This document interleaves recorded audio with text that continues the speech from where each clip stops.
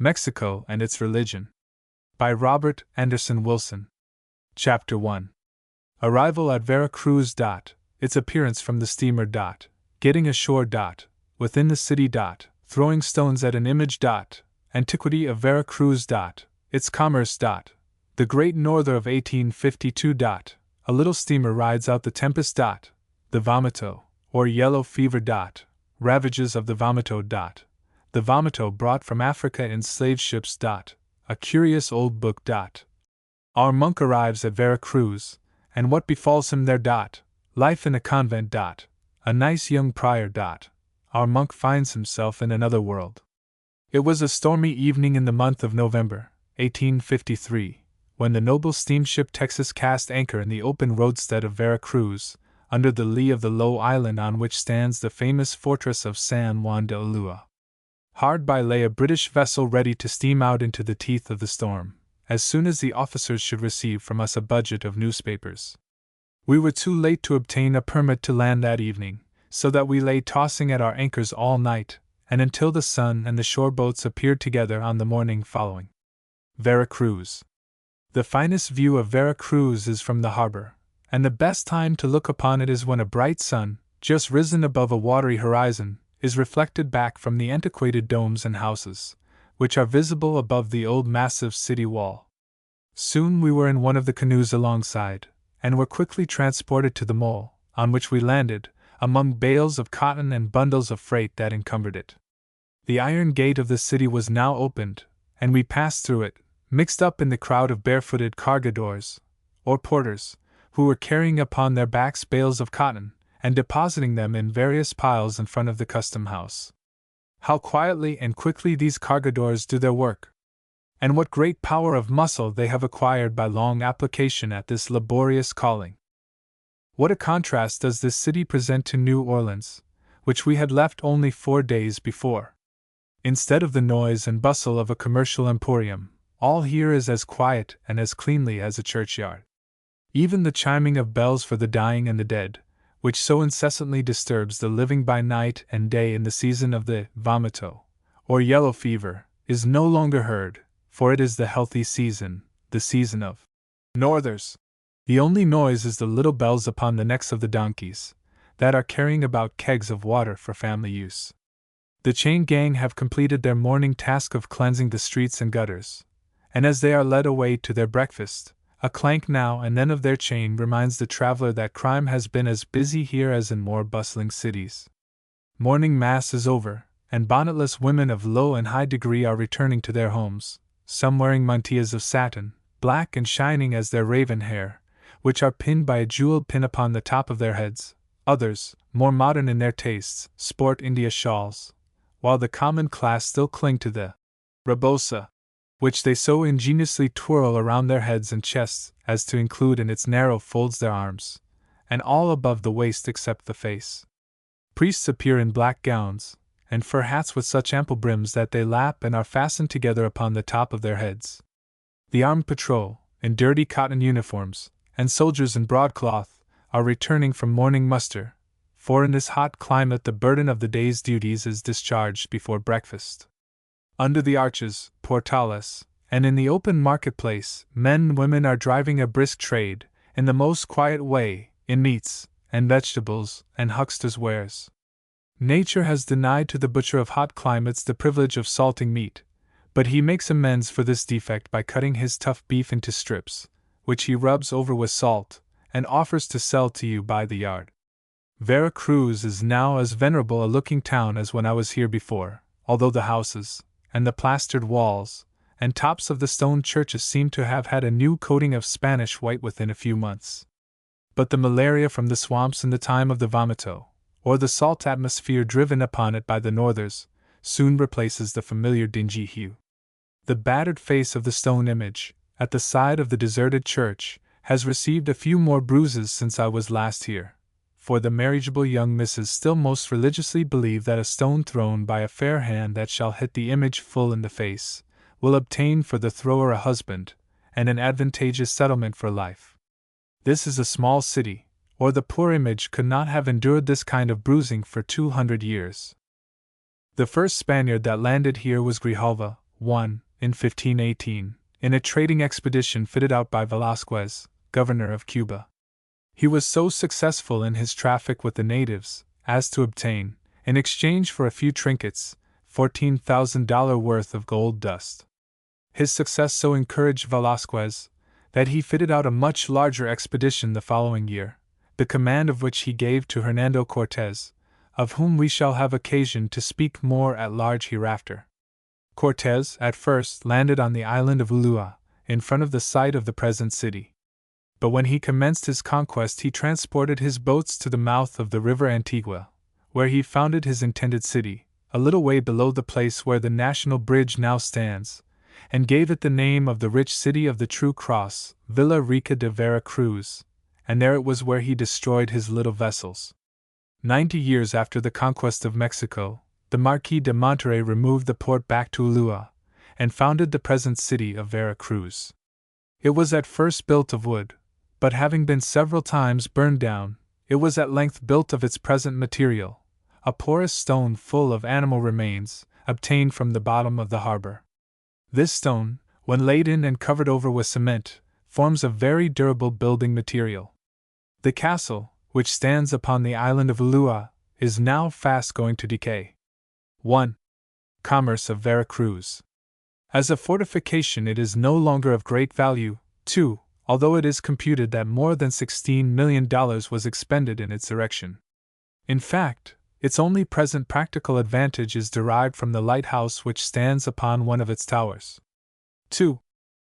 This town, although it has been the terror of seafaring men for the last 300 years, has, for a light period of time, enjoyed an enviable commerce.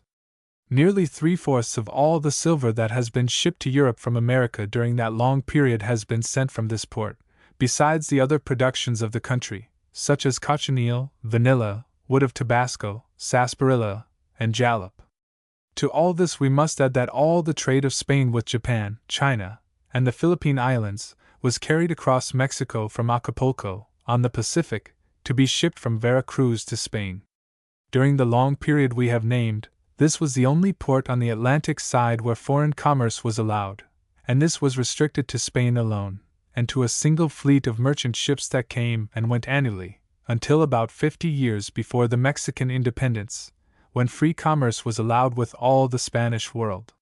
From a history of the commerce of Vera Cruz, just published at Mexico, I find that its annual average did not vary greatly from $12 million importations against $18 million exportations. The extra $6 million being about the annual average of the royal revenue derived from New Spain, as this country was then called.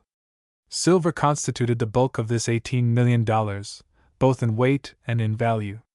During the last 50 years of Spanish dominion, this commerce, extended, as we have said, to all Spanish possessions, was monopolized by a company of merchants styled the Consulado of Vera Cruz.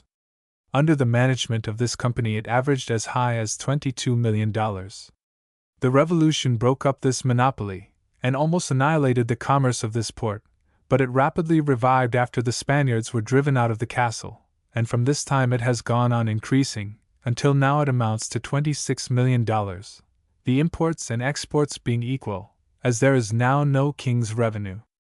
This commerce is now carried on principally with the United States, since the establishment of a line of steamers to New Orleans. The most important article of importation is raw cotton, for the supply of the great manufactories in the interior of Mexico. The silver goes principally to England, and is drawn again in favor of the cotton purchaser. There is also a large import trade in agricultural implements, steam machinery for the sugar mills and the silver mines, besides heavy importation of silks and wines from France and Spain. With this hasty notice we are compelled to quit a subject which is the theme of a most interesting volume. A Norther. The first time I saw Vera Cruz was during the Great Norther of 1852. I was then returning homeward from the City of Mexico. A fierce norther was blowing, and the harbor was filled with shipping that could not bear up against such a tornado. I stood among the anxious multitude, watching the symptoms of the rising storm. We looked intently at the heavens as they gathered blackness, and saw far off toward the horizon the clouds and the waves mingling together into one great vaporous mass. Now and then we were tantalized by brief intervals of bright skies, but they were again quickly overcast and shrouded in by more intense darkness, while the temperature fell to a degree of chilliness unusual in this latitude. The howling of the wind was terrific. Where we stood we were near enough to see, or at least to catch glimpses of what was taking place on board the shipping. All extra anchors that could be got out were soon thrown into the sea. But to little purpose, for a coral bottom is but a poor holding ground in a norther. One after another the vessels began to drag toward the shore, and even the castle itself seemed at times as though it would be torn from its rocky foundations and dashed upon the town, so violent was the tempest. The terror of those on land was hardly describable as they saw the shipping dragging around toward apparent destruction to both vessels and crews. Now and then a vessel held a little by some new obstacle that the anchor had caught hold of, but soon the resistance gave way, and then it moved on again, approaching the shore, whither all now were tending, except a few that occupied a good holding ground in the lee of the castle and island. All did not drag at once, or drag together, but one by one their power of endurance gave out, and one by one they came dragging on, when they had no longer any help, and little hope, if the storm continued. "It cannot last long," the spectators would mutter, rather in hope than expectation, for the only chance for the safety of the vessels was in the lulling of the tempest. Yet it did continue against the constant predictions of all, and momentarily increased in violence. Hope seemed to give way to despair as vessel after vessel approached the land, and as they were dashed into pieces men held their breath, while the hardy seamen were struggling in the waves toward the beach. One staunch vessel, without cargo, was carried broadside on, and her crew leaped out of her, and ran off in safety. Many single shipwrecks have caused greater destruction of property, and immensely greater loss of life, but here was the individual struggle of each separate mariner, made in the very sight of those who could render no assistance, but must stand idle spectators. Here strong swimmers were rendered powerless by the tempest, and were perishing from exhaustion in vain efforts to swim ashore. From this scene of disaster we turn to look back upon a more equal contest going on between two of the elements. A small steamer, a little crazy thing, it seemed, almost ready to be blown to pieces, but it was gallantly facing the tempest, and riding out bravely against the combined force of wind and waves.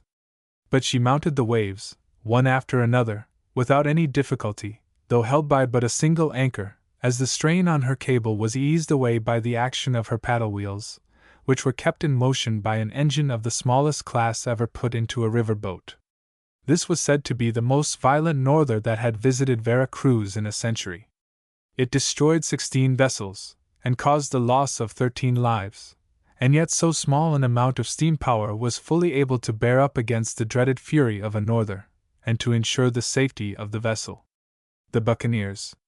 Vera Cruz, like almost every other Spanish-American seaport town, has its traditional tales of the horrors committed by the buccaneers, or filibusters.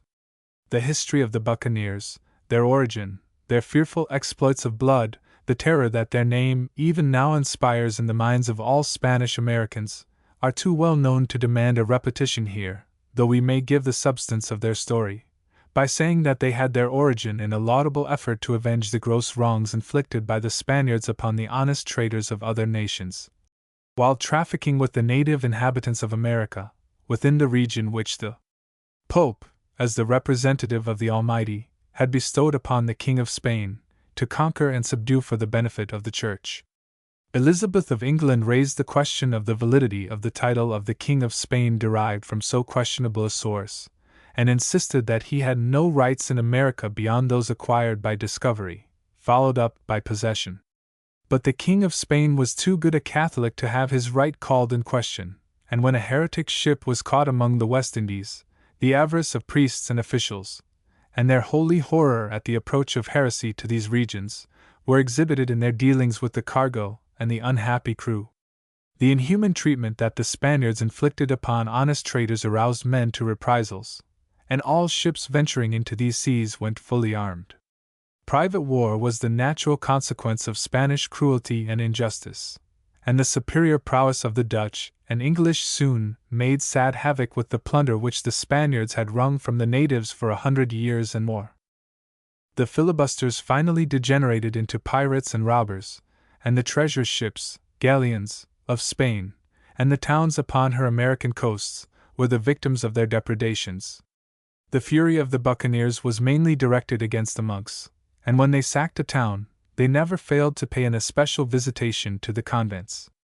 When Vera Cruz was sacked, they showed their contempt for the clergy by compelling the monks and nuns to carry the plunder of the town to their private boats, thereby grieving these holy men, most of all, if we may believe the old chronicles, because they could have no share in the rich plunder loaded upon their own backs. The second day after our arrival in Vera Cruz, a fellow passenger, who had been sick all the voyage, died of the yellow fever, which he had contracted at New Orleans, or on the Mississippi, which was probably the first time that a person ever died in Vera Cruz of vomito that had been contracted in the United States. The vomito.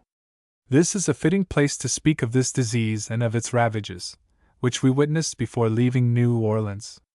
It was the time for the frosts to make their appearance when I left New York, and with the expectation of seeing the ground covered with this antidote to the fever, crowds were returning from the north, though the marks of the pestilence were still visible along our route. It had followed the main stream of travel far northward, and now, as we ventured upon its track, it seemed like traversing the valley of the shadow of death. Terror had committed greater ravages than the pestilence. The villages and cities on our route were half deserted. Stagnation was visible in all commercial places, and when we reached New Orleans this strange state of things was doubly intensified. It looked more like a city of the dead, or a city depopulated, than the emporium of the Mississippi Valley. A stranger might have supposed that a great funeral service had just been performed, in which all of the inhabitants remaining in town had acted the part of mourners. The city itself had been so thoroughly cleansed that it might challenge comparison with one of the most cleanly villages of Holland, while its footways seemed almost too pure to be trod upon. Nothing appears half so gloomy as such a place when deserted of its principal inhabitants. This disease was unknown in America until the opening of the African slave trade. It is an African disease, intensified and aggravated by the rottenness and filthy habits of the human cargoes that brought it to America. It was entirely unknown at Vera Cruz until brought there in the slave ship of 1699. 3. In like manner it was carried to all the West India Islands.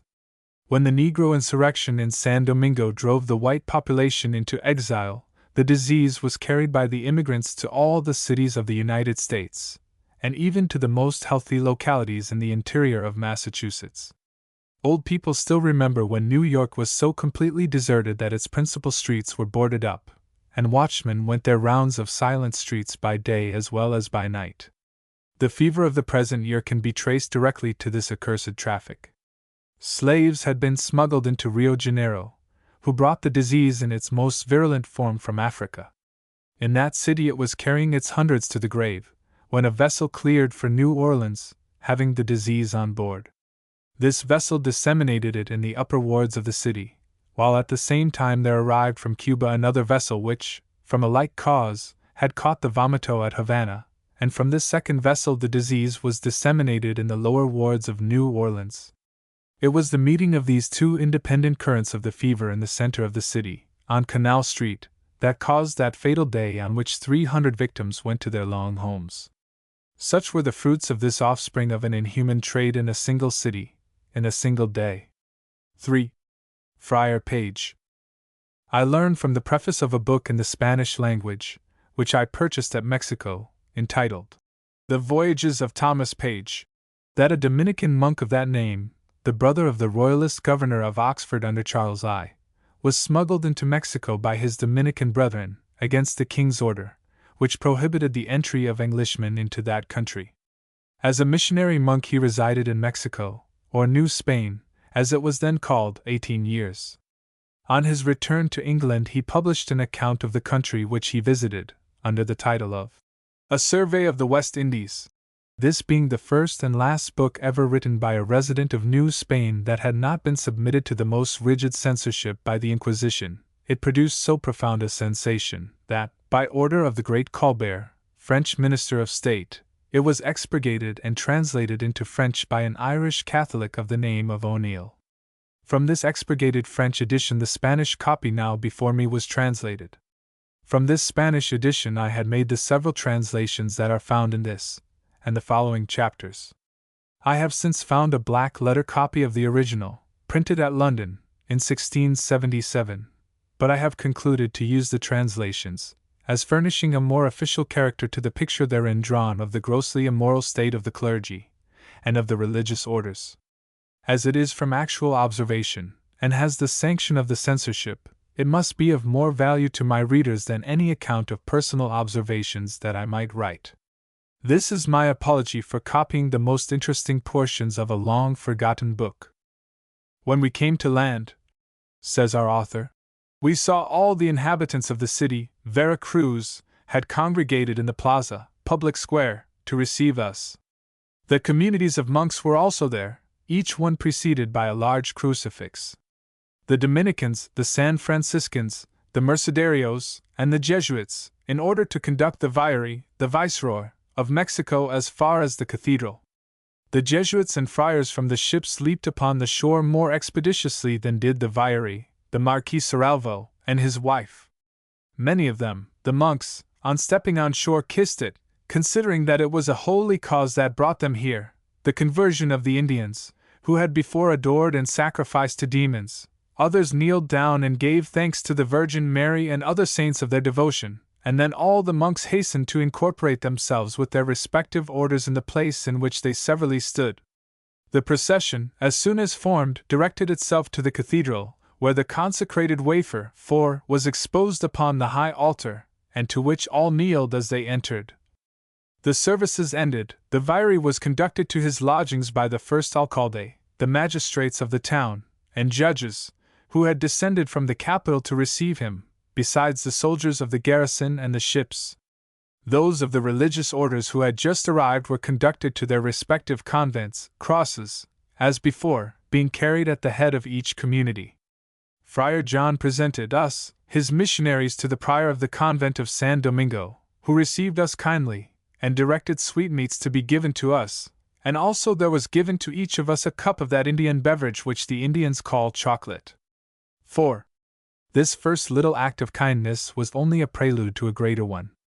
That is to say, it was the introduction to a sumptuous dinner, composed of flesh and fish of every description, in which there was no lack of turkeys and capons. All set out with the intent of manifesting to us the abundance of the country, and not for the purpose of worldly ostentation. A nice young prior. The prior of Vera Cruz was neither old nor severe, as the men selected to govern communities of youthful religious are accustomed to be. On the contrary, he was in the flower of his age, and had all the manner of a joyful and diverting youth. His fathership, as they told us, had acquired the priory by means of a gift of 1,000 ducats, which he had sent to the Father Provincial. After dinner he invited some of us to visit his cell, and there it was we came to know the levity of his life. It exhibited little of the appearance of a life of penance and self-mortification. We expected to find in the habitation of a prelate of such an establishment a most magnificent library, which would furnish an index of his learning and of his taste for letters. But we saw nothing more than a dozen old books lying in a corner, and covered with dust and cobwebs, as if they had hid themselves for shame at the neglect with which the treasures they contained had been treated, and that a guitar should be preferred to them. The cell of the prior was richly tapestried and adorned with feathers of birds of Michoacan. The walls were hung with various pictures of merit.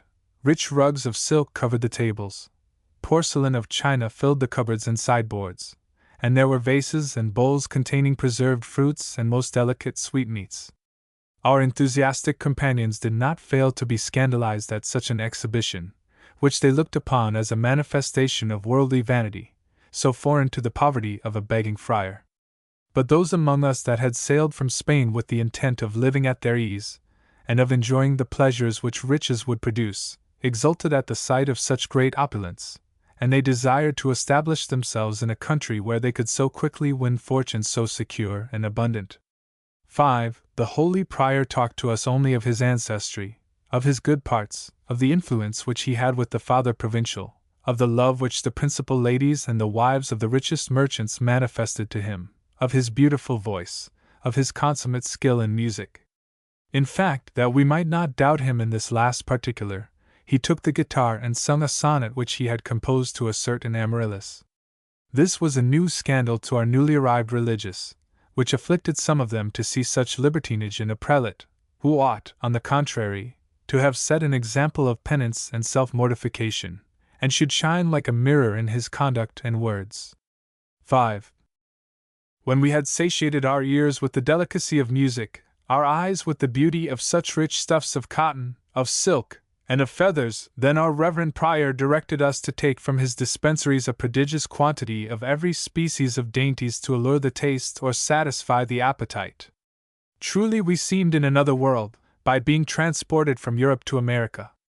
Our senses had been changed from what they had been the night and day before, while listening to the hoarse sounds of the mariners, when the abyss of the sea was at our feet, and when we drank fetid water, and inhaled the stench of pitch.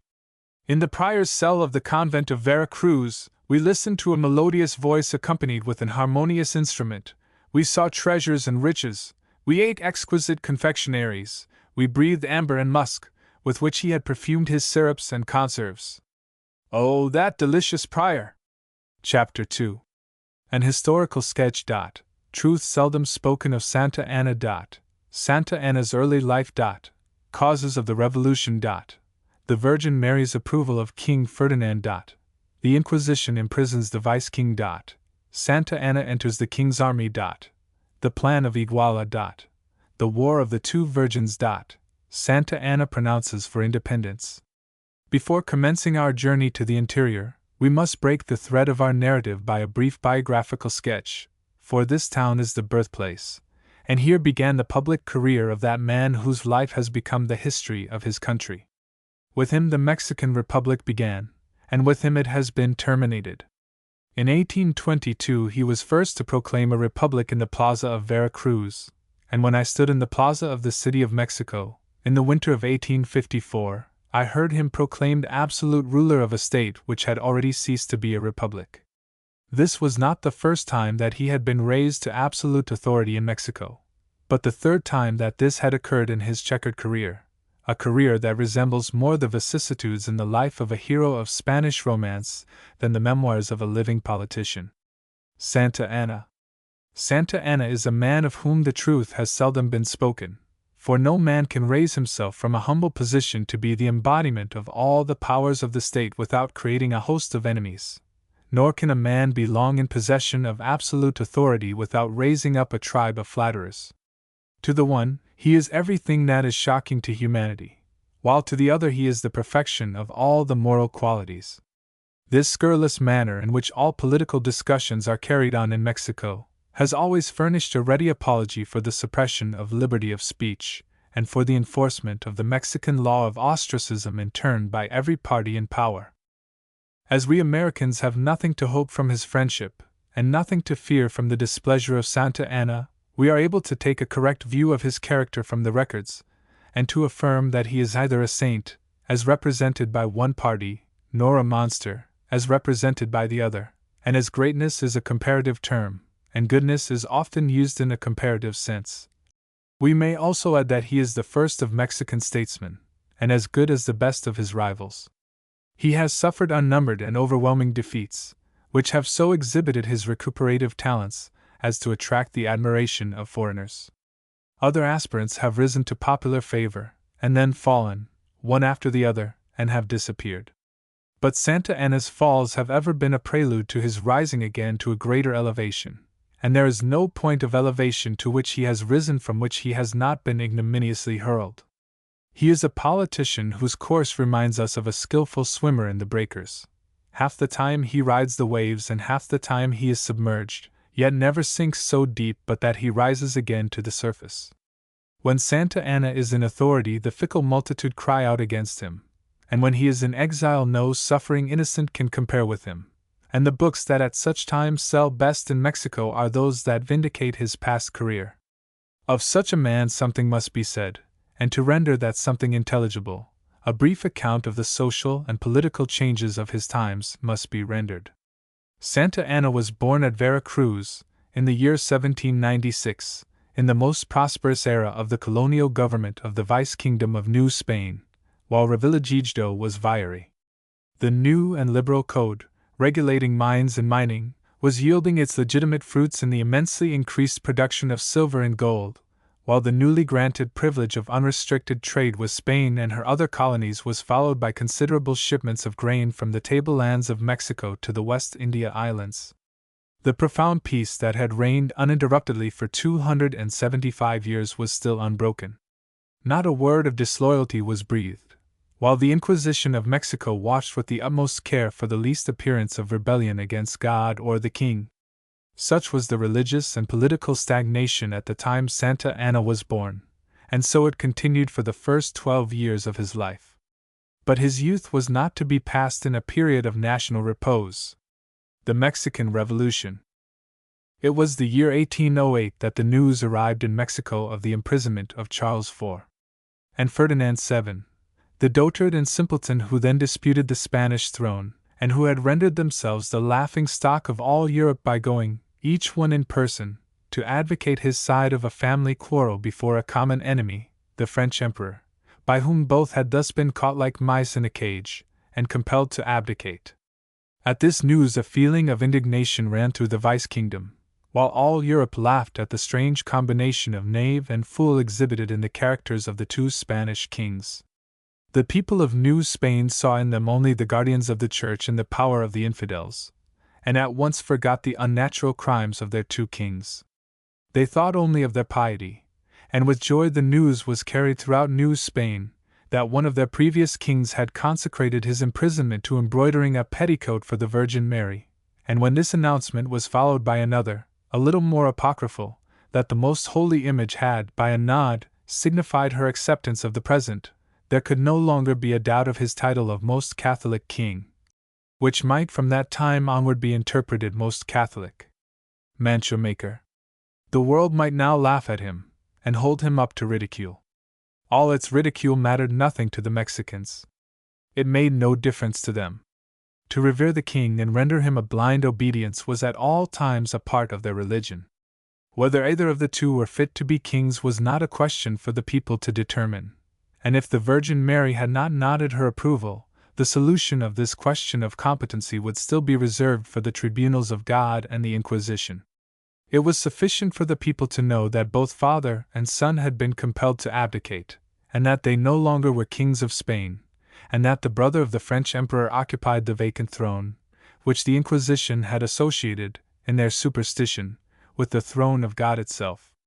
God and the king were inseparable words in the mouth of a citizen of New Spain, and he that dared to separate them was thought worthy of inquisitorial fires. They owed the same reverence which the Aztecs rendered to their emperor before the conquest. Next to God and the king was the vice-king. Yet they had seen their beloved viceroy, Iturragare, deposed by a conspiracy of Spanish shopkeepers, which had organized itself in that focus of Mexican trade, the Parian. All this was bewildering to the nation. All New Spain was astonished to see a power sufficiently potent to arrest the vice-king emanate from such a quarter. And not only had they witnessed this, but they had also seen this same officer, whose person was so sacred in their eyes, cast into the prison of the Inquisition among heretics and accursed of God, and despised of Christian men, because he had not discriminated in favor of the Spanish-born in his appeal to the patriotism of the people. Before they had escaped from this bewildering of all their ideas of government, they were suddenly called upon to take sides in a war of races that had sprung up in determining the question, who constituted the people, among the divers races that composed the population of Mexico. The Cortes of Spain had just proclaimed the sovereignty of the people. But who were the people? The solution of this question excited one of the most cruel and envenomed wars on record. The handful of whites who had been born in Spain, and who enjoyed a monopoly of the lucrative offices in church and in state, as well as a monopoly in trade, claimed it as their exclusive privilege to be considered the people, and they it was who imprisoned the vice-king, because he appeared to have more enlarged views than themselves. The Creoles, as those of pure white blood born in America are called, who were excluded from all places of honor or profit, held the balance of power, and it was doubtful for a long time to which side the Creole soldiers would incline. But they were not long in suspense, for when fired upon by an undisciplined rabble, rather than an army, of Indians, they returned the fire, and there, in sight of the city of Mexico, settled the character of a contest which was, from that time forward, to shake the whole social organization of the Vice Kingdom, in which plantations were destroyed, and villages and cities sacked and burned, and the most unheard of cruelties practiced by one party or the other on the defenseless, until the final triumph of the Creole, or white troops, in the time of the Viceroy Apajuer, over the insurgents, composed chiefly of Indians and those of mixed blood. Rise of Santa Anna. While this war was raging in all its fury, Santa Anna arrived at an age to choose an occupation for life, and with the ardor of youth he entered the king's service as a Creole officer, a cadet in the Fijo de Vera Cruz. In this fratricidal war he soon distinguished himself by that activity in the performance of the duties of a subaltern which, in more mature years, distinguished him as a leader and a politician. He was at that time in the unhappy dilemma of every man born in Spanish America. He was compelled to choose between two evils, either to join the king's cause, and fight for the Spaniards who oppressed his country, or to run the hazard of seeing reenacted in Mexico the bloody tragedy of San Domingo, if the colored races should conquer in a contest with the Spaniards. A few Creoles had chosen the side of the insurgents, but they were few, as the Spanish cause could not have been sustained for a day, if it had not been for the want of confidence in the leaders of the insurrection. But it was not in contests with his own countrymen that Santa Anna first won distinction. It was in a battle with the filibustering invaders while yet Mexico was a colony of Spain. It was in the bloody battle of the River Medina, in Texas, where an army of 3,000 men, according to Mexican accounts, on their way to join the Mexican insurgents, were totally routed by Arredondo. The zeal which Santa Anna continually exhibited in almost daily contests with guerrillas outside of the walls of Vera Cruz, so long as the contest was confined to a war of races, soon won him distinction. But now he is called to play the part of a military politician, for when the news arrived in Mexico of the new constitutional revolution of 1820 in Spain itself, all the higher classes of society in the Vice Kingdom were in terror. 10 years of bloodshed and civil disorder had been the fruits to Mexico of the first revolution of Spain, an insurrection that had not been effectually put down until Spain herself had returned to despotism, and now the newly restored peace was threatened with a more bloody insurrection than the former, unless there was an entire separation of the two countries. Experience had fully demonstrated that the Spanish colonial system was compatible only with Spanish despotism. All native-born races desired to be free from the political disorders consequent upon the military revolutions of Spain herself. In this desire they were joined by that class who then ruled over the consciences of all men in Mexico, the clergy, for that powerful body preferred to sacrifice the allegiance they owed to the king, from whom they had received their preferments, rather than run the risk of losing their privileges. The plan of Iguala, that which was the thought of all Mexicans capable of thinking, was not long in receiving a definite shape and form. The pronunciamiento of Colonel Iturbide, at the city of Iguala, on the 24th of February 1821, united all the conflicting elements of Mexican society, for all could agree upon a plan that proposed a separation from Spain, while it gave guarantees to property, to the army, and to the church. Men who had been educated under the fatherly care of the Inquisition had no idea of religious toleration. Toleration for heresy was no part of their creed, nor had their long civil wars produced that alienation from the priesthood which had arisen from this cause in the other Spanish American states. One reason for this was that the first insurrection was headed by the parish priest, Hidalgo, and because the most prominent leaders in it were priests, while the watchword of the insurgents was, "Viva Our Lady of Guadalupe!" who is the patron saint of the colored races of Mexico. The insurrection of Iguala was entirely distinct in its character from the popular insurrection of 1810, for that was an insurrection of the oppressed races against a despotism that was grinding them in the dust. It was a peasant war, but the cry of Iguala rose from the soldiers of the government. It was the first of that long list of military insurrections that have afflicted Mexico. It was an insurrection of the Creole supporters of the government, and rendered the government powerless at once. Colonel Iturbide had distinguished himself, as a Creole soldier, by his courage, and by the cruelty which he exercised toward the first insurgents. When an officer in the service of the king in the first insurrection obtained a victory, he went to make his offering, not at the shrine of the Virgin of Guadalupe, but at the shrine of the Virgin of Remedies, so that as long as the Spanish cause prospered, the shrine of Guadalupe remained in obscurity. But as soon, however, as Iturbide and the Creoles deserted the cause of the king and joined the national standard, the Lady of Guadalupe was made the national patroness, and the Order of Guadalupe was established as the first and only order of the empire, while Our Lady of Remedies sank into obscurity. This gave occasion to an unbelieving Mexican to remark that the revolution was a war between the blessed virgins, and that she of Guadalupe had triumphed over her that had taken shelter in the plant. As soon as the tidings of the plan of Iguala reached Vera Cruz, Santa Anna hastened to give in his adhesion to the cause now truly national, which guaranteed equal rights to all under the united leadership of Iturbide and of General Guerrero, the only remaining Creole leader of the first insurrection still in arms.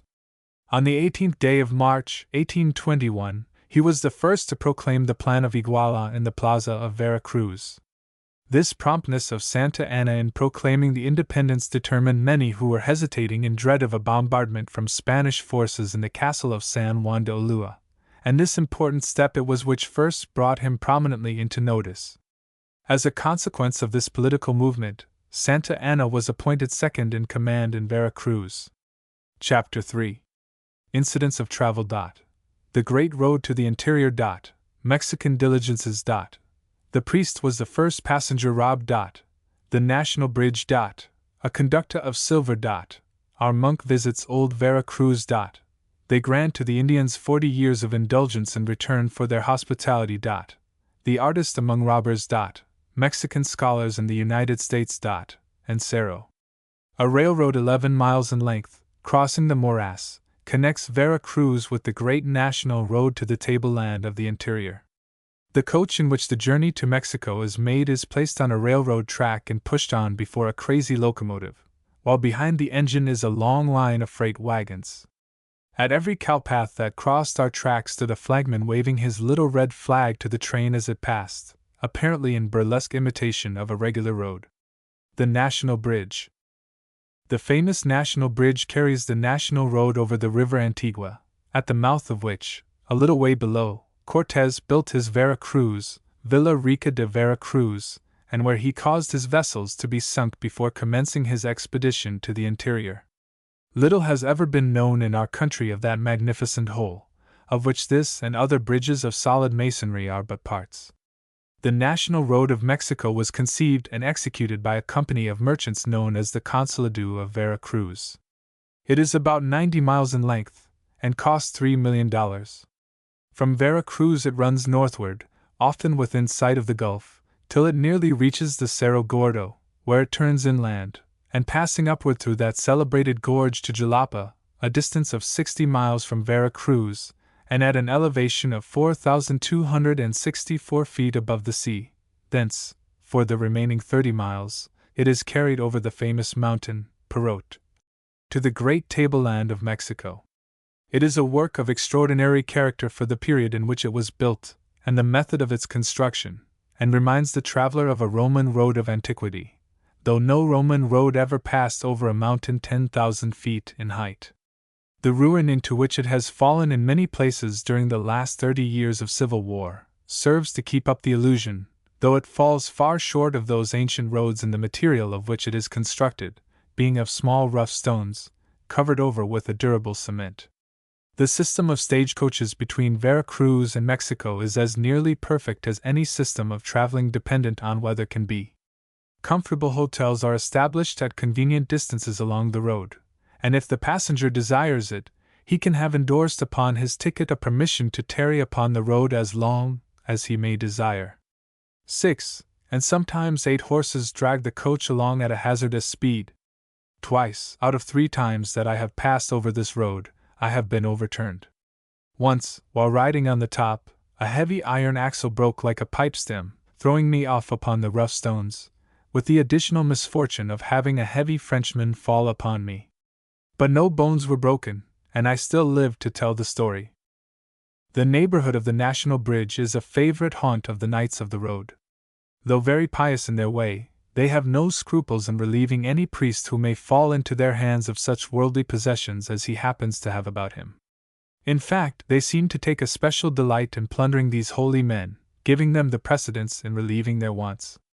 Out of respect to the cloth, they omit the ceremony of searching, to which the other passengers are subjected, nor do they compel him to lie down like the others.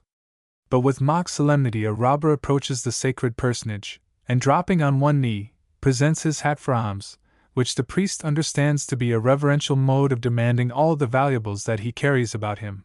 His reverence having been disposed of, the women are searched. Afterward the men, one by one, are ordered to rise up to undergo a like ceremony, and lastly, the baggage is ransacked. And then all are suffered to go on their way in peace, if no shots have been fired. From the stage. In former times the robbers used to divide their plunder with the Virgin Mary, but now things are altered. The robber takes all, and even visits the churches occasionally, not to worship, but for plunder. If 2 or 3 priests take passage in a single coach, people shake their heads and say, "That coach will certainly be robbed." And so it often happens.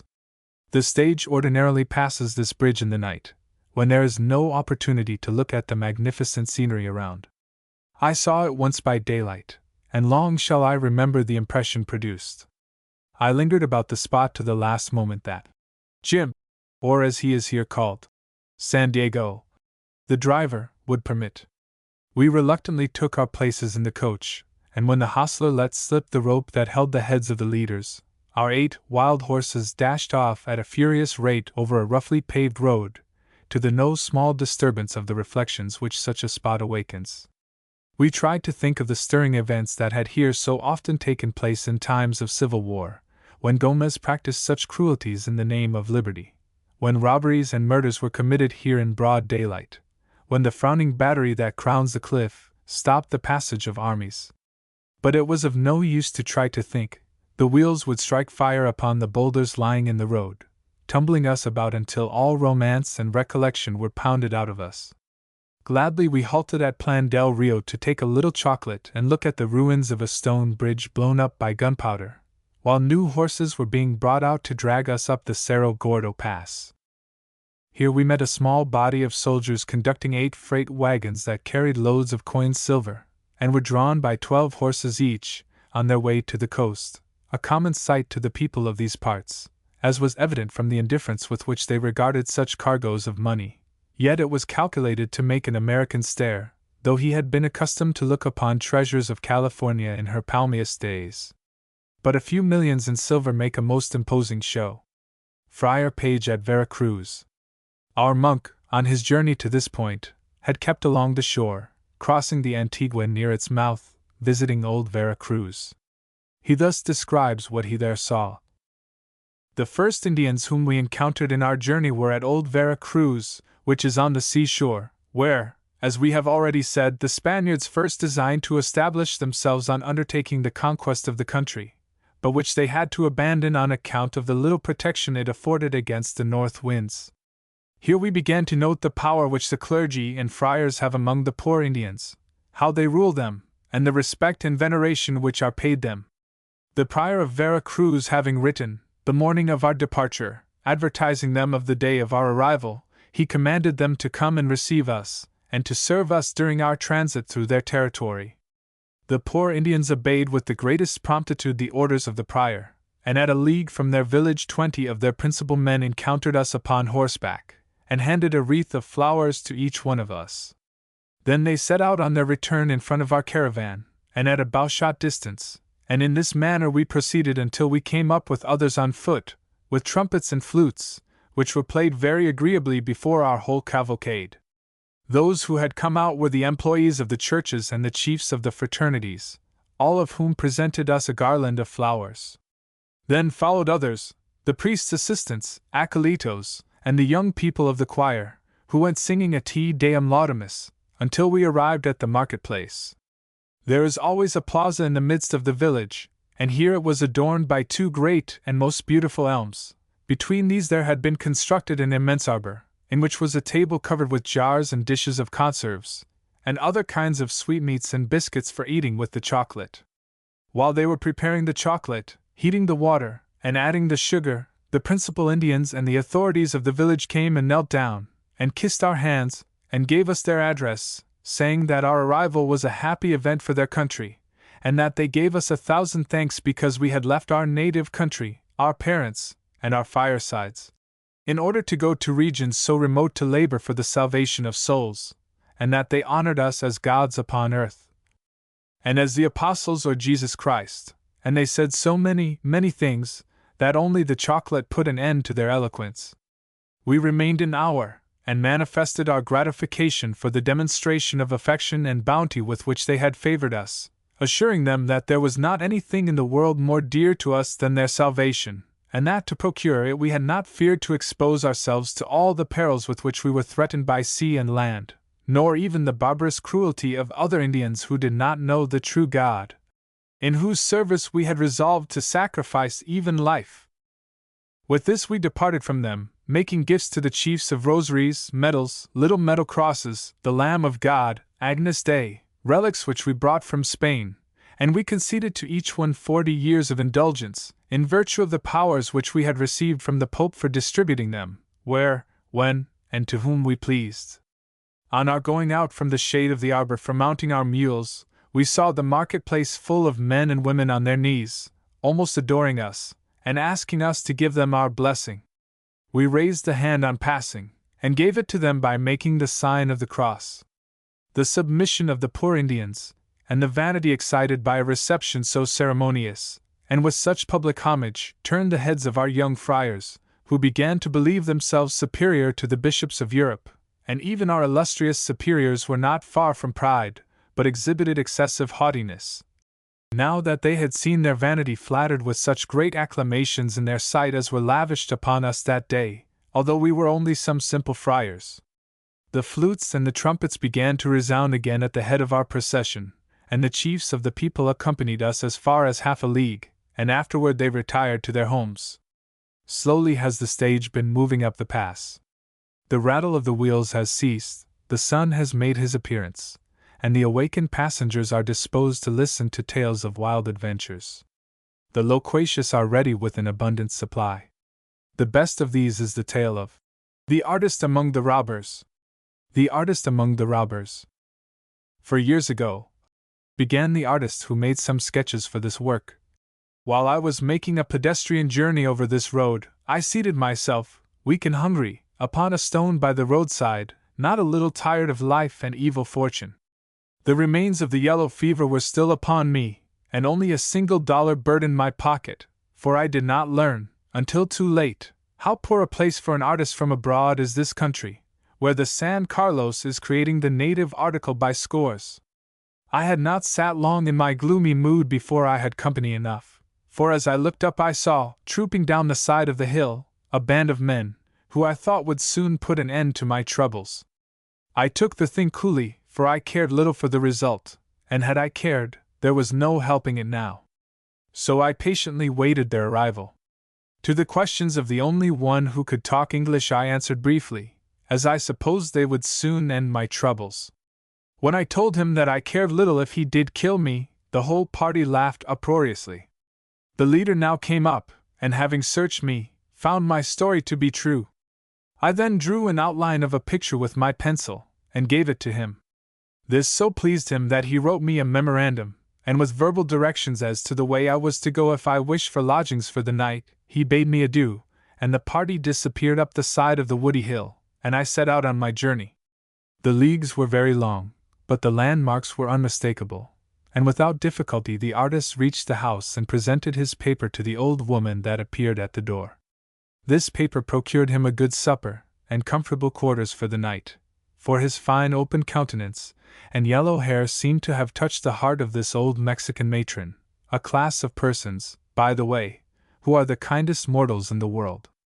The good cheer disposed of, he gathered up his feet upon his mat for the night, and slept as men do who have nothing to fear from robbers. When in the morning he awoke, he found the old dame astir, preparing for him an early breakfast, which was of a quality unexpected in so unpretending a mansion. When breakfast was prepared, and after he had finished eating it, the old woman made him understand by signs that he was to go into the adjoining room and there replenish his dilapidated wardrobe. She supplied him with a new suit from head to heel, and then urged him to tie around his waist a small sheep's entrail filled with brandy, according to the custom of Mexican Indians. Thus had our transient friend had his inner and outer man supplied in this out-of-the-way hut, at the robber's charges, after which, being shown the direction in which to reach the Jalapa road, he bade the kind old matron adios, and traveled on to Encero with a lighter heart than he had borne the day before. Encero. At Encero we left 4 of our fellow passengers.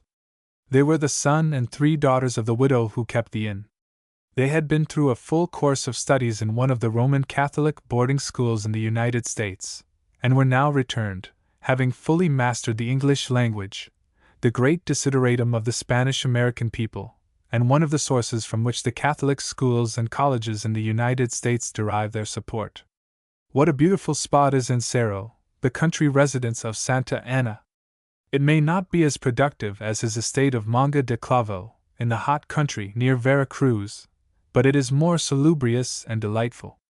In the civil wars he had often made a stand here, and had learned to appreciate the beauty of the spot long before he was rich enough to make the purchase, for the pay received by officers of the highest rank in Mexico is not sufficient to enable them to accumulate a fortune till far advanced in life. Politicians in Mexico, as in all other countries, are not unwilling to hazard their private fortunes in their political contests, and though the estates of the unsuccessful parties are not confiscated in a revolution, one reason may be that they are not ordinarily of great value. The stagecoach has been forgotten in storytelling while slowly climbing up the pass, but as soon as we had overcome this impediment we started off again upon an unrepaired road, at our former neck-breaking speed, which we kept up until we reached Encero, where for a little way we had an earthen road. Yet it was only a short breathing before we were upon the rough stones again. We had been gradually passing through different strata of atmosphere in our journey upward. The changes in the character of the vegetation kept pace with the change of the climate. "Whose is that estate enclosed by such an antiquated-looking stone wall?" I inquired of a fellow traveler. "That belongs to Don Isidoro, and it extends some 30 leagues," was the reply. "You see that ridge of hills? That is its northern boundary. This wall separates it from the estate of Santa Anna. In fact, it is surrounded by a continuous and substantial stone wall, sufficient to keep in cattle. This spot of land sufficiently large for a county, with a soil the richest in the world, and a climate like that of Jalapa, is given up to be a range for thousands of cattle. A tropical forest. We must hasten to our journey's end, which, for the present, is Jalapa. While here, we can sum up the story of our 18 hours' ride. From Vera Cruz we passed through a tropical marsh, presenting a striking contrast to what we had witnessed about that town. In place of being surrounded by hot, shifting hillocks of sand, we were in the midst of tropical vegetation. Trees not only bore their own natural burdens, but were borne down with creepers, vines, and parasitic plants, forming one strange mass of foliage of very many distinct kinds matted together and mingled into one. Plantations of vanilla, of coffee, of cocoa, or of sugar-cane nowhere approached our road, nor were the coconut, the banana, and the plantain, so familiar in all tropical climates, often visible. Upon the whole route there were little evidences of labor, except those furnished by the road itself. It was all wilderness. Yet the graceful features of the creepers, hanging from branch to branch of the sycamores, and the shady arbors formed by their dense foliage, looked as though a gardener's hand could be traced in so much regularity. Yet it was only nature's own gardening, where the wild birds might build their nests, and breed, and sing without fear of disturbance. How often have I dismounted, while riding along such a forest, by the side of some running brook, and while my horse was feeding I have almost fallen asleep under the soothing influence which such an atmosphere produces upon a traveler, heated by fast riding under a vertical sunday. It is one of those happy sensations that cannot well be described, nor can it be appreciated by those who have not experienced it. Poets have exhausted their power in painting the beauties of scenes where all the senses are satiated with enjoyment. Yet this voluptuous gratification is soon alloyed by the evils that remind us that paradise is not to be found upon this earth. Here is seen the whole animal kingdom busily laboring for the destruction of its kind. Reptiles prey upon each other. Parasitic plants fix themselves upon trees and suck up the sap of their existence. And man, while he enjoys to a surfeit these bounties of nature, must watch narrowly against the venom and the poison that comes to mar his pleasure, and teach him the wholesome lesson that true happiness is only found in heaven. We are now at our journey's end. Chapter 4. Jalapa. The extraordinary beauty and fertility of this spot.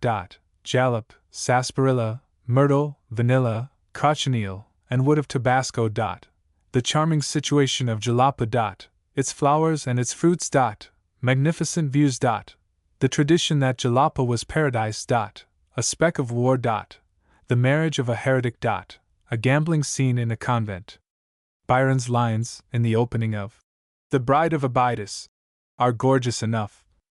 Know ye the land of the cedar and vine, where the flowers ever blossom, the beams ever shine, where the light wings of Zephyr, oppressed with perfume, wax faint o'er the gardens of Gull in their bloom, where the citron and olive are fairest of fruit, and the voice of the nightingale never is mute. But the poet would have given them a still more luxuriant coloring had he ever ascended the tableland of the tropics, and visited Jalapa, the spot which the natives insist was the site of the original paradise. Paradise, Jalapa, and myrtle sound well enough together, and do not clash with the native tradition in relation to this delightful spot. Productions of the valleys. We were now more than 4,000 feet above the sea, on an extensive plateau, halfway up the mountain. The beautiful convolvulus Jalapa does not flourish here, but is brought from the Indian villages of Kalapa and Makotla, situated in the valleys that run among the hills. The myrtle, whose grain is the spice of Tabasco, is produced in the forests by the river Baridorus. The smilax, whose root is the true sarsaparilla, grows deep down in the humid and umbrageous ravines of the Cordilleras, and cocoa comes from Acayucan. From the evergreen forests of Papantla and Nautla comes the epidendrum vanilla, whose odoriferous fruit is used as a perfume. Thus these characteristic productions of the country come from the mysterious valleys of the neighboring mountain, where, nearly 1,000 years before any of the present generation was born, flourished an unknown race of men as civilized as were the people of Palmyra or of Egypt, as vast ruins in the forests of Masantla and Papantla clearly indicate, a race unknown to the degenerate Indians, who now wander about the ruined edifices and isolated pyramids of these cities, lost in the forest, as they are to us. 1,000 years have passed away, their history has perished forever. The old books say that the delicate little scarlet insect, cochineal, was once a product of this district, and Jalapa was its proper market, and the mart of all the other peculiar productions of the neighboring region, because it was the town on the high land nearest to the seaport. Jalapa early became an important position to which foreign goods were brought to be exchanged for silver and gold, jalap, sarsaparilla, vanilla, spice of Tabasco, cocoa, cochineal, and woods of various colors. It is the beauty of the place itself, and the unsurpassed magnificence of its mountain scenery, that throws such a charm around Jalapa. The transparency of its atmosphere makes the snow-crowned Orizaba and Perote, and the coast range of mountains, appear close at hand, with their dense forests of perpetual foliage, moistened incessantly by the clouds driven upon them from the ocean. High up in the region of perpetual moisture, Jalapa has a soil intensely luxuriant, and is beyond the reach of those parasitic plants of the lowlands, that fix themselves upon other plants and trees, and eat out their very life, as the malarias do that of the human being. Roses of the most choice varieties grow spontaneously by the roadside, or creep over the walls. Nature, the parent of architects, has here shaped all her trees upon the most exquisite models. The very twig planted in a hedge, if left to itself, grows up into a tree which gracefully inclines its head like a weeping willow, while a mammoth white bell, or trumpet flower, hangs pendant from the extremity of every limb, each flower larger and more beautiful than our favorite house lily, and giving forth a richer odor than the rose. From the exquisite delicacy and richness of the fruit which this plant, the kiramoya, bears, and the danger arising from eating of it too freely, it is not unfrequently called the tree of the forbidden fruit. Sometimes also it is called the custard plant. The paradise of Jalapa. Among the pleasing sights which we beheld was an orange orchard, in which I did not see a single tree that was not delicately and gracefully formed. In this profusion of nature I saw our own favorite flowers. A tiny crimson rose was creeping about in every place, while the large pink rose, which grew so rank, was clinging to an old wall and in full blossom, and many other varieties of crimson, white, yellow, and scarlet roses grow here without care. The morning glory and honeysuckle are wild flowers here, the sweet william, the lady slipper, and all the flowers that we cultivate in summer appear here to be spontaneous productions of nature. Even that sweetest and most beautiful of flowers, the passion flower, with its mystical cross and 5 protruding seeds, was running over a frame, and yielding a profusion of blossoms, and a fruit, the granada, which almost equals in richness and delicacy the fruit of the kiramoya. But all the natural wonders of this town are not yet enumerated, for the fruits as well as the flowers of every climate flourish in Jalapa. There are strawberries, of the largest size, growing beside a coffee tree, the tree being filled with coffee berries. Peach trees were in full blossom in November, beside apricots and kiramoyas, while potatoes flourish among the bulbous productions of a tropical climate. The people of the town take a pride in its natural beauty, and there are no filthy alleys, no squalid poverty, or uncleanly hovels. Every house appears to be of stone, the walls neatly whitewashed, and bordered with pink, red, blue, green, or yellow, and the streets are fashioned to suit the grounds, without regard to checkerboard regularity. I stood in an upper story of the house of a Mr. Todd, on the opposite side of the little stream that runs in front of the town, and looked out from that favored position. The sun had just escaped from the folds of an imprisoning cloud, and was shining full upon the beautiful town and hill. The unabsorbed moisture on the leaves gave them an additional luster. The green peering up everywhere amidst the whitened walls, the graceful form of the trees, where their outline could be traced, the curiously shaped roofs of the old stone churches, with buttresses and towers, the College of San Francisco, a curiously fashioned pile of buildings, standing out above all others, the hill behind the town, the lofty mountain of Perot, on its left flank, on whose top the sky seemed to rest. All combine to give credibility to that which has been said of the beauty of Jalapa by an old Spanish author, that Jalapa was a piece of heaven let down to earth. This figure was afterward applied to Naples, and the remark was added, "See Naples, and die." But the Jalapanos say, "See Jalapa, and pray for immortality, that you may enjoy it forever." It is the boast of the Indian that Jalapa is paradise. One is almost tempted to agree with them, for here grow all plants that are pleasant to the eye, or good for food. Adam and Eve were not placed in the garden to plant and to sow, but to prune and dress the plants that grew of themselves. Here grow an abundance of broad-leaved plants, and for thread there is the fiber of the maguey, or century plant, while the thorns of the cactus are the needles used among the natives, so that all the materials were at ready hand for making their garments, as soon as our first parents had their eyes opened, by taking jalap, I suppose, and so discovering that they were naked. It is a curious conceit that the sin of Adam, in introducing a parasite into Eden, entailed a curse on this medicinal plant, which from that day, the story goes, has for very shame hid its face by day, and only by night opened its pretty scarlet flowers, which close again as the morning light appears. In favor of the notion that Jalapa was the ancient paradise, the argument is, that paradise must have been in the tropics, in a region elevated far above the baleful heat and malaria of the lowlands, in a climate where plants could grow to the utmost perfection. And there is no such place in the world except Jalapa. Here, too, when the daily shower, which is requisite to bring all vegetable nature to perfection, rendered garments of wool necessary to protect humanity from rheumatism, nature had provided the needles and thread needed to fashion them. So that, taken all together, this Indian theory is more probable than many of the unnumbered traditions of this country, where traditions and miracles appear to grow as spontaneously as wild flowers. In such a spot as this, where all the powers of nature seem to have combined to form an earthly paradise, and where the surrounding mountain scenery is unsurpassed on the earth's surface, we might look for enlarged notions of the power, the majesty, and wisdom of that God who created it all.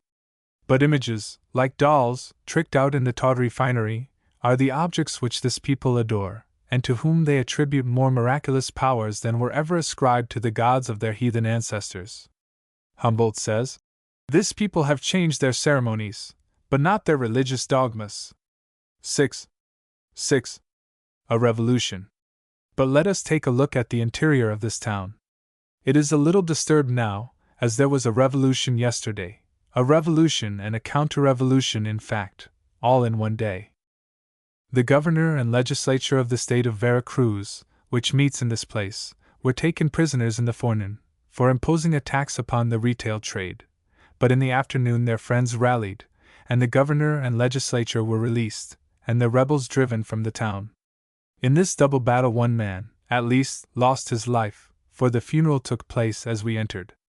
War is a terrible calamity at any time, but when it is carried to that foolish extent of shedding blood, it becomes an intolerable evil, and prudent men show their wisdom by running from it.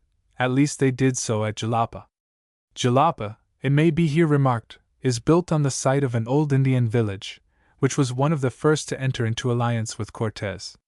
For the benefit of the original inhabitants, that Franciscan convent was built by the conqueror. It is now converted into a college. Its steeple is worth a visit, and well rewards the labor of climbing, for from it another view, even more splendid than that I have described, is to be obtained. From this point the snow-covered Orizaba is added to the already imposing prospect. Both it and Perote, with the intervening mountain and valleys, can all be embraced at a single glance. The position of the valleys, which produce the different plants that have been enumerated, are here pointed out, and from this spot, they show the place where the mountain has been pierced in search of the precious metals, while a little way off is the road to the extensive copper mines. The Heretic and the Jalapena. There is a curious story about the first marriage that took place between a heretic and a Jalapena. The hero held the important position of agent of the English Real del Monte Company at Jalapa. In one of the families that had been greatly reduced in their worldly circumstances by the ruin of the Consulado of Vera Cruz, was a dark beauty with whom he became deeply enamored. But how to make her his wife was the difficulty. The lady was willing, was more than willing. For when the fires of Spanish love are kindled, they burn unextinguishably, says the proverb. Or, in the poetical language of the Indians, it burns as did the fires of Mount Orizaba in its youth, fires that only went out when its head was coated with silver gray. The mother was willing, and no one but the Church had aught to say why they should not be united. How could the holy sacrament of matrimony be profaned by administering it to a heretic? It never had been, it never must be, in the Republic. He might take the woman if he chose, and live with her, but to marry them would be a sin. So said the padre of the parish, and so said every dignitary of the Church up to the Bishop of Puebla, then the only remaining bishop in the Republic. The intercession of political authorities was invoked. The matter became serious, and a council was held at Puebla to dispose of the case. From this holy council came the intimation to the lover that a bribe of $2,000 might be of service. But John Bull by this time had become stubborn. He had spent money enough, he would spend no more. He would get a chaplain from a man of war then at Vera Cruz, or better still, he would take his intended bride to New Orleans, for he would be married and not mated, as is the case of those who cannot raise the fee claimed by the priest. He would not be ranked with that poverty-stricken set that are unmarried, or, as the phrase is, are married behind the church. He was no peon. It was contrary to an Englishman's ideas to have a wife unmarried, and as no English chaplain came along, he wrote to the Roman Catholic Bishop of New Orleans, giving an account of his difficulties, and inquired if he would marry him under the circumstances. With a liberality that ever distinguishes Catholic functionaries in Protestant countries, he promptly replied that he would marry them personally, if the parties would come to New Orleans, or, if he should chance to be unavoidably engaged, then his chaplain should perform the ceremony. Whereupon our hero and his lady-love started for New Orleans, and being there united in holy matrimony by the bishop, spent the happy month, so long deferred, in festivities, and then returned home, supposing that their troubles were now all at an end. But this foreign marriage proved to be only the beginning of evil to them. They had committed an unpardonable sin, they had defrauded the priest of his fee, and had set a bad example, which others might follow for the very economy of the thing. Hardly had our newly wedded pair found themselves located in their own house, and finished receiving the usual round of congratulations, when the wife was summoned to appear before the priest. She at once complied, accompanied by her husband. The priest inquired why the husband came, as he had not been sent for. He had only sent for the wife. The husband gave him an Englishman's answer, that she was his wife, and where she went, there it was his place to go. The priest's reply to this opened the cause. The marriage was not lawful, and he must detain her, and send her on to Puebla, and have her placed in a convent. Such was the order he had received, and which he exhibited, and the 2 soldiers at the door were stationed there to carry the order into execution. At this point in the affair the Englishman drew 2 arguments from under his coat, and leveling one of them at the head of the padre, suggested to him the propriety of not interposing any obstacle to the return of himself and wife to their home. This was a poser, an act of open impiety, a Kentucky argument. But there was no remedy. The Inquisition was not now in authority, its instruments of torture had been destroyed, its fires had been extinguished, and so the Englishman got the best of the argument, and retired peaceably to his own home. At his house the Englishman was waited upon by the alcalde, who informed him that he had been ordered to take the wife, and that he dared not disobey. But he suggested a method by which the order might be evaded. This was to send the wife every day, at a certain hour, into a neighbor's house, and at that hour the officers would come and search his dwelling, and would accordingly report "Not found." This farce continued to be enacted daily for nearly 3 months, when the husband, becoming tired of it, wrote to the Bishop of New Orleans an account of the manner in which his house had been besieged, and in due time received a reply from that excellent ecclesiastic, stating that he would satisfactorily arrange the business, at the same time expressing his regrets that he had not before been informed of the condition of affairs. In the meantime, another priest in the town chanced to be discussing the all-absorbing question of the day, the heretic marriage, and unfortunately happened to remark that a marriage by an American priest was not a lawful marriage. This was too much for our Englishman, and he answered it, as an Englishman is accustomed to answer insulting remarks in relation to the affairs of his household, not by a single blow, but by such a pummeling as never a priest had sustained since the conquest. Yet there was no earthquake on the occasion, and Orizaba was not discomposed at witnessing such a shocking act of impiety. Time moved on, and with it came the parish priest to validate the marriage. But our Englishman would not be validated. No, not he, and when the priest began to mutter and to move his hands, the Englishman's blood was up, and so was his foot, and this ceremony was terminated according to a formula not laid down in any prayer book now extant. This was the end of the war. The pair had passed through many tribulations in order to consummate their union, yet both declared that the prize was worth the contest. The monk at Jalapa. Our good monk, with whom we parted at Vera Cruz, visited the convent at Jalapa, on his journey, and thus records what he saw. The night of our arrival at Jalapa we were entertained at the convent of San Francisco, where we passed the day following, as it was Sunday. The income of this convent is great, notwithstanding the community is composed of only 6 religios, though it might well maintain more than a score of them. The guardian of Jalapa is no less vain than the prior of Vera Cruz, but he received us with much kindness, and treated us magnificently, although we were of another order. In this town, as in all others, we observed that the lives and customs of the clergy, both seculars and regulars, monks, were greatly relaxed, and that their conduct completely gave the lie to their vows and their professions.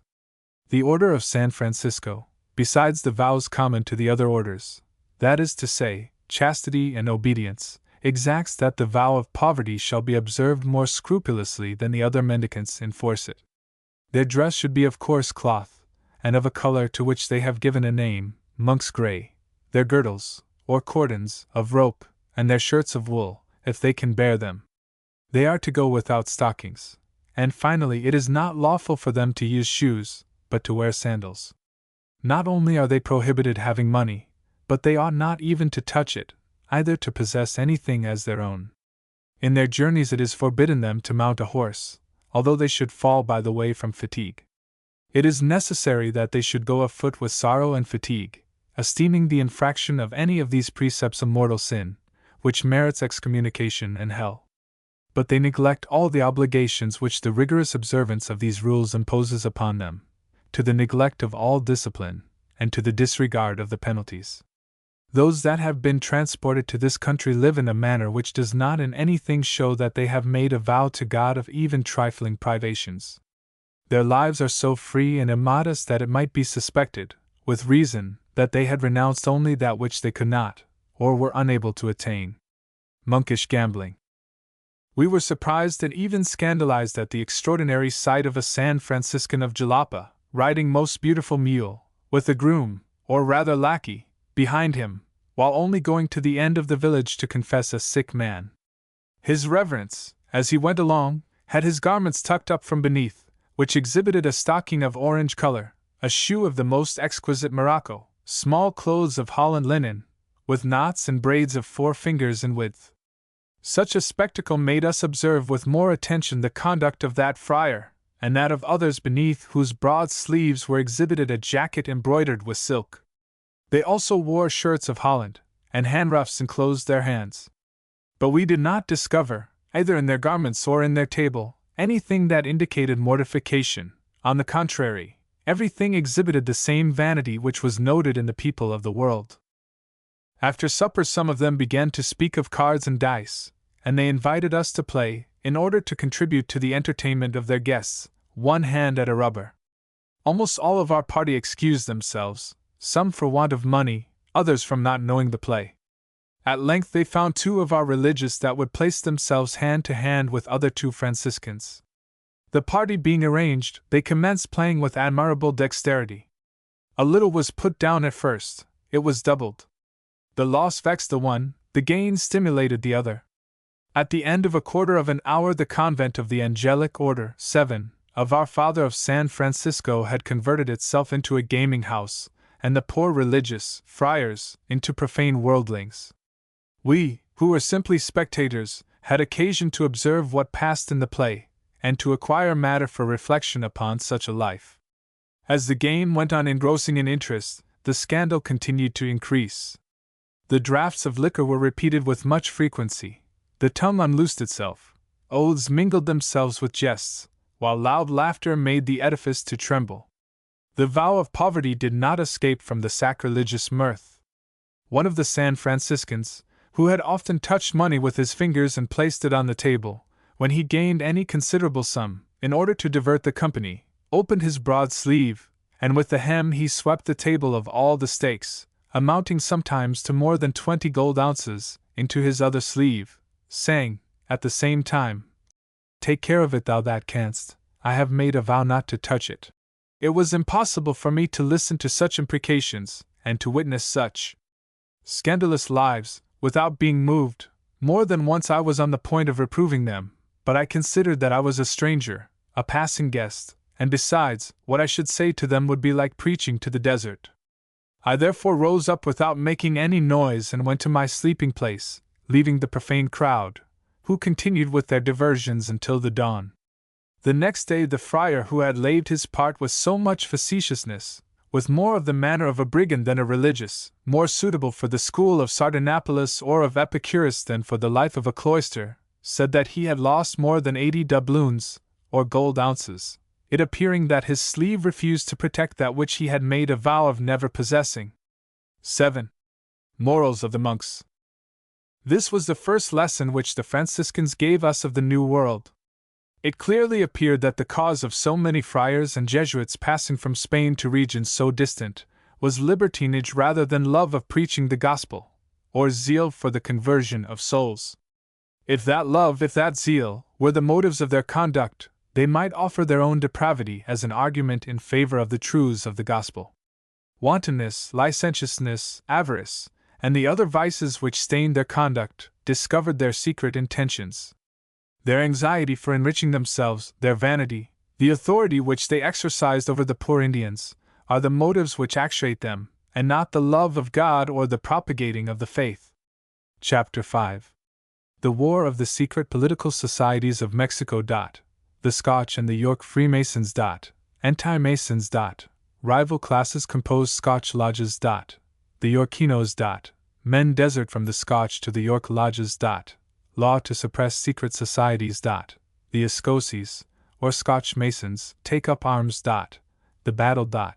Their total defeat. As Jalapa is a pleasant resting place in a journey to the interior, we will stop here to discuss national affairs for a little while. The first political subject in order is the furious contest that for 10 years was carried on between two political societies, known as the Escosies and Yorkinos, or, as we should call them, Scotch Freemasons and York Freemasons, whose secret organizations were employed for political purposes by two rival political parties, Masons and Anti-Masons. At the time of the restoration of the constitutional government of Spain in 1820, Freemasonry was introduced into Mexico, and as it was derived from the Scotch branch of that order, it was called, after the name of the people of Scotland, Escosies. Into this institution were initiated many of the old Spaniards still remaining in the country, the Creole aristocracy, and the privileged classes, parties that could ill endure the elevation of a Creole colonel, Iturbide, to the imperial throne. When Mr. Poinsett was sent out as ambassador to Mexico, he carried with him the charter for a Grand Lodge from the American, or York Order of Freemasons in the United States. Into this new order the leaders of the Democratic Party were initiated. The bitter rivalry that sprung up between these two branches of the Masonic body kept the country in a ferment for 10 years, and resulted finally in the formation of a party whose motto was opposition to all secret societies, and who derived their name of Anti-Masons from the party of the same name then flourishing in the United States. When the Escosies had so far lost ground in popular favor as to be in the greatest apprehension from their prosperous but embittered rivals, the Yorkinos, as a last resort, to save themselves, and to ruin the hated organization, they pronounced against all secret societies. Suarez y Navarro, in his Life of Santa Anna, thus relates the history of these secret political societies. After the lodges had been established, crowds ran to initiate themselves into the mysteries of Freemasonry. Persons of all conditions, from the opulent magnates down to the humblest artisans. In the Scotch lodges were the Spaniards who were disaffected toward the independents, Mexicans who had taken up arms against the original insurgents through error or ignorance, those who obstinately declared themselves in favor of calling the Spanish Bourbons to the imperial throne of Mexico, those who disliked the federal system, the partisans of the ancient regime, the enemies of all reform. Even when reforms were necessary, as the consequence of the independence. To this party, after the overthrow of the empire, also belonged the partisans of Iturbide, those who were passionately devoted to monarchy, and the privileged classes. In the assemblages of the Yorkinos were united all who were Republicans from conviction, and those who followed the popular current, the mass of the people having devoted themselves to this organization. It is enough to say, in order to mark the position of both parties, that among the Yorkinos figured, in great numbers, those that believed the name of Republican was not a mere imagination.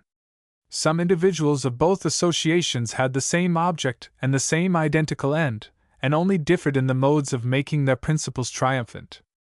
A great number of persons, who cooperated in the creation of the new order, had belonged to the Scotch order, and had labored for the overthrow of Iturbide.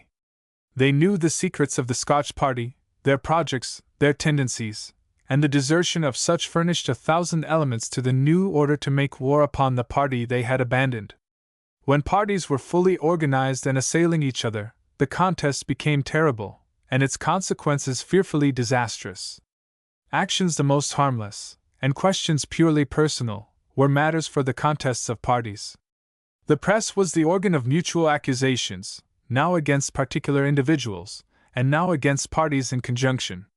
The Escosies multiplied their attacks until they lost all influence in affairs. Generals, senators, deputies, and ministers abandoned their standard, as time increased the power of their rival with every class of individuals that embraced the new order. In the nature of things there was desertion and fear, because, as a writer, who was initiated into both orders, remarks, a general enthusiasm had taken possession of men's minds, who thought they saw in the new order the establishment of future prosperity. The seekers for office found ready access in these lodges to those who had office to dispense, The liberal found in the York lodges the strong support of liberty and liberal institutions. The high functionaries of government found aid and support in the strength of opinions, and the people, ever in search of novelty, united themselves to this association, in order to form one mass which sooner or later would suppress the privileged classes. Intrigues. No intrigue, nor any effort, was able to check the progress of the York lodges. This induced their enemies to present the project of a law in the Senate, where the Escosies had a majority, to suppress secret societies by severe penalties against those who adhered to such associations. For the better ensuring of success, the Escosies assumed the language of morality, and confounding their own affair with that of their native country, clamored hypocritically against the pernicious influence which clandestine meetings exercised in public affairs. According to them, the cry of the nation was against secret societies. The bill passed the Senate after prolonged discussion, being supported by those persons who knew it was intended to satisfy an offended party, whose prestige diminished day by day. If the factions had not originated in secret societies, they might have extirpated the evil by proscribing Masonry. When have the ravages of the hurricane been found to content themselves with logical and pleasant words? At what time, and in what country, has a law been enforced, where those who were to execute it found an insuperable obstacle in their own sentiments? Indeed, it was impossible to destroy the political fanaticism of the day by the mere dash of a pen. The evil had gone to its utmost limit, and could not be cured by rigor or persecution. The demoralization was so great that it extended to the armed force, because the greater part of the chiefs and officers had joined one or the other of the societies. Besides the seductive influences of the lodges, 2 generals, distinguished for their services in the first insurrectionary war, brought with them a number of soldiers to the party to which each severally belonged. General Nicolas Bravo was the head of the Escosies, and Don Vicente Guerrero was the leader of the Yorkinos. Both derived support from the names and prestige of these 2 personages, and from the popularity which each enjoyed with his companions in arms. The Scotch party feared the day would come, in which the deputies, the majority of whom were their enemies, would decree the total proscription of all those persons who were hostile, or suspected of being hostile, to the Yorkinos, as the Chambers had fallen into the practice of submitting to the caprices of the dominant order. They therefore appealed to arms, having exhausted the right of petition. General Bravo, Vice President of Mexico, and leader of the Escosies, having issued his proclamation, declaring that, as a last resort, he appealed to arms to rid the Republic of that pest, secret societies, and that he would not give up the contest until he had rooted them out, root and branch, took up his position at Tulancingo, a village about 30 miles north of the city of Mexico. Here, at about daylight on the morning of the January 7, 1828, he was assailed by General Guerrero, the leader of the Yorkinos, and commander of the forces of government. After a slight skirmish, in which 8 men were killed and 6 wounded, General Bravo and his party were made prisoners, and thus perished forever the party of the Escosies. This victory was so complete as to prove a real disaster to the Yorkinos. The want of outside pressure led to internal dissensions, so that when 2 of its own members, Guerrero and Pedraza, became rival candidates for the presidency, the election was determined by a resort to arms, which brought about the terrible insurrection of the Acordada. Chapter 6. Mexico becomes an empire. Santa Anna deposes the emperor. He proclaims a republic. He pronounces against the election of Pedraza, the second president. His situation in the convent at Oaxaca. He captures the Spanish Armada. And is made general of division. We left Santa Anna at Veracruz, having just completed the first of those politico-military insurrections which fill up the history of his times. He had added the city of Veracruz to the national cause, by a timely insurrection. Iturbide had rewarded him for this important service by bestowing upon him the ribbon of the Order of Guadalupe, making him second in command at Veracruz. The chief command of the department was bestowed upon an old insurrectionary leader, who was known by the assumed name of Guadalupe Victoria. He was a good-natured, honest, inefficient old man, whose great merit consisted in having lived for 2 years in a dense forest, far beyond the habitations of men. While thus hiding himself from a host of pursuers, he acquired that habit, supposed to be peculiar to wild beasts, of passing several days without food, and then eating inordinate quantities, a habit which he found impossible to change in afterlife, when he had become president of Mexico. The story of this man's sojourn among wild beasts had been told all over Mexico, and had given him a great popularity, which he brought to the support of the national cause. In 1822 the Mexican nation was still in its swaddling clothes. Its birth had hardly cost a pang, but its infancy, its childhood, and its youth were to be attended with a series of convulsions, the fruits of the vicious seeds sown in the conception of the new state. By the pronunciamiento of a part of a regiment of the King's Creole troops the connection between Spain and Mexico was severed forever, and the colonel of these troops became the Emperor of Mexico. In this revolution the nation acquiesced, and thus discovered to the soldiery their unlimited power when their arms are turned against their own government. From that time onward Mexico, like every other country where the Spanish language is spoken, became the victim of her own soldiery. This liberation of Mexico was by no means the result of the outburst of national patriotism, but the consequence of the utter incapacity of Spain longer to hold the reins of her colonial governments. She indeed sent out a new vice-king to Mexico after the breaking out of the insurrection, but the best that he could do was to sanction what had been done by a treaty at Cordova, in which it was stipulated that Iturbide and the new viceroy, O'Donoghue, should be associated with others in a regency, until Spain should send out one of the Spanish Bourbon princes to occupy the imperial throne of Mexico. The Spanish Parliament refused to sanction the Treaty of Cordova, O'Donoghue died, and Iturbide was left in possession of executive power, without a defined office, while an insane opposition sprung up against him in the new Congress which he had called together. This unlooked-for opposition soon convinced him that the tearing away of a nation from its traditional ideas was like the letting out of waters, and that he must either ride upon the wave or be overborne by the tempest.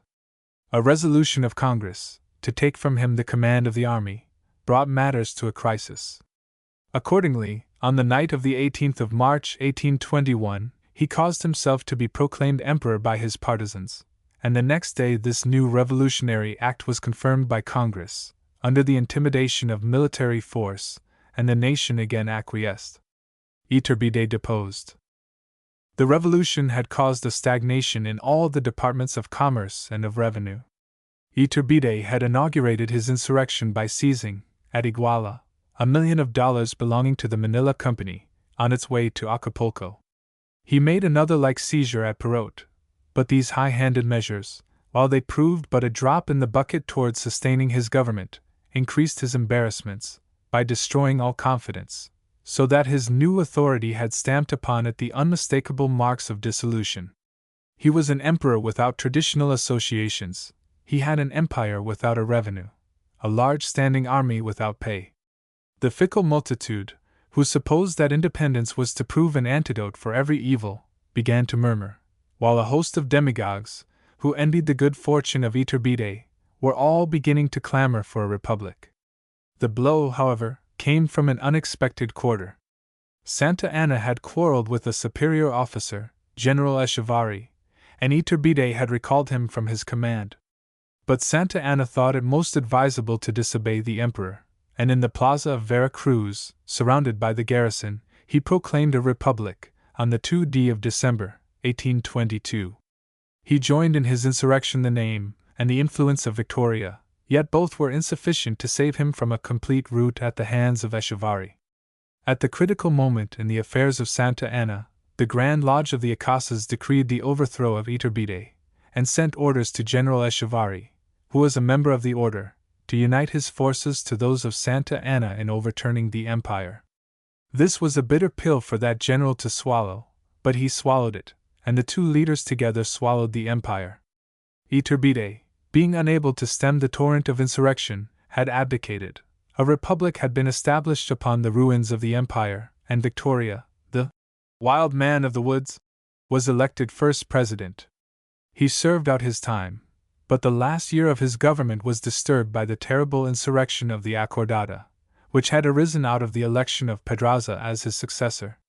Santa Anna was, at the time of this election, at Jalapa, discharging the duties of vice-governor of Vera Cruz, when the people of the town surrounded his house and called upon him to pronounce against the election.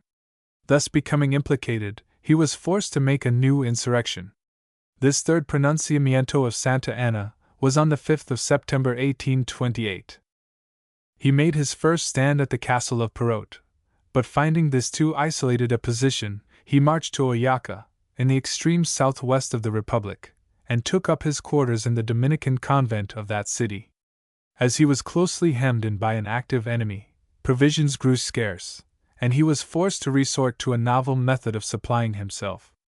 On a feast day, at the San Franciscan church, he dressed a party of his soldiers in the garb of monks, and having placed them in a convenient position, he made prisoners of the whole assembled congregation, and then proceeded to divest them of all ready cash on hand, and then emptied the contribution box of the money destined for the poor saints, at Jerusalem, and retired and ended the war. For the successful termination of the insurrection of the Acordada in the city of Mexico accomplished. The object for which Santa Anna took up arms, the declaration by Congress that General Guerrero, a man of mixed blood, was the real president-elect, instead of Pedraza, a white man, and the candidate of the aristocracy. 8. Capture of the Armada.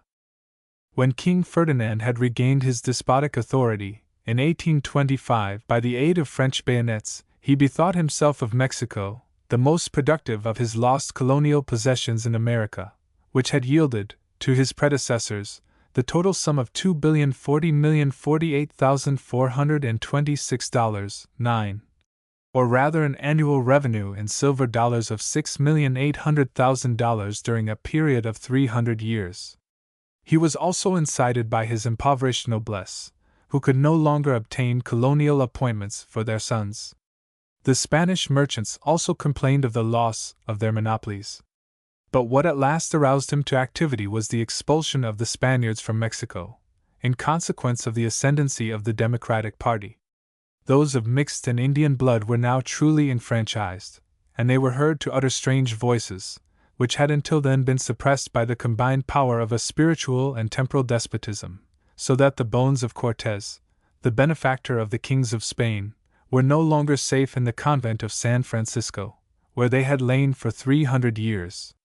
10. They were in such imminent danger of being dragged out and scattered to the winds by the mob, as those of the accursed enslaver of their race, that they were removed by stealth, and for a time deposited in the most sacred shrine in Mexico. Afterward they were secretly removed to Europe, where they cried to the Spanish king for vengeance on the sacrilegious nation. An armada was at last fitted out, and landed at Tampico, and now all Mexicans, from the president down to the humblest peon, watched the result with the deepest anxiety, as they saw Santa Anna undertaking the defense of the country with untried soldiers. For on the issue of the struggle depended the question whether the whole nation should be again reduced to servitude, or whether they should be left in the enjoyment of their newly acquired liberty. The contest was one of several days' continuance. When at last it was terminated by a capitulation, all Mexico rang with rejoicing, and Santa Anna, then not 35 years of age, received the military rank which he now holds, General of Division. 9. 10. Chapter 7. In the stage and out of the stage. Still climbing. A moment's view of all the kingdoms of the world. Again in obscurity. The maguey, or century plant. The many uses of the maguey. The intoxicating juice of the maguey. Pulque. Immense consumption of pulque. City of Perote. Castle of San Carlos de Perote. Starlight upon the tableland. Tequisquita. The bad land. A very old beggar. Arrive at Puebla. The time allotted for my visit to Jalapa had come to a close. I took out the ticket, endorsed Escala donde lo convengo, which I translated. Let him stop when, where, and as long as he pleases, and once more took my seat in the stage, which, on a fine afternoon, was starting for Perote upon the tableland.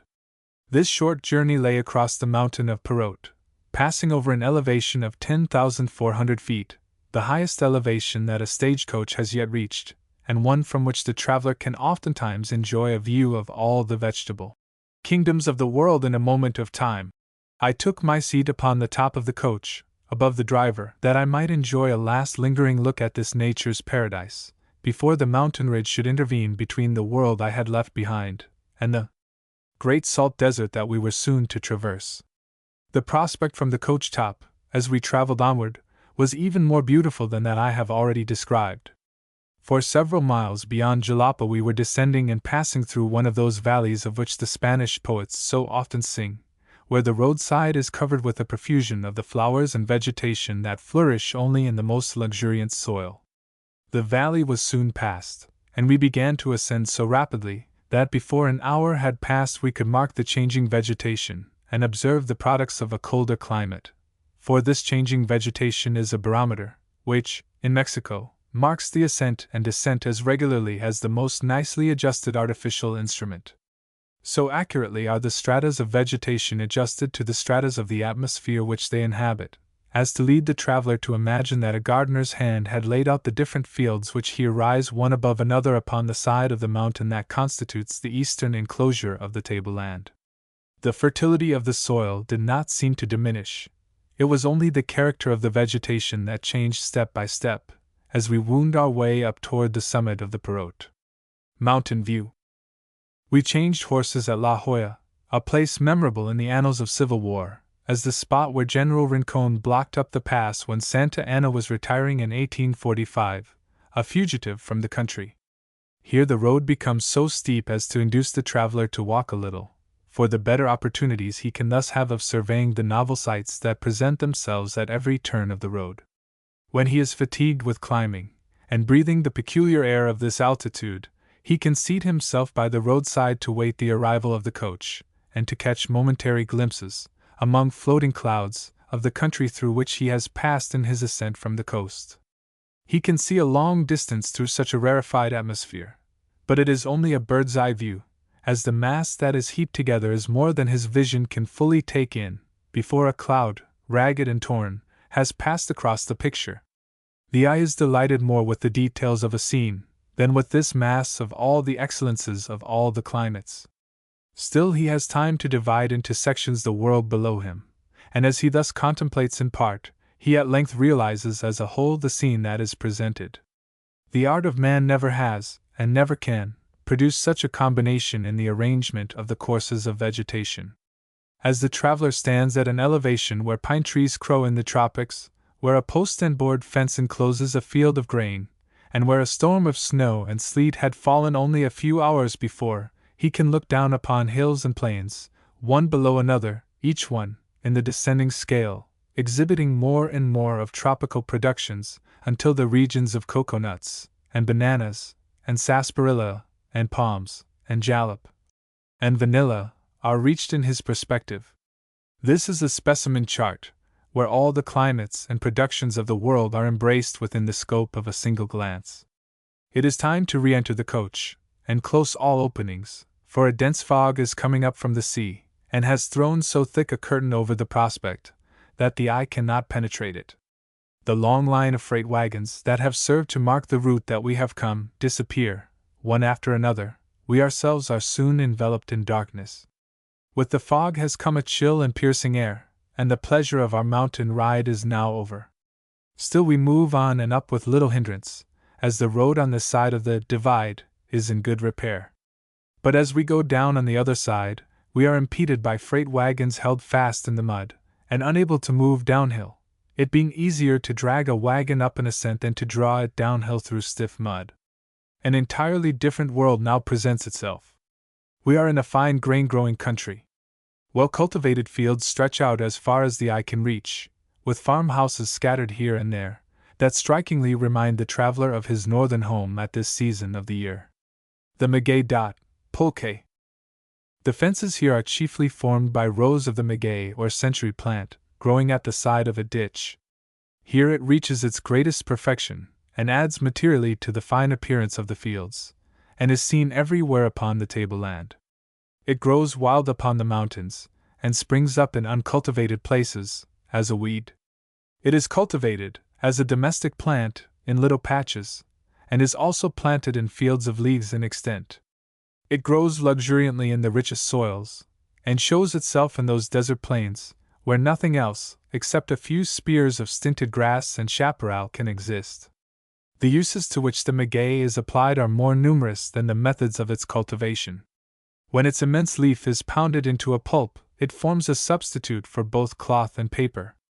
The fiber of the leaf, when beaten and spun, forms a beautiful thread, resembling silk in its glossy texture, but which, when woven into a fabric, more resembles linen than silk. This thread is now, and ever has been, the sewing thread of the country. The leaf of the maguey, when crudely dressed and spun into a coarse thread, is woven into sailcloth and sacking, and from it is made the bagging in common use. The ropes made from it are of that kind called Manila hemp. It is the best material in use for wrapping paper. When cut into coarse straws, it forms the brooms and whitewash brushes of the country, and, as a substitute for bristles, it is made into scrub brushes, and finally it supplies the place of haircombs among the common people. The great value of the maguey plant arises from the amount of intoxicating liquid which it produces, which is the chief source of intoxication among the common people of the tableland. There are 2 species of this plant cultivated. One of them flourishes in the desert portions of the country, from which an abominable liquor is distilled, called mezcal, or mejical. The other is the flowering maguey, or century plant, of which so many fabulous stories are told in the United States. This is one of the wonders of the vegetable world. Until the plant has reached its 10th year, or thereabouts, there is no trace of a flower.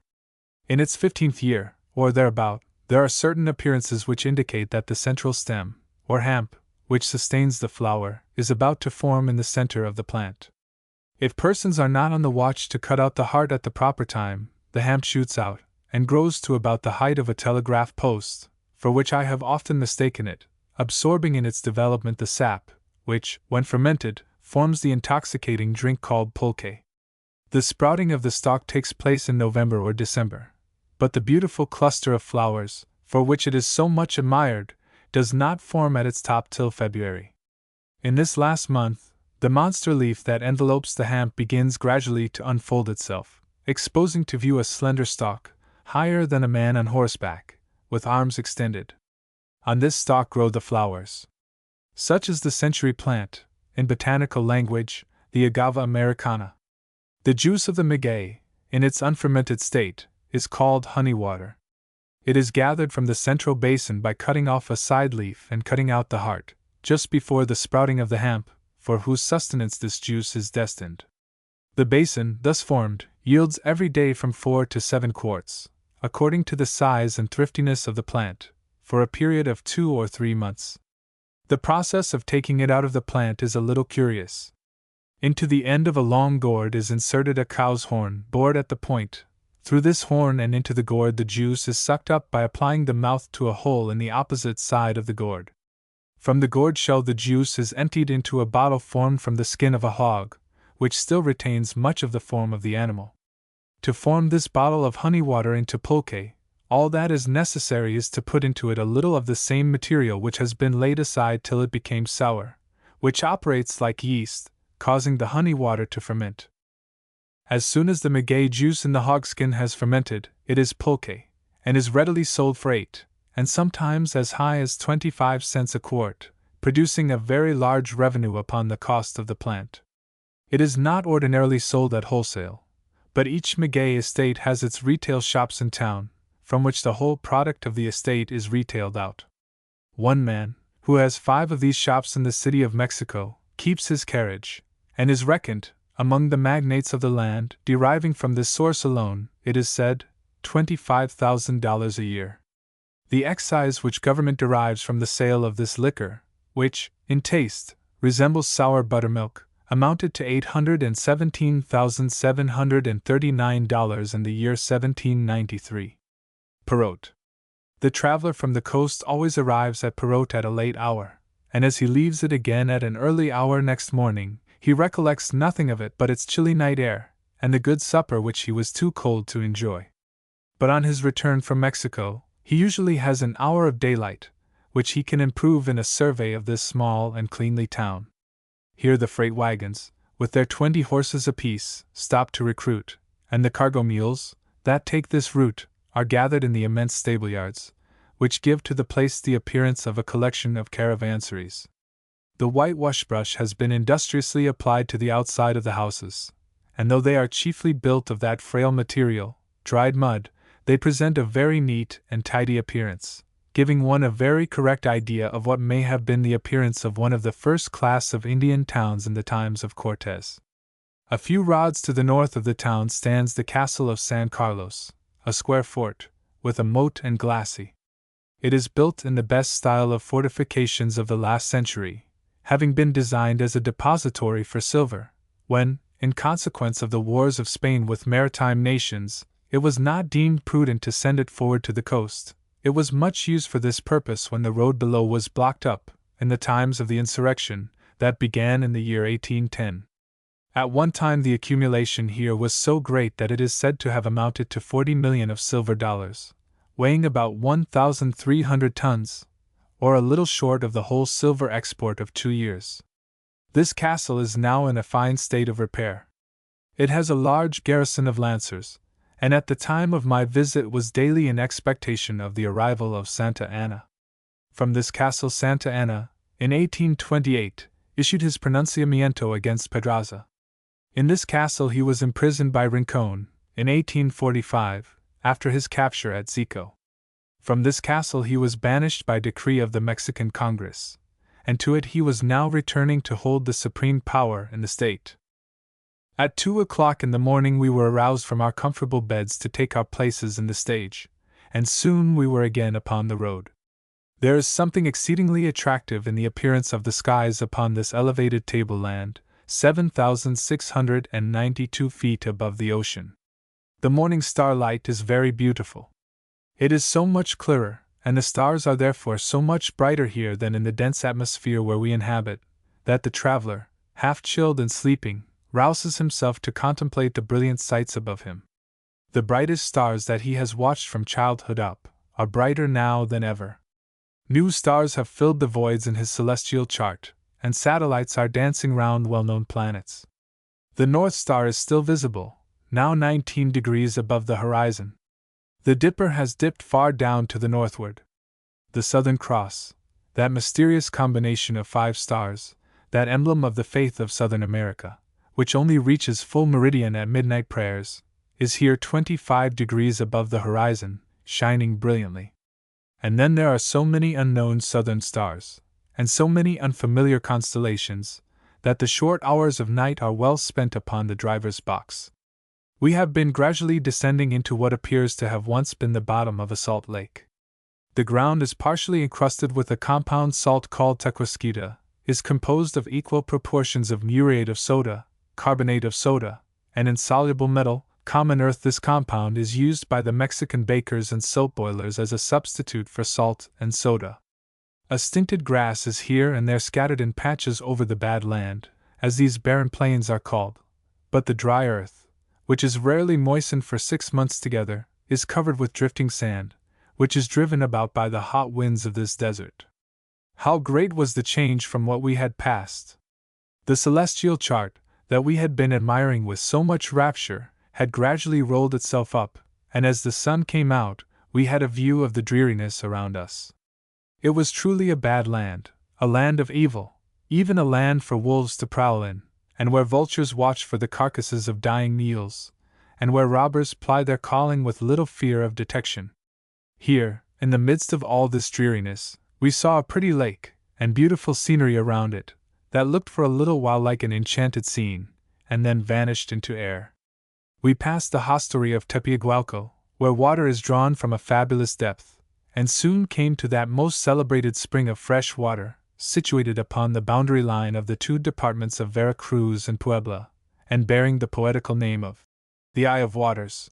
But we were followed by a driving storm of sand all the way to Napaluca, where we breakfasted at 12 o'clock. Aged beggar. As we came out from breakfast we encountered an old beggar, whom I had often seen before at this place. He was so old that time seemed to have forgotten him, and he too had forgotten time. He could only reach his age by approximation. He recollected that his 3rd son was earning day wages when the decree came, in 1767, for the expulsion of the Jesuits. This would make the old beggar 130 years of age, if we call the son 18, and the father 25 at the time of his birth. Poor old man! How much he has suffered from outliving his own kindred! One after another he has followed to the grave his children and his children's children, to the third and fourth generation, till now the lad that leads him by the hand, the only link that binds him to the race of the living, is of the sixth generation. Toward evening, after we had passed the storm of dust, we came to the large village of Amisoke, which is the only town of any magnitude between Perot and Puebla. It is noted for its excellent spurs, and was formerly much more noted as a haunt of robbers. From this village we were driven in a little more than an hour to the city of Puebla. Chapter 8. Puebla. The Miracle of the Angels. A City of Priests. Mariana in Browns. The Vega of Puebla. First view of the Pyramid of Cholula. Modern additions to it. The view from its top. Quetzalcoatl. Cholula and Tlaxcala. Cholula without the poetry. Indian relics. Pueblo de los Angelos, the Village of the Angels, derives its name from a miracle that occurred during the building of its celebrated cathedral. While its walls were going up, angels are said to have come down from heaven nightly, and laid on the walls the same amount of stone and mortar that the masons laid the day previous. It is, of course, a sacred city. Its people, particularly the women, are the most devout in all Mexico, and of course, the most profligate, as we shall show presently. It is a city of priests, and monks, and nuns, and friars of every order, white and gray, black and greasy. As in all Spanish-American towns, the fronts of the houses are plastered and painted in fresco, but the fresco painting has gone too long without renewing, and the town looks now, as it did 2 years ago, gray, streaked, and inhospitable. The unwashed houses are filled with unwashed people, and the streets swarm with filthy beggars, and monks asking for alms in the name of the Most Blessed Virgin. The streets, thanks to the male and female chain gangs, are kept quite clean. But all else is dirty. If the angels, when they finished their work on the cathedral, had left a whitewash brush behind them, they would have done the city a real service. The houses, inside and out, and occupants too, and the reputation of its men from olden time, all need whitewashing. Character of the Poblanas. Perhaps I could not present a more deplorable picture of the moral condition of the ladies of Puebla, who are celebrated for being so very devout, but not very virtuous, than by copying the following from Madame Calderon de la Barca's Life in Mexico. Yesterday, Sunday, a great day here for visiting after Mass is over. We had a concourse of Spaniards, all of whom seemed anxious to know whether or not I intended to wear a poblana dress at the fancy ball, and seemed wonderfully interested about it. 2 young ladies or women of Puebla, introduced by Señor, came to proffer their services in giving me all the necessary particulars, and dressed the hair of Josefa, a little Mexican girl, to show me how it should be arranged, mentioned several things still wanting, and told me that every one was much pleased at the idea of my going in a poblana dress. I was rather surprised that every one should trouble themselves about it. About 12 o'clock the president, in full uniform, attended by his aides-de-camp, paid me a visit, and sat about half an hour, very amiable as usual. Shortly after came more visits, and just as we had supposed they were all concluded, and we were going to dinner, we were told that the Secretary of State, the Ministers of War and of the Interior, and others, were in the drawing-room. And what do you think was the purport of their visit? To adjure me by all that was most alarming, to discard the idea of making my appearance in a poblana dress. They assured us that poblanas generally were femmes de reine, that they wore no stockings, and that the wife of the Spanish minister should by no means assume, even for one evening, such a costume. I brought in my dresses, showed their length and their propriety, but in vain, and in fact, as to their being in the right, there could be no doubt, and nothing but a kind motive could have induced them to take this trouble, so I yielded with a good grace, and thanked the Cabinet Council for their timely warning, though fearing that, in this land of procrastination, it would be difficult to procure another dress for the fancy ball. They had scarcely gone, when Señor brought a message from several of the principal ladies here, whom we do not even know, and who had requested that, as a stranger, I should be informed of the reasons which rendered the poblana dress objectionable in this country, especially on any public occasion like this ball. I was really thankful for my escape. Just as I was dressing for dinner, a note was brought, marked Reservada Private, the contents of which appeared to me more odd than pleasant. I have since heard, however, that the writer, Don Jose Arnaiz, is an old man, and a sort of privileged character, who interferes in everything, whether it concerns him or not. I translate it for your benefit. The dress of a poblana is that of a woman of no character. The lady of the Spanish minister is a lady in every sense of the word. However much she may have compromised herself, she ought neither to go as a poblana, nor in any other character but her own. So says to the Señor de C. N. Jose Arnaiz, who esteems him as much as possible. If priests were angels, the town would be rightly named, for it is a city of priests and religious men who have consecrated their lives to begging, and counted a merit with God to live on charity. Convents of male and female religious abound, and, as the books tell us, $40 million, in the form of mortgages upon the fairest lands of the Vega of Puebla, is consecrated to their support, under the supervision of the bishop.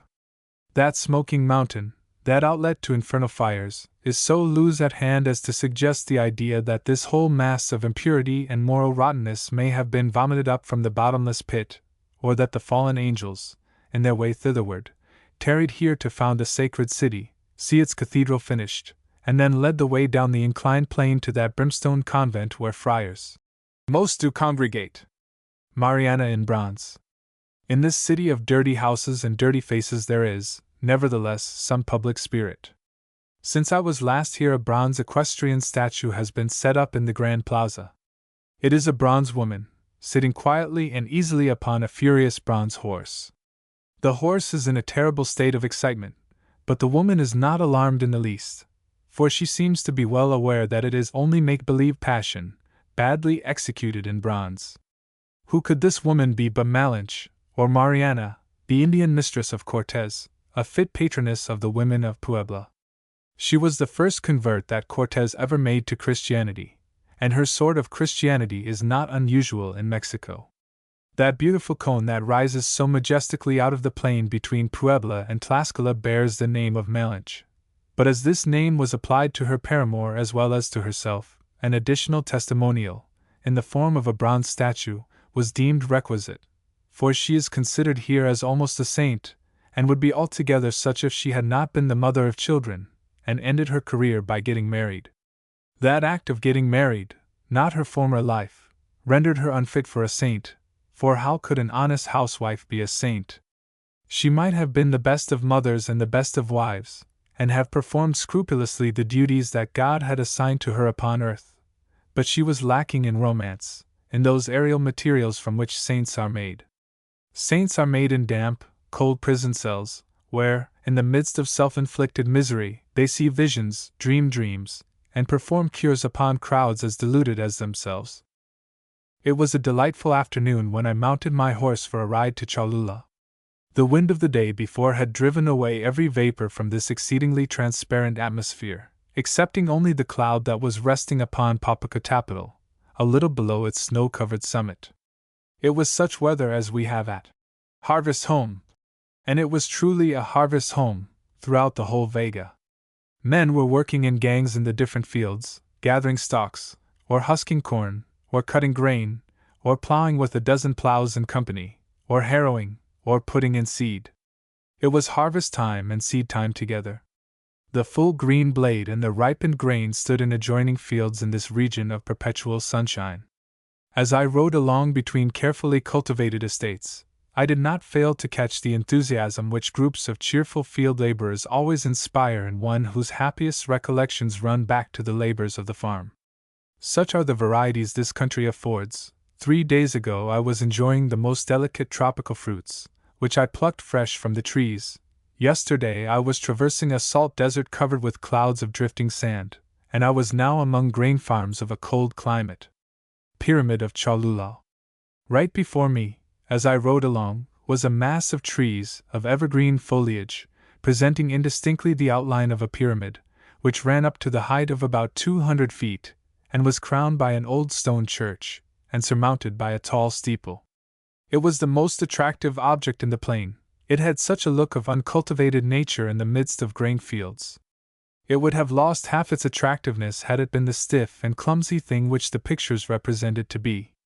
I had admired it in pictures from my childhood for what it was not, but I now admired it for what it really was, the finest Indian mound on this continent, where the Indians buried the bravest of their braves, with bows and arrows, and a drinking cup, that they might not be unprovided for when they should arrive at the hunting grounds of the Great Spirit. A little digging, a few years ago, 11, has furnished the evidence on which I base this assertion.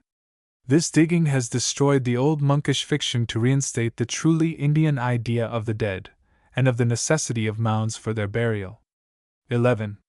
By going round to the north side, I obtained a fine view of the modern improvements which have been constructed upon this Indian mound. I rode up a paved carriageway into the churchyard that now occupies the top, and giving my horse to a squalid Indian imp who came out of the vestry, I went in and took a survey of the tawdry images through which God is now worshipped by the baptized descendants of the builders of this mound. My curiosity was soon gratified, and I returned to my place in the saddle.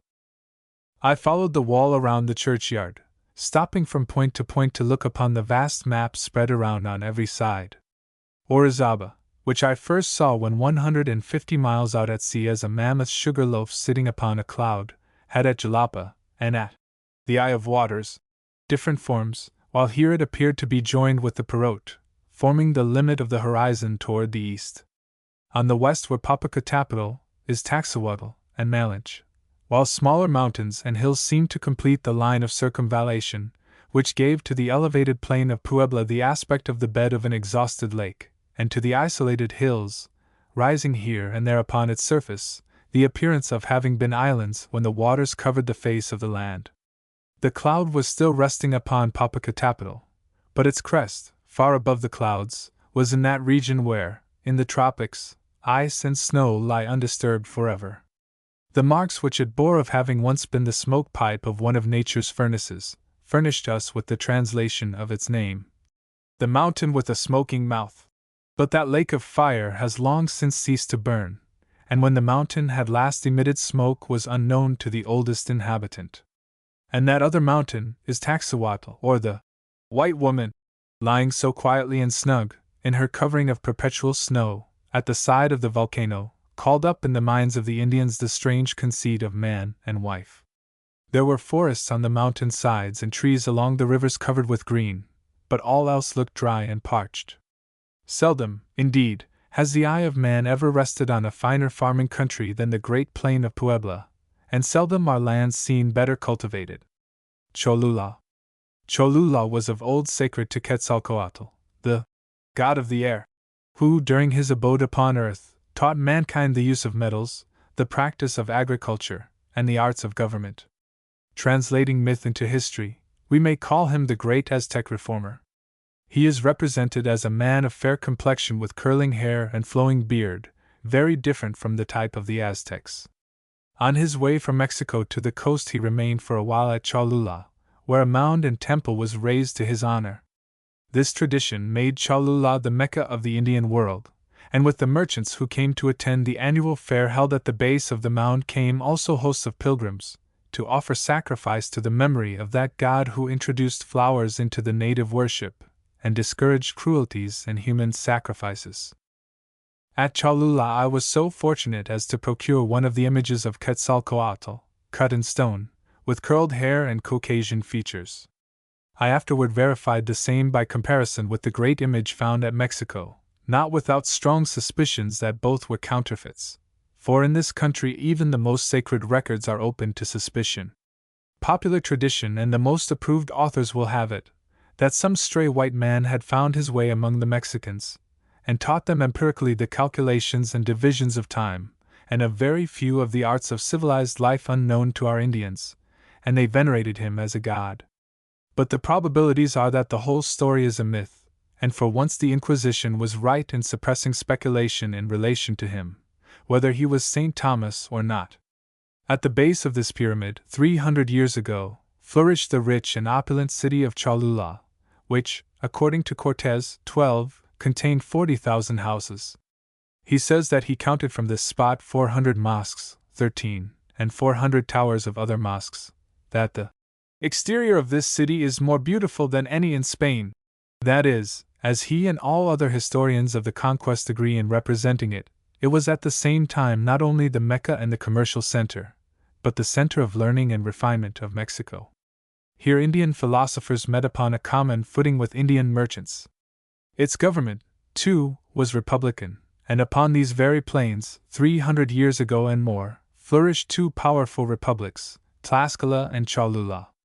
The first was the Lacedaemon, the second the Athens of the Indian world, and when united they had successfully resisted the armies of Montezuma and his Aztecs.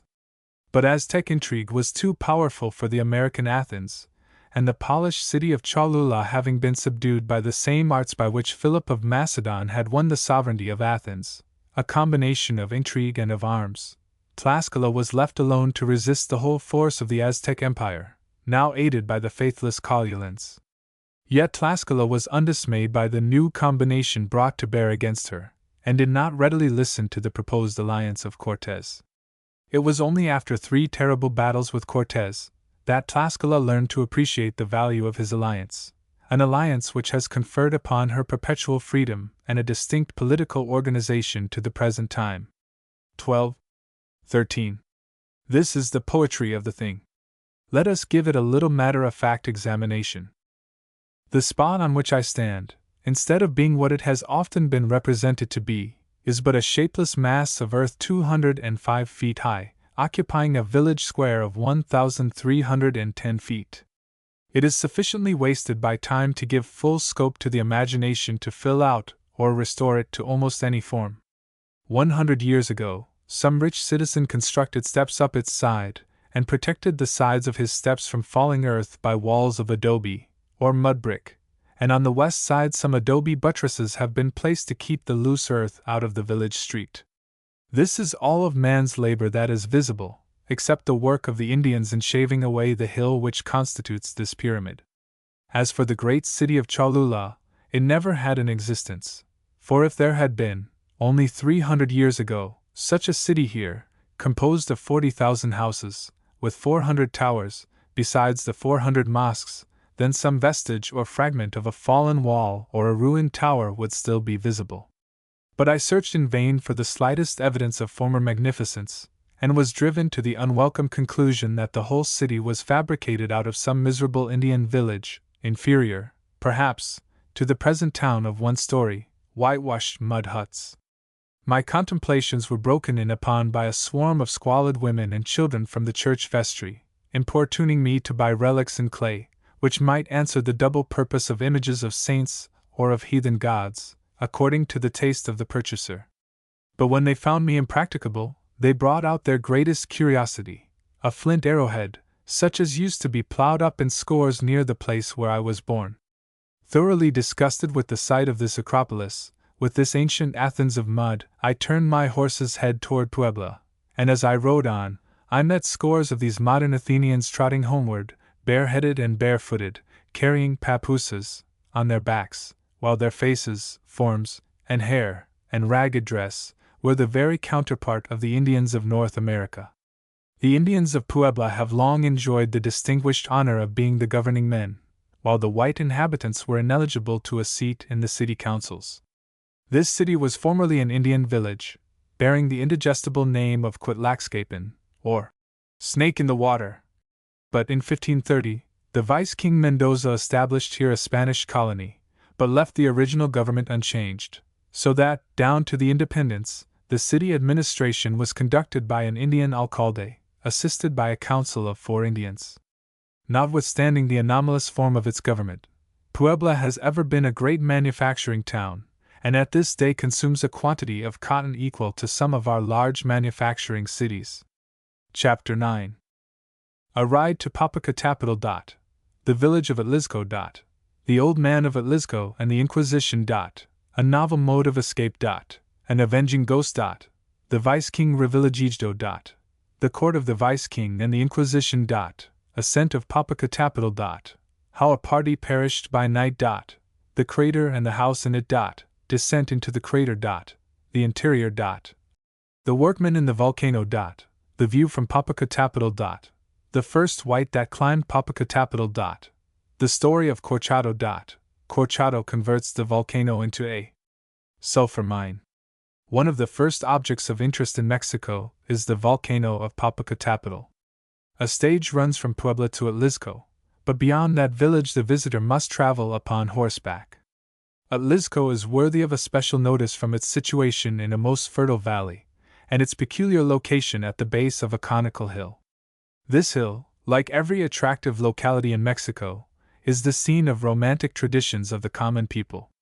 From many, I select one illustration of the state of society in the times of the vice kings. There once was, the tradition runs in this village, an old hidalgo who possessed a plantation in the immediate neighborhood of the town. His family consisted of himself and 2 daughters, and he was rich. Upon a certain time, one of those strolling monks, with whom the country abounds, chanced to offer an indignity to one of the daughters, and the old man chanced to return the indignity by inflicting upon the monk such a beating as never poor friar had yet received in the vice kingdom, such a one as the feelings of an outraged father alone could justify. This was not the end of the matter. It was only the beginning of evil to the old man, as he well knew, for he had laid his hands upon one of the consecrated, one who had received the sacrament of holy orders. And above all, he was rich enough to tempt the cupidity of the Inquisition, which always watched with jealous care over the orthodoxy of those whose estates, when confiscated, would add to the greater glory of God, that is, to the treasury of the Holy Office. Guilty or not guilty, the old man had but one mode of escape, and that was by avoiding an arrest. To effect this object he resorted to a novel expedient. As soon as he heard that his accuser had started for Mexico, it was given out that the old man had suddenly died. A circumstance by no means thought remarkable, when it became known that he had assaulted a priest. As he had not yet been accused, his neighbors ventured to come to his funeral, and a coffin, with his name and age marked upon it, was decently buried in holy ground. The funeral fees, too, were secured before the estate was pounced upon by the familiars of the Inquisition. The daughters put on the deepest mourning, and hid themselves from the public gaze among their relatives, for they had not only to endure the loss of home and estates, but were to be shunned as the accursed of God, the children of one dying while under the accusation of sacrilege. As for the Inquisition, its officials did not care to investigate the question of the deceased, for it had reaped all the benefit it might hope for from his conviction. The Holy Office had become his heir. The old man of Atlixco. Strange appearances and stranger noises after a time were heard about the cave that is said to be in the top of the hill of Atlixco, and sometimes a ghost had been seen wandering about the hill by certain benighted villagers, and one time, when the accusing monk was returning rather later than usual from a drunken revel, this ghost, who had now become the town talk, chanced to fall in with him, and to give him such a beating as few living men could inflict, and then disappeared. Still there was no earthquake, and the sun rose and set as though no injury had been done to a priest. Time wore its slow course along, without any important incident occurring in this matter, until the reputation of the new Virrey, Revillagigedo, reached Atlixco. Shortly thereafter there appeared at the Viceroyal Palace in the city of Mexico an old man, who related in a private audience the story of his griefs and of his misfortunes, and insisted that, in striking the Lord's priest, he had no intention of committing an act of impiety, but that the feelings of a father had overcome him in an unguarded moment, and induced him to avenge an attempt made to dishonor his daughter. The story of the old man touched the Virrey, who had a manly heart wrapped up in a forbidding exterior. But it was a delicate undertaking even for a vice-king to attempt to wrest the rich estate out of the clutches of the Holy Office, without himself being suspected of heresy, or of disloyalty to the Church. Yet Revillagigedo was never at a loss for expedients when justice was to be done, or the oppressed relieved. The best advice, however, that he could give the old man was to hide himself again, and to send his daughters to Mexico to accuse the monk. Upon a set day, the vice-king was found arrayed in state, surrounded by a council of inquisitors, before whom the daughters, in the deepest mourning, presented themselves as the accusers of the profligate monk. They stated, with an artless simplicity which could not fail to convince, the story of the wrongs the monk had done them. The inquisitors, sitting in the presence of the incorruptible Viary, could not, for very shame, do otherwise than declare unanimously that the monk, and not the old man, was worthy of the censure of the Church. Then let us wipe away the stain that rests upon the fair fame of these ladies as daughters of one dying suspected, by decreeing their father's innocence, said the Viary. This being assented to, the record of the old man's innocence was made up, and, when duly attested by the inquisitors, was handed to the daughters. A door was at this moment opened, and there entered into the august presence a grey-headed old man, to whom the daughters presented the record. The old man, when he had received the record, advanced, and bowing humbly, made confession of his fault. It was a bitter pill for the Holy Office, thus to be tricked into the performance of a common act of justice, and in this way to lose a valuable estate. From this time onward, it is said that inquisitors were never known to hold court with a Viary. Ascent of Popocatépetl. At Atlisco horses must be procured for the journey up the mountain, for beyond this point there is no carriage road. I here follow the verbal narrative of Mr. Frank Kellott, the artist of whom I have already made mention, as I dare not venture where bleeding of the lungs is produced by the rarity of the atmosphere and by the fatigue. The company consisted of Mr. Corchado, the proprietor, Mr. Munez, a neighboring gentleman, 3 ladies, and myself, all on horseback. 16 Indians had been sent forward on foot early in the morning, with all the conveniences to make the trip a safe and agreeable one. The party went cheerfully up the mule road that leads to the mountain rancho of Zacapalco, one of the highest inhabited points upon our globe. The soil upon the mountain, composed of volcanic mud, yields such rich grasses, that almost at the upper edge of the timber there is a milk-house, lecheria, where a cattle herd, if caught out at night, may find a shelter. The inner man being well cared for at the rancho, we journeyed on, following the path that led us through a tangled mass of trees and plants, and among barrancas whose sides were covered with pines. The timber grew shorter and more stunted as we proceeded, until, at the height of 12,544 feet, the pines entirely disappeared. A little farther on, at an elevation of 12,692 feet, we were at the limit of vegetation. After journeying a league or so over the yielding sand mixed with sharp stones, 12 of our Indians and our horses gave out. From this point for a little way farther, our party proceeded on foot, with the 4 remaining servants. We had gone only a little way farther when 2 of our fair companions also gave out, and we sent them back to the rancho with the returning horses and the fatigued servants, for there was now no time for delay, if we intended to reach the summit that day. The 3rd lady went bravely on, and would probably have enjoyed the honor of being the first woman that had ever ascended Popocatépetl, had it not been for the unfortunate arrangement she had made in her wardrobe. Instead of putting on the pantaloons, or bloomers, she had added extra skirts by way of precaution against the cold, so that when she had climbed about 3,000 feet over volcanic sand and loose stones, she gave out from fatigue and the bruises she had received in her numerous falls.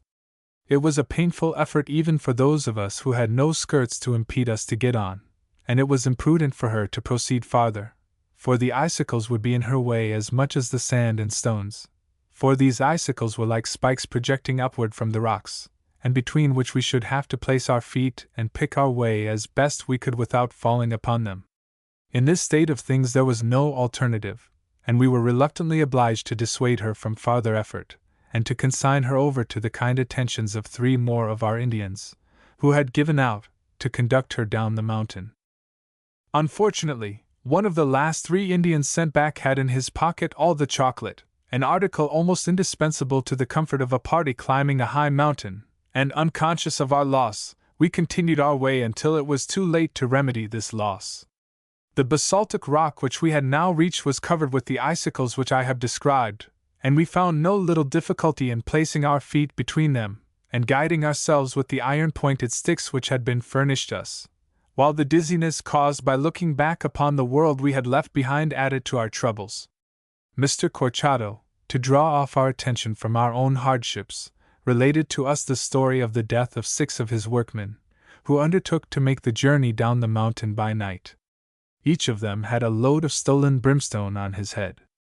The day after this rash and criminal attempt, their dead bodies were found in such a situation as to indicate plainly the manner of their death. Stiffened with the intense cold, and impeded by their heavy burdens, they had stumbled in the darkness, and had fallen upon the sharp ice. One had his cheek pierced, and the others had divers wounds and bruises marked upon them as they lay frozen in death. The story of these unfortunates was not calculated to inspire us with very pleasant reflections, in case the weather should change while we were on the mountain. A night upon the summit. We climbed on, having reached the basaltic rock at an elevation of 16,805 feet, and with exhausting labor we traveled upon it until toward evening, when we came to that immense yawning abyss, the crater. The mouth was about 3 miles in circumference, of a very irregular form. Into this we entered, and soon arrived at the house which was to be our lodging for the night. This house was a curiosity in its way, as it was not built like any other house, and could not be, on account of the rarity of the atmosphere at this elevation of 17,125 feet, and the impossibility of obtaining sufficient oxygen, in a closed room, to feed combustion. It was therefore built in the form of a miniature volcano. There was an outside and an inside wall, of a circular form, the outside wall sloping inwardly, and the inside wall, which rested on pillars, sloping outwardly, until it met the outside wall. The fire was built in the open court, in the center of the building, and the party sat under the arches and warmed themselves. The night that we were there, the perverse smoke took the same direction as the heated air, and filled the whole inside to suffocation, so that our condition was most disagreeable, notwithstanding the arrangements that Mr. Corchado had made in his own apartment for the comfort of his guests, for the reflection of the sun on the snow had thrown a film over our eyes, in spite of our green veils. Our stomachs were nauseated at this giddy height, and though we had almost every other kind of eatable and drinkable, our appetites craved only chocolate, which we could not obtain. Our heads were dizzy, and our limbs were weary, and we lay down in a dense smoke to try to sleep. Descent into the crater. Morning came to our relief, and with it the film had passed from our eyes. We looked up to the top of the mountain above us, and then down into that fearful abyss into which we were soon to descend. We could eat no breakfast, and could drink no coffee, and so we were soon ready for our day's journey. We followed a narrow footpath until we reached a shelf, where we were seated in a skid, and let down by a windlass 500 feet or so, to a landing place, from which we clambered downward to a second windlass and a second skid, which was the most fearful of all, because we were dangling about without anything to steady ourselves, as we descended before the mouth of one of those yawning caverns, which are called the breathing holes of the crater. They are so called from the fresh air and horrid sounds that continually issue from them. But we shut our eyes and clung fast to the rope, as we whirled round and round in mid-air, until we reached another landing place about 500 feet lower. From this point we clambered down, as best we could, until we came among the men digging up cinders, from which sulfur, in the form of brimstone, is made. We took no measurements within the crater, and heights and distances here can only be given by approximation. We only know that all things are on a scale so vast that old Pluto might here have forged new thunderbolts, and Milton's Satan might have here found the material for his sulphurous bed. All was strange, and wild, and frightful. We crawled into several of the breathing holes, but nothing was there except darkness visible. The sides and bottom were, for the most part, polished by the molten mass, which had cooled in passing through them, and if it had not been for the ropes around our waist, we should have slipped and fallen we knew not whither. We almost fancied that, in the moving currents of air, we heard the wailings of the lost in the great sulphurous lake below. The stones we threw in were lost to sound unless they hit upon a projecting rock, and fell from shelf to shelf. The deep darkness was fearful to contemplate. The abyss looked as though it might be the mouth of the bottomless pit. What must have been the effect when each one of these breathing holes was vomiting liquid fire and sulfur into the basin in which we stood? How immeasurable must be that lake whose overflowings fill such cavities as this! It is when standing in such a place that we get the full force of the figures used by the Scriptures in illustrating the condition of the souls that have perished forever. Let us turn from great to smaller things, to witness the labors of the men who work, and eat, and often sleep in the volcano. Some are digging sulfur and placing it in baskets, while others are waiting to carry it upon their heads up the side of the crater. Others, again, out of our sight far up the mountain, are working at the oven, when the weather is clear, and there is no cloud between them and the sun, as it is only in the finest weather that men can work upon the top, or carry burdens to the hacienda. When the weather is fine, all the works are in full operation, and good profits are realized by furnishing brimstone for the manufacture of sulfuric acid. We are at the top once more, and now that our eyesight, which we lost in climbing the mountain, is restored to us, we will take a view of the lower world. Looking toward the west, every object glows in the brightness of the rising sun, except where the mountain casts its vast shadow even across the valley of Toluca. How strangely diminished now are all familiar objects that are visible! The pureness of the medium through which things are seen presents distant objects with great distinctness, but it will not present them in their natural size, for it cannot change the angle of vision. The villages upon the tableland were apparently pygmy villages, inhabited by pygmy men and pygmy women, surrounded with pygmy cattle, and garrisoned by pygmy soldiery. It is, by an optical illusion, Lilliput in real life. Had the English satirist placed himself where we now stood, he would have more than realized the picture which his fancy painted. He might have seen the marshaled hosts of Lilliput marching to the beat of drum, in the proud array of war. If you wish to see all the sights, you must walk around the mountain, and look down its steepest side, where there is no tableland, into the hot country. The distance is so vast, the descent so steep, that an inexperienced climber suffers from dizziness. If you climb to the very summit, 250 feet above the mouth of the crater, you will find more surface about you. But it is a point where few can desire to remain long, or to visit it a second time. The sulfur mine. In Cortes' letters to the Emperor we read as follows. As for sulfur, I have already made mention to your Majesty of a mountain in this province from which smoke issues.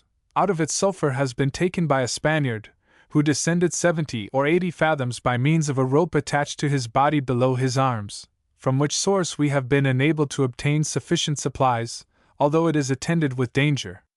It is hoped that it will not be necessary for us to resort, again, to this means of procuring it.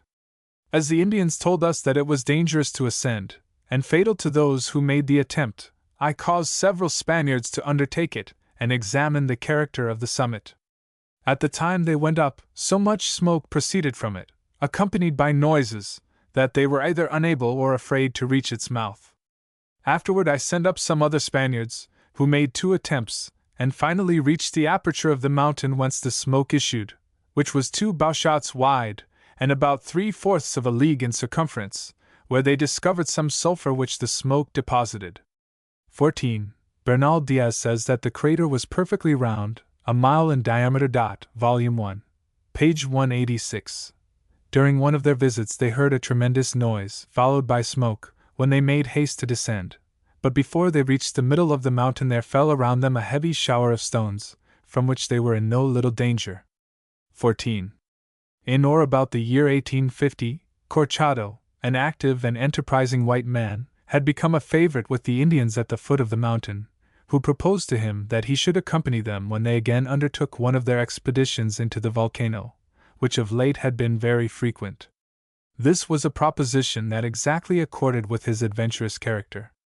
Accordingly, on an appointed day, he appeared at the rendezvous, with a rope, a piece of sailcloth, and an iron bar. Thus provided, the party, which was a large one, started up the mountain, but one by one they gave out, until only Corchado and a single Indian arrived at the mouth of the crater. Here, unfortunately, Corchado fainted from the loss of blood and fatigue, and the Indian, not knowing what better to do, covered him with the sailcloth, and then started down the mountain for assistance. In a short time he revived under the sailcloth, and from his dangerous position he drew himself into the volcano, that he might not perish from cold outside. He descended as far as the shelf, and, looking over into the abyss, he found himself so refreshed by the atmosphere of the volcano that he brought down the bar, sailcloth, and rope, determining to pass the approaching night at the bottom of the volcano. When he had fixed his bar and rope, the relieving party arrived, and all descended, one by one, upon the rope to a point where they passed the night in safety. Corchado, on his return, gathered up some of the scoria and carried it to Puebla, when it was found to contain so large a percentage of sulfur as to warrant its denouncement as a sulfur mine. Capital was procured at Puebla sufficient to set up the rude apparatus we have already described, by means of which a very handsome profit on the adventure was realized. But owing to a lawsuit, in which the affair was at that time, 1852, involved, no effort had yet been made to pierce the mountain, or to explore a passage through some vent or fissure. A good path had been made up the mountain, and in the month of May it was considered quite a safe undertaking to visit these sulfur works. Chapter 10. Texas. Battle of Medina. First introduction of Americans into Texas. Usurpation of Bustamante. Texas owed no allegiance to the usurper. The good faith of the United States in the acquisition of Louisiana and Texas. Santa Anna pronounces against Bustamante. Santa Anna in Texas. A Mexican's denunciation of the Texan War. His idea of our revolution. He complains of our grasping spirit. The right of the United States to occupy unsettled territory. A few more pronunciamientos of Santa Anna. The adventures of Santa Anna to the present date. We must resume again the narrative of historical events, in order better to set forth the condition of the country through which we are traveling. Texas is a turning point in the history of Mexico. Captain Don Alonso de Leon, in the year 1689-15, by command of the Vice-King of New Spain, took formal possession of Texas, in the name of His Most Catholic Majesty of Spain.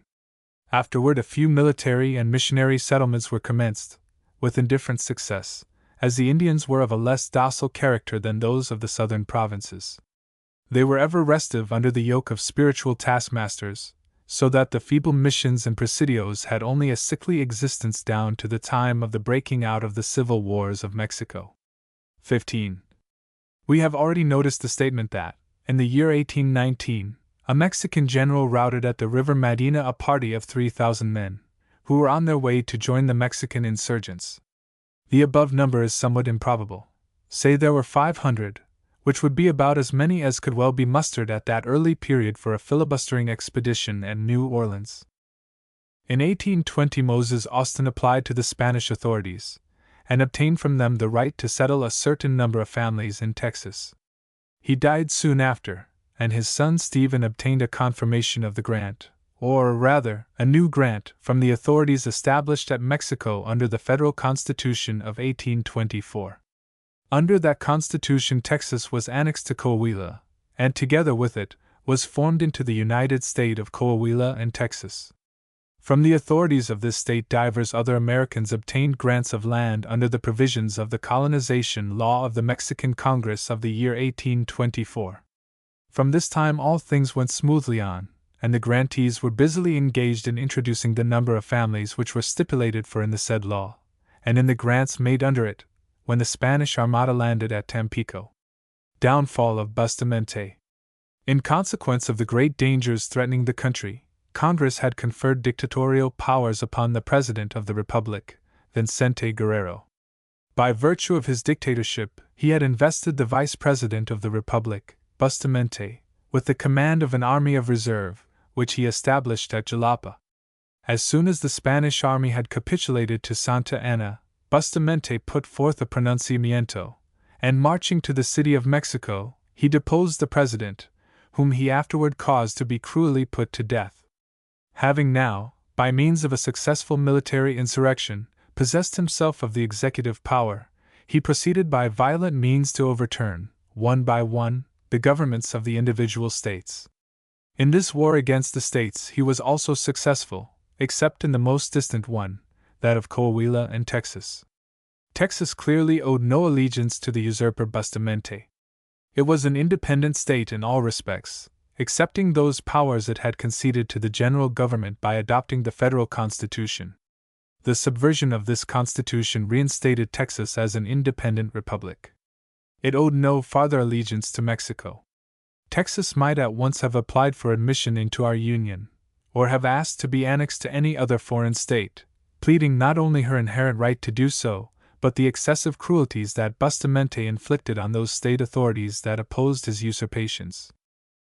The learned and eloquent General Torno, distinguished alike as a statesman and a soldier, from whose popular history we have below made a brief extract, in pleading the cause of his country, charges bad faith against the United States in the acquisition of both Louisiana and Texas, but in both arguments he fails to make out a case. By the Treaty of San Ildefonso in 1800, France acquired an imperfect title to Louisiana. By the Treaty of Paris in 1803, she conveyed all her title to the United States.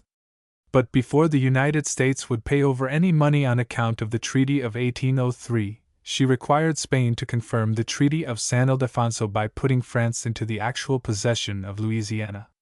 This being done, and not till it was done, did the United States pay over the $15 million stipulated as the purchase money. The dispute with Spain about boundaries was settled by the treaty for the acquisition of Florida, in 1819, which established boundaries that were confirmed in a subsequent treaty with Mexico. Thus far, certainly, there was no breach of faith.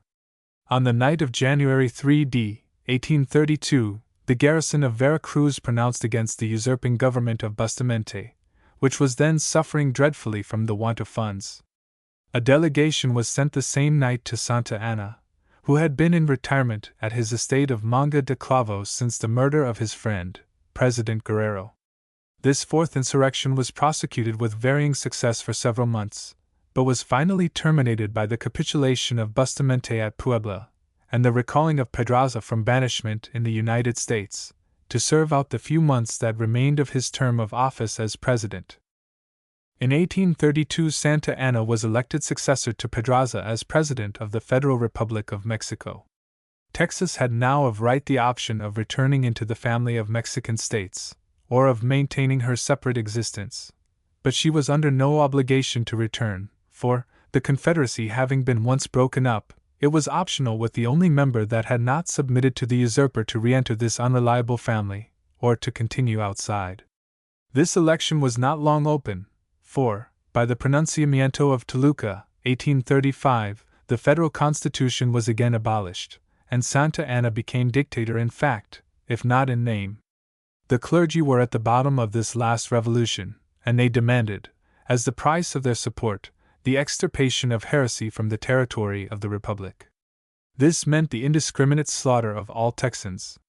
Santa Anna, who in all his previous wars had never shown a disposition to be cruel to the vanquished, was so dazzled with the prospects before him as to be willing to make the slaughter of the Alamo and of Fannin's division an offering to a priesthood who were plotting for the restoration of the Inquisition. The Battle of San Jacinto was, in its consequences, more disastrous to the designs of the ecclesiastical party than even to Santa Anna himself. Mexican view of the Anglo-Saxons.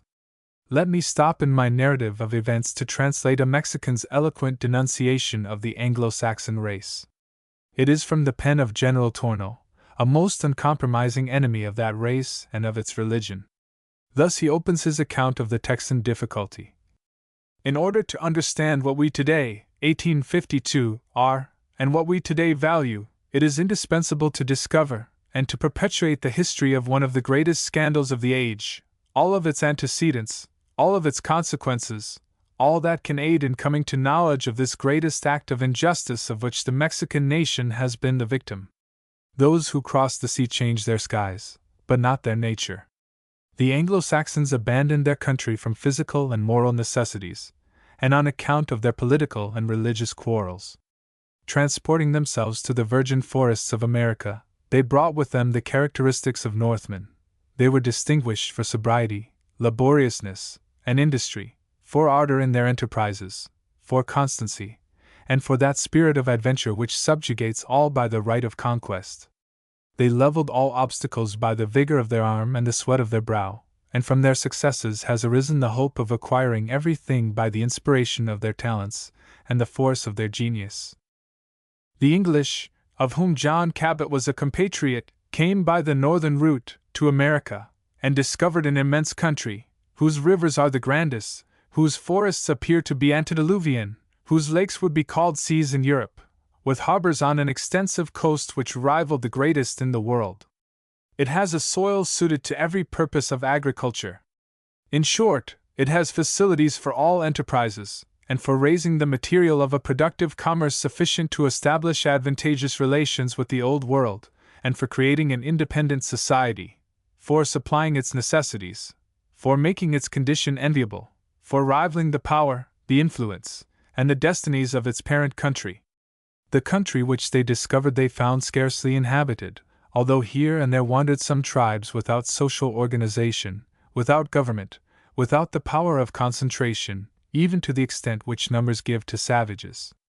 They, the colonists, early learned that they could establish their dominion without resistance, and that they could extend it as far as they could open the country with the acts of the active colonist, who considered himself the heir of undiscovered wealth, which would result from an inevitable destiny. The colonies which were established along the coast, and those which were formed in the interior, increased, as increases the gentle rill in its onward course by uniting with other rills and with rivers, until, becoming one vast torrent, it precipitates itself into the ocean. The colonies of Tyre, of Carthage, or Rome were never comparable with the Anglo-American colonies, who appropriated to themselves, in less than a century, regions more extended than the half of Europe. The observer of the providential destiny of the Anglo-Saxon race in America notices that the emancipation of the 13 American colonies, which constituted so many states and an independent nation, instead of being the result of the alleged political grievances, was rather the impulsive force of expansion, which encountered insuperable obstacles while the states were colonies subordinate to a European nation. They were retarded in their advances by relations and compromises with other nations. The Anglo-Saxon, when translated to the wilds of America, needed only a stopping place in order to found a peculiar and exclusive polity, which should enable him to march ever onward in his aggressions and usurping institutions. The United States of America lost no time in making themselves powerful, a nation rich in its industry, enviable in its commerce, respectable in its social organization, which are so favorable to the advancement of the condition of man. When the government had regulated, with great prudence and wisdom, the interior system of the states, it placed itself upon the watch for the compromised circumstances of embarrassed European states that possessed colonies on the American continent. Some of these colonies were contiguous to the limits which the United States had acquired definitely by the Treaty of Peace of 1783. In order to augment, at the expense of her neighbors, her possessions, already immense, and not yet well populated, she set about acquiring territory by astuteness, by cunning, by violence, and also by justifiable means, when such were available. Spain first, and Mexico afterward, have been her victims, and today these rich and powerful states display the spoils, for such they are in reality, which they have wrested from us. Such are the people that already rival those nations of Europe whose territories are the most extensive, and whose commerce is spread over all the seas. Weakness of the Spanish title. My limits will not permit me to follow General Tornel through his statement of the manner in which Louisiana, Florida, and Texas were acquired, and to notice his complaints of the injustice committed by the Americans in all these acquisitions. He loses sight of the fact that Spain had no title to her possessions in America but that of discovery, and that very doubtful claim had not, in a period of 300 years, been strengthened by actual settlement. 3 or 4 dilapidated mud forts, and as many more feeble missions, constituted the sum total of the Spanish possession of Texas, and settlements scarcely worthy of the name in the other northern departments constituted all the title that Spain could put forth to those countries, while the right of Mexico was as much weaker, as Mexico was a weaker power than Spain, and morally incapable of settling the disputed territory. The claim of the United States was the necessity for land in which to settle her population, which was so rapidly augmenting by foreign immigration. Once in 10 years she requires a portion of the wild land nominally belonging to Mexico, and once in 10 years she must take it. Santa Anna. In 1836, while Santa Anna was a prisoner in Texas, Bustamante, then in banishment in Europe, was elected president by the same party that had chosen Santa Anna as dictator. In 1838, the government having incurred the hostility of France, Vera Cruz was blockaded for several months, during which time a night foray was made into the town by a party of French sailors, headed by the Prince de Joinville. On their return, they were pursued by Santa Anna to the Mole, where they stopped farther pursuit by discharging a cannon, which deprived Santa Anna of one of his legs, and effectually wiped out the recollections of his unfortunate Texan campaign. In 1841, the government being no longer able to raise funds at 2% a month, the Minister of War, Valencia, pronounced against Bustamante in the citadel of Mexico. The result was that Santa Anna was again elevated to supreme power, according to the plan of Tacubaya, and the interpretation he put on that plan. In 1843 a slight change was made in the Constitution, but he remained in power until 1845, when, having left the capital to put down the insurrection of Paredes, Congress declared against him. Herrera was appointed president, and Santa Anna was imprisoned for a while in the castle of Perote, and finally banished from the country. In 1847 he was recalled by the Federal Party, with the consent of President Polk, and became the chief support of the war, notwithstanding his totally inadequate means for organizing a successful defense. When the defense could no longer be protracted, he left the city by night, and retired to the West Indies, and afterward to Cartagena, where he remained until he was recalled in 1852, and again restored to supreme authority. We may sum up the politico-military life of Santa Anna by saying that he has been engaged in 8 pronunciamientos. 5 of these have been made by himself, 3 by others, for his benefit. Twice he has been chosen president by the Federal Party of the Federal Republic of Mexico. 3 times he has been made president by the Central, or Ecclesiastical Party. He has been twice banished from Mexico, and each time recalled again and placed at the head of affairs. He has twice been taken prisoner, when his captors held long consultations upon the propriety of putting him to death. He has, in turn, been the candidate of all parties, and has served all parties faithfully in turn, but most faithfully of all he has served himself. Actively engaged through life as a politician and a soldier, he has found time to readjust the whole complicated system of Mexican laws, and, in a series of volumes of autocratic decrees, he has drawn from that chaotic mass a new system of jurisprudence that will stand as a monument of his genius as long as the Mexican nation shall continue. Chapter 11. From Puebla to Mexico. The dread of robbers. The escort, Tlaxcala. The exaggerations of Cortez and Bernal Diaz. The truth about Tlaxcala. The advantages of Tlaxcala to Cortez. Who was Bernal Diaz. Who wrote his history. First view of Mexico. At early twilight, 2 stage-loads of passengers, drawn rapidly by 12 wild horses through the now deserted streets of Puebla, approached the gate that opened out upon the road to Mexico. The rattle of the wheels and the clatter of so many hoofs had awakened the gatekeeper, and at our approach the ponderous portals that enclosed the city by night flew open, and away we whirled out into the beautiful Vega of Puebla. In times of civil disorder, this is a fine field for robbers to ply their vocation in, and even now, when all was quiet, there was no little apprehension of a visit from these sovereigns of the road. The passengers had noticed my unmistakable Anglo-Saxon name, as it was called at the stage door, and when I had taken my seat, an elegant, long Colt's revolver was passed to me by a passenger in full uniform. Such is one of the advantages that a traveler enjoys who belongs to a race of men of acknowledged courage, an advantage that enabled me to travel alone across the continent without encumbering myself with a weapon, for, where all supposed me fully armed, and skilled in the use of weapons by instinct, I found it convenient to go unarmed. Upon the present occasion, I did not wish to raise a smile of incredulity by protesting that I had never fired a pistol in my life, so I quietly consented to play the part of hero. By displaying my weapon carelessly in my hand when we stopped to take coffee at St. Martin's, I procured a seat upon the outside, which had been refused me at Puebla. Our escort consisted of a body of 6 lancers, who, standing at the roadside, saluted us as we passed, and then rode after us at the top of their speed. Poor fellows! They found it hard riding to keep up with the coach. It was some consolation for them to see a man seated on the top of the stage with a Colt's pistol, even if he did not know how to use it, and for once they rode out their beat without getting frightened at their shadows.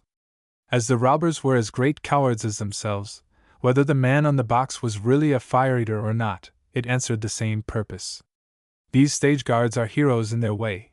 They always come when the road appears the safest, and never fail to ask for charity, but invariably leave you just as the coach approaches a thicket. A few days ago, this guard caught a fellow on the road whom they believed to be a robber, and hung him with a pocket handkerchief. Republic of Tlaxcala. We are now passing the borders of that famous Indian Republic, of the high tableland, which shut out despotism by a lofty wall, 16, and was so completely isolated in the times of Montezuma that its people could obtain no foreign products, not even cotton or salt, 17, whose food was the maize which they cultivated, and the game which they caught upon the snow-capped mountains, whose clothing was made from the maguey, and from skins of animals taken in the chase, a people whose government was a council of elders, which was presided over by an hereditary chief, whose political institutions have been the study and admiration of the learned of many lands. That is, in plain English, they were an ordinary tribe of North American savages, obtaining their living, as other Indians did then and do now, by the cultivation of Indian corn and hunting, having the same crude form of government that is common to all the savage tribes of North America. They gloried in their savage notions of independence, and submitted only to the merest shadow of authority. They had not yet reached that point of social organization at which the loose government of savages gives way to the despotism of the next stage of advancement, which we shall call barbarism. The difference between the Tlaxcalans and the Aztecs was the same difference that exists between the North American savages, who live in underground wigwams, 18, and the barbarous tribes of the interior of Africa, that live in cities of mud huts above the ground, and who yield a slavish obedience to a half-naked emperor, who sits or squats upon an ox hide in a mud palace, exercising the power of life and death, according to his momentary caprice, upon thousands of trembling slaves. The concentrated power and wealth of a whole tribe is in single hands, and is made available for conquest and for the sensual enjoyment of a single individual. Savages can only act in concert when all are agreed, hence councils are their governing power, and the orator has as much influence among them as the successful warrior. But when they have advanced a step, and power has become concentrated, the orator becomes silent, and the war chief is the government. 16. 17. 18. I had read with avidity the histories of Mexico, and gave to them implicit credence, until I stood upon the Indian mound of Cholula, and searched in vain for the least vestige of that magnificent city of 40,000 houses, which, only 300 years ago, was in the height of its prosperity, and though it is not in the power of man, in the space of 1,000 years, wholly to obliterate the traces of a great city, yet not a vestige of the Cholula of Cortes can now be found. As I followed up the investigation, I soon discovered that not a vestige of any of the cities that entered into the alliance with Cortes can now be found. Not a vestige exists even of the old city of Mexico, except the calendar and sacrificial stones, of which I shall speak hereafter. Cortes and Bernal Diaz. Cortes says that a dry stone wall, 9 feet high, enclosed Tlaxcala from mountain to mountain, through which he entered between overlapping semicircles of the wall. He says that he was attacked first by an army of 6,000 Indians, then by an army of 100,000 on one day, and on the next by 149,000. He says farther, I attacked another place, which was so large that it contained, according to an examination I caused to be made, more than 20,000 houses. Of the capital of Tlaxcala, he says, it is larger than Granada, and much stronger, and contains as many fine houses and a much larger population than that city did at the time of its capture. A comparison of the statements of Bernal Diaz and those of Cortes will cast some discredit upon the narrative of the former. The stout old chronicler cuts down the 100,000 Indians in the second battle to 50,000, and makes no mention of the third great action, in which 149,000 Indians were said by Cortes to have been engaged. Here is another comparison. There is, says Cortes, in this city, Tlaxcala, a market, in which every day 30,000 people are engaged in buying and selling, besides many other merchants who are scattered about the city. The market contains a great variety of articles, both of food and clothing, and all kinds of shoes for the feet, jewels of gold and silver, and precious stones, and ornaments of feathers, all as well arranged as they possibly can be found in any public square in the world. 19.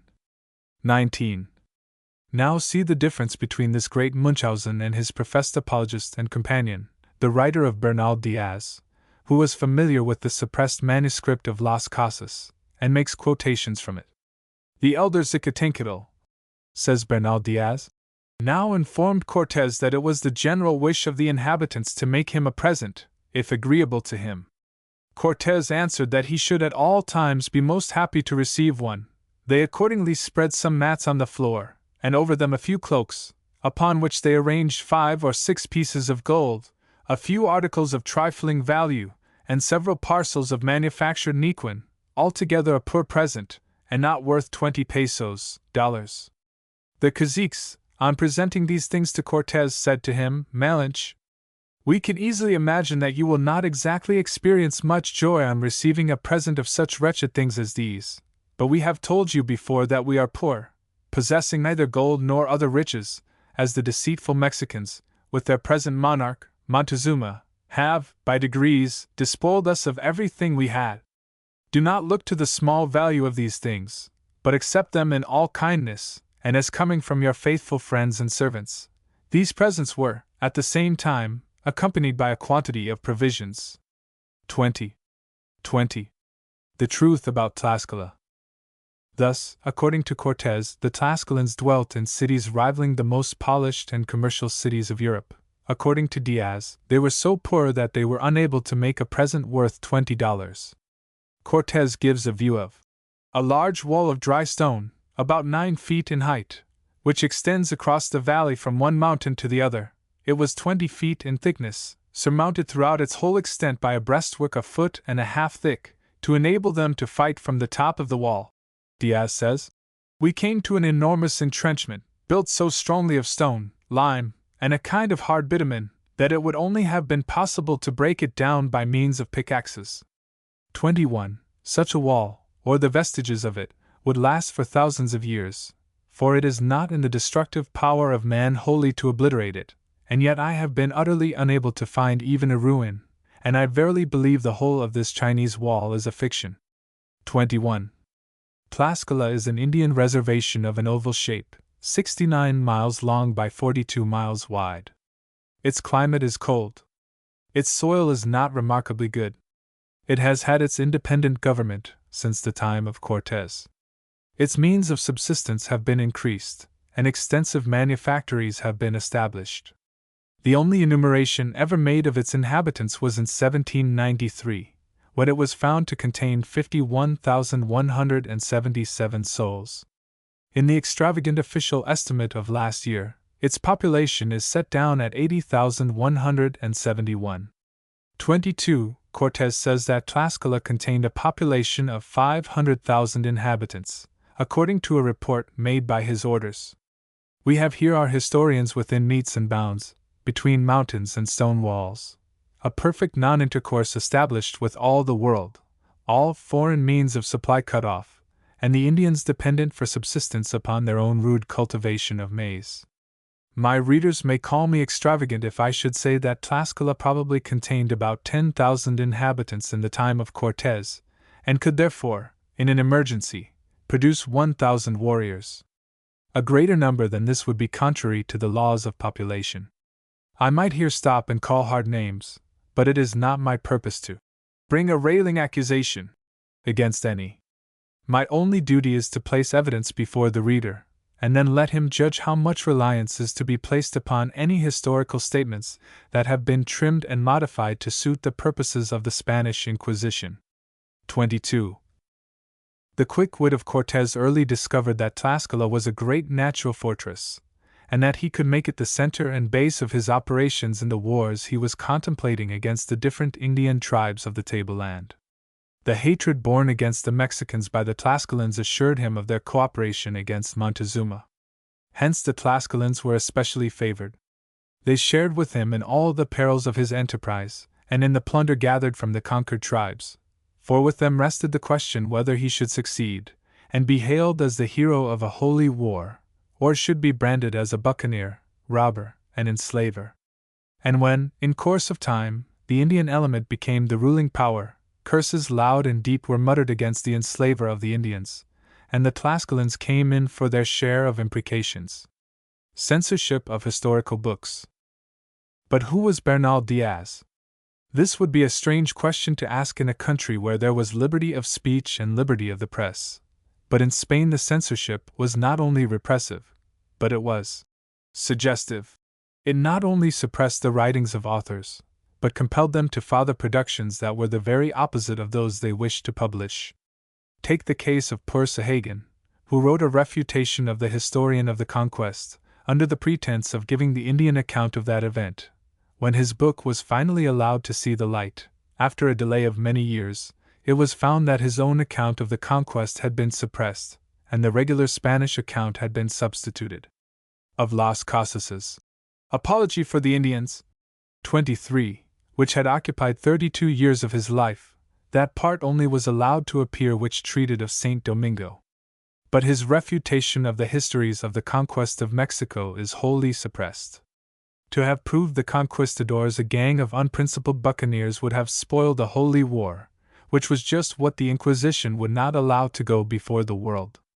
To the little work of Boccherini on Mexico there are appended, 1. The declaration of his faith in the Roman Catholic Church in the most unequivocal terms. 2. The license of the Jesuit Father. 3. The license of an Inquisitor. 4. The license of the Judge of the Supreme Council of the Indias. 5. The license of the Royal Council of the Indias. 6. The approbation of the Qualificator of the Inquisition, who was a barefooted Carmelite monk. 7. The license of the Royal Council of Castile. Beyond all this, the writer must be a person in holy orders, and be a person of sufficient influence to obtain the favorable notice of all these bodies, who were instinctively hostile to the diffusion of all information, particularly in regard to the New World. Nor was this the end of the difficulty. The license of any one of these officials could be revoked at pleasure, and when republished, the work had to be revised.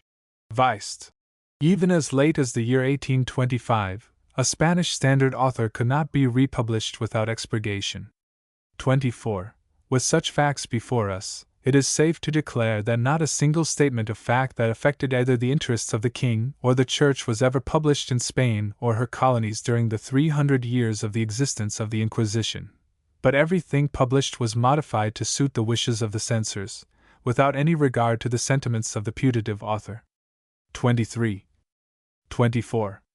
But who was Bernal Diaz? How came he to be familiar with the writings of Las Casas that never saw the light? Had he access to the secret archives of the convent? He refers to the account of Las Casas as follows. These, the slaughters at Cholula, are, among others, those abominable monstrosities which the Bishop of Chiapas, Las Casas, can find no end in enumerating. But he is wrong when he asserts that we gave the Colulans the above-mentioned chastisement without any provocation, and merely for pastime. 25. The history of Diaz is among the standard literary productions of that age, and is a very picture of candor and simplicity.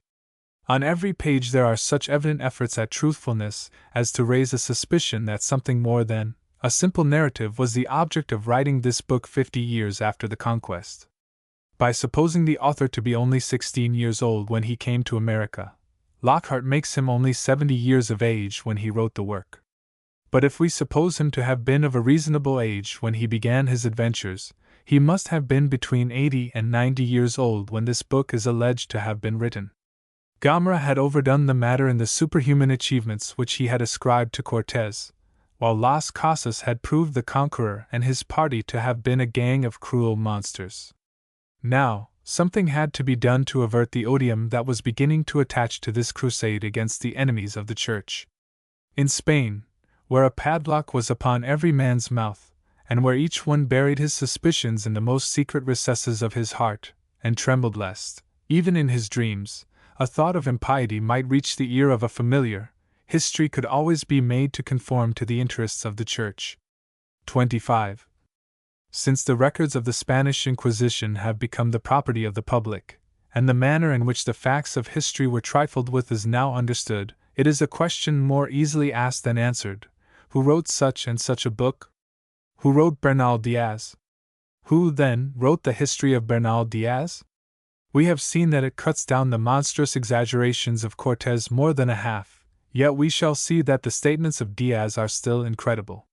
It is a very religious book, as the Spaniards understand the word religion, and reflects great credit on the Church.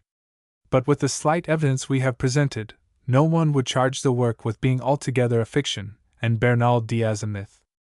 All that can be said is, that we are left in that state of uncertainty in which every one finds himself who looks into a record that was within the control of the inquisitorial censors. Our stage ride has been forgotten in discussing historical questions, and while we have been dwelling upon Cortés and Bernal Diaz, we have crossed the plain, and been climbing the heights of Rio Frio, and now we begin to catch glances of the valley and of the city of Mexico, a city and valley so renowned in history and tradition, that it seems more like a city of the Old World than a town in the interior of the continent that Columbus discovered. Truly it is an old city. It was an old city before Columbus was born, an old city in a new world. It is one of the links that binds the present age to ages long past and almost forgotten, a city where the present and the past are strangely mingled together. In its streets are penitents, wandering, in sackcloth and sandals, with a downcast look and a rope for self-castigation, among soldiers in new French uniforms and ladies in the latest Paris fashions. This is not the time for a favorable view of the valley from this point. To see it in its full glory, we must look upon it at sunrise. Chapter 12. Acapulco. The advantages of a western voyage to India. The great annual fair of Acapulco. The village and harbor of Acapulco. The War of Santa Anna and Alvarez. The retreat. Traveling alone and unarmed. The Peregrino Pass. Quiricua and Cretinism. Chilpancingo. An ill-clad judge. Iguala. Alpayaca. Cuernavaca. Let us now make a journey in another direction, from Acapulco northward to the city of Mexico, the route that the East India trade used to follow. But first of all, let us discourse a little time about this port of Acapulco, once so famous upon the South Seas. It was not discovered when Cortés built, in Calima, the vessels that went to search for a northwest passage. But when they had returned from their fruitless search, they anchored in the mountain-girt harbor of Acapulco. The discoveries of the celebrated navigator, Magellan, fixed the commercial character and importance of this seaport. He had sailed through the straits that bear his name, and coasted northwardly as far as the Trades. From this port he bore away to the Spice Islands, discovering on the voyage the Philippine Islands, where the city of Manila was founded. By this voyage he demonstrated that the advantages of a route across the Pacific were so superior to a voyage around Cape Horn, as to justify the expense of a land transit from Acapulco to Vera Cruz, and reshipment to Spain. Now that the Panama Railroad is made, this demonstration may prove advantageous to other nations. Acapulco. The practical advantage of this discovery was the establishment of the annual Manila Galleon, in which was sent out 1,000,000 silver dollars to purchase Oriental products for the consumption of Spain and all her American colonies. In this galleon sailed the friars that went forth to the spiritual conquest of India. In it sailed Spanish soldiers, who followed hard after the priests, to add the temporal to the spiritual subjugation of Oriental empires. To this harbor the galleon returned, freighted with the rich merchandise of China, Japan, and the Spice Islands. When the arrival of the galleon was announced, traders hastened from every quarter of New Spain to attend the annual fair. Little vessels from down the coast came to get their share of the mammoth cargo. The king's officers came to look after the royal revenue, and caravans of mules were summoned to transport the Spanish portion of the freight to Vera Cruz. Thus, for a short time, the population of this village was swollen, from 40,000 to 90,000, which fell off again when the galleon took her departure. Such was the commercial condition of the town of Acapulco down to the time of the independence. From this time it was lost to commerce, until it was made a halfway house on the voyage to California. The town lies upon the narrow intervale between the hills and the harbor. It is built of the frieliest material, and is destroyed about once in 10 years by an earthquake. The castle of San Diego stands upon the high bank, and though commanding the entrance to the harbor, is itself commanded by the surrounding high lands, and has so often been taken by assault during the last 30 years as to be considered untenable. The harbor appears like a nest scooped out of the mountains, into and out of which the tide ebbs and flows through a double channel riven by an earthquake in the solid rock. Tradition says it once had another entrance, but that an earthquake closed it up and opened the present channel. There is still another opening in the sharp mountain ridge that encloses it from the sea, but this opening, dug by the labor of man, at a point opposite the entrance of the harbor, was to let the cool sea breeze in upon one of the hottest and most unhealthy places upon the continent. Such, in substance, is and was the little city of Acapulco, the seat and focus of the oriental commerce of New Spain and of all the Spanish Empire. War of Santa Anna and Alvarez. Santa Anna and Alvarez are the only remaining insurrectionary chiefs in Mexico. When I was last in the capital, Santa Anna was reigning supreme in the viceroyal palace, and Alvarez was supreme at Isla, the capital of the department of Guerrero, of which Acapulco is the seaport town. The two chiefs had been long hostile to each other, but a gold mine, discovered upon the bank of the river Mescala, was the straw that broke the camel's back. Alvarez had not been consulted in the disposition made of it. Santa Anna felt himself powerful in his newly equipped army of 23,000 men, the finest army that had ever been seen in Mexico, an army which he was maintaining at a daily cost of $23,000. Alvarez was equally strong in his mountain fastnesses, in the affections of the Pintos, or spotted people, and above all, in the poverty of his country. Santa Anna took the initiative by sending 2,000 men to garrison Acapulco, and Alvarez committed the first open hostility, by closing the passes against them. Then the campaign began. Santa Anna traveled at the head of his grand army. During his unobstructed march to Acapulco there occurred a great many victories, for victories are indigenous products of Mexico. The siege of the castle of San Diego de Acapulco was the first of the long list of unsuccessful sieges that distinguished the year 1854. The besiegers dared not risk an assault, and they had not sufficient material for conducting a regular siege.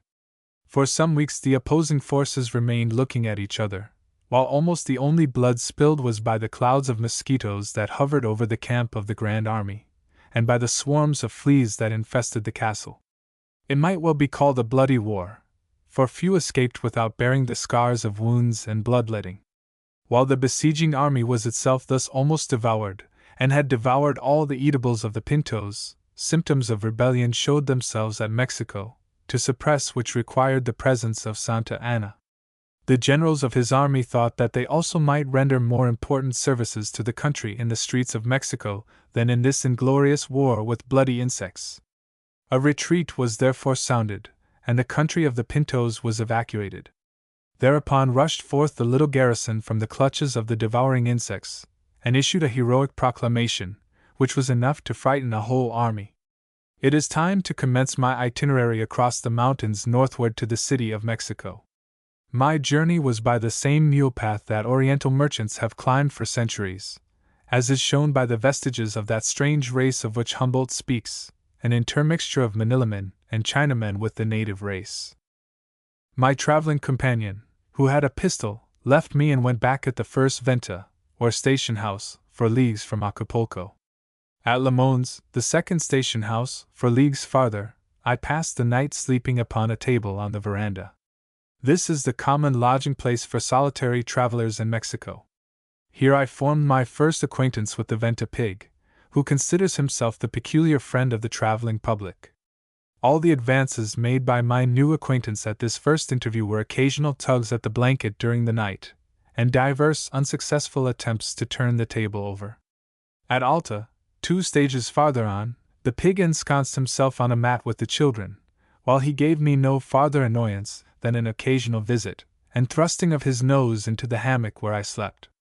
It was still dark when I left Alta in order to clear the Peregrino Pass and reach Tierra Colorado that day. In a few hours I gained the top of the pass, and sat down to take a survey of the zigzag way up which my old horse had climbed, and of the extensive region of hill and mountain country before me. It is difficult to believe that over this slight mule path all the Spanish commerce of India has passed, and cargoes of silver dollars, amounting to hundreds of millions, during a period of 300 years. Over this pass armies have continued to advance and to retreat with one uniform result.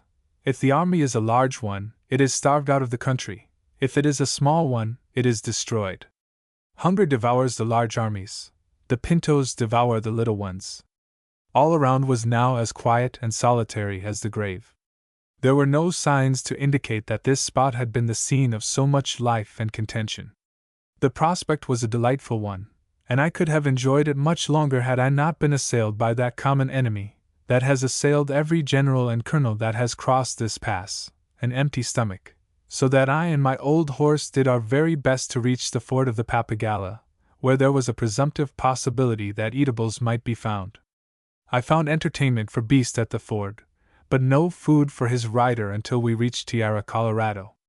Here prevails not only that harmless cutaneous affection, the quericua, which causes people to appear spotted or painted, pintos, but also cretinism, the much more formidable disease so prevalent among the mountains of Switzerland. This town is also remembered as the scene of a bloody battle. General Garay, who had lost his way the day before, had here come up, and we jogged along together. But as a Mexican general and escort are a doubtful protection to an unarmed man, if there is any real danger on the road, a prudent traveler will shake them off and travel on alone. We passed Buena Vista, the fine sugar estate of M. Comonfort, and Aquaguasatla, and supped at Mazatlan, and the next day arrived at the famous city of Chilpancingo, or City of the Bravos, the center and focus of the insurrection in the southern provinces. Here, in the public square or plaza, in front of a church built by Cortez, there was a grand bullfight, or rather ox fight, in which great efforts were made to infuse some life into a dozen stupid cattle. These efforts were attended with very indifferent success. A deep barranca extends to the Mescala, the largest river in southern Mexico, across which we passed on a raft of gourds, propelled by two naked Indians, who swam across, each holding in his right hand a corner of the raft. An ill-clad judge. The next night, after dark, I arrived at a little village, and turned into an open caravansary. The old man of the establishment was very kind, and offered me a mat to lie on, but he had no corn for my horse.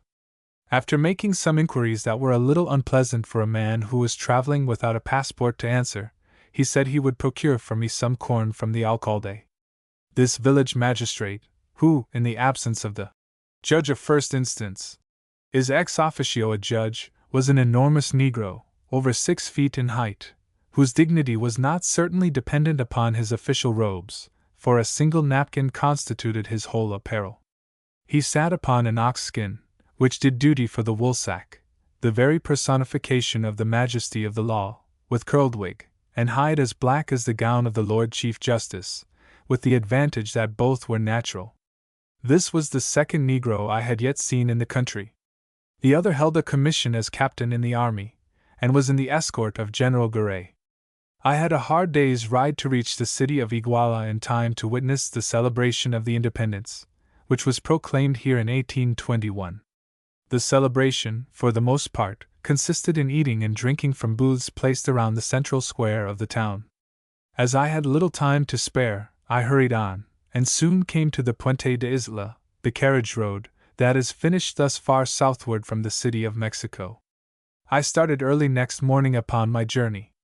During the greater part of the day the road led through a continuous cornfield, and toward evening we came to the pretty Indian village of Alpayuca, so neat and well-ordered that it might have passed for one of the missionary Indian villages of our northern Indians, were it not for the fine old Catholic church, which must have cost in its construction, centuries ago, 50 times the value of the present village, without including the cost of the bronze railing, brought from China in the prosperous days of the Manila Company.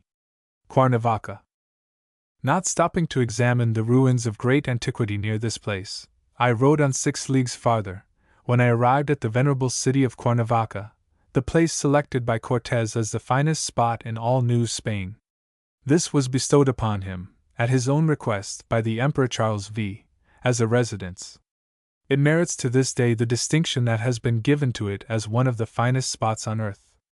It stands close under the shadow of the huge mountains that shield it from the northern blast, and it is at the same time protected from the extreme heat of the tropics by its elevation of 3,000 feet.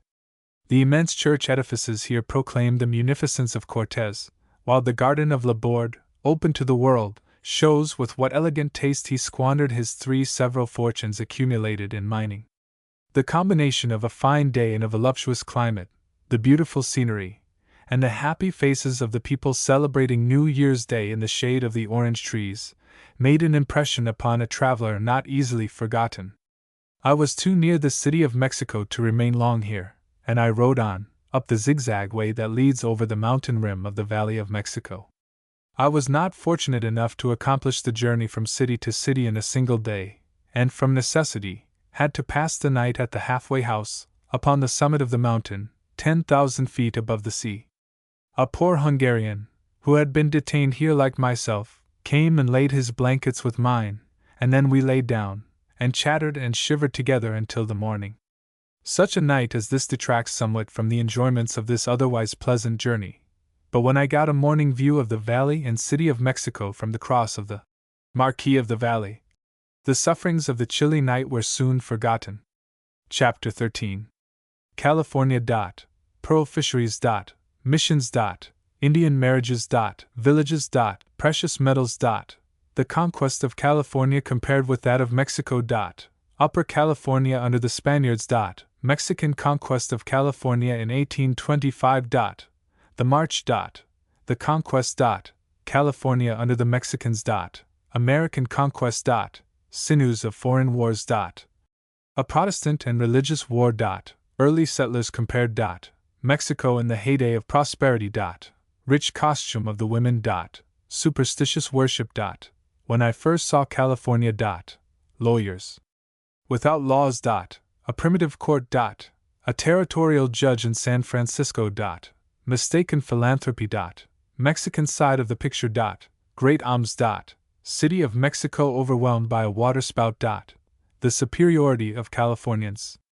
I cannot enter the Valley of Mexico, and there discuss the various subjects that present themselves, without first gathering from California the data that will elucidate the condition of a country abounding in precious metals. Mexican California. There is a striking dissimilarity between the two Californias. The American state of California is as celebrated for its fertility as for its mineral wealth. Peninsular California, on the other hand, is not distinguished for its minerals, nor remarkable for its fertility. With the sea washing it on either side, it is a country of drought and barrenness. It is like a neutral ground between the two rainy seasons. To the north of it, the winter is the season of abundant rains, with dry summers. To the south of it, the summer rains are heavy and continuous, without any showers in winter. Thus, lying between the opposite climates, it rarely enjoys the refreshing rains of either. Its backbone is not a continuation of the rich Sierra Nevada, but of the Coast Range, which is poor in minerals. The Mexican estimates set down the population as amounting to 12,026, but an American, who has carefully examined the country, going down the whole length of the peninsula on the one side, and returning by the other, fixes it at 4,000. The inhabitants are an imbecile race of mixed bloods and Indians, dwelling in the few small villages which the country contains, and upon the ranchos and haciendas.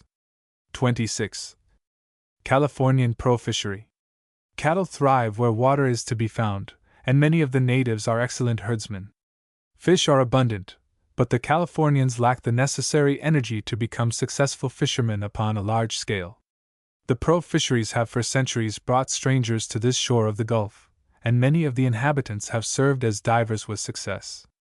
The production of pearls in the Sea of Cortez, or Gulf of California, has been so great during the last 3 centuries that Mexico has become the greatest country for pearls yet known. Every female above the rank of a peasant must have at least one pearl to ornament the pin that fastens her shawl or mantilla upon the top of her head. Most of these pearls are of small value, on account of their imperfection in shape or color, but their abundance is one of the first things that strike a stranger on entering Mexico. With the change of fashions, the foreign demand for pearls fell off so much that, for the last half-century, these fisheries have been almost discontinued, but with the reviving demand for pearls, the fisheries have again risen to importance. For a more detailed account of these pearl fisheries, I must refer to the following note. 27. In the year 1600 the Jesuits first undertook the establishment of a mission at Loreto, on the Gulf Coast, which has ever since been the capital of the peninsula. From the time of their first establishment here down to the time of the expulsion of the Jesuits from all the dominions of Spain, in 1767, they continued to cultivate this field, though it proved more than a match for their wonted perseverance. In a few places, the soil was made to yield its increase by the skillful application of the waters that sprung up among the mountains and rocks. Wherever irrigation was possible at small expense, there an oasis made its appearance, which was in striking contrast to the general barrenness that prevailed.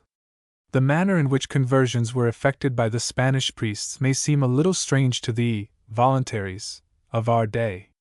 The idea of running down a convert with dogs may seem to be rather an original method of proselyting, and has been severely commented upon by Forbes and other Americans who have visited the missions. But then such men should bear in mind that Catholics are not voluntaries, and never rely upon persuasion to make converts when they have the power to use a stronger argument. If this same class of missionaries use dogs to convert the Waldenses in Italy, there is a greater reason for using them among the half-brutish Indians of California.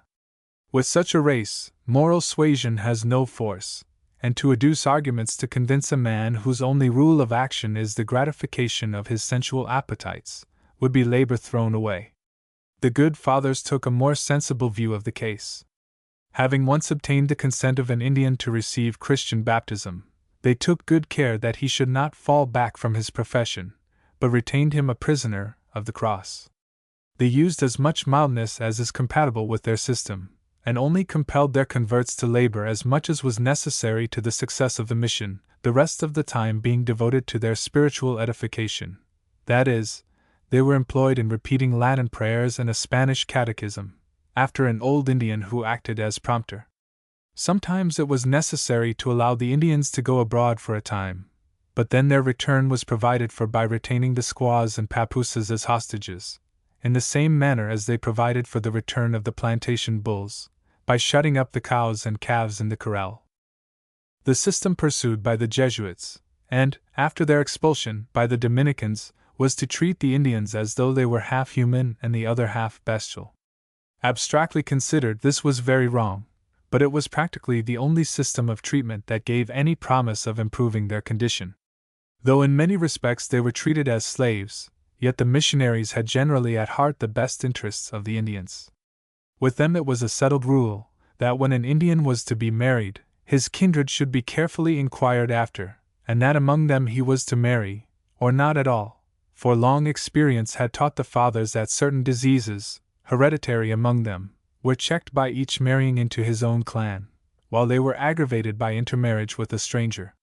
We may sum up the whole story of the combined missionary and governmental efforts at colonization in Lower Peninsular California, during a period of 250 years, by saying that they jointly succeeded in establishing a poverty-stricken village of mud huts, called San Joseph, at Cape San Lucas, where the Manila galleon, on its voyage to Acapulco, could procure a supply of fresh vegetables to stay the ravages of the scurvy among its crew.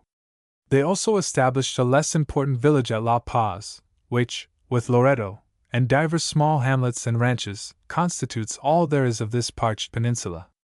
Upper California comes to my aid in illustration of the early condition of Mexico, for, without this assistance, many phenomena that are witnessed in Mexico would be inexplicable. The effects of sudden wealth, the great accumulations of precious metals in few hands, the gross immoralities to which such a state of things gives rise, the almost fabulous state of society that arises when, by delays in its export, the accumulations become burdensome to the possessors, are no longer novelties in our day, and they now serve to illustrate the romance of the history of other times. When, in the year 1847, a party of American settlers and trappers hoisted the bear flag in Upper California, their situation was strikingly similar to that of Cortez and his party. Numbers were about equal in each case. The territory of California was equal to the whole empire of Montezuma. The hunters and trappers had a more formidable enemy to contend with than Cortez had, but they proved themselves more than a match for all antagonists. Like Cortés, they found numerous villages of mud huts and a country governed by priests, but immensely superior in civilization and in arms to the Aztecs. Missions in California. In 1776, the monks of the Angelic Order of San Francis had established missions along the coast. Adopting in this fertile country the practice of enforcing the labor of the Indians, the missions became vast grazing farms, where the priest, like the patriarchs of old, was the spiritual and temporal head of the establishment, and had flocks and herds innumerable.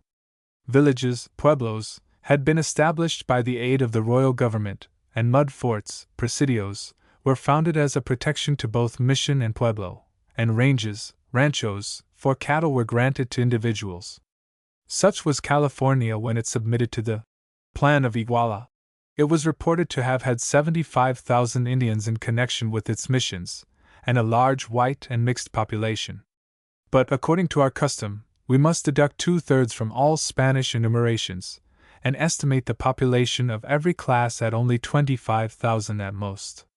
The priests of the missions had quietly acquiesced in the usurpation of Iturbide, and acknowledged his empire, but when Santa Anna proclaimed a republic, they were struck with horror. The idea of conferring civil rights upon Indians was monstrous. The very existence of the missions depended on keeping these poor creatures in servitude.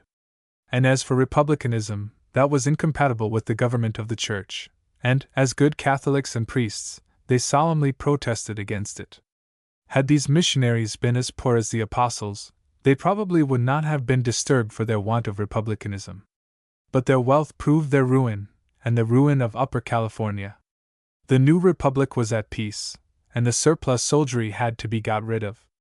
It was not safe to disband them at home, where they might take to the roads and become successful robbers, but 1,500 of the worst were selected for a distant expedition, the conquest of the far-off territory of California.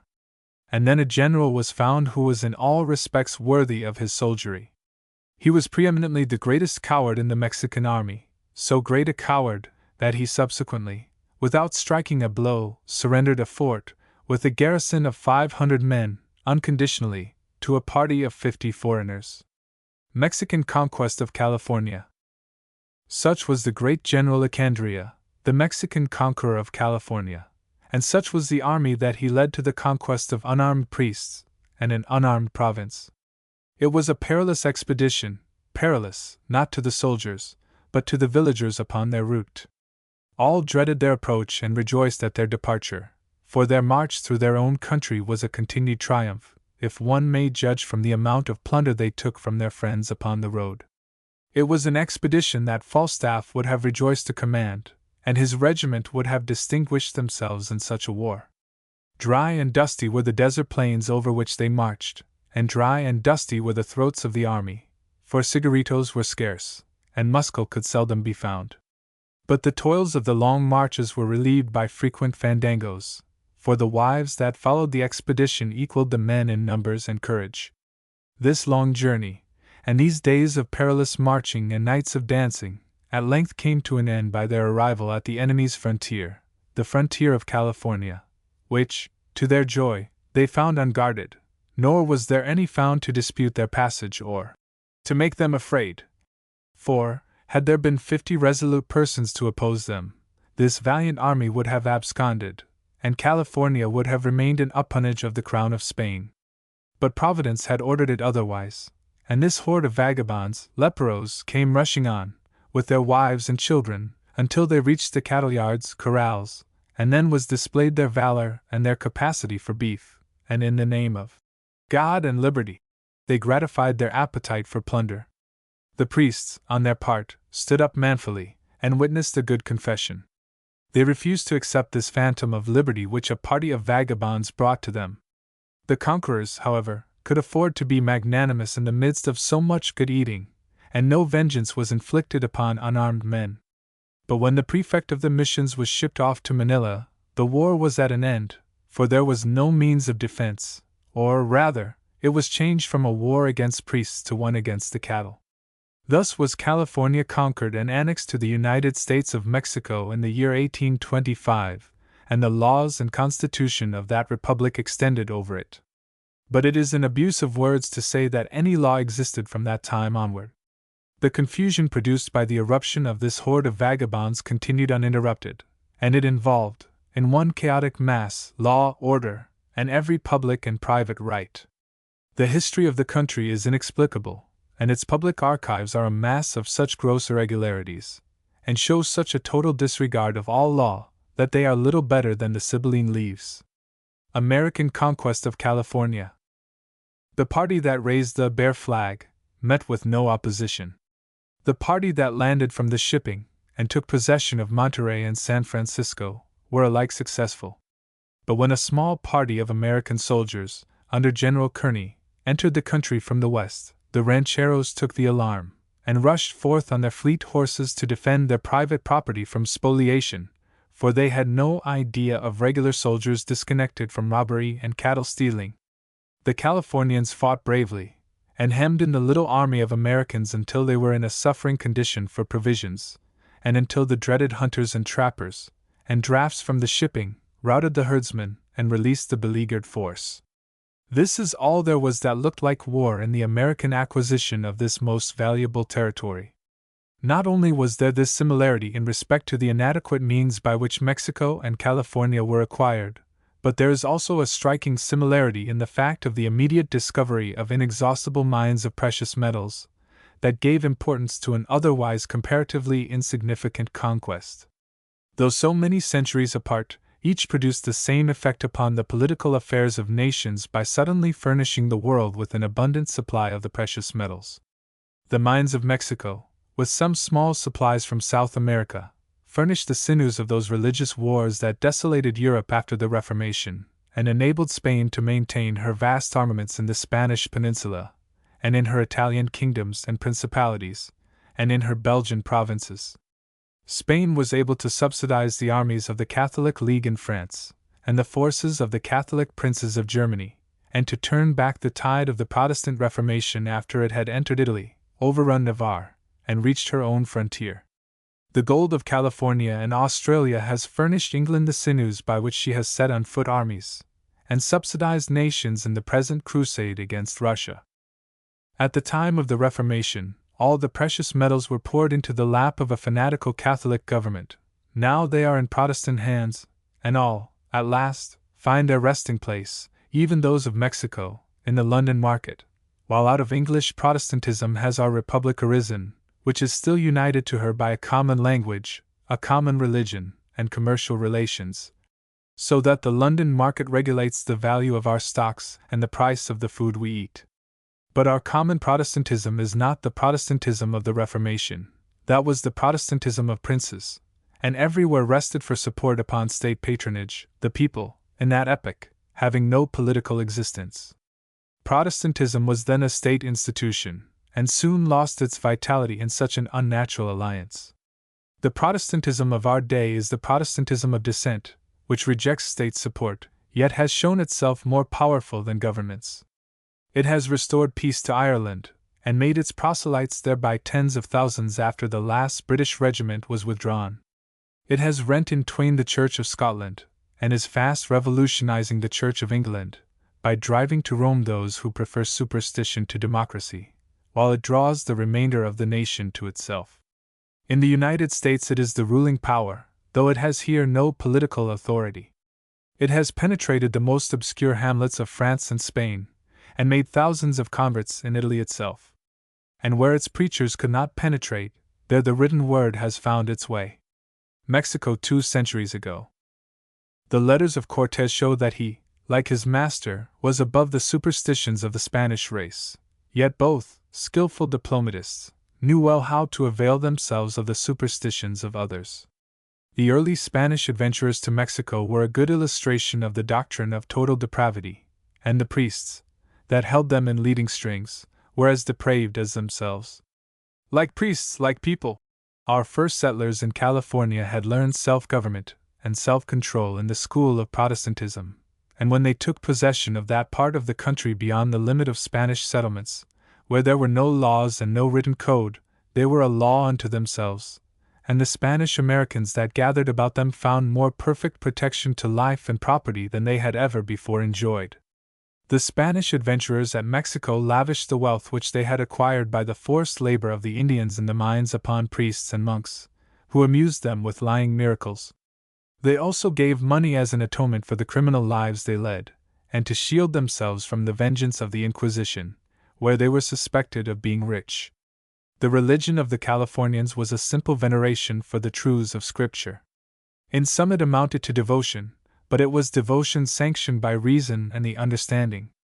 They all alike despised superstition and abhorred despotism. In conclusion, I may add, that, had such a race of men as I saw in the mountains and villages of California at an early period of its settlement existed at the time of the conquest of Mexico, they would have revolutionized the world. We have heard much of the immorality, excessive extravagance, and luxury of the cities of California. But the following picture of the state of the city of Mexico in the heyday of its prosperity, 5 years before it was destroyed by an inundation, is from the black-letter volume of Thomas Gage, of which I have already availed myself. Almost all Mexico is now built with very fair and spacious houses, with gardens of recreation. The streets are very broad, in the narrowest of them 3 coaches may go, and in the broadest of them 6 may go in the breadth of them, which makes the city seem a great deal bigger than it is. In my time it was thought to be of between 30 and 40,000 inhabitants, Spaniards, who are so proud and rich, that half the city was judged to keep coaches, for it was a most credible report that in Mexico there were about 15,000 coaches. It is a byword that at Mexico there are 4 things fair, that is to say, the women, the apparel, the horses, and the streets. But to this I may add the beauty of some of the coaches of the gentry, which do exceed in cost the best of the court of Madrid, and other parts of Christendom, for they spare no silver, nor gold, nor precious stones, nor cloth of gold, nor the best silks from China, to enrich them, and to the gallantry of their horses the pride of some doth add the cost of bridles and shoes of silver. The streets of Christendom must not compare with those in breadth and cleanness, but especially in the riches of the shops which do adorn them. Above all, the goldsmiths' shops and works are to be admired. The East Indians, and the people of China, that have been made Christians, and every year come thither, have perfected the Spaniards in that trade. There is in the cloister of the Dominicans a lamp hanging in the church, with 300 branches wrought in silver, to hold so many candles, besides 100 little lamps for oil set in it, every one being made with several workmanship so exquisitely that it is valued to be worth 400,000 ducats. And with such like curious works are many streets made more rich and beautiful from the shops of goldsmiths. To the byword touching the beauty of the women I must add the liberty they enjoy for gaming, which is such that the day and night is too short for them to end a primera when once it is begun. Nay, gaming is so common to them, that they invite gentlemen to their houses for no other end. To myself it happened that, passing along the streets in company with a friar that came with me the year before from Spain, a gentlewoman of great birth, knowing us to be newcomers, from her window called unto us, and, after 2 or 3 slight questions concerning Spain, asked us if we would come in and play with her a game at primera. Both men and women are excessive in their apparel, using more silks than stuffs and cloth. Precious stones and pearls farther much this vain ostentation. A hatband and rose made of diamonds in a gentleman's hat is common, and a hatband of pearls is ordinary in a tradesman.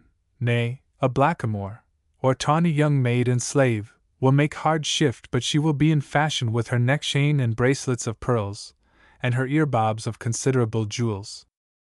Their clothing is a petticoat of silk or cloth, with many silver or golden laces, with a very double ribbon of some light color, with long silver or golden tags hanging down in front the whole length of their petticoat to the ground, and the like behind.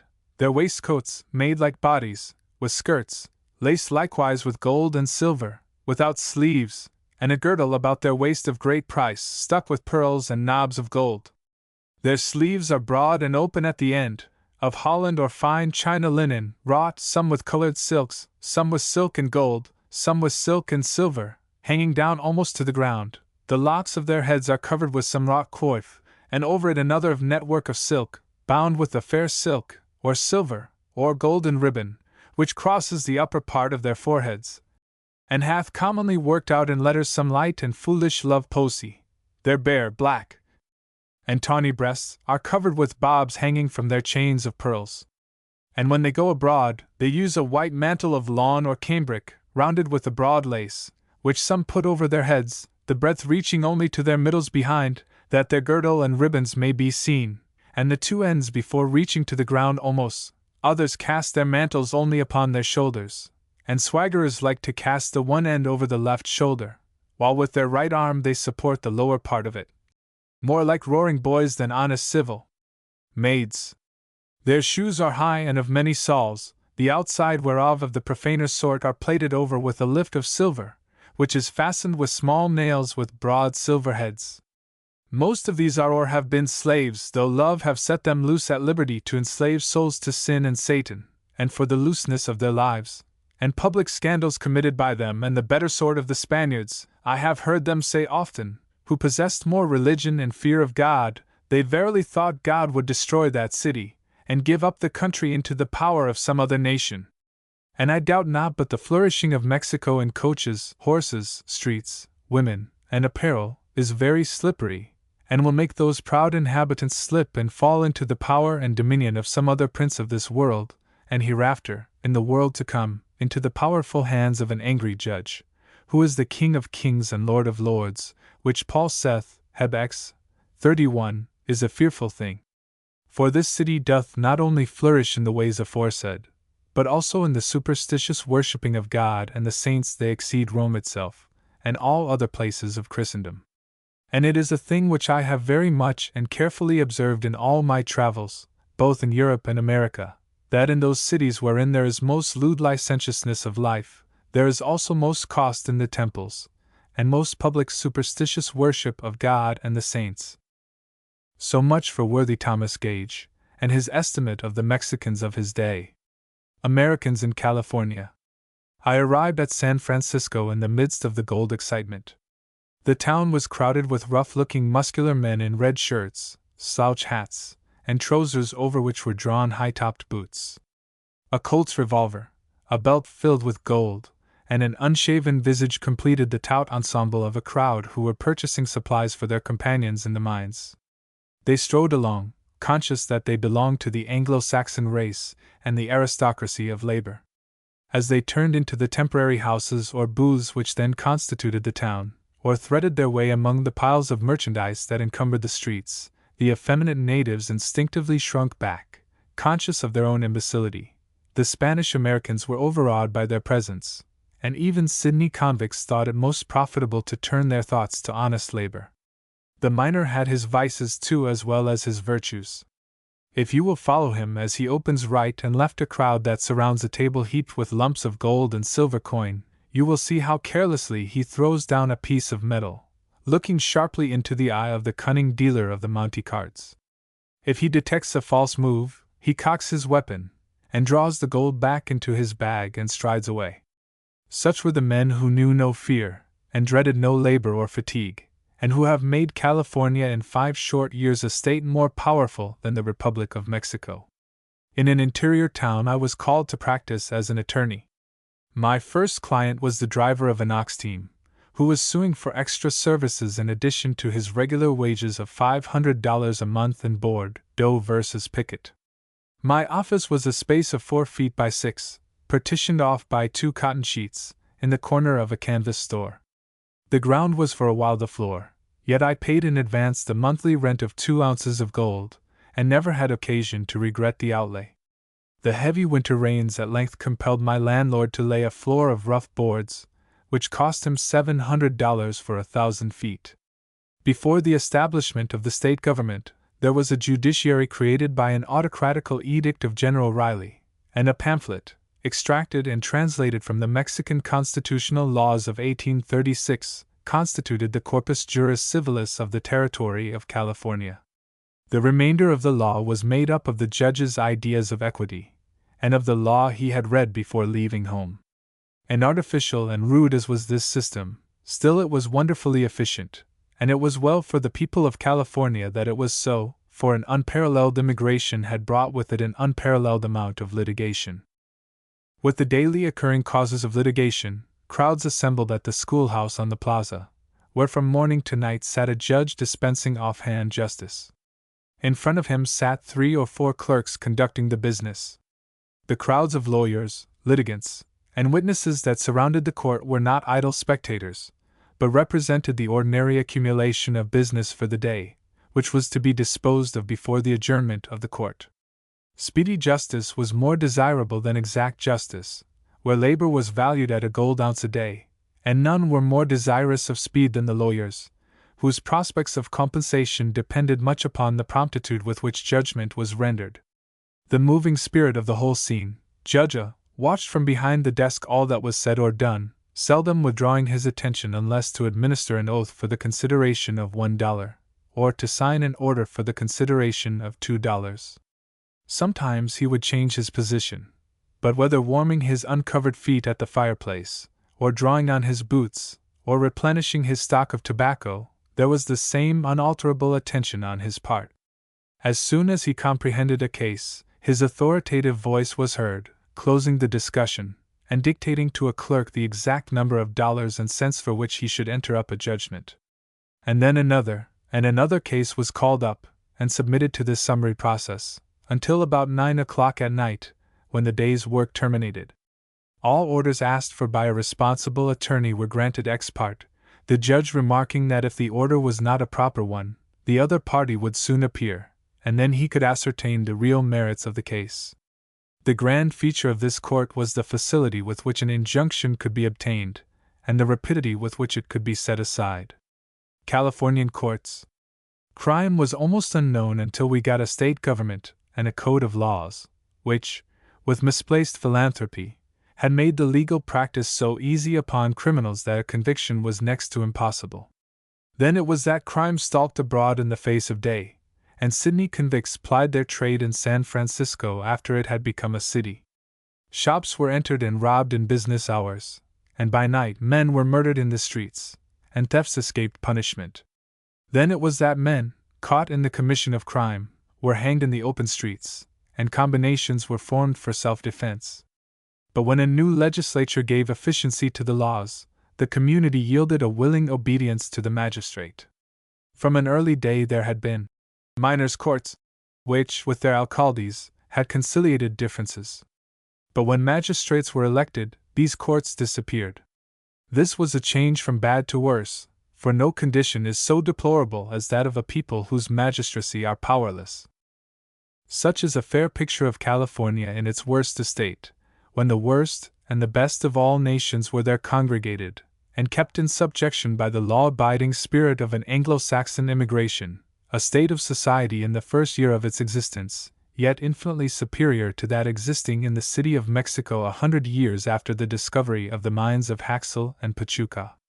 But we may complete the contrast by adding the more deplorable part of the picture which Friar Thomas Gage has drawn. It seems, says he, that religion teaches that all wickedness is allowable, so that the churches and clergy flourish.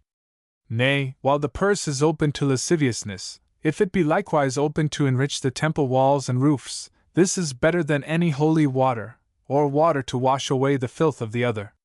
Rome is held to be the head of superstition, and what stately churches, chapels, and cloisters are in it! What fastings, what processions, what appearances of devotion!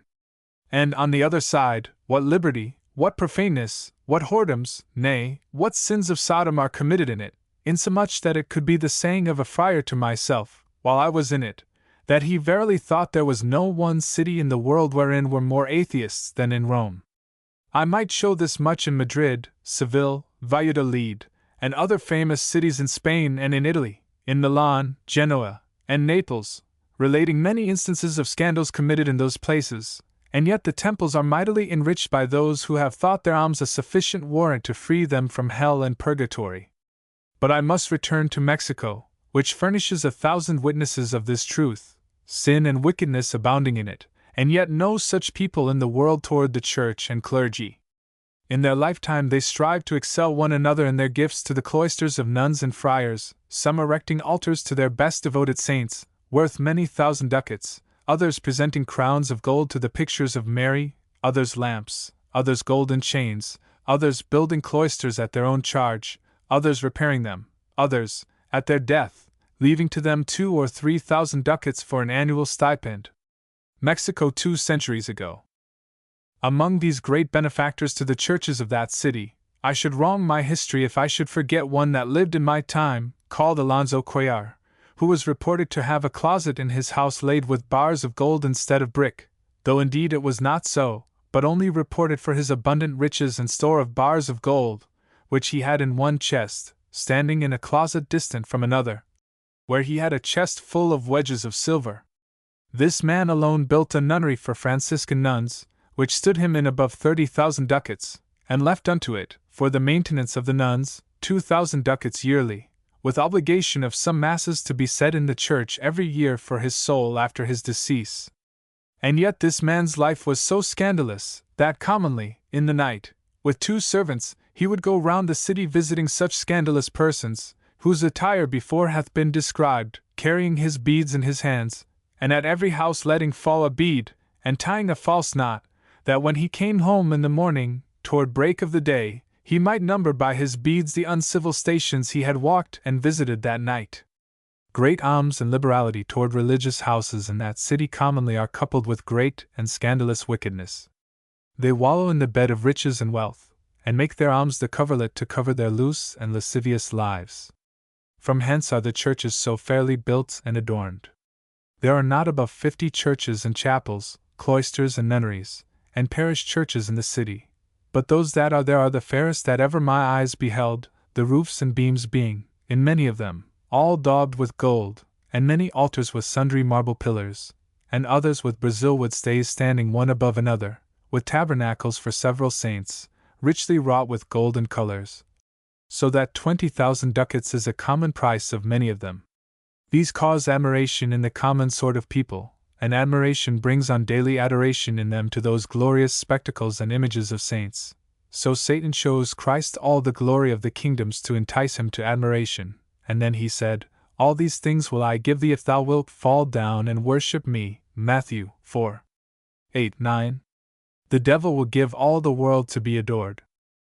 Besides these beautiful buildings, the inward riches belonging to the altars are infinite in price and value, such as copes, canopies, hangings, altar cloths, candlesticks, jewels belonging to the saints, and crowns of gold and silver, and tabernacles of gold and crystal to carry about their sacrament, the Savior of the world in the form of a wafer, in procession.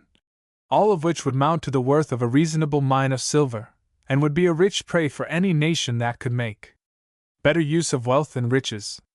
I will not speak much of the lives of the friars and nuns of this city, but only that they there enjoy more liberty than in Europe, where they have too much, and that surely the scandals committed by them do cry up to heaven for vengeance, judgment, destruction. It is ordinary for the friars to visit their devoted nuns, and to spend whole days with them, hearing their music, feeding on their sweetmeats, and for this purpose they have many chambers, which they call loquatories, to talk in, with wooden bars between the nuns and them, and in these chambers are tables for the friars to dine at, and while they dine the nuns recreate them with their voices. Gentlemen and citizens give their daughters to be brought up in these nunneries, where they are taught to make all sorts of conserves and preserves, all sorts of music, which is so exquisite in that city that I dare be bold to say that the people are drawn to churches more for the delight of the music than for any delight in the service of God.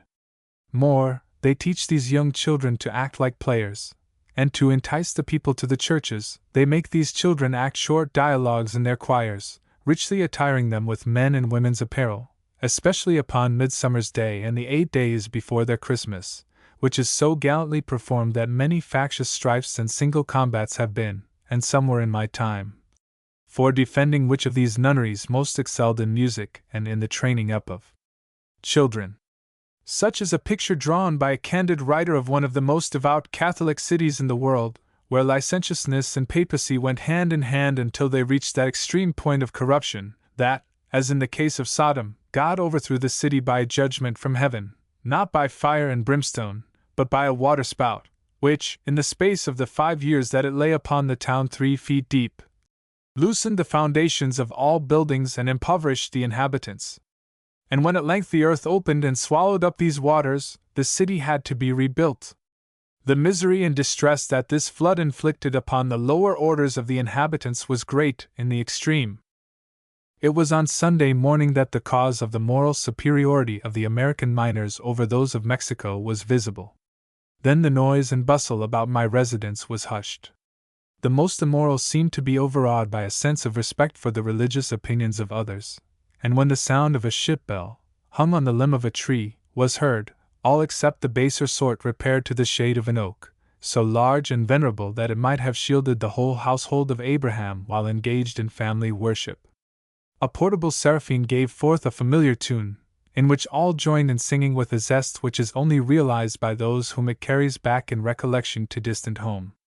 Then the voice of the preacher was heard invoking the blessing of God upon the assembled worshippers, and his pardon of their offenses, and then followed his exhortation to seek from God the pardon of their many sins, and as he, with heartfelt earnestness, reasoned of righteousness, temperance, and a judgment to come, many a stern-visaged miner trembled for his condition, and went away a better and a more honest man, 10,000 times more improved than if he had presented a crown of gold to the Virgin Mary.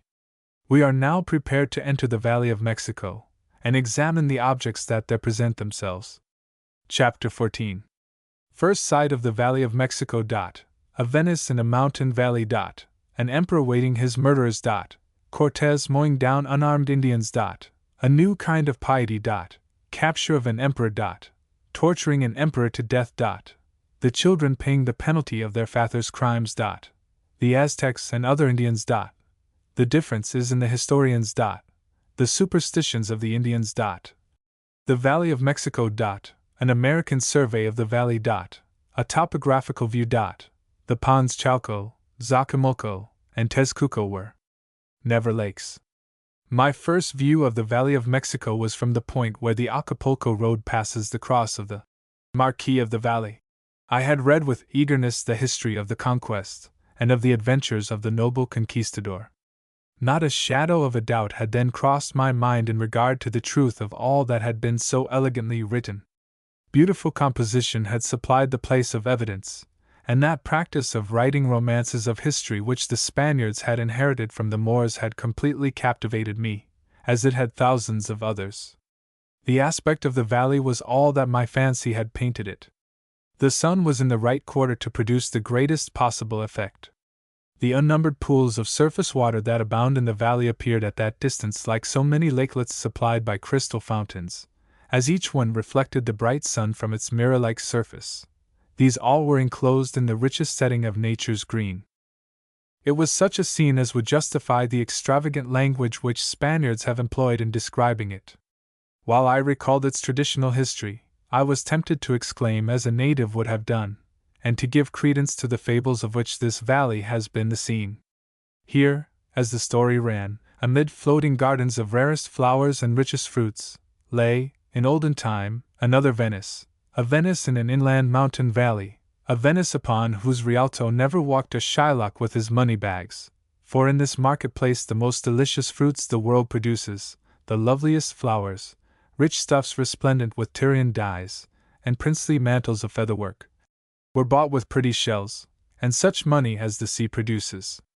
It was a Venice with its street of waters and its central basin, where jostled the gondolas of the Aztec nobles and the light canoes of birch bark among the vessels of commerce which came laden with slaves and other merchandise from the surrounding villages.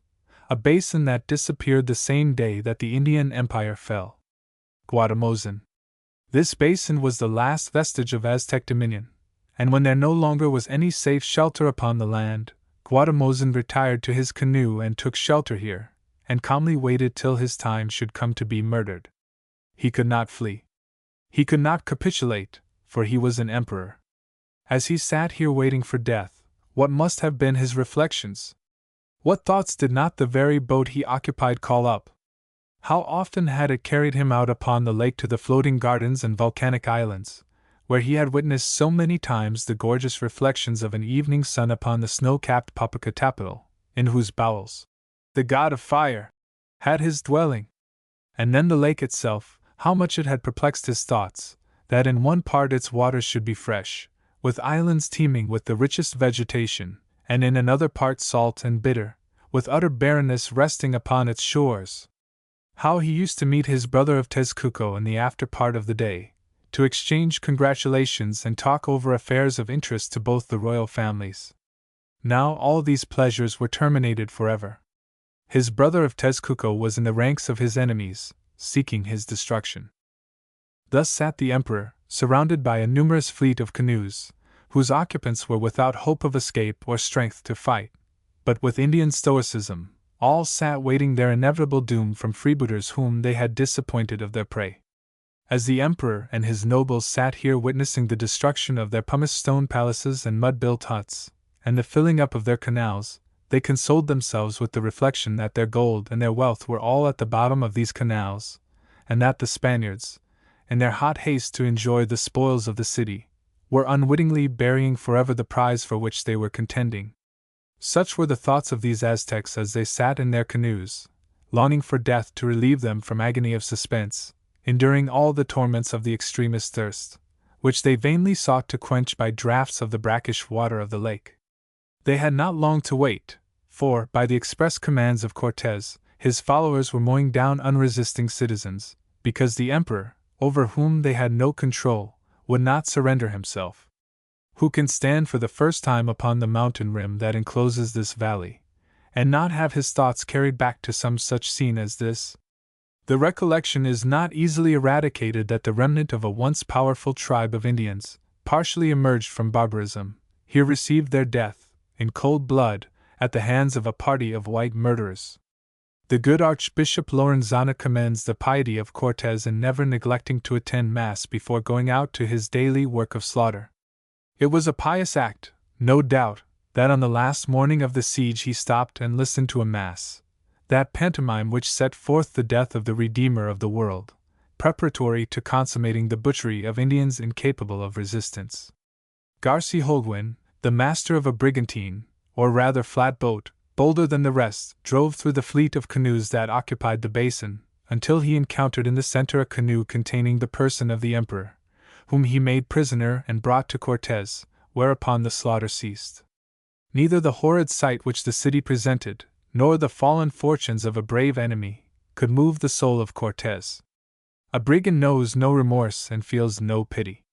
Gold had been the object of his pious mission, and when he found not gold enough to satisfy the cravings of his gang, he soaked the fallen emperor's feet in oil, and then burned them at a slow fire, to extort from him a confession of the place of concealment of his supposed treasure, and when, in after years, he was tired of the burden of such a prisoner, he wantonly hanged him up by the heels to die in a distant forest. In this very city where Cortez tortured Guatemozin was a son of Cortez, who inherited the spoils of his father's atrocities, put to the torture by one of the vice-kings, while the children's children of the conquistadors paid for the wealth they inherited in the terrible penalties inflicted upon them by the buccaneers, that ravaged their coasts for 200 years. Have not the sins of the fathers been visited upon the children?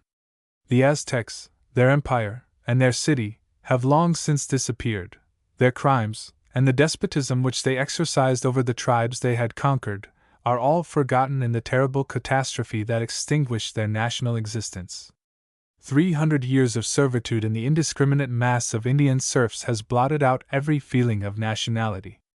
A few vagabonds among them still claim royal descent, and by virtue of their blood or their imposture, pretend to exercise, in obscure villages, an undefined jurisdiction over Indians as oppressed as themselves. But the characteristics of the North American Indians are still visible. They still exhibit the contradictory traits of Indian character, cruelty and kindness, shyness and self-possession, enduring the greatest trials without a murmur, and suffering oppression without complaint, delighting as much as their northern brethren in tawdry exhibitions, in traditions of the marvelous. They seem to carry hidden in their inmost soul an idea that the time will come when they may take vengeance of the despoilers of their race. They have the Indian's love of adventure and want of courage. They delight rather in a successful stratagem than in open hostility, and deem no act of treachery dishonorable by which they can gain an advantage. Still, they have less romance in their composition than the unenslaved northern Indians, into whose souls the iron of despotism has never entered. The Aztecs and their historians. The great difference between what is recorded of the North American Indian and the Aztec is owing less to any difference in themselves than to the character of the historians who have written of them. The northern writers were not carried away by the romance of Indian life. They were matter-of-fact men, and they drew only matter-of-fact pictures. Spanish historians, and all early Spanish writers upon New Spain, except the two brigands, Cortés and Diaz, were priests. With them, truth was not an essential part of history. By the law of all countries, the conquistadors had outlawed themselves by levying unlicensed war, but as they bore a painting of the Virgin Mary on one of their standards and the cross on the other, it would be impiety to place their conduct in its true light. Las Casas was an exception, and endured persecution for speaking the truth. He had powerful enemies, was all that his apologists dare say, because he spake the truth. And if we add to this the sevenfold censorship already described, my reader will agree with me that it is absurd to place confidence in records over which the Inquisition exercised a surveillance. The fabled Aztec Empire has almost passed from the traditions of the Mexican Indians. The name of only one of their chiefs, Montezuma, remains among them, and this name is affixed to almost everything that has an ancient look and is in a dilapidated condition. In my wanderings among them, I never rejected their proffers of rude hospitality, and I have listened with pleasure to their wild traditions. I soon found that, like other Indians, they draw from a supernatural dream world, the fortitude that enables them to bear without a murmur their hard lot in the present. They readily embraced the superstitions of the Spaniards, and rendered to the Virgin of Guadalupe the adoration they had formerly bestowed upon their own gods. Their conversion may be summed up in the words of Humboldt. Dogma has not succeeded to dogma, but ceremony to ceremony. The natives know nothing of religion but the external forms of worship. Fond of whatever is connected with a prescribed order of ceremonies, they find in the Christian religion particular enjoyment. The festivals of the Church, the fireworks with which they are accompanied, the processions mingled with whimsical disguises, are a most fertile source of amusement to the lower Indians. The Valley of Mexico. There has been a great deal of poetry, and very little plain prose written about the Valley of Mexico. At an early morning hour I stood upon the heights of Rio Frio, at another morning, as already said, at the cross of the Marquis, again, upon the highest peak of the Tepeaca, behind Guadalupe, I saw a tropical morning sun disengage itself from the snowy mountains. From these three favored spots I have looked upon the valley, where dry land and pools of water seemed equally to compose the magnificent panorama. Immense mirrors of every conceivable shape and form were reflecting back the rays of the sun, while the green shores in which they were set enhanced the effect. The white walls, and domes, and spires of the distant city heightened the effect of a picture that can only be fully appreciated by those who have looked downward through the pure atmosphere of such a lofty position. But when I came down to the common level, the charm was broken. Instead of lakelets and crystal springs, I found only pools of surface water which the rains had left, and the canals were but the ditches from which, on either side, the dirt had been taken to build the causeway through the marsh, and were now covered with a coat of green. These lakes have no outlet, and as evaporation only takes up pure water, all the animal, vegetable, and mineral matter that is carried in is left to stagnate and putrefy in the ponds and ditches. A practical man of the times, with more common sense than poetry in his composition, must grieve as he looks at the great advantages here possessed for drainage and irrigation which are unimproved. There is not a spot in the whole valley that is not capable of the most perfect drainage. 28. While basins have been formed by nature in the highest points, from which irrigation could be supplied to the whole valley, but decay and neglect, fitting types of the social condition of the people, everywhere exhibit themselves. Water stands in all the narrow canals or ditches that occupy the middle of the streets, for the want simply of a sewer to draw it down to the level of the Tezcuco. Once a year the flags are taken off from the covered ditches, and the mud is dipped out, while a bundle of hay, tied to the tail of a dirt cart, is daily dragged through the open ones. 28. I have spoken only of the lower division of this valley, the valley in which the city stands. If we consider the two partly separated valleys as one, the whole will constitute an oval basin 75 miles long from north to south, with an average width from east to west of 20 miles. 2/3 of the southern valley is a marsh, and might well be called the Montezuma Marsh. It so strikingly resembles the marsh of that name in the state of New York, though the whole body of ponds and marshes of this valley contains much less water than its northern namesake. The stage road from Vera Cruz crosses this marsh for 14 miles, and has a great number of small stone bridges, beneath which the water runs with considerable current toward the north, on account of the difference of level between the southern freshwater ponds and the lower salt-water ponds, as in the days of Cortez. There are occasional dry spots, and now and then there is open water, but the greater portion is filled with marsh grass, and furnishes good feeding for the droves of cattle that daily frequent it for that purpose. The ancient village of Mexicalzingo, or Little Mexico, the traditional home of the Aztecs before they built Mexico, is situated on one of the dry spots, slightly elevated above the level of the fresh water, and on another dry spot or island, 6 miles distant, stands the famous city of Mexico itself, resting on piles driven into a foundation of soft earth. The Canal of Chalco commences at the northerly extremity of the Zacamulco, and passing by Mexicalzingo and the floating gardens, continues along the eastern front of the city, and empties itself into the salt, Tequesquite, pond of Tezcuco, having received as a tributary the Canal of Tacubaya, which passes along the southern boundary of the city. The lakes of the valley. The highest water of the valley of the city of Mexico is the pond of Chalco, in the extreme southeast, being 4 8/12 feet above the level of the Grand Plaza of the city, and 20 miles distant therefrom, and 11 2/12 feet above Tezcuco, 29, but its volume being small for the last 400 years.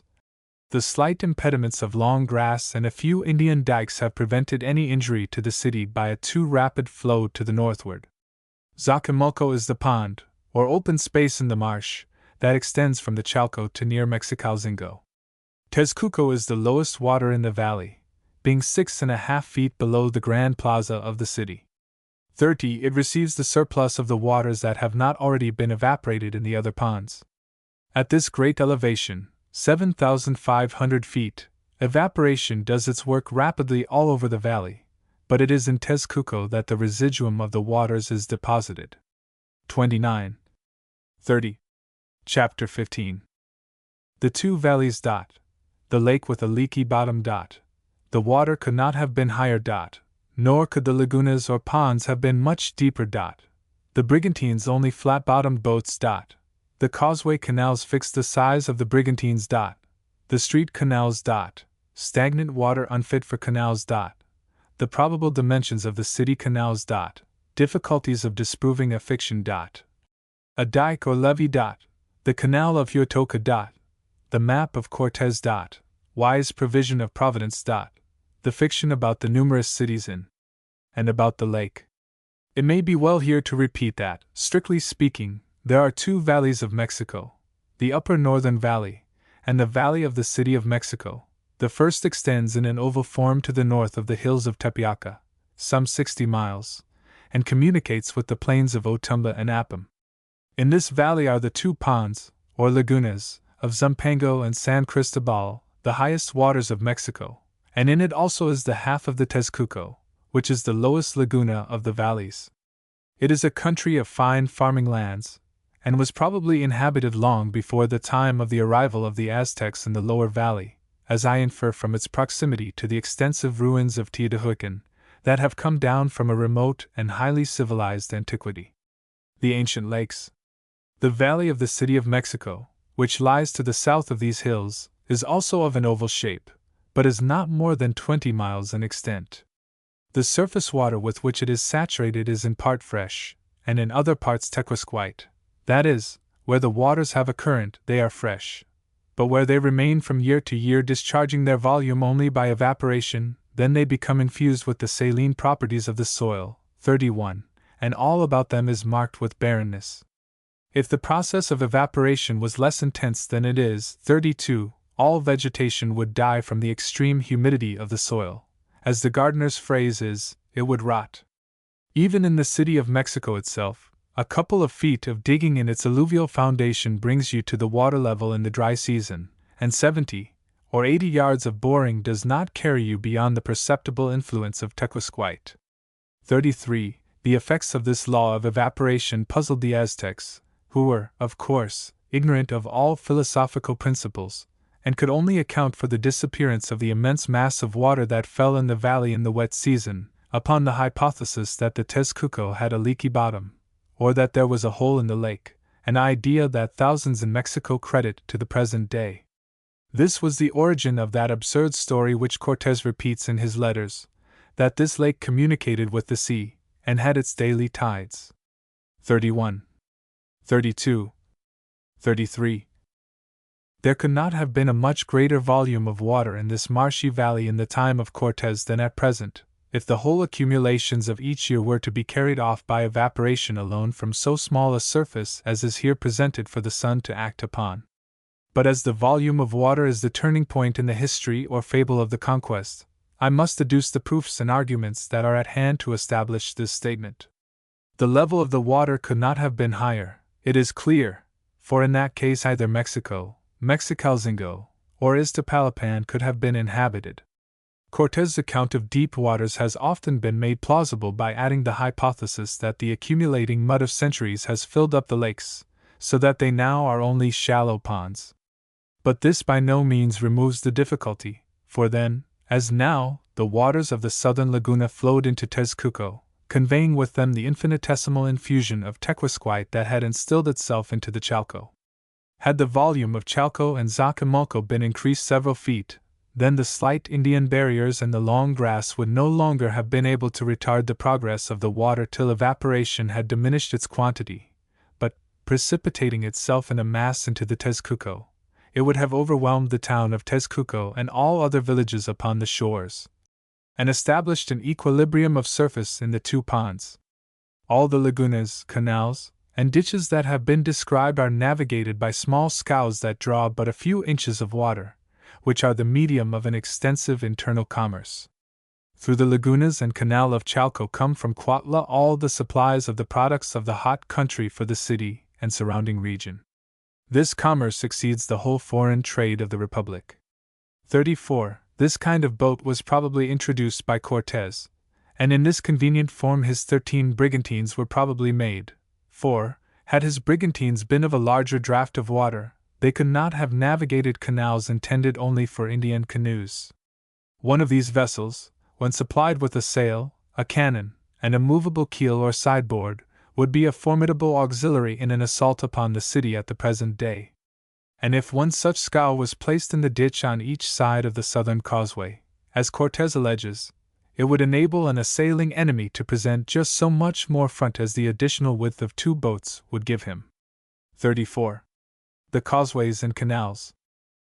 Writers have expressed their surprise at the existence of 2 navigable canals to each causeway, one on either side, as an immense expenditure of unnecessary labor. The explanation of this is found in the fact that in the construction of a pathway, for Cortés says that it was only 30 feet in width, through wet and marshy ground, a broad ditch is ordinarily made on either side to obtain earth for the embankment, and to keep the water level permanently below the top of the pathway. So it is, and so it must always have been at Mexico, in order to keep these footpaths in traveling condition.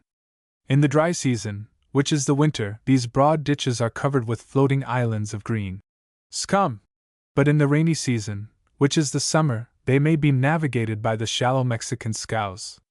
A pathway of earth 30 feet in width could not endure the winds and waves of a navigable lake, or the wear and swash of a canal 12 feet deep on either side, and the fact that Cortés navigated the ditches in the rainy season establishes the insignificant size of his famous brigantines.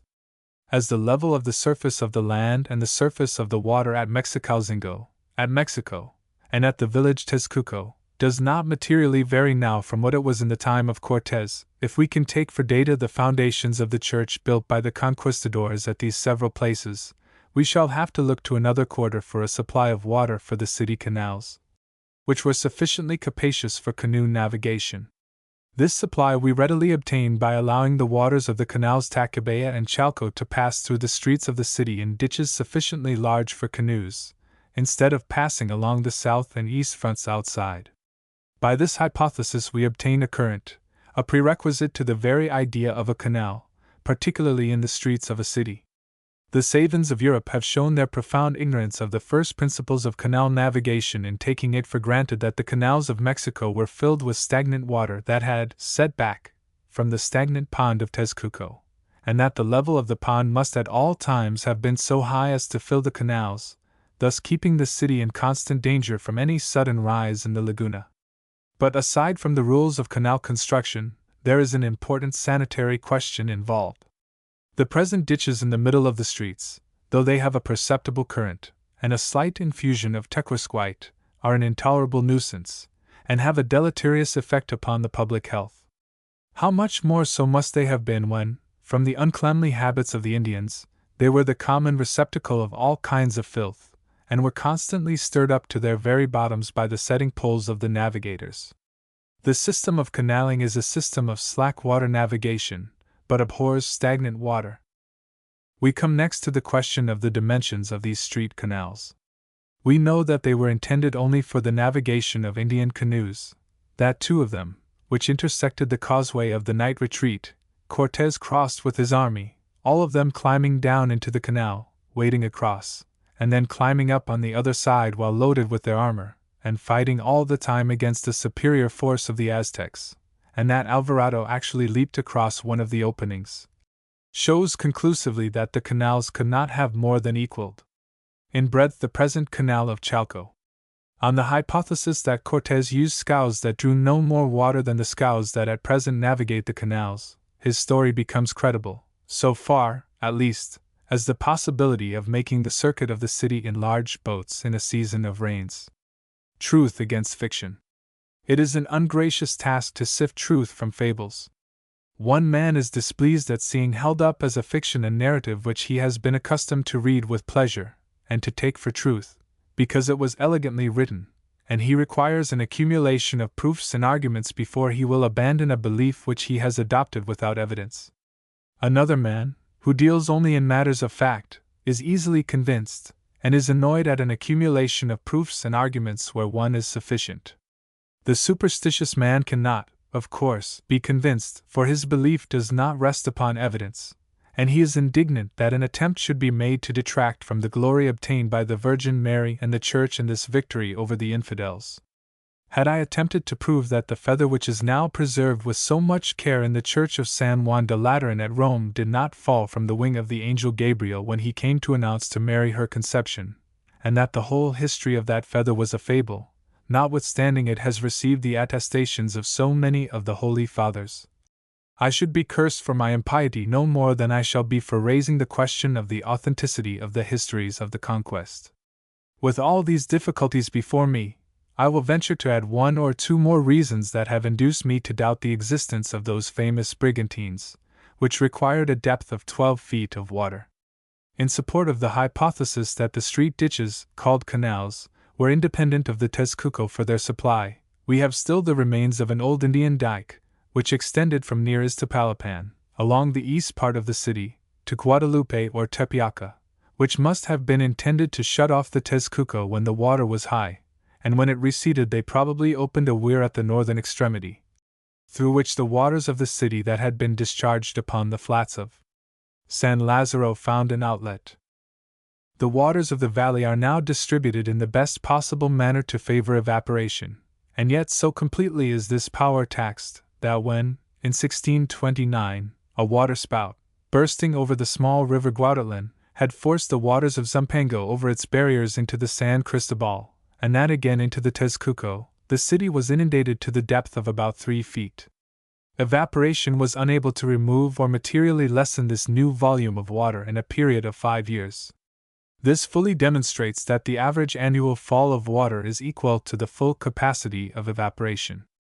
The Valley of Mexico is a very small one over which to dispose of the mass of water that the mountain torrents in summer and the tropical rains pour into it, and with the small margin of 6.5 feet for rising and falling, the city must have been in constant jeopardy.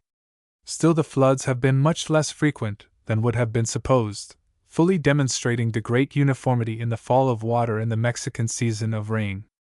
When a waterspout occurred in the Chalco in 1446, in the time of the Aztec kings, there was a flood, which probably ran off into the Texcoco.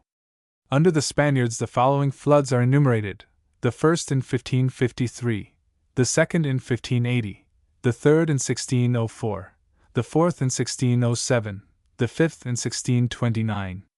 After the flood of 1607, the tunnel of Huatoca was undertaken, and constructed in 11 months, for the purpose of letting out of the valley the waters of the river Guadalin, so as to prevent it from falling into Tezcuco or flooding the city. For those times it was a great work, but we should say now that it was poorly engineered and badly managed, and not worthy the notice it has received in books on Mexico. Since that time, the great inundation of 1629 occurred while the mouth of the tunnel was closed. After that time, the Spaniards, instead of building inside of the tunnel an elliptical tube, actually, by 100 years of misapplied labor, turned the tunnel into an open cut. The map of Cortés. Cortés furnished a map to illustrate his description. This map has the same defect as his narrative, that is, it was untrue at the time he made it. In order to bring Tezcuco about the city, he places the village of that name due east of Mexico, although he well knew that it was nearly north, as the two towns are distinctly in sight, although at a distance of about 6 leagues.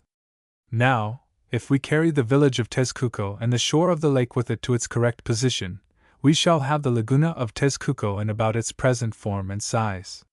The apology for his defeat at Iztapalapan, by the breaking open of the dike and letting in the salt water, is, of course, inadequate, as the dike could not have supported a head of water sufficient to drown his men, nor could so great a head of salt water be obtained at that point. In this survey of the ponds of Mexico, I have drawn upon the experience which has been acquired in the process of evaporation at the extensive salt manufactories of Syracuse and the surrounding villages in western New York, and also the experience of our engineers upon the Erie Canal, and the engineers upon the dikes or levees at Sacramento, where the nature of the soil resembles that of Mexico.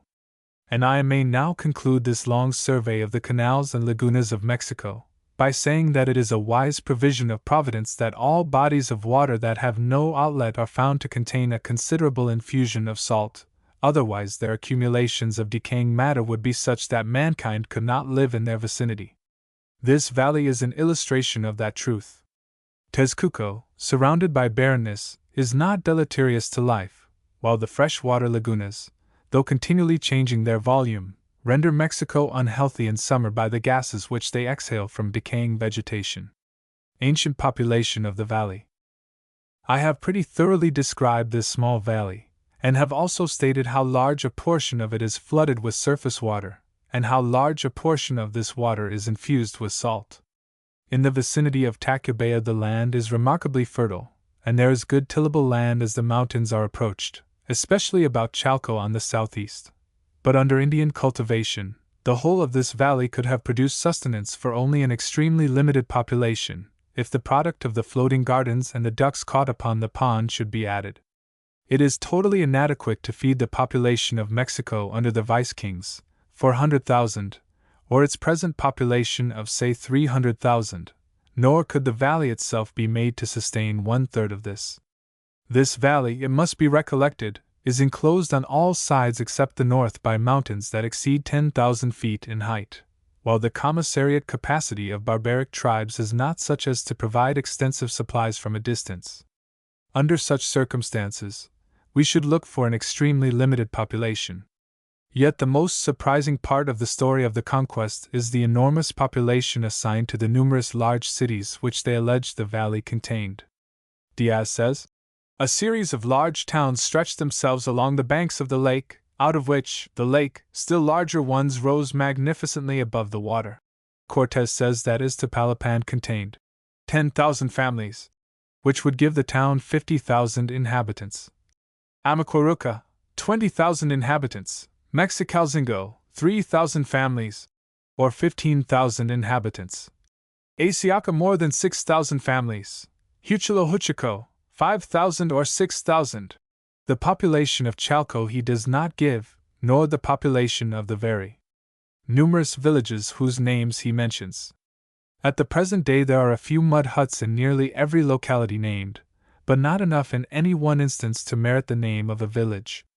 And this, I am inclined to believe, was the real condition of things in the time of Cortés. The city of Mexico alone would have exhausted the limited resources of the valley. Old Thomas Gage was as much puzzled 200 years ago to account for this astonishing disappearance of the numerous Indian cities of this valley as we are, and also for the supposed filling up of the lakes, never appearing to suspect that this story of Cortez was a fiction. Chapter 16. The Chinampas or water gardens. Laws of nature not set aside. Mud will not float. The present Chinampas. They never could have been floating gardens. Relations of the Chinampas to the ancient state of the lake in the valley. All the world has heard of the floating gardens, Chinampas, of Mexico, but all the world has not seen them. I have not seen any floating gardens, nor, on diligent inquiry, have I been able to find a man, woman, or child that ever has seen them, nor do I believe that such a thing as a floating garden ever existed at Mexico.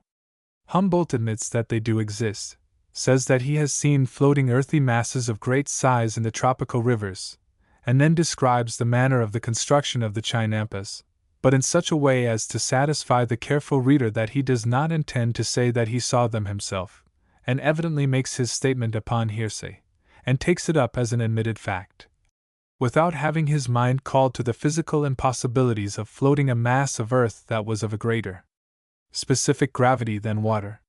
Faith and testimony.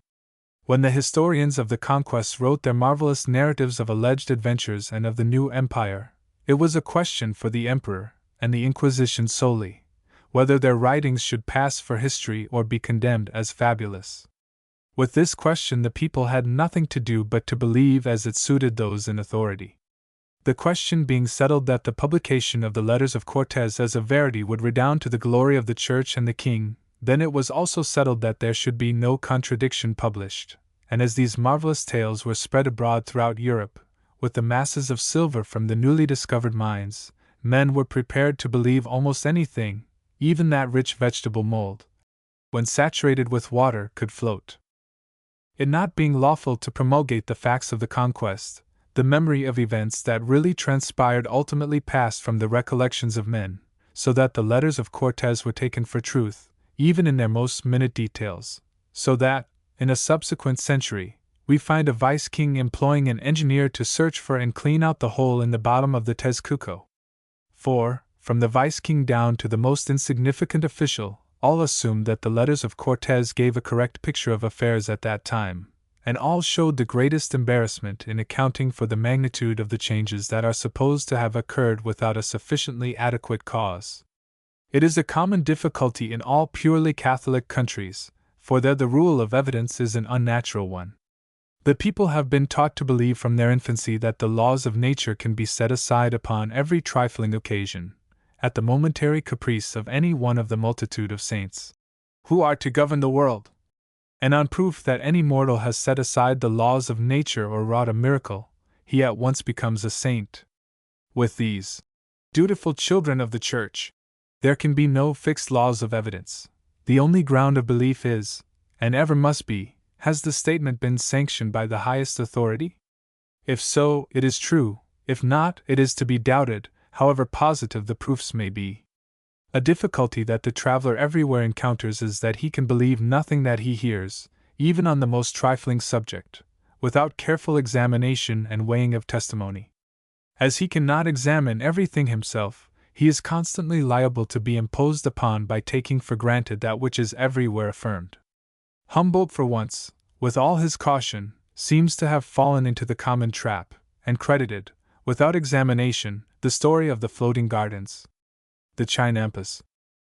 The Chinampas are formed on the freshwater mud on each side of the Canal of Chalco, from the southeast corner of the city to a point near the ancient village of Mexicalzingo, and for a part of the way they are on both sides of that beautiful but now neglected paseo, Las Vegas. There are also a small number near the causeway of Tacubaya, and in other parts of the marsh. Their number might be extended without limit if it was not regulated by the demands of the vegetable market of Mexico. Chinampas are formed by laying upon the soft mud a very thick coating of reeds, or rather rushes, in the form and about the size of one of our largest canal scows.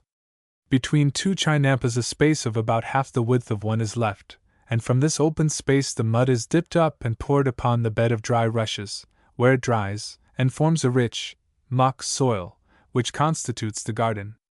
As the specific gravity of this garden is much greater than that of the water, or of the substratum of mud and water combined, it gradually sinks down into its muddy foundation, and in a few years it has to be rebuilt by laying upon the top of the garden a new coating of rushes and another covering of mud. Thus they have been going on for centuries, one garden being placed upon the top of another, and a third placed over all, so soon as the second gives signs of being swallowed up in the all-devouring mud. The gardeners navigate the open space between their islands with light boats, and during the short hours of the morning, the market boat alongside each island is loaded with a cargo of vegetables, fruits, and flowers, which are to be displayed in the great market of Santa Ana. More pleasing than a drive on the Paseo is a boat ride down the canal of Chalco at eventide, when the proprietor of each of these little estates is seen standing in the canal alongside, and throwing upon his thirsty plants a plentiful supply of the tepid canal water, which, from every leaf and flower, reflects back the rays of a setting sun that have penetrated the long shadows of the trees of Las Vegas. Some of the chinampas have small huts upon them, where a gardener lives, who watches over 2 or 3 of these little properties. Sometimes also shrubs, and even trees, are planted along the edges, which yield both fruits and flowers, and serve to keep the dry earth from falling into the water. When looking at one of the largest and best cared for chinampas, the beholder can hardly divest himself of the idea that it is a floating island, and might well have been the residence of Calypso. This is the whole of the story of the chinampas, the most fertile and beautiful little gardens upon the face of the earth. A correct picture of them would be poetry enough, without the addition of falsehood, for whether it is the rainy season or the dry season, it is always the same to them. They know no exclusive seed time, and have no especial season for harvest, but blossoms and ripe fruits grow side by side, and flowers flourish at all seasons. As market gardens they are unrivaled, and to them Mexico is indebted for its abundant supplies.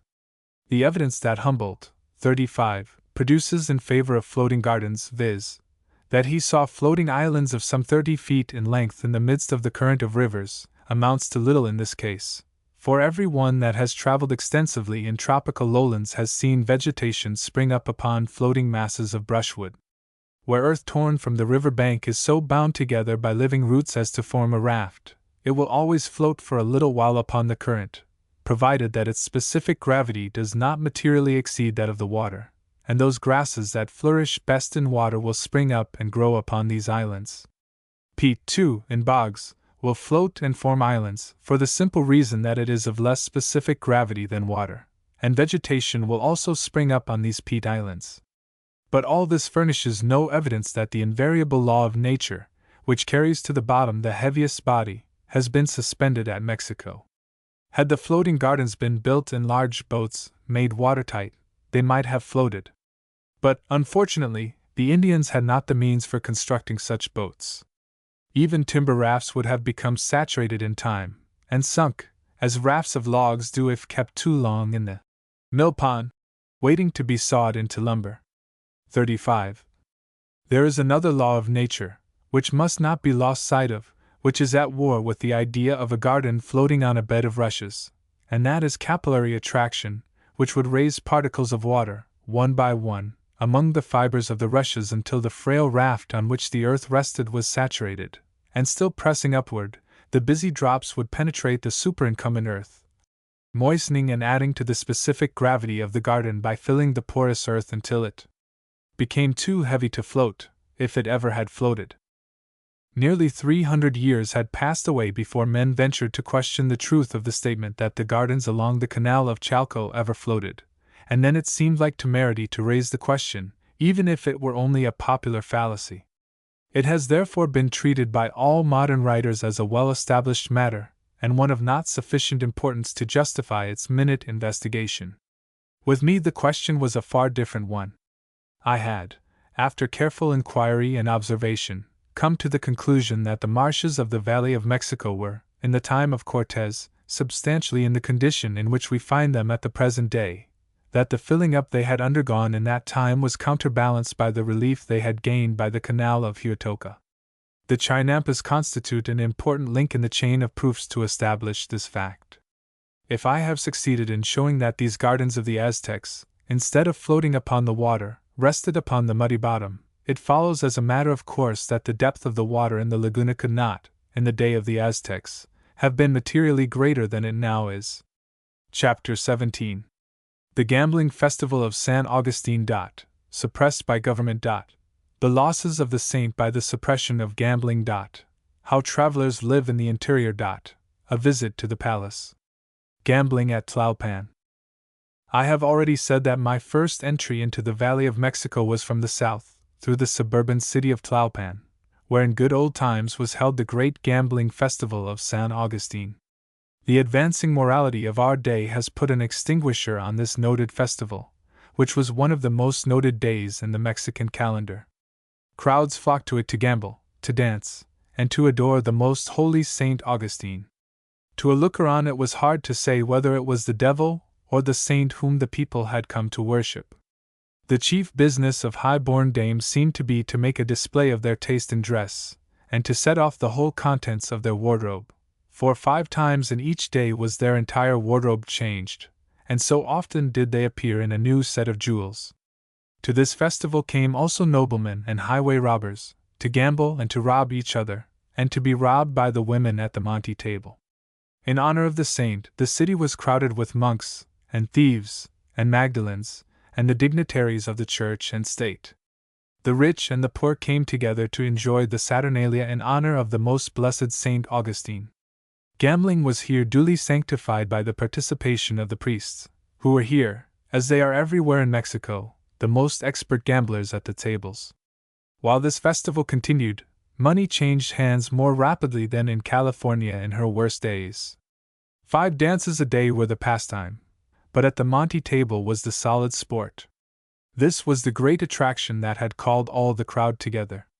It was an exciting scene to see the ounces piled up as men got excited in the game. What is there left of woman's virtue, when the highest ladies of the court stake their ounces at a public gaming table, and poorer ones eagerly throw down their last piece of silver? Woman's rights have not yet reached that point with us that she may gamble and get drunk without losing caste, and God grant they never may. It is a consolation to be able to add that the late government of the state of Mexico had sufficient firmness to suppress this abominable festival of the Church, much to the pecuniary disadvantage of the saint and his priesthood. Indeed, there is now no public gambling, not even in the city of Mexico, except the lottery of the Academy of Fine Arts, and the lottery which is monthly drawn to promote the adoration of Our Lady of Guadalupe. This last is one of the most corrupting of all lotteries.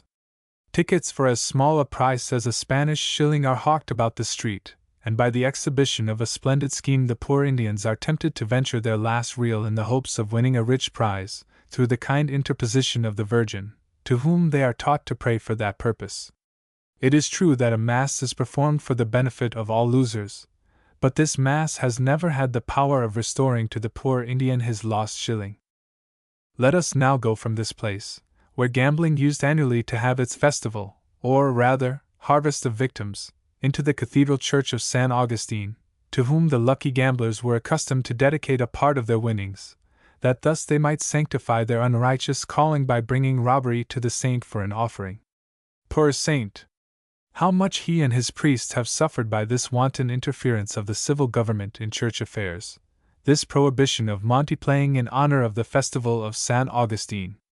There was much in this church to admire, and much of that gold displayed which gamblers are accustomed to lavish upon their idols.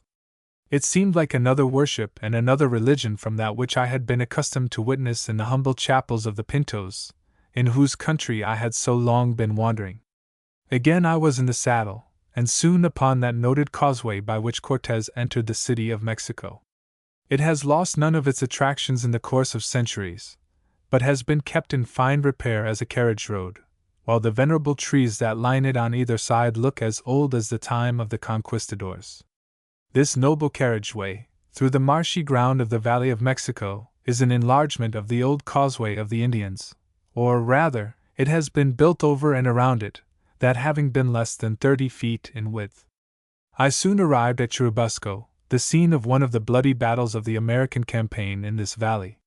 There was little here to look at, and I hurried on and entered the south gate of the city, and soon arrived at the Hotel de Paris, to which I had been directed. My poor old mustang here ended a 12 days' journey, over mountains and plains of Pedregal, without a shoe to his hoofs. A party of Californians, who had been stopping here for some weeks, had left the day before, and I was ushered into French society, in which to form my first impressions of Mexico. Still, there was an exquisite pleasure in once more getting clean, and eating food cooked after a civilized manner. Not that I had in any wise become tired of drinking porridge, extracted from corn, called atolla, or dissatisfied with eating bits of fowl, which the maid of honor to General Garay so ingeniously served up with her fingers, after having it well flavored with cayenne or chili pepper. He that does not love chili must keep out of Spanish America. And he will prove a poor traveler who cannot sit down with a good appetite to a supper of small black beans, frijoles, and a dozen Indian cakes, tortillas, as thin and as tough as a drumhead, which serve the double purpose of spoon and plate. Abode in Mexico. My room was on the roof, and when my inner and outer man was fully in order, I used to walk till a late hour of the day upon the paved housetop, now leaning against the parapet and looking up to the snow-covered mountains, whose shadowy forms could be made out even by moonlight, and upon the shadowy towers and domes of the city. Thus pleasant days and weeks flew on. Sometimes I rode about the valley, carefully searching after the relics of times past, and at other times surveying the curiosities of the city. Once this order was broken in upon, in order to accompany that noble-hearted man and excellent ambassador, Governor Letcher, to the palace, where I had an interview with Arista, then the President of Mexico, who strikingly resembled our own President of that day, Millard Fillmore. Chapter 18. Visit to Contreras and San Angel. The end of a brave soldier. A place of skulls. A New England dinner. An adventure with robbers, doubtful. Reasons for revisiting Mexico. The battle at the Mountain of Crosses. A peculiar variety of the cactus. 3 men gibbeted for robbing a bishop. A court upon horseback. The retreat of Cortez to Otumba. A venerable cypress grove. Unexpectedly comfortable quarters. An English dinner at Tezcuco. Pleasures unknown to the kings of Tezcuco. Relics of Tezcuco. The appearance of the Virgin Mary at Tezcuco. The causeways of Mexico. A ride to San Angel. The ride to San Angel has this advantage over all others out of Mexico, that the road is nearly all the way upon dry land, thus presenting a pleasant contrast to the gloominess of all the others, except the Tacuba road. There is less of stagnant water, and little appearance of Tequesquite. It is lined with fields of corn and maguey. Contreras is upon this road, the point where Santa Anna's line of defenses was first broken, and broken in the same way as at Cerro Gordo, and by the same officer, the late General Riley. It was the defect of all Mexican military operations, that they were not sufficiently on the lookout for night attacks. In the night Riley had been allowed to get behind the position of his adversary at Cerro Gordo, and here again he got behind and above him, by crawling up a ravine in a foggy night, from which point he charged Valencia in reverse. That successful charge of the brave old soldier raised him to the brevet rank of Major General, and sealed the fate of the city. What sort of a victory has it proved to the hero of this battle? He had spent the best portion of his life in the Indian Territory, arranging difficulties, appeasing strifes, overawing the turbulent, and restraining the lawlessness of white intruders. And now he had become an old man, with the rank only of major, as he had no kind friend at court. But the Mexican War opened to him the prospect of winning a sash, or of being brought home in a coffin. The sash was won, but the coffin was near at hand, for, while he was gaining his laurels, he contracted a cancer, which in a short time after his return from a distant command consigned him to the home prepared for all living. 40 long years had he followed the profession of arms, and endured its hardships without a murmur. Yet, when he laid down his sword to die, he had nothing to leave to his children but the commissions Congress had awarded him on his California revenues. War is a hard trade for the bravest of the brave, and with very few prizes except to political favorites, who with high-sounding titles, but without military experience, ride by the side of some brave subaltern, gather his laurels, and enjoy the fruits of his experience. A slight breastwork and a heap of bones and skulls marked the site of this gallant exploit of General Riley. And we fancied that we could select the American skulls from the common mass, as they clearly belonged to two distinct races of men, one set of skulls being thin and firm, while the other was thick and porous. We rode on, and soon came to San Angel, where were many pleasant places for suburban residences, and an immense convent garden celebrated for its fruits. But now all was parched and dry, for it was midwinter, which is here the middle of the dry season, and it was not yet the time for the new foliage to appear upon the trees, for that does not take place till February. The occasion of our ride was an invitation to dine with an American family at the paper mill of Mr. Emmentosh, the English banker. This was the greatest treat that I had yet met with in Mexico. Though I have had the honor of dining in more distinguished places, both in Mexico and in the United States, I never attended a dinner party that I enjoyed so much. It was a thrifty family, and a charming old-fashioned New England housewife had prepared the dinner. Perhaps this is saying enough to enable the reader to fill out the picture, for he will be sure to guess that pumpkin pies were not forgotten, for what would a Downey's Thanksgiving dinner be without this national dish? The dinner was a charm in itself, while the attendant circumstances gave it a double relish. To complete the pleasure of the visit, we made our way into the Yankees' kitchen, and there had the pleasure of seeing a cooking stove, and cooking furniture of tin, copper, and iron, displayed after the most approved fashion. Verily, this universal Yankee nation preserves its distinctive characteristics everywhere. An adventure. On our way home we must needs have an adventure. But whether the party that overtook us on the road were really robbers, or only pleasure-seekers hurrying to escape from the rain, I have my doubts to the present day. But my ministerial companion, who was more experienced in such matters, having been kept here a long time by our government to look after the unburied American dead, insisted that it was a genuine case of attempted robbery. All I can say in the premises is, that 8 California robbers would not have run off in that style without first ascertaining whether that old revolver had any powder in it or not. When we squared up for a fight, they might have known that it was because my old Mustang would not move, and they could have had all our availables for the asking, but it was saving time in them to run when they heard us call out in that hated Yankee language, and they did scamper off most expeditiously. We got back to the city, without a wetting and without a chance of getting frightened, where the faithful old Mustang and I parted company forever. $10 was the market value of horse, saddle, and bridle, less than the cost of his city eating, which he had enjoyed with a gusto, and we took diverse ways at parting. The faithful old fellow went to the silver mines, and I returned to the United States, after an absence of 3 years and more, in which I had been through perils by land and perils by water, but not sufficient to satisfy my taste for adventure. Up to this time I was a firm believer in the story of Cortez. But when I had retired from active duties, I began to think of writing a book. I did what no other foreign writer on Mexico has yet done.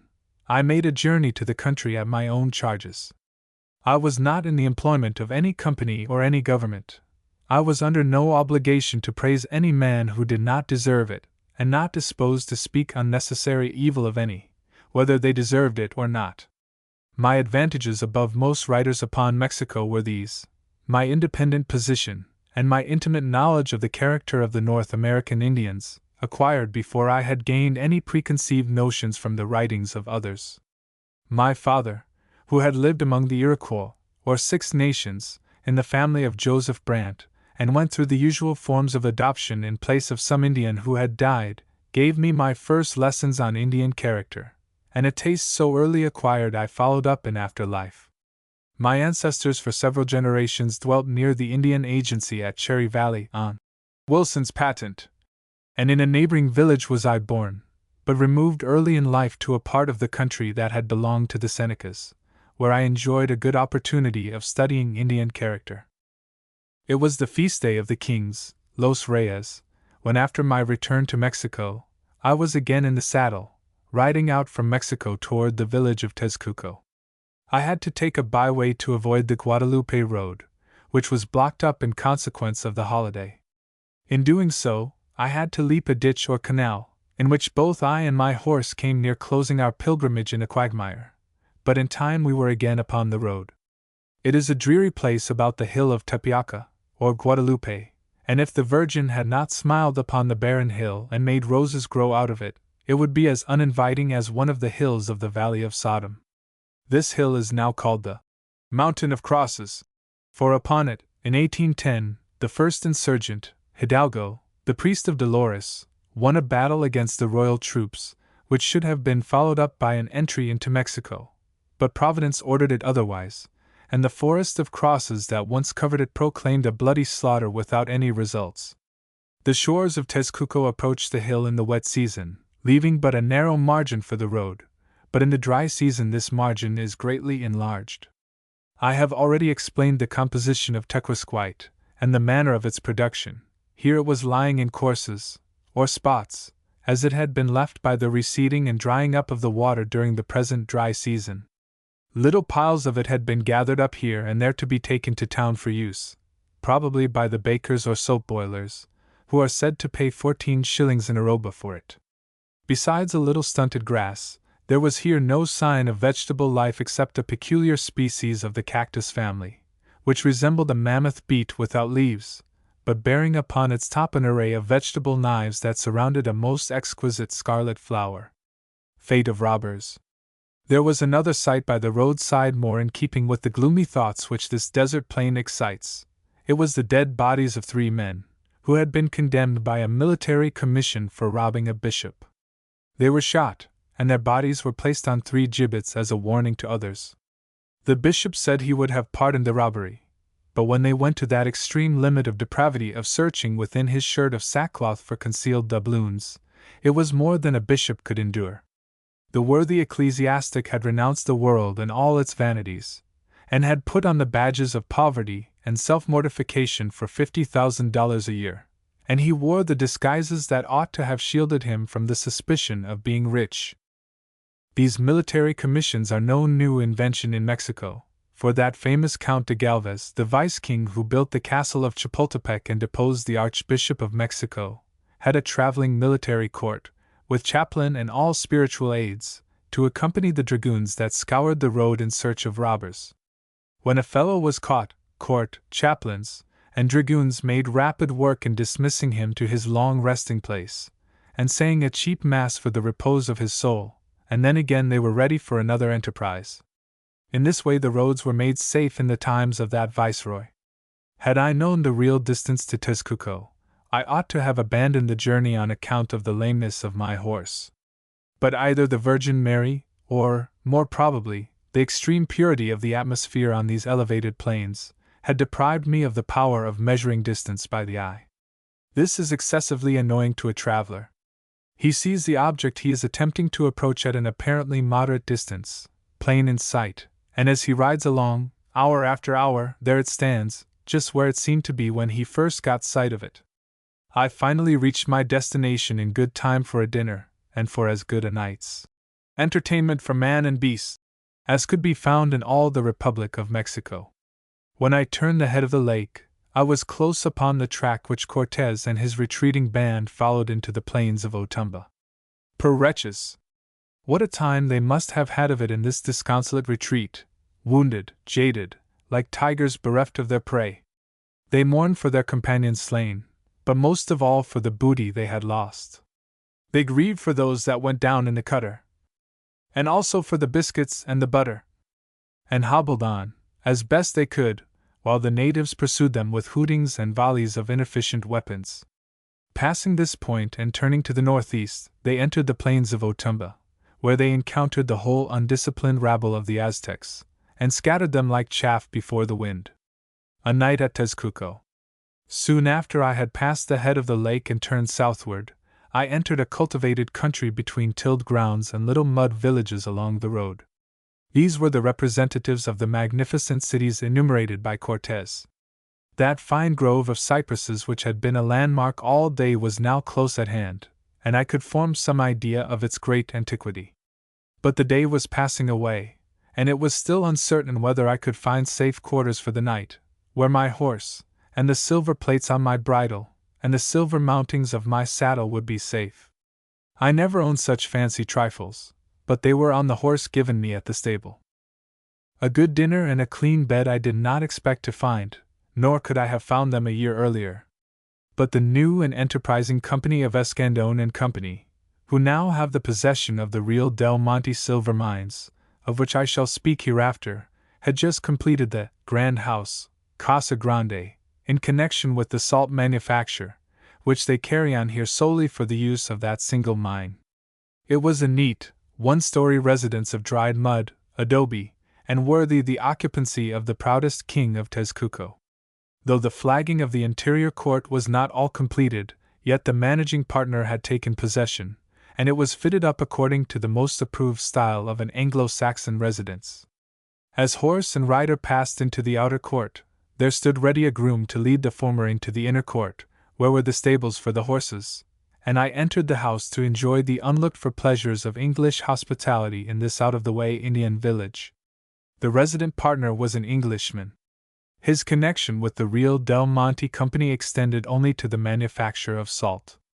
But even this was an extensive affair, and had already absorbed an investment of $100,000, in order to provide the salt used in only one branch of the process of refining silver at that mine. The gentleman was now absent, but his excellent English wife and her brother knew full well how to discharge the duties of host even to an unknown stranger. The dinner was of the best, and there was no lack of appetite after a hard day's ride on a trotting horse. So we all had the prime elements of enjoyment. Entertainment for man and beast is among the highest luxuries to be found by the wayside. It was an equal luxury to my hosts in their isolated residence to receive a visit from one whose only recommendation was that the English language was his native tongue, so that when we retired from the dining room we had become old acquaintances. Remains of Tezcuco. The king of Tezcuco never knew what it was, on a raw winter's evening, to sit before a bright wood fire, in a fireplace, with feet on fender and tongs in hand, listening to an animated conversation so mixed up of two languages that it was hard to tell which predominated. Not all the stateliness to be found in Mexican palaces, where, in a lordly tapestried halls, men and women sit and shiver over a protracted dinner, can yield pleasures like those grouped around an English fireside. The evening was not half long enough to say all that was to be discussed. As we sat and chatted, and drank our tea with a gusto we had never known before, we forgot altogether that we were indulging in plebeian enjoyments upon the spot where a king's palace had probably stood. Instead of such plebeian things as a wood floor and Brussels carpet, his half-clad majesty had here squatted upon a mat, and dealt out justice or injustice, according to his caprice, to trembling crowds of dirty Indians, whose royal rags and feathers made them princely. Dignity and majesty are truly parts of Indian character, but a good dinner and a clean bed are luxuries that an Indian, even though he were an emperor, never knew. My business here was to search for relics, and as soon as daylight appeared I was astir. But no relics could be found except some stone images so rudely cut as to be a burlesque upon Indian stone cutting. There was a sacrificial stone and a calendar stone built into the steps of the church of San Francisco, which were so badly done that the use to which they had been applied could just be made out.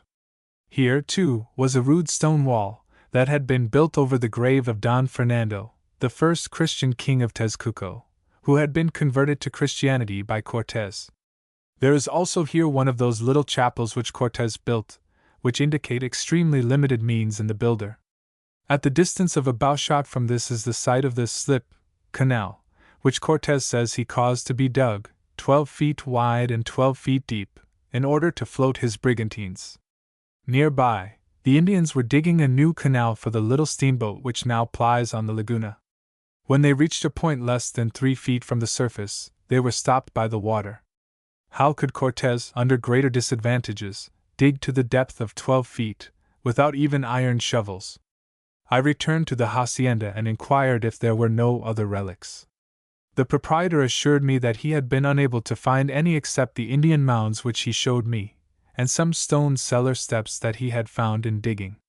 And this is all that now remains of the great and magnificent city of Tezcuco, which had entered into alliance with Cortez, and which, for more than 100 years after the conquest, was under the especial care of a superintendent sent from Spain, as an Indian reservation.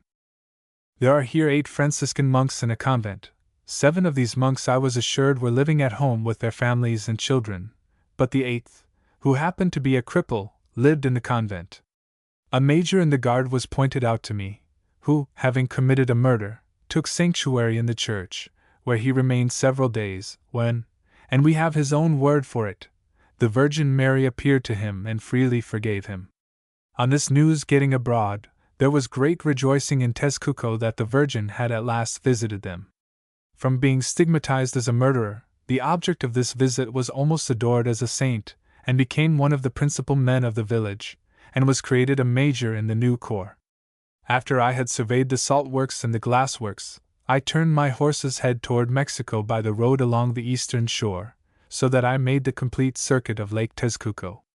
Thus far my visit to the royal city of Tezcuco had been perfectly successful, except in the attempts made to convince the young Englishman that I was not a dead shot with the rifle, and I started home with a slight shade upon my veracity for denying my ability to pierce the center of the bull's eye.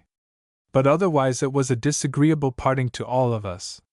As I returned by the east side of the lake, the splendid high farming lands that extend from the shore to the foot of the mountain were strikingly in contrast with the flatness and barrenness of the plain on the waterside, which is so slightly elevated above the level of the salt water that a few inches of rise in the laguna spreads out an immense sheet of saline water. And yet there is not a solitary evaporating vat where there is an unlimited demand for the evaporated article at 14 shillings the arroba. Cortez speaks of the fine fields of corn on the east side of the lake. But they could not have been finer in his day than they are at present, though they furnished him with the supplies that supported his army.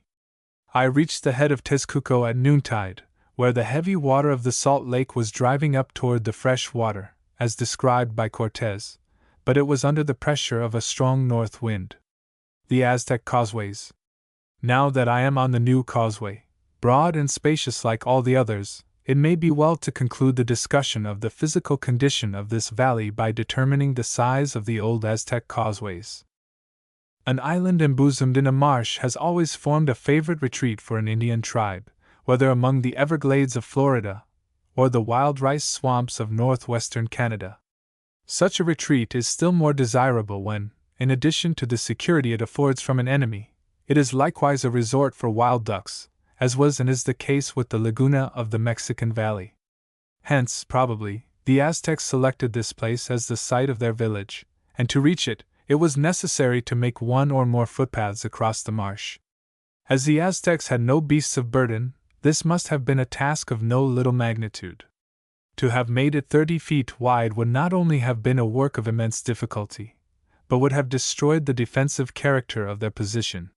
Still, we can, upon this occasion, afford to be a little liberal with the statements of Cortez, as we have had to cut his hundreds of thousands of warriors down to a few thousand of miserably armed Indians, and reduce his magnificent cities to small Indian villages. In order to make the island of Mexico at all inhabitable, we have had to reduce his lakes from navigable basins of 12 feet or more in depth to mere evaporating ponds. His floating islands have been transformed into garden beds built upon the mud, and his canals have sunk to mere ditches. Now I propose to be liberal to the old conquistador in the matter of his famous causeways, and will therefore admit that they might have been 12 feet in width, as broad as the towpath of the Erie Canal. Chapter 19. The Street of Tacuba. The Spaniards and the Indian Women. The Retreat of Cortez. The Aqueducts of Mexico. The English and American Burying Grounds. The Protestant President. The Rival Virgins. An Image out of Favor. The Aztecs and the Spaniards.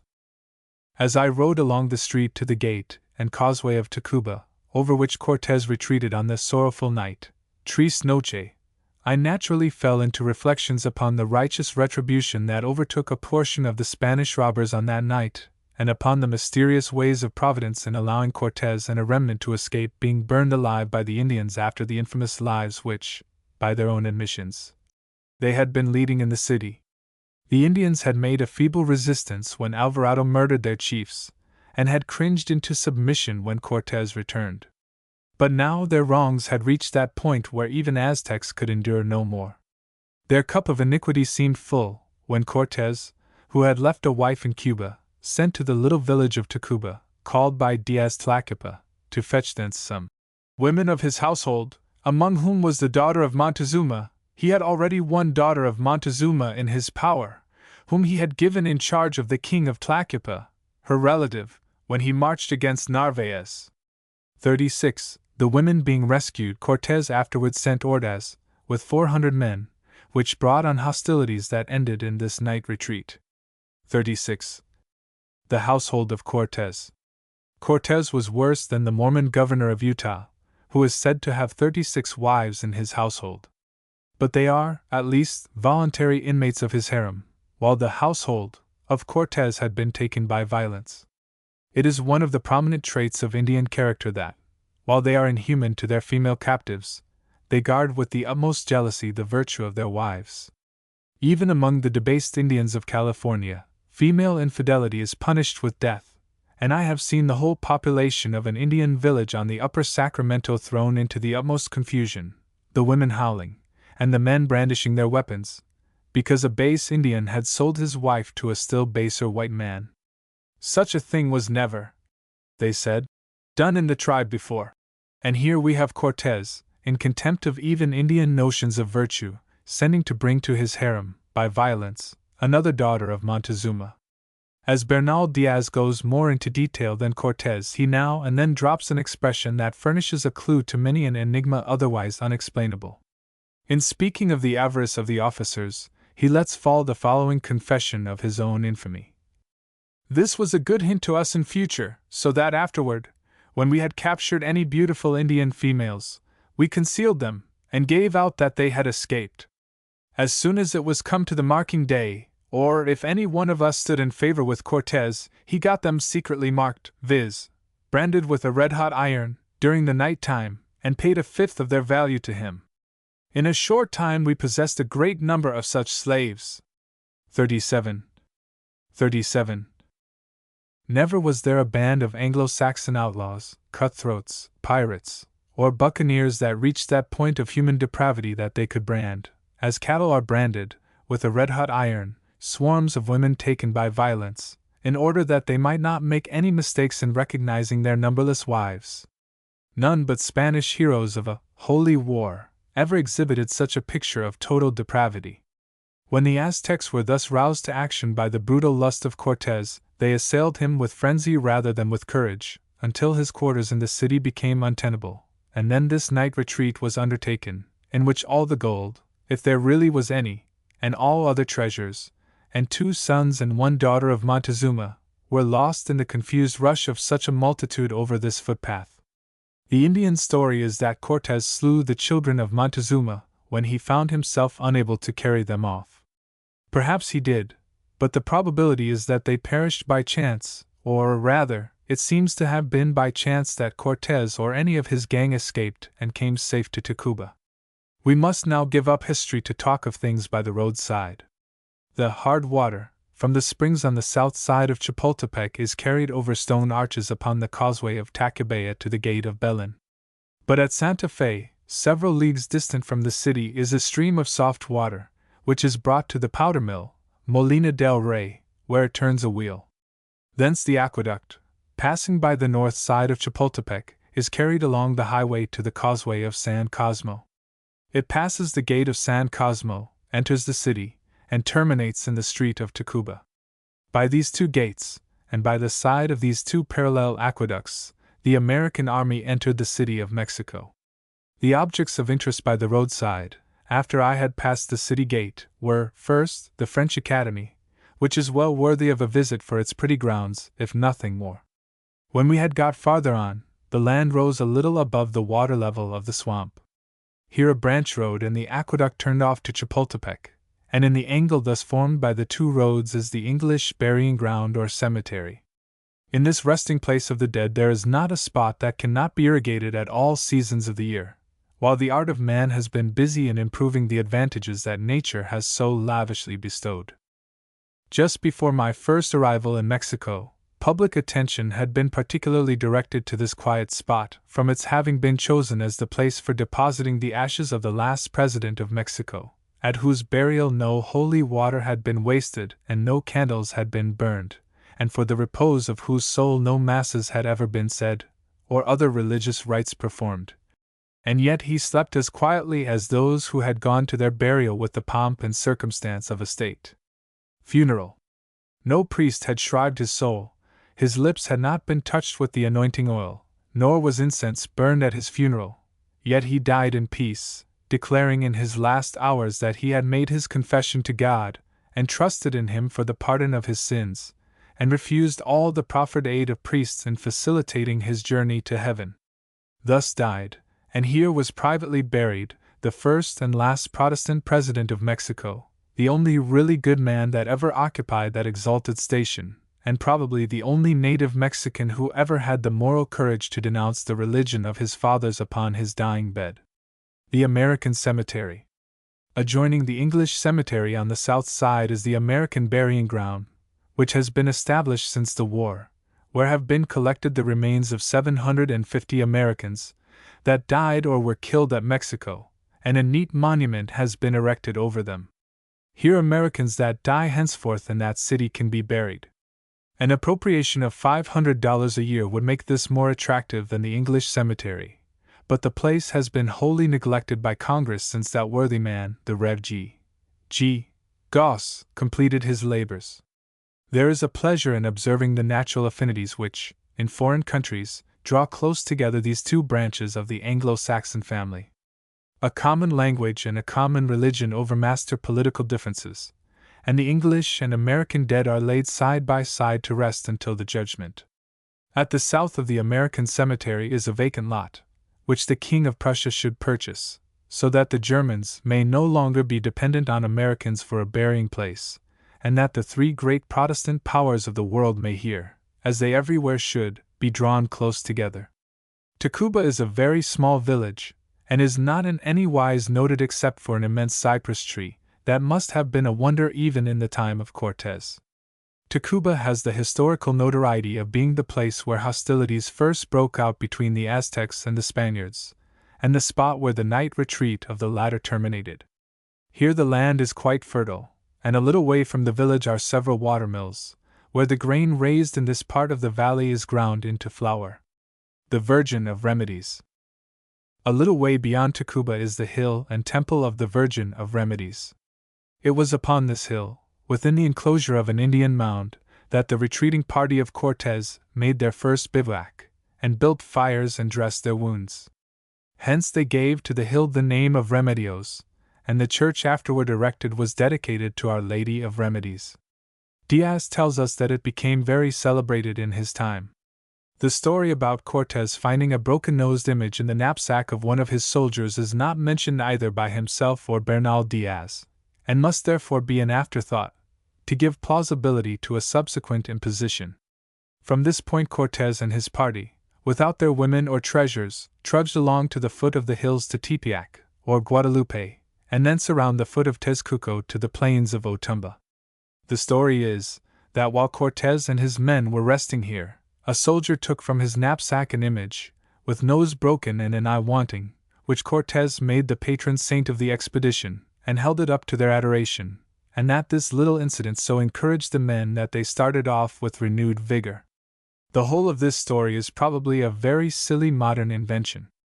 The bulk of the forces of Cortez was most probably composed of that class of reprobates that to this day can be found about almost any of the West India seaports, ready for any enterprise, however hazardous. They have no religion, they are not even superstitious, but yield a nominal acquiescence to the forms of the Catholic religion. Cortez speaks often of his efforts to effect the conversion of the Indians, but it is in such a business sort of way as to lead to the impression that it was all done to make an impression at home, but was really a matter that he did not care much about. The famous image, according to the current story, disappeared soon after the conquest, but was found about 150 years afterward in a maguey plant, and was as much dilapidated as if it had been exposed to the weather for the whole of that century and a half. Such, in substance, is the tradition of the Virgin of Remedies, who for a century divided with the Virgin of Guadalupe the adoration of the people in the most amicable manner. But when the insurrection of 1810 broke out, these two virgins parted company. "Viva the Virgin of Guadalupe!" became the war cry of the unsuccessful rebels, while "Viva the Lady of Remedies!" was shouted back by the conquering forces of the king. The Lady of Guadalupe became suspected of insurrectionary propensities, while all honors were lavished upon the Lady of Remedies by those who wished to make protestations of their loyalty. Pearls, money, and jewels were bestowed upon her by the nobility and the Spanish merchants, and as one insurrectionary leader after another was totally defeated, the conquering generals returned to lay their trophies at the feet of the Lady of Remedies, to whose interposition the victory was ascribed. They carried her in triumphant procession through the streets of Mexico, singing a laudamus. Then it was that the Lady of Remedies was at the zenith of her glory. Her person was refulgent with a blaze of jewels, and her temple was like that of Diana of Ephesus, and all about the hill on which it stood bore marks of the greatest prosperity. Rise and fall of the Virgin. Her healing powers were then unrivaled, and the list of cures which she is claimed to have effected surpasses that of all the patent medicines of our day. She was an infallible healer, alike of the diseases of the mind and of the body. A glimpse of her broken nose and battered face instantaneously cured men of democracy and unbelief. Heretics stood confounded in her presence, while the halt, the lame, and the lepers hung up their crutches, their bandages, and their filthy rags, as trophies of her healing power, among the flags and other trophies of her victories over the rebels. Nothing was beyond her skill, from mending a leaky boat to securing a prize in the lottery, from giving eyes to the blind, feet to the lame, mending a broken or a paralyzed limb, or a broken heart, to putting the baby to sleep. Her votaries esteemed her omnipotent, and carried her in procession in times of drought, as the goddess of rain, and when pestilence raged in the city, she was borne through the infected streets. Such was she in the times of her glory. Now all is changed. She is still a goddess, but her glory is eclipsed. She, like many a virgin in social life, neglected to make her market while all knees were bowing to her, and now, in the sere and yellow leaf, she is a virgin still. Her temple is dilapidated, her garlands are faded, her gilding is tarnished, the buildings about her court are falling to decay, while the bleak hill which her temple crowns looks tenfold more uninviting than if it never had been occupied. When I entered this neglected temple of a neglected image, an old, superannuated priest was saying Mass, and 3 or 4 old crones were kneeling before her altar. Such are the effects that followed the revolution of Iguala. Not only was her hated rival of Guadalupe elevated from her long obscurity to be the national saint, but the animosity against this dilapidated image of Remedies was carried to that extreme of cruelty that, when the Spaniards were expelled from Mexico, the passports of the Lady of Remedios were made out, and she was ordered to leave the country. Poor thing! The porter's eye glistened at the now unwonted sight of a silver dollar, and he soon had me through the most secret recesses of the sanctuary. The only things I saw worthy of admiration were some pictures, made from down or the feathers of the humming-bird, by which a richness of color was imparted to the pictures that could not be obtained from paints. At last we came to the back of the great altar, and the curtain of damask silk being drawn up by a little string, we saw sitting in a metallic maguey plant a bright new Paris doll, dressed in the gaudy odds and ends of silk that make such a thing an attractive Christmas present for the nursery. Paste supplied the place of jewels, and a constellation of false pearls were at the back of her shoulders. The man kept his gravity, and did reverence to the poor doll, while I burned with indignation at being imposed upon by a counterfeit. Universal remedy for all diseases. I had often read in the apothecaries' advertisements cautions against counterfeits, and rewards for their detection, and I always noticed, from these printed evidences, that the counterfeits were exactly in proportion to the worthlessness of the genuine article, and that medicine which was utterly valueless itself suffered most from the abundance of counterfeits. So it was with the Lady of Remedios. After she had fallen below the dignity of a humbug, and no man was found so poor as to do her reverence, she was spirited away to the cathedral of the city of Mexico, in order to save her 3 jeweled petticoats from being stolen, and a child's doll, covered with paste jewels, now personified the great patron saint of the vice-kingdom of New Spain. Aztec and Romish images. I again mounted my horse, angry at being cheated. Though the day was a most lovely one, I rode home in fit humor to contrast the system of paganism which Cortez introduced with the more poetical system which preceded it, and to compare these cast-off child's dolls with the allegorical images of the Aztecs. My landlord had 2 boxes of such images, collected when they were cleaning out one of the old city canals. By way of parlor ornaments, we had an Aztec god of baked earth. He was sitting in a chair. Around his navel was coiled a serpent. His right hand rested upon the head of another serpent.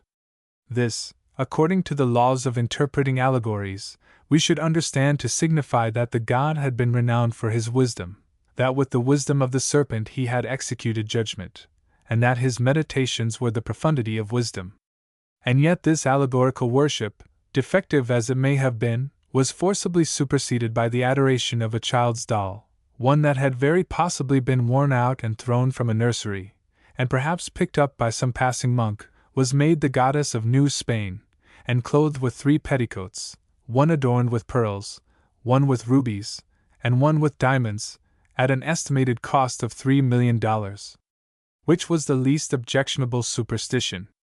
We have been taught to look upon the worship of the Aztecs as monstrous. But the witnesses against them were themselves monsters, who were seeking for a pretense to excuse their own brutality in reducing the Indians to the most debasing slavery, while they appropriated to their own use the best-looking of the squaws, and kept such swarms of supernumerary wives that each Spaniard had to brand them with a red-hot iron in order to know his own family. The fathers of the present mixed-breed population of Mexico tell us that the Aztecs offered human sacrifices, and feasted upon human flesh. They hope, by dwelling upon the enormities of the Indians, to excuse their own still more detestable crimes. For 3 centuries their stories were uncontradicted, and they have been received as historical verities. But the character of the witnesses warrants us in receiving their statements with some incredulity. Chapter 20. The Paseo at evening. Ride to Chapultepec. The old cypresses of Chapultepec. The capture of Chapultepec. Molina del Rey. Tacubaya. Don Manuel Escandon. The tobacco monopoly. The palace of Escandon. The Desierto. Hermits. Monks in the conflict with Satan. Our Lady of Carmel. My residence was near the Paseo Nuevo, and at evening, while the sun had yet an hour of his daily task to finish, I habitually sauntered forth for a walk up and down the Paseo, to look at the crowd of coaches, with tops thrown back, so that the bareheaded ladies, in full dress for dinner, might enjoy the evening air, acquire an appetite, and salute their friends by presenting the backs of their hands, while they twirled their fingers at them with a hearty smile. Gentlemen on richly caparisoned horses dashed along between the rows of advancing and returning carriages, stopping now and then by the side of a well-known carriage to exchange salutations, or, by an exhibition of a well-timed embarrassment, proclaim the favored object of their evening's ride. Crowds of foot passengers sauntered along the roadside, looking at the rich display made by the aristocracy and nobility of the Republic. At the entrance of the Paseo, in front of the amphitheater, where on Sundays bulls are tortured to death as a popular amusement, is the equestrian bronze statue of Carlos IV, the work of Tolsa, who, as artist and architect, has won for himself undying renown at Mexico. The garden of Tolsa, the College of Mines, and the bronze horse testify to the greatness of his genius. Halfway down the Paseo is a fountain, around which 2 semicircles of coaches place themselves for a little time, to look on the passing current of carriages and horsemen. They soon disappear as the sun shows symptoms of descending behind the mountains.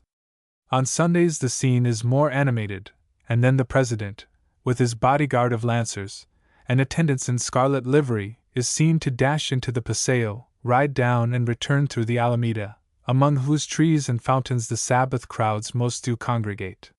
One morning when all was quiet in this place of display, I rode down the street of San Francisco, and turned up the Paseo between the prison of the Acordado and the Bronze Horse. There was nothing to disturb the monotony that now reigned but cabs or omnibuses on their way to or returning from Tacubaya. Passing through the open gate of Belen, I rode along at the side of the aqueduct to the rock of Chapultepec. Cypresses of Chapultepec. It calls up singular reflections to look upon a living thing that has existed for 1,000 years, though it be only a tree.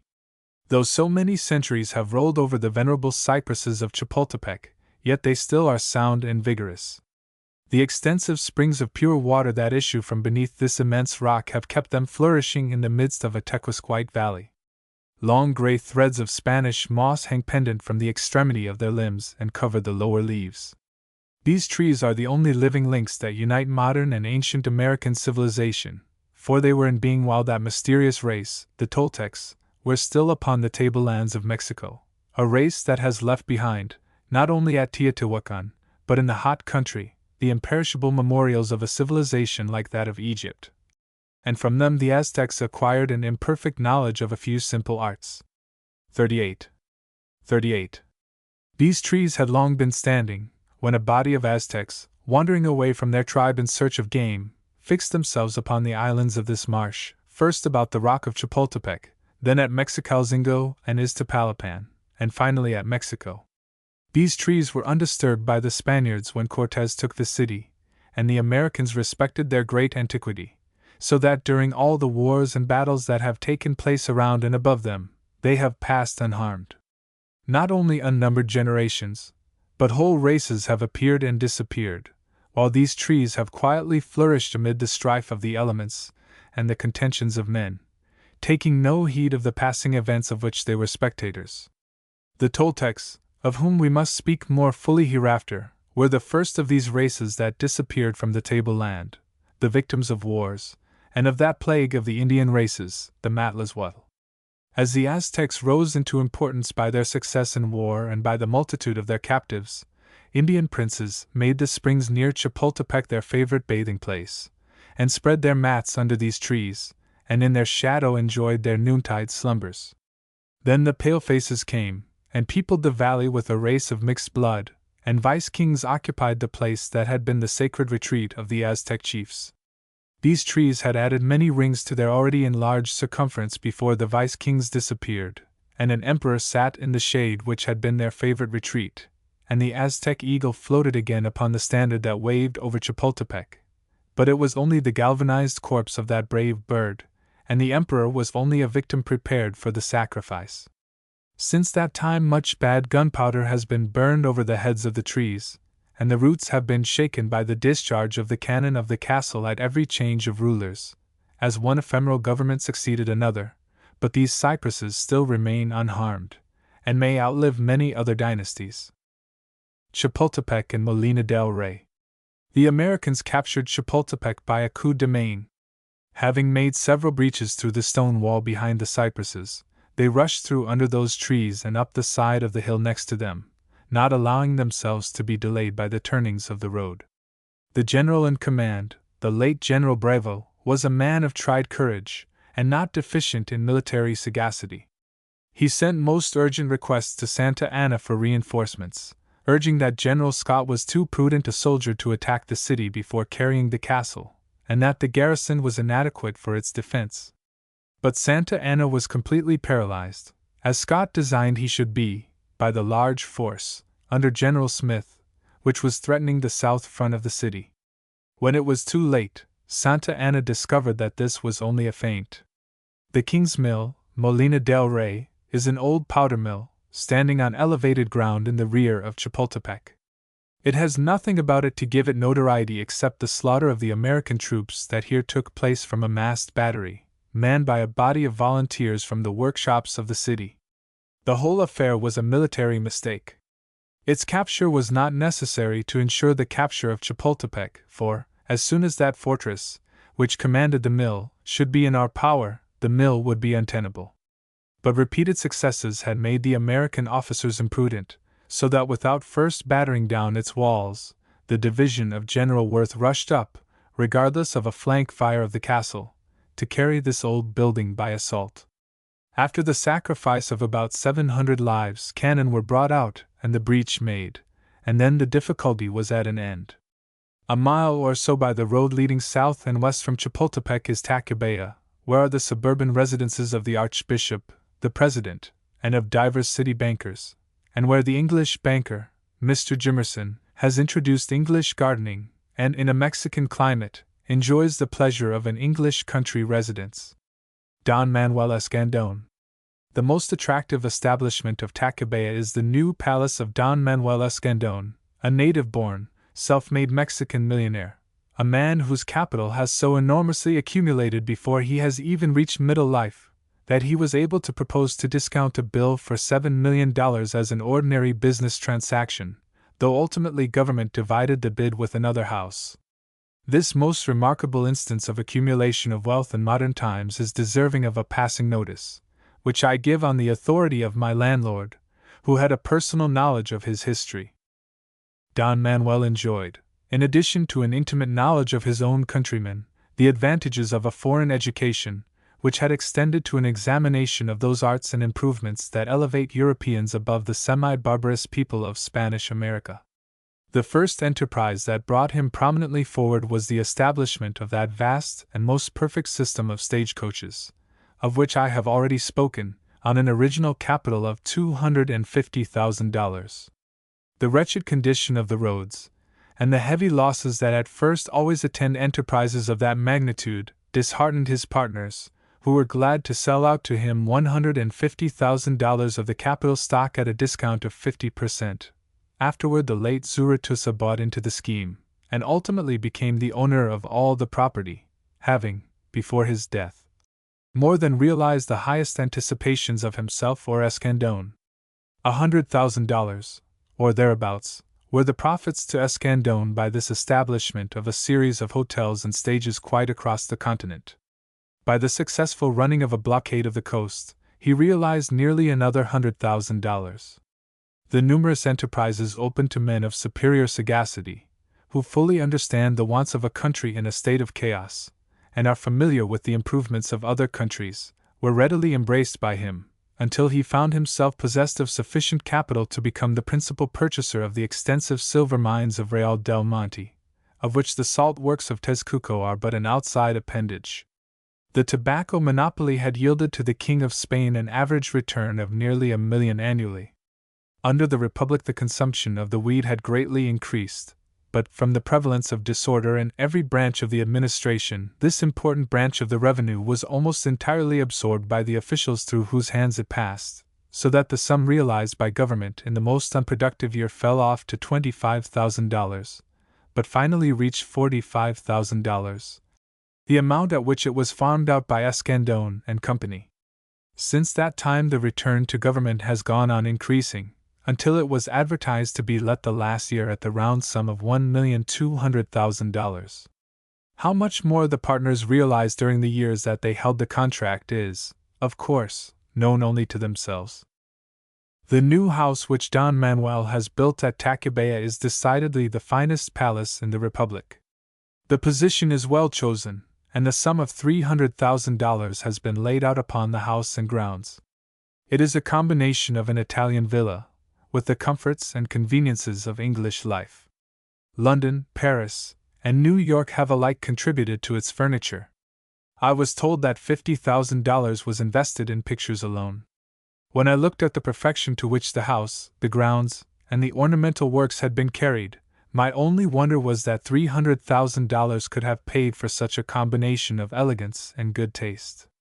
The family, which consists only of Don Manuel and his widowed sisters, had left on account of the cholera then prevailing in Tacubaya, but the steward readily opened every door to my companion, and thus, without intruding upon the privacy of a family, or even having the honor of their acquaintance, I obtained access to one of the finest private residences that I have ever yet seen, either in this country or any other. In this house it was that the Gadsden Treaty was proposed, at a dinner party at which Mr. Gadsden and Santa Anna were present. The Desierto. There was nothing to detain me longer at Tacubaya, but a ride upon the Tacubaya road is not well finished without being extended to the Desierto, a place now as attractive in its ruins as it was in its prosperity. A description of what it once was I copy from old Thomas Gage.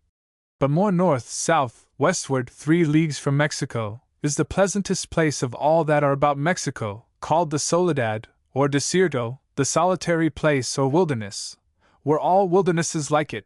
To live in a wilderness would be better than to live in a city. This hath been a device of barefooted Carmelites, to make show of their apparent godliness, and who would be thought to live like hermits, retired from the world, that they may draw the world unto them. They have built them a stately cloister, which, being upon a hill and among rocks, makes it to be most admired.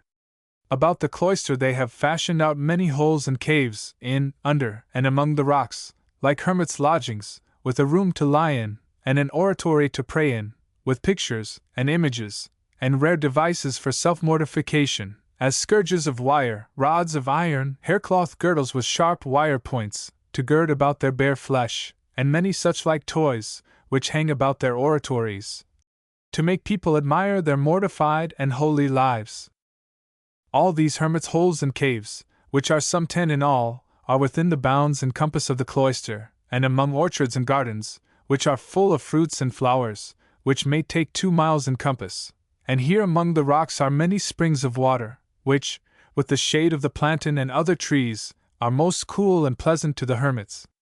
They have also the sweet smell of the rose and the jessamine, which is a little flower, but the sweetest of all others, and there is not any flower to be found that is rare and exquisite in that country which is not in that wilderness, to delight the senses of those mortified hermits. They are weekly changed from the cloister, and when their week is ended others are sent, and they return into their cloisters. They carry with them their bottles of wine, sweetmeats, and other provisions. As for fruits, the trees do drop them into their mouths. It is wonderful to see the strange devices of fountains of water which are about the gardens, but much more strange and wonderful to see the resort thither of coaches, and gallants, and ladies, and citizens from Mexico, to walk and make merry in those desert pleasures, and to see those hypocrites, whom they look upon as living saints, and so think nothing too good for them to cherish them in their desert conflicts with Satan. None goes to them but carries some sweetmeats or some other dainty dish to nourish and feed them withal, whose prayers they likewise earnestly solicit, leaving them great alms of money for their masses, and above all, offering to a picture in their church, called Our Lady of Carmel, treasures of diamonds, pearls, golden chains, and crowns, and gowns of cloth of gold and silver. Before this picture did hang, in my time, 20 lamps of silver, the poorest of them being worth 100 pounds. Truly Satan hath given them what he offered unto Christ in the desert.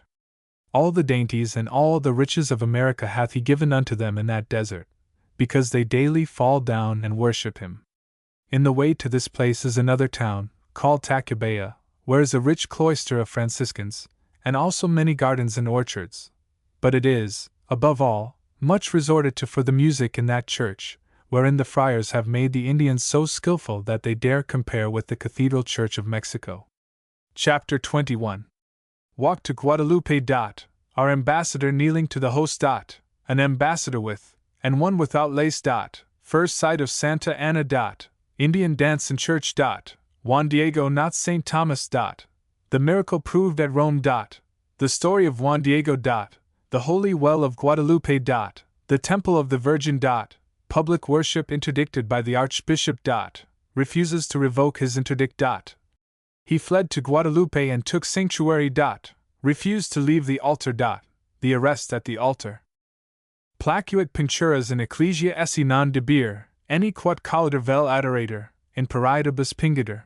Pictures ought not to be in the churches, nor should any that are reverenced or adored be painted upon the walls. So say the canons of the Council of Toledo.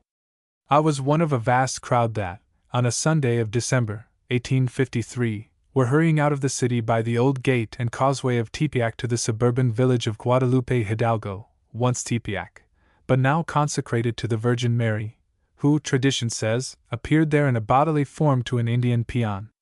Juan Diego was the name of the Indian, and 1531 is the date assigned to the incident. I shall hereafter take occasion to relate the story as given by the veracious Juan, and duly attested by authority which ought to be competent to settle the question, if anything can do so. I hope that my readers will do their best to believe it. If they honestly endeavor to do so, and do not succeed, I trust they will not suffer on account of their lack of faith. The occasion that was drawing the multitude together was the consecration of the bishop-elect of Michoacan, which was to be celebrated with great pomp at this most sacred shrine of the patron goddess of the Republic. The state and the church were duly represented upon the platform by the president, the nuncio, and the archbishop. Beneath the platform, and within the silver railing, were the official representatives of foreign nations, who were easily distinguished by a strip of gold or silver lace upon the collars and lapels of their coats. To this uniformity of dress there was a single exception in the person of the new American ambassador, Mr. Gadsden, whose plain black dress and clerical appearance would have conveyed the impression that he was a Methodist preacher, had he not been engaged, with all the awkwardness of a novice, upon his knees, in crossing himself. This was the first occasion on which I had ever seen Santa Anna. If looks have any weight determining a man's character, then truly he was entitled to his position, for he was, by all odds, the most imposing in appearance of any person in that assemblage, or any other I have yet seen in Mexico. His part in the performance was that of godfather to the bishop. Surrounded by kneeling aides-de-camp, he alone stood up, in the rich uniform of a general of division, seeming the perfection of military elegance and dignity. Each badge of prelatical rank, before it was put upon the new bishop, was handed to Santa Anna, who kissed it, and then returned it. He stood without apparent fatigue during the whole of that long ceremony. I have often seen Santa Anna since that time, but never have I seen him appear to such advantage as upon this occasion. The Bible in Mexico. On the next Sabbath I attended the Indian celebration of the appearance of the Most Blessed Virgin. During the Christmas holidays in the country of the Pintos, I had seen Indians dressed up in whimsical attire, enacting plays, and singing and dancing, but this was the first time that I had ever seen, in a house dedicated to the worship of God, or rather, in a temple consecrated to the adoration of the Virgin, fantastic dances performed by Indians under the supervision of priests and bishops. When I found out what the entertainment was, I was heartily vexed that I should be at such a place on the Sabbath day. The dancing and singing was bad enough, but the climax was reached when the priest came down from the altar, with an array of attendants having immense candles, to the side door, where the procession stopped to witness the discharge, at midday, of a large amount of fireworks in honor of the Most Blessed Virgin Mary. I hurried home from this profanation of the Lord's Day, and sat down and contemplated the old Aztec god, who had been deified for his wisdom, and could not but regret the change that had been imposed upon these imbecile Indians.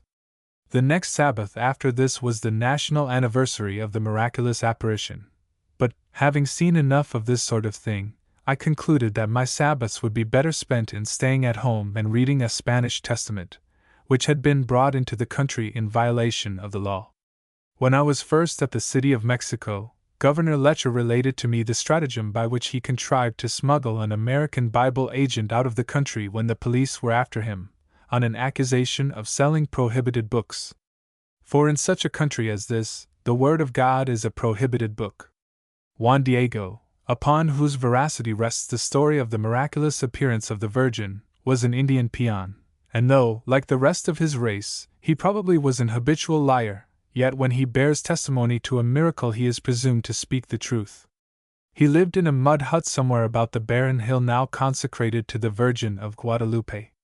The attempt to make out that it was St. Thomas, or the wandering Jew who here had an interview with the Virgin Mary, and that the old rag on which the picture is painted is really a part of the cloak of St. Thomas, is, by a very verbose proclamation of the Archbishop of Mexico, dated March 25, 1795, pronounced a damnable heresy. I have in my possession a copy of this precious document, bearing the signature of Don Alonso Núñez de Haro y Peralto. As I learned from the said proclamation that the adoration of this holy picture, exists not only in Mexico, but in South America and Spain, and that it has propagated itself in Italy, Flanders, Germany, Austria, Bohemia, Poland, Ireland, and Transylvania, I shall be excused for giving the substance of this miraculous apparition, since it is now an article of belief of all good Catholics. Having been proved before the Congregation of Rites at Rome to have been a miraculous appearance of the Mother of God upon earth, in the year and at the place aforesaid. And the proclamation farther informs us that His Holiness, Benedict XIV, was so fully persuaded of the truth of the tradition that he made cordial devotion to Our Lady of Guadalupe, and conceded the proper Mass and ritual of devotion. He also made mention of it in the lesson of the second nocturnal, declaring from the high throne of the Vatican that Mary, most holy, Non fecit taliter omni nationi. Story of Juan Diego. Juan Diego had a sick father, and like a good and pious son, he started for the medicine man. He was stopped by the Virgin at the spot where the round house on the extreme right of the picture is situated. She reproached him with the slowness of the Indians in embracing the new religion, and at the same time she announced to him the important fact that she was to be the patron of the Indians, and also charged him to go and report the same to Zumarraga, who then enjoyed the lucrative office of Bishop of Mexico. Juan obeyed the heavenly messenger, but found himself turned out of doors as a lying Indian. The second time he went for the medicine man he took another path, but was again stopped on the way at the spot where the second round house now stands. She now required him to go a second time to the bishop, and in order to convince him of the truth of the story, she directed the Indian to climb to the top of the rock, where he would find a bunch of roses growing out of the smooth porphyry. The Indian did as he was commanded, and finding the roses in the place named, he gathered them in his tilma, and carried them to the bishop. The spot is marked by a small chapel. On opening his tilma before the bishop and a company of gentlemen assembled for that purpose, it was found that the roses had imprinted themselves around a very coarse picture of the Virgin. This is the story of the miraculous appearance of Our Lady of Guadalupe. The bishop was hard to convince at first, but when he considered that the Indian could not himself paint, and had no money with which to pay an artist, and above all, as there was a fair chance of making money by the transaction, he finally yielded to conviction.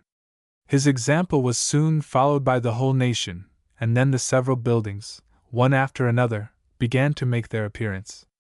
There was some difficulty at first in identifying the place of the first appearance of the Virgin, but this difficulty was removed by the Virgin herself, for she again appeared and stamped her foot upon the spot, whereupon there gushed forth a spring of mineral water. 39.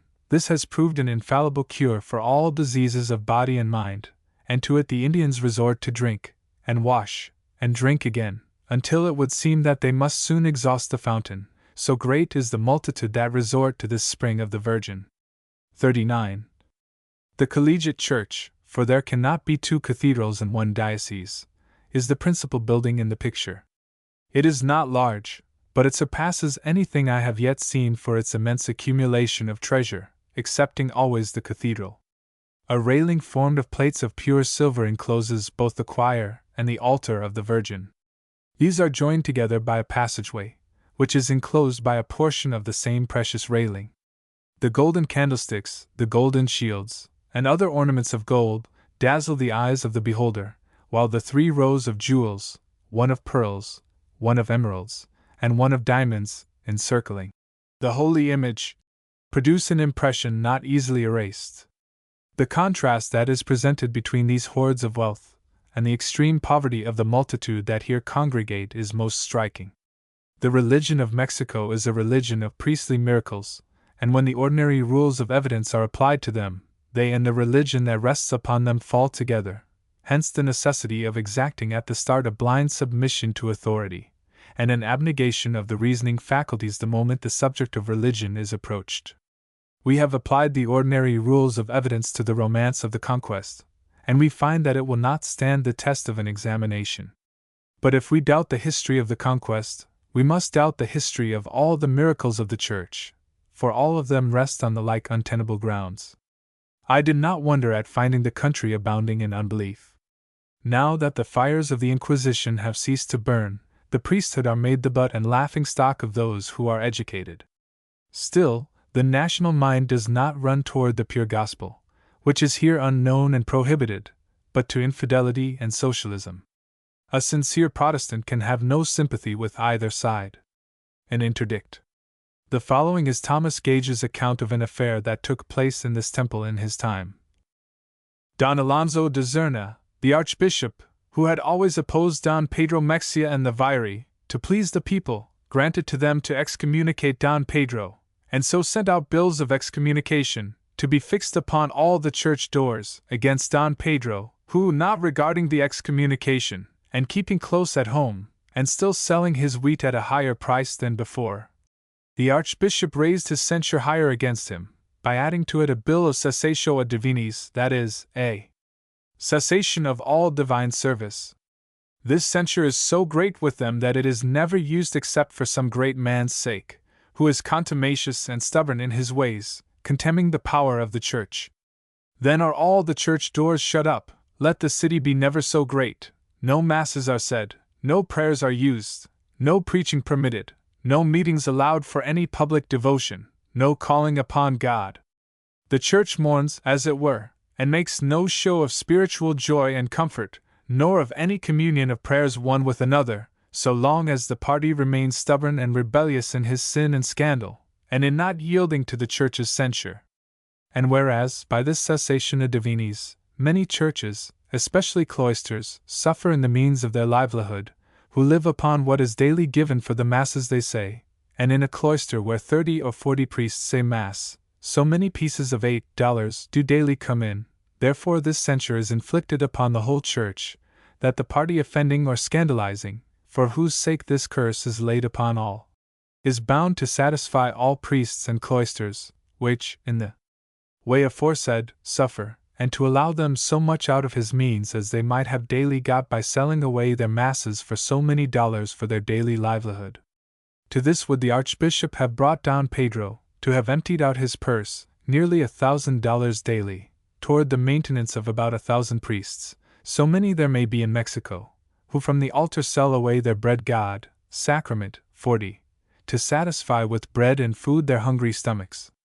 And secondly, by the people suffering in their spiritual comfort, and in their communion of prayers and worship, thought to make Don Pedro odious to the people. Don Pedro, perceiving the spiteful intent of the Archbishop, and hearing the outcries of the people against him, and their cries for the use of their churches, secretly retired to the palace of the Viary, begging his favor and protection, for whose sake he suffered. 40. The Viceroy immediately sent out his orders commanding the bills of excommunication and cessatio a divinis to be pulled down from the church doors, and to all the superiors of the cloisters to set open their churches, and to celebrate their services and masses as formerly they had done. But they disobeyed the vice-king through blind obedience to their archbishop. The viceroy commanded the archprelate to revoke his censures, but his answer was, that what he had done had been justly done against a public offender and great oppressor of the poor, whose cries had moved him to commiserate their suffering condition, and that the offender's contempt of his first excommunication had deserved the rigor of the second censure. Neither of which he would nor could revoke until Don Pedro Mexia had submitted himself to the church and to a public absolution, and had satisfied the priests and the cloisters who suffered for him, and had disclaimed that unlawful and unconscionable monopoly wherewith he wronged the whole commonwealth, and especially the poorer sort therein. Arrest of an archbishop. The viceroy, not brooking this saucy answer from a priest, commanded him presently to be apprehended, and to be taken under guard to San Juan de Ulua, and then to be shipped to Spain. The archbishop, having notice of this resolution of the viceroy, retired to Guadalupe, with many of his priests and prebends, leaving a bill of excommunication against the viceroy himself upon the church doors, intending privately to fly to Spain, there to give an account of his carriage and behavior.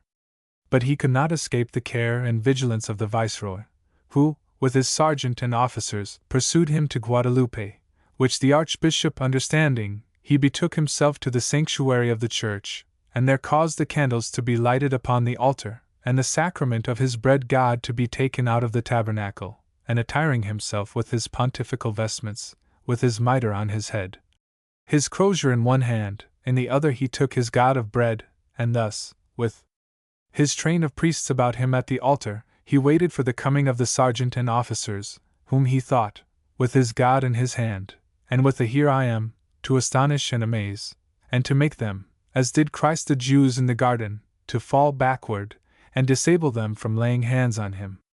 Banishment of the archbishop. The officers, coming into the church, went toward the altar where the bishop stood, and kneeling down first to worship their God, made short prayers, which being ended they propounded unto the bishop, with courteous and fair words, the cause of their coming to that place, requiring him to lay down the sacrament, the consecrated wafer, and to come out of the church, and to hear the notification of what orders they brought unto him in the king's name. To whom the archbishop replied, that whereas their master the viceroy was excommunicated, He looked upon him as one out of the pale of the church, and one without any power or authority to command him in the house of God, and so required them, as they regarded the good of their souls, to depart peaceably, and not to infringe the privileges and immunities of the church by exercising in it any legal act of secular power and command, and that he would not go out of the church unless they durst take him and the sacrament together. With this the head officer, named Tyrol, stood up and notified unto him an order, in the king's name, to apprehend his person in what place soever he should find him, and to guard him to the port of San Juan de Ulua, and there to deliver him to whom by farther order he should be directed thereto, to be shipped to Spain as a traitor to the king's crown, a troubler of the common peace, and an author and mover of sedition in the commonwealth. The archbishop, smiling to Tyrol, answered him, Thy master useth too high terms and words, which do better agree unto himself, for I know no mutiny or sedition like to trouble the commonwealth, unless it be by his and Don Pedro Mexia his oppressing of the poor. And as for thy guarding me to San Juan de Ulua, I conjure thee by Jesus Christ, whom thou knowest I hold in my hands, not to use here any violence in God's house, from whose altar I am resolved not to depart. Take heed God punish you not, as he did Jeroboam for stretching forth his hand at the altar against the prophet. Let his withered hand remind thee of thy duty. But Tyrol suffered him not to squander away the time and revel it out with farther preaching, but called to the altar a priest, whom he had brought for the purpose, and commanded him, in the king's name, to take the sacrament, wafer, out of the archbishop's hand, which the priest doing, the archbishop, unvesting himself of his pontificals, yielded himself unto Tyrol, and taking his leave of all his prebends, requiring them to be witnesses of what had been done, he went prisoner to San Juan de Ulua, where he was delivered to the custody of the governor of the castle, and not many days after, was sent in a ship, prepared for that purpose to Spain, to the king and council, with a full charge of all his carriages and misdemeanors. Chapter 22. The Old Indian City of Mexico. The mosques. Probable extent of civilization. Aztecs acquired arts of the Toltecs. Toltec civilization, ancient and original. The Pyramid of Papantla. The plunder of civilization. Mexico as described by Cortez. Montezuma's court. The 8 months that Cortez held Montezuma. What happened for the next 10 months. The siege of Mexico by Cortez. Aztecs conquered by famine and thirst. Heroes on paper and victories without bloodshed. Cortez and Morgan. As we have carefully surveyed the suburbs, and all the Valley of Mexico, it is time to take a survey of the city itself, and examine its condition at different periods of its history. The Mexico of the Aztecs. The Aztec city of Mexico perished with its conquest by the Spaniards. Day by day, as the siege went on, the Indians that followed the soldiers pulled the houses down, when the latter had passed, and threw the rubbish into the canals, so that, on the day on which the conquest was effected, the city ceased to exist. Many times has that old city been restored, in the imagination of enthusiasts, with its 40 pyramids, teocallis, and unnumbered palaces, adorned with all the luxury and magnificence of the most refined civilization, united with barbaric grandeur and inhumanity in so strange a combination as to distract our feelings between hate and admiration. It was easy to build an Indian city that would present a most imposing appearance, for the climate was well fitted for drying mud thoroughly. Besides, there was an inexhaustible supply of pumice stone, tepetate, and an exceedingly soft, gray quarry stone, for caps and lintels, with an excellent quality of cement, and material for fresco painting of the walls, abundant and cheap. All these articles are combined in the building of the modern city, and give it its present appearance of elegance and great durability. But in the old city, one-story palaces of dried mud, plastered and frescoed, with large interior courts like that I have described at Texcoco, must have been among the most imposing structures. If tepetate was employed in the construction of the royal palaces, it would not have added materially to the weight resting upon the earthy foundations, for when the water in the ditches occupied half the street, 41, the foundations must have been so much softer than at present, that structures of the lightest material only could be borne. 41. In his anxiety to keep up a resemblance between his conquests and that of Granada, Cortez calls the teocallis, or Indian mounds which he found, mosques, and speaks of 40 towers, the largest of which has 50 steps leading to its main body, and is higher than the tower of the principal church in Seville. 42. Bernal Diaz says there were 115 steps to the summit. 43. I must reduce the size of this great pyramid to the size of the isolated rock that the cathedral is said to occupy.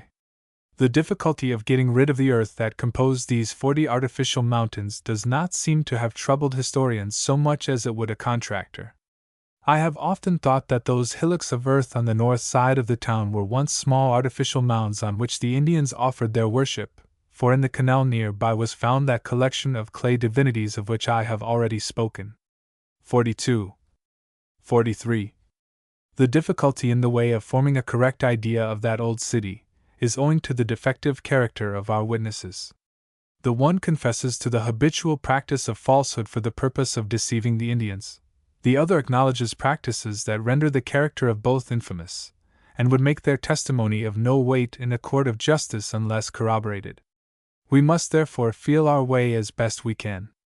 With the rude implements of the Indians, houses of the driest blocks of mud, though covered with cement and painted with colored wash, could easily have been thrown down, but gunpowder or iron bars would have been necessary to overturn a wall composed either of stone or tapetate and cement.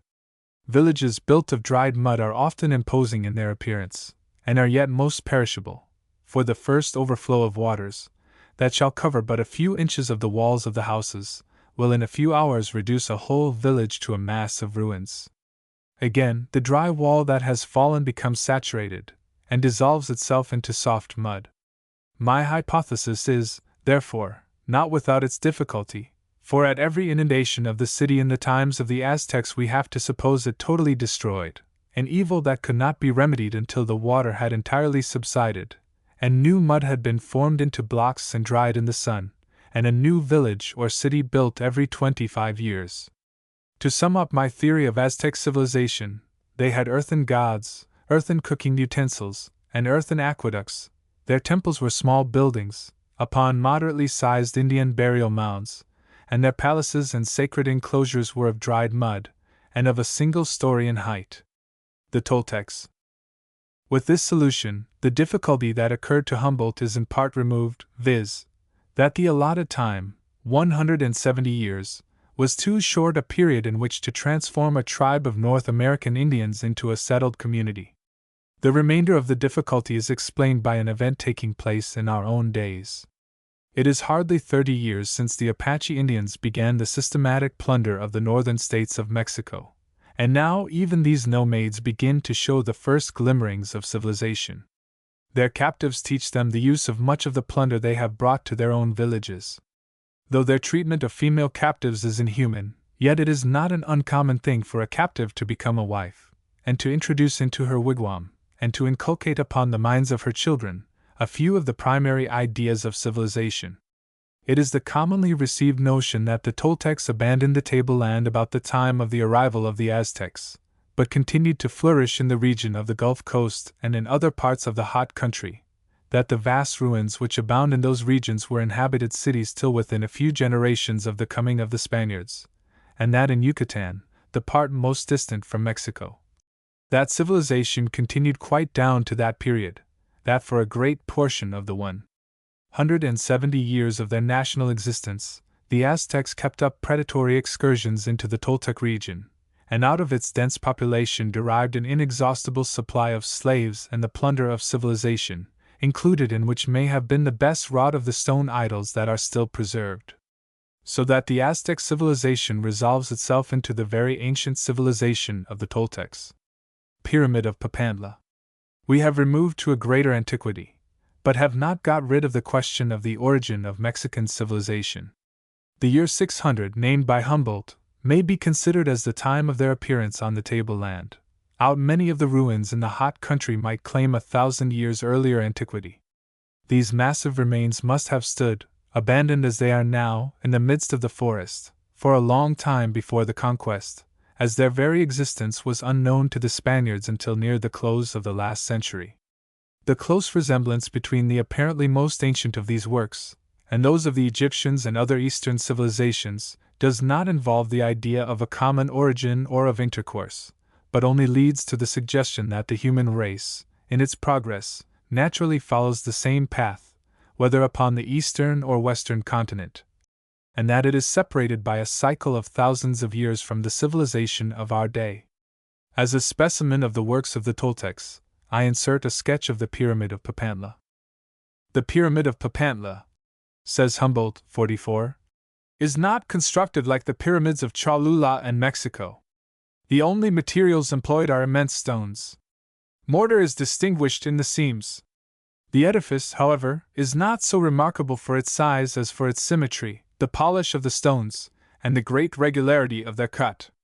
The base of the pyramid is an exact square, each side being 82 feet in length. The perpendicular height appears not to be more than from 52 to 65 feet. This monument, like all the Mexican teocallis, is composed of several stages. 6 are still distinguishable, and a 7th appears to be concealed by the vegetation with which the sides of the pyramid are covered. A great stairway of 57 steps conducts to the truncated top of the teocalli, where the human victims were sacrificed. On each side of the great stairs is a flight of small stairs. The facing of the stories is adorned with hieroglyphics, in which serpents and crocodiles, carved in relievo, are discernible. Each story contains a great number of square niches, symmetrically distributed. In the first story we reckon 24 on each side, in the second 20, and in the third 16. The number of these niches in the body of the pyramid is 366, and there are 12 in the stairs toward the east. The Abbé Marquez supposes that this number of 378 niches has some allusion to a calendar of the Mexicans, and he even believes that in each of them one of the 20 figures was repeated, which, in the hieroglyphical language of the Toltecs, served as a symbol for marking the days of the common year, and the intercalated days at the end of the cycles. The year being composed of 18 months of 20 days, there would then be 360 days, to which, agreeable to the Egyptian practice, 5 complementary days were added. This pyramid was visited by M. Dupe, a captain in the service of the King of Spain. He possesses the bust, in basalt, of a Mexican, which I employed M. Massard to engrave, and which bears great resemblance to the colodica of the heads of Isis. 44. I prefer in this way to copy from an author of unquestionable authority an important historical fact, rather than to search for less accessible sources of evidence on which I rest the theory, that what of this kind we have seen at the City of Mexico are but fragments from the wreck that befell the American civilization of antiquity, which had succumbed before the inroads of northern savages. This is sufficient inquiry into antiquities till we come to the museum. Mexico according to Cortés. It is but justice to add the substance of Cortés' account of this ancient city, which is embodied in the following paragraphs. This noble city contains many fine and magnificent houses, which may be accounted for from the fact that all the nobility of the country, who are the vassals of Montezuma, have houses in the city, in which they reside a certain part of the year, and besides there are numerous wealthy citizens who also possess fine houses. All these persons, in addition to the large and spacious apartments for ordinary purposes, have others, both upper and lower, that contain conservatories of flowers. Along one of the causeways, the Chapultepec, that lead into the city are laid 2 water pipes, constructed of masonry, each of which is 2 paces in width, and about 5 feet in height. The inhabitants of this city pay greater regard to the style of their mode of living, and are more attentive to elegance of dress and politeness of manners than those of other provinces and cities, since, as the cacique Montezuma has his residence in the capital, and all the nobility, his vassals, are in the constant habit of meeting there, a general courtesy of demeanor necessarily prevails. For, as I have already stated, what can be more wonderful than that a barbarous monarch, as he is, should have every object found in his dominions imitated in gold, silver, precious stones, and feathers, the gold and silver being wrought so naturally as not to be surpassed by any smith in the world, the stonework executed with such perfection that it is difficult to conceive what instruments could have been used, and the featherwork superior to the finest production in wax and embroidery? He possessed out of the city as well as within numerous villas, each of which had its peculiar sources of amusement, and all were constructed in the best possible manner for the use of a great prince or lord. Within the city, his palaces were so wonderful that it is hardly possible to describe their beauty and extent. I can only say that in Spain there is nothing equal to them. There was one palace somewhat inferior to the rest, attached to which was a beautiful garden, with balconies extending over it, supported by marble columns, and having a floor formed of jasper elegantly inlaid. There were apartments in this palace sufficient to lodge 2 princes of the highest rank with their retinues.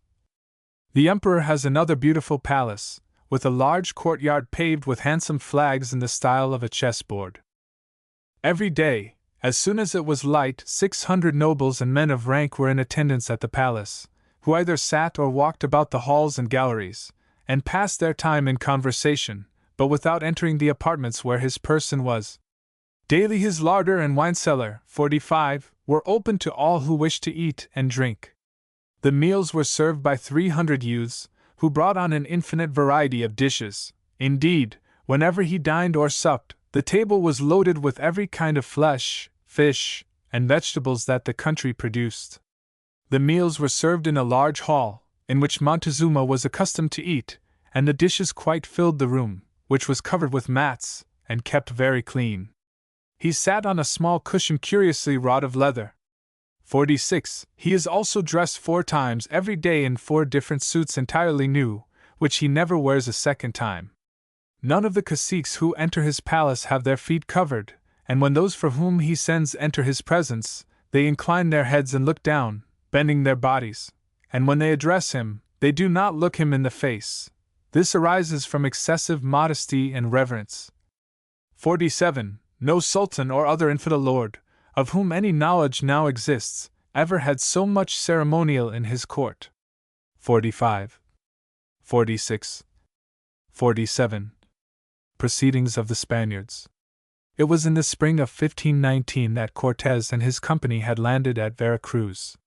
From that point they had marched toward Mexico without opposition, except the skirmishes with the Tlascalans, and without opposition they had entered the city of Mexico on the 5th of November, 1519. Here they had been received with every mark of hospitality, and treated with every kindness. But this did not prevent their treacherously seizing the person of their host, and making him a prisoner in their quarters. In his name they had governed his tribe, and ransacked his dominions in search of the treasures collected by the gold washers, and had even interfered in the religious worship of a superstitious people, and murdered, in cold blood, a party of their chiefs celebrating an Indian feast. Still there had been no war, until Ordaz was sent, with his 400 men, to recapture the concubines of Cortés, who had been rescued, as already mentioned. This was in July of the following year, 8 months after their first entry into Mexico, and on the 10th of July 1520, the licentious rule of the Spaniards at Mexico was terminated by the events of the Tres Noche. The mere handful that had at first entered the city had been increased by the army of Narvaez, so that when the news reached Cortés that Alvarado and the 80-odd men that had been left with him in the city were threatened with difficulty, he marched a well-appointed army of 1,400 men, besides 200 Tlascalans, to his relief. Their retreat to Tlaxcala has already been described, the character of the brigantines has been discussed, as well as the absurd story of his having dug a slip or launching canal at Tezcuco, 12 feet broad and 12 feet deep. We have seen that the towns and villages said to have been built in the lake, and the still greater number of large towns on the mainland, could only have been petty Indian hamlets, and that the central portions of the Valley of Mexico would not have been habitable if the lakes of Mexico had been anything more than evaporation ponds. And lest I should venture too far, I will conclude this remark by adverting to the testimony of Diaz, which concedes that when his book was written the face of the country was substantially as it now is, and as I have already described it to be. But he endeavors to save the story of the conquest by the shallow pretense that, during the few years that intervened between that event and the date of his history, the whole face of the country had completely changed.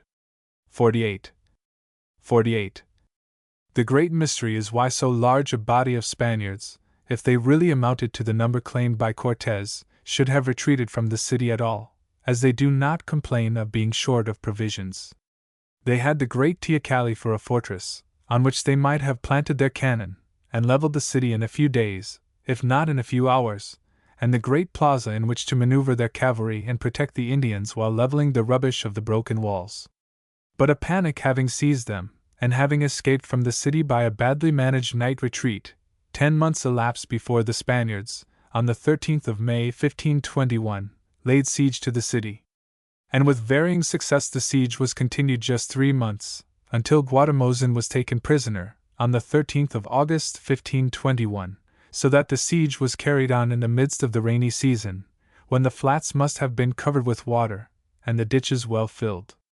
No difficulty was experienced in bringing up his flatboats to the sides of the muddy causeways, or in cutting off the supplies of provisions by water, or in breaking down the earthen aqueduct of Chapultepec, so that the Indians were finally subdued by the combined forces of hunger and thirst. When the Aztecs were so enfeebled by want that they could no longer offer resistance, the Spaniards rushed into the town, seized the unresisting Guatimozin, and shouted victory. Indian warfare. It requires a familiarity with Spanish character and the Moorish, Oriental origin of their literature, in order to read Spanish-American military annals understandingly, as much so as it does a knowledge of Indian character in order to sift out the truth from accounts of Indian wars. The superstitious dread which the Aztecs at all times evinced for the Spanish horses and horsemen is common to all savages. 49. The appearance of 2 or 3 horses, kept ready for that purpose, was sufficient to restore the battle after the Spaniards had taken to their heels. And while the facts of the siege amount to little more than keeping possession of the narrow causeways, by aid of superior implements of war, until famine and thirst had done their work, yet the Spanish histories of the conquest make it to surpass in interest, and in the magnitude of forces engaged, almost any siege on record. And so plausibly is the narrative written, that the reader drinks it in with breathless anxiety, without once stopping to ask himself how so many hundreds of thousands of Indians could be fed in a salt valley, enclosed by high mountains, without the aid of a regularly organized commissariat department, or how such masses of undisciplined Indians could be maneuvered upon a narrow causeway, where numbers had no strength, but only tend to augment the confusion, where, as in this case, there had to be a daily advance and retreat in presence of an active enemy. 49. Improbability of Cortez's account. The interesting note which we have copied describes an event within the memory of the present generation. And it is well recollected what trepidation was caused in that colony of the British Empire by the approach to the frontier of a nation of barbarians who despised fear, whose religion was war, and who knew no sin like that of turning the back to any enemy. Yet 100 horsemen, with firearms, from a missionary village, unaccustomed to war, were sufficient to turn back this mighty host of brave savages. It cannot be claimed that the Aztecs were superior to these Mantites, or that the force of Cortez was inferior in equipment to the 100 unwarlike Griquas whose thunder and lightning, as they termed the musketry, drove them back. The missionary was a Protestant, a man of truth, and had no glory to win, and therefore told only the simple truth. Cortez, out of a much inferior affair, has fabricated a romance, with such verisimilitude that he has astonished the world by an account of achievements which he never performed. To write well is 9/10 of a hero, and in the time of Cortez, as it is even now at Mexico, it was the easiest thing imaginable to manufacture an astonishing victory out of the very smallest amount of material. If no lives were lost in the battle, so much more astounding is the victory. This practice of sacrificing human life is only a modification of cannibalism, and the very mission on which the Spaniards came to Mexico was to extinguish that crime, so that they would jeopardize their title to the country should they presume to shed the blood of each other in their interminable wars. And so long as only women, and children, and Indians are the sufferers, they do no violence to the rules of warfare which Cortez and the conquistadors introduced. The armies of Mexico have never been deficient in good writers. A specimen of the capacity of one of them I have already given in the chapter on Texas, so that their stately and dignified histories of the national squabbles of the last 30 years are equal to Cortez in gross exaggeration, and not a whit behind him in elegance of composition. Morgan and Cortez. 100 years after the conquest of Mexico, there sailed out of the harbor of Port Royal, now Kingston, in Jamaica, an unlawful military enterprise, about equal in force to that with which Cortez first landed at Vera Cruz, but immensely inferior to the panic-stricken host that fled by night from the city of Mexico. The fitting out of this unlawful expedition, like that of Cortez, had the connivance of the local authorities. The difference between the two was that Morgan did not understand the Spanish Oriental style of proclaiming his own heroism, and furthermore, his expedition was not directed against a miserably armed rabble of Indians, but against the fortified city of Panama, held by a garrison of royal troops.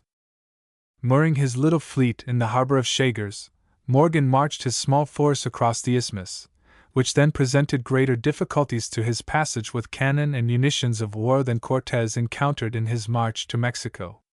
Like Cortez in his first expedition, Morgan met with no opposition in his first visit to Panama, but with his men, lived at free quarters in rioting and debauchery, committing those atrocities that pirates alone can commit, until, their appetites and their passions being satiated, they returned to the Gulf Coast, taking with them the plunder of a city which was then the depository of the treasures drawn from South America. They returned a second time to Panama, as Cortez did to Mexico. This time they met with resistance, but they carried the town by assault, and devoted it to utter destruction. Their efforts were seconded by a terrible earthquake, from which the people fled, and built a new city at a distance of a few miles from the ruins. For more than 200 years the rank vegetation of a tropical forest has been driving its massive roots beneath its foundations, and yet the ruins of Panama still bear the marks of having once been a city of much magnificence.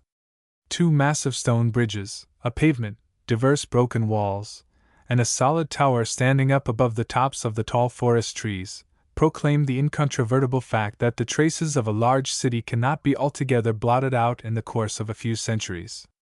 Morgan has never gratified the world with a narrative of his adventures, nor has any of his gang enlightened us with the history of the conquest of Panama, nor has any Saxon bishop Lorenzana yet been found so lost to all moral sense as to commend the piety of such infamous men. And yet, in the boldness of his enterprise, in the courage of its execution, in the amount of plunder realized, in military talent and prowess, Morgan the pirate was incalculably superior to Cortez the hero. Chapter 23. The New City of Mexico. The discoveries of gold. Ruins at Mexico. The monks, and what Cortez gained by his piety. The city of Mexico again rebuilt. The city under Revillagigedo. The National Palace. The Cathedral. A whole museum turned saints. All kneel together. The San Carlos Academy of Arts. Reign of Carlos III, the Mineria. The city of Mexico, as rebuilt by Cortez, was but an humble affair. The small amount of plunder realized from the city destroyed, the necessity for large remittances to secure peace at the Spanish court, the general poverty and destitution of the Indians inhabiting the surrounding villages, and the narrow limits of the Aztec Empire, were great impediments in the way of erecting a magnificent city. On a small scale, he resembled Santa Anna in the activity with which he could organize an army after defeat, or resuscitate affairs when apparently irretrievable. He knew how to improve the most slender means to the accomplishment of ulterior purposes. Perseverance is not one of the leading characteristics of the Spanish race, yet it is surprising to see how much they will often accomplish with what would appear to us totally inadequate means. Such was eminently the talent of Cortez. Surrounded by disappointed men, who had been lured to the country by magnificent pictures of its resources, he still went on extending his conquests among the surrounding tribes. Fortunately, the most precious of all metals is obtained by the most simple process, and the gold washings of the Mescala and other parts of the south, which the Indians had but partially wrought, received more attention as soon as they learned how readily the precious metal could be exchanged for the gewgaws of the Europeans. Gold dust was greedily exchanged for its weight in bright silver coins, and an ounce of gold was not unfrequently given for a bright-colored handkerchief. In a few months the means for the organization of a community were obtained from the gold diggings. Nothing tends so much to elevate the lowly as the discovery of gold washings, in which individual effort, and not machinery, is the ruling power and the producer of wealth. But even a gold country has its evils, for nowhere have I ever seen so many disappointed men as at the very place where an abundance of gold could be had for simply washing it out of the mud, and nowhere have I seen so large a proportion of unemployed men as on the spot where the wages of labor were fabulously high. Still, with all these drawbacks, the city of Cortez rapidly progressed under the stimulus of gold discoveries, until he found the wildest of his dreams falling short of the reality. The monks in Mexico. The new city did not occupy the exact position of its Indian predecessor, but was clustered around the still remaining navigable canals, upon the southern border, while the main portion of the old city, which lay toward the northern limits of the island, where to this day such an abundant supply of earthen gods is to be found by digging, was left a mass of ruins. These were not, by any means, the ruins of fallen stone walls, or capitals, or columns, but shapeless masses of earth, which proclaim most unmistakably the kind of magnificence which distinguished the ancient capital of the Aztec Empire. The monks, who scented gold as buzzards scent carrion, began early to discover the growing wealth of this new city, and soon a party of a dozen Franciscans, in sackcloth with downcast visages, approached the city. They came, not as religious teachers, but as spiritual scavengers, who had consecrated their lives for gold to clean out the road to heaven for the vilest sinners. Cortez, who had been the greatest sinner, was now the greatest penitent. The whole city was moved at the coming of these holy men, who carried the cross before them, but forgot not the cards and the dice in their pockets, who daily, in the Mass, consecrated spiritual bread for famishing souls, and at night spent the wages of their piety at the gambling table. To the surprise of his fellow profligates, and to the astonishment of the Indians, Cortez, walking barefooted, led the procession that escorted the monks from near the spot where his brigantines had sailed among the cornfields of Iztapalapan to the little chapel he had partly finished, and which now stands in the yard of the Franciscans. 50. He was so zealous in the performance of his devotions and his penances that he won the affections of the Holy Fathers to such a degree that he ever found faithful supporters in the powerful order of Saint Francis in all his troubles at the Spanish court. The question of his sincerity mattered little to them. It was the benefit of his public example which they, above all things, desired in their search after golden treasures. To get gold and to gratify their vices was their pious calling. Though they boast of having baptized some 6,000 Indians, this argues nothing, except as it tends to show the numbers of the Indian population of the valley, for, as a badge of their subjugation, the Indians received Christian baptism, and truly it has been said of them, "They feared the Lord, but served their graven images." 50. We have now a sadder tale to tell, one that philanthropists have grieved over so often. Gold washings are soon exhausted, but they frequently lead to the discovery of silver mines, which become so profitable as to drive away the very memory of the gold washings.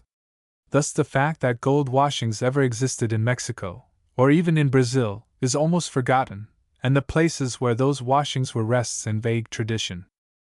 But while gold is procured by the most simple process, to extract silver requires science, and an immense expenditure of labor and machinery, in delving to the very bowels of the earth, and in separating the slight percentage of pure silver from the mass of ore. In this exhausting labor, which is often assigned to convicts, Indians were employed until they gave up the ghost. The conquerors had appropriated to themselves the best-looking of the Indian females, while their husbands, for Indians marry very early in life, were consigned to the mines as laborers and carriers in the bowels of the mountain.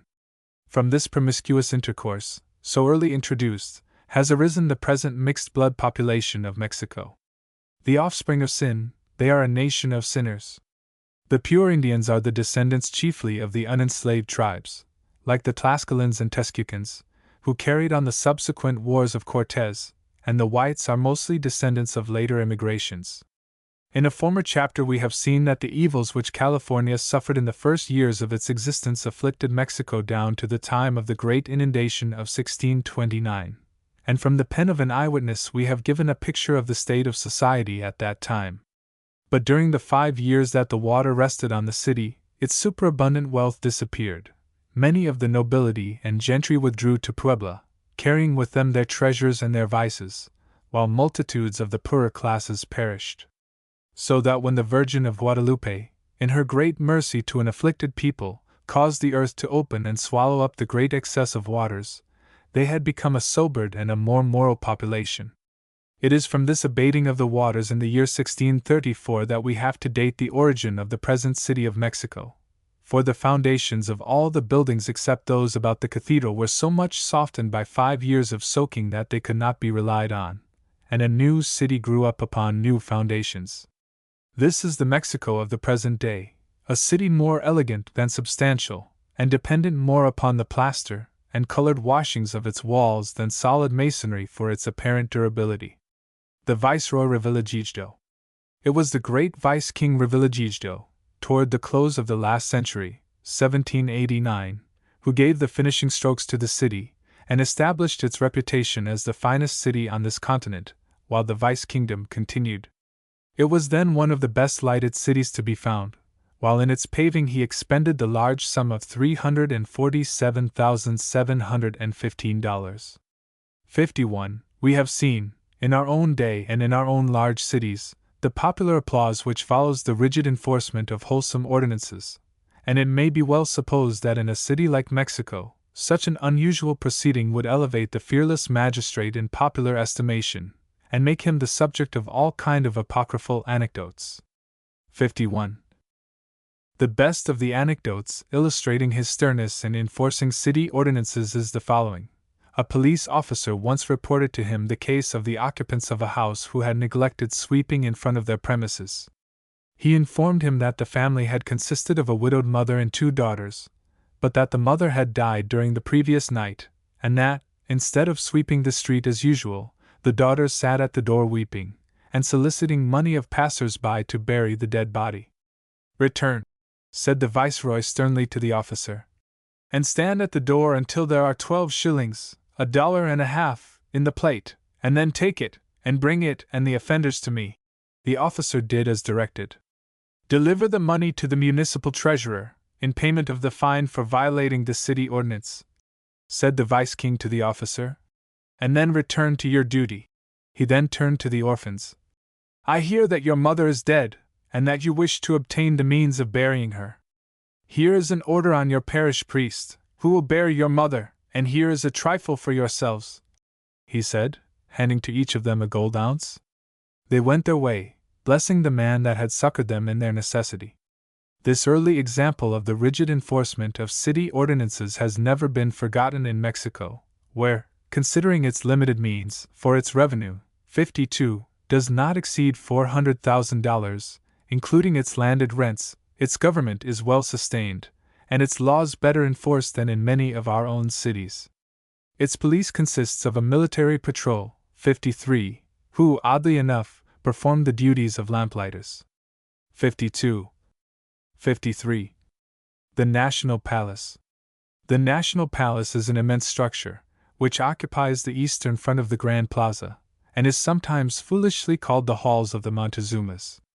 It contains within itself all the offices of government, besides the barracks of the President's Guard. Besides being the city residence of the President himself, it contains the 2 halls that were formerly occupied by the 2 legislative bodies, the Senate and the Chamber of Deputies, while such a burlesque of our free institutions existed in Mexico. In this palace also was the National Mint, so long as any body would trust the nation with his silver bars to coin. But now that the mint is farmed out, it is removed to a private establishment. In this building are all the archives of the Vice-Kingdom and the Republic, and he who would study the history of the past must diligently labor here.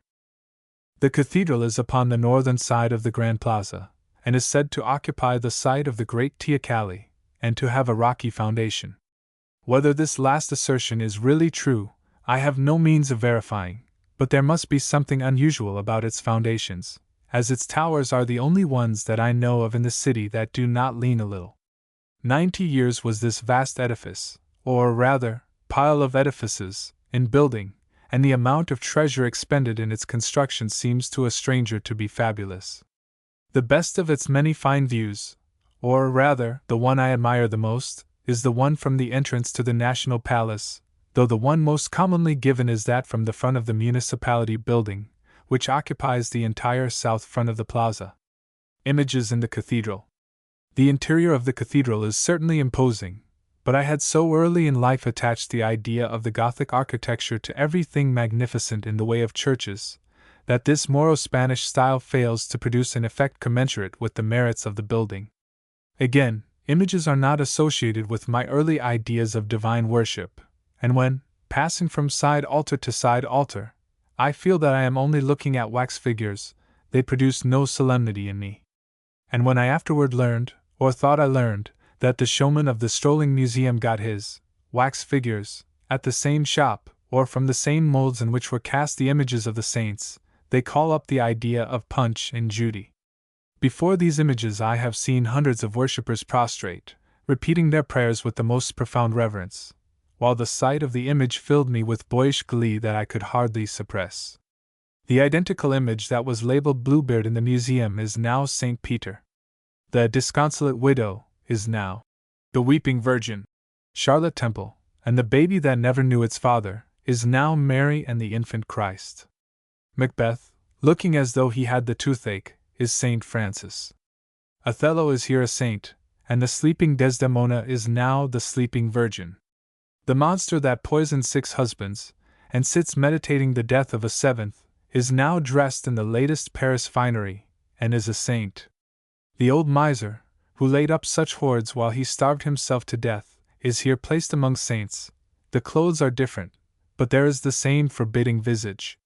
Here, too, are the Queen of Sheba, the Babes in the Wood, the Belle of the West, the Terrible Brigand, and Sir William Wallace, all transformed into images of saints, before whom the people bow down with the most profound reverence, and to whose intercession they commit the salvation of their souls. I do not know whether the showman or the priests are to blame for my irreverence, or whether it is the fault of the system itself. The argument in favor of the adoration of images is that they make impressions on the senses which aid devotion. But if the impressions made on my senses are to be considered, the whole tendency is to debase the immortal Maker of heaven and earth below the level of humanity, and to change the image of the incorruptible God into an image made like to corruptible man. There was abundant proof of this in the tabernacle of Our Lady of Remedies above the great altar of the cathedral. There sits enthroned this cast-off bauble of some nursery, emblazoned with jewels enough to supply the means to educate the whole population of Mexico. To this piece of dilapidated wood and plaster of Paris are conceded attributes of God Almighty, to grant rain in times of drought, health in times of pestilence, a safe delivery to women in peril of childbirth, and before it, in times of public calamity, the highest dignitaries walk in solemn procession. Nothing disgusts an Anglo-Saxon more than to witness the mental degradation of the descendants of the Castilians, the slaves of superstition, craft, and imposture. From generation to generation they have lived in constant fear of the secret agents of the Inquisition, and of the evil spirits that are ever plotting against the peace of good Christians. The permanency of the laws of nature, the very foundation of all self-reliance and courage, is believed to be at the caprice of every one of a legion of saints, each of whom has been canonized on proof of working a miracle. Truth, and honesty, and chastity are subordinate virtues, and only a slavish devotion to his conscience-keeper can sustain a believer in the hour of greatest necessity. There are important truths to be learned in Mexico, and even in this immense pile of buildings devoted to superstition. Among these is the perfect equality that should exist in a place of worship. Here the rich and the poor meet together upon a level. The well-dressed lady and the market woman are here kneeling together before the same image. The distinctions of wealth and rank are for the moment forgotten. While I was looking on and admiring this state of things, I saw a market man on his return homeward with an empty hencoop on his back. He walked boldly up, and knelt among the body of worshippers, told his beads, and then started up and trudged on his homeward journey. This equality is only for an hour, and hardly so long, yet it is an hour daily, and must have its effect in this country of inequalities in reminding the most humble that this inequality is only for this world, and that at the termination of life all will stand upon a common level. The San Carlos. The San Carlos, or Academy of Arts, is now in a flourishing condition, on account of the success of the lottery that supports it. The number of students here gratuitously instructed in different branches of art is quite large. Here, too, it is refreshing to see equality triumphant, the child of the peon and of the prince sit side by side, and on the days of public exhibition, the crowds that throng its halls are admitted gratuitously, and are of as miscellaneous a character as are its pupils. The pictures of Pangar are the present great attraction, and every new production of his genius gains him additional applause. The works that Humboldt so much admired are still here, but since his time there have been added several marbles of considerable merit. This Academy of San Carlos is one of the many monuments of that greatest of the kings of Spain since the conquest, Don Carlos III, though not brought into full operation until the reign of his imbecile successor, Carlos IV. All the monuments of which Mexico can boast at this day are traceable to the reign of the only enlightened Spanish prince of whom Spain can boast in a period of 300 years. Nearly 100 years have elapsed since the foundation of this academy, and it has not yet produced a man of the first class either in painting or sculpture.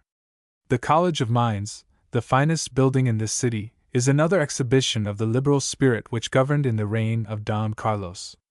Under this prince a new code of mining laws had been digested, strikingly resembling the present miners' rules in California. Their immediate effect was almost to double the production of silver, while the Mineria was both a school to impart scientific knowledge in relation to mining, and a bank to advance money to develop new mineral enterprises. Its support now rests upon the tax it is authorized to levy of 1 shilling upon every mark, $8, of silver produced. Chapter 24. The National Museum. Mariana and Cortez. The small value of this collection. The Botanic Garden. The Market of Santa Ana. The Acordada Prison. The Unfortunate Prisoner. The Causes of that Night of Terror. The Sacking of the City. The Parian. The Causes of the Ruin of the Parian. Change in the Standard of Color. The Ashes of Cortez. Museum. Botanic Garden. Market. The National Museum has its weekly exhibitions, and attracts as great a crowd of the common people as does the Academy of Arts. Here as perfect equality reigns as in the San Carlos or in the cathedral. The first object of interest is the large collection of stone idols which have been dug up from time to time in and about the Grand Plaza. There are dog-faced idols, and apish gods, and unearthly things, besides the sacrificial stone, and a rude attempt to represent a goddess. Whether or no this was a sort of Aztec lady of remedies I did not learn. The Aztecs might easily have produced these works without exhibiting much civilization, but I have heard it surmised that they must have been among the plunder of more civilized tribes. On the two opposite sides of the first hall we entered, I saw spread out the pictorial chronology of 2 dynasties that had passed away, the viceregal line of potentates standing over against the royal line of Aztec emperors. The portraits of the vice-kings, from Cortez down to the last of his successors, stretch entirely across one side of the hall, and about the same number of Indian caciques are daubed upon a piece of papyrus that is fastened upon the opposite wall. It requires the greatest possible stretch of liberality for one accustomed to Indian efforts of this kind to dignify such intolerable daubs with the name of paintings. And yet this is the picture writing of the Aztecs, with which the world has been so edified for centuries. If there is or ever was an Iroquois Indian that should undertake to stain so miserably, I verily believe he would be expelled from his tribe. To make it manifest that this was intended for a chronological record of the imperial line, black lines were daubed from one of these effigies to another. From a printed label in Spanish affixed to this wonderful relic, I learned that it was intended to represent the wanderings of the Aztecs from California. It is usual for North American Indians to store up traditions of the extensive wanderings of their ancestors, and if one is asked to represent the tradition on bark, he would produce very much such an affair as this, though with a somewhat greater resemblance to the human form. Another picture represents Mariana, the mistress of Cortez, with her rosary, and Cortez with his fingers in much such a position as boys place them in when they wish to convey the idea that they have perpetrated a joke, a very satisfactory method of representing the piety of Cortez. Close by the pious couple is the representation of a scene which they seem to have come out to witness. A bloodhound is represented tearing an Indian to pieces, while a Spaniard is holding on to the end of the dog's chain. The banner under which Cortez fought, or rather one of them, for he had 2, is here preserved in a gilt frame. It represents the Virgin Mary portrayed on crimson silk. In this hall is also a miniature representation of a silver mine, with the workmen at their several branches of labor. The remains of the viceregal throne are here piled up in a corner. In the next room there are some paintings of no very great value, which should have been kept in the Academy, also a miniature fortress and a small mineral collection, and any quantity of specimens of Indian idols, so misshapen as to be unfit for use as images of the Virgin and of the saints. As a viceroyal and national museum, the whole affair is beneath contempt. If the few articles in it that are valuable were divided between the Mineria and the San Carlos, and the rest thrown away, it would be an advantage to all concerned.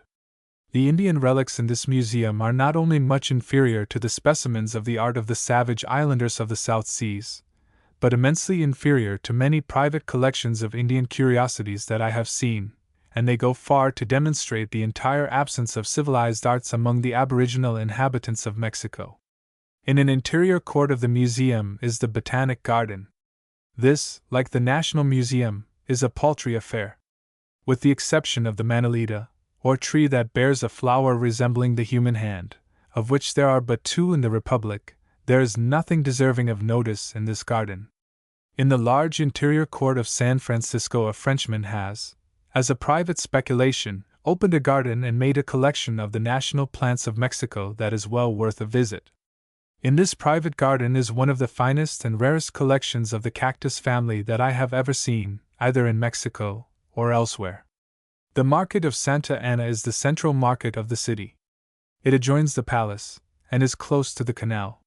The products of the Chinampas are here displayed to the best advantage. As Mexico is within easy marketing distance of the hot country, we have here daily presented the fresh productions of 2 zones.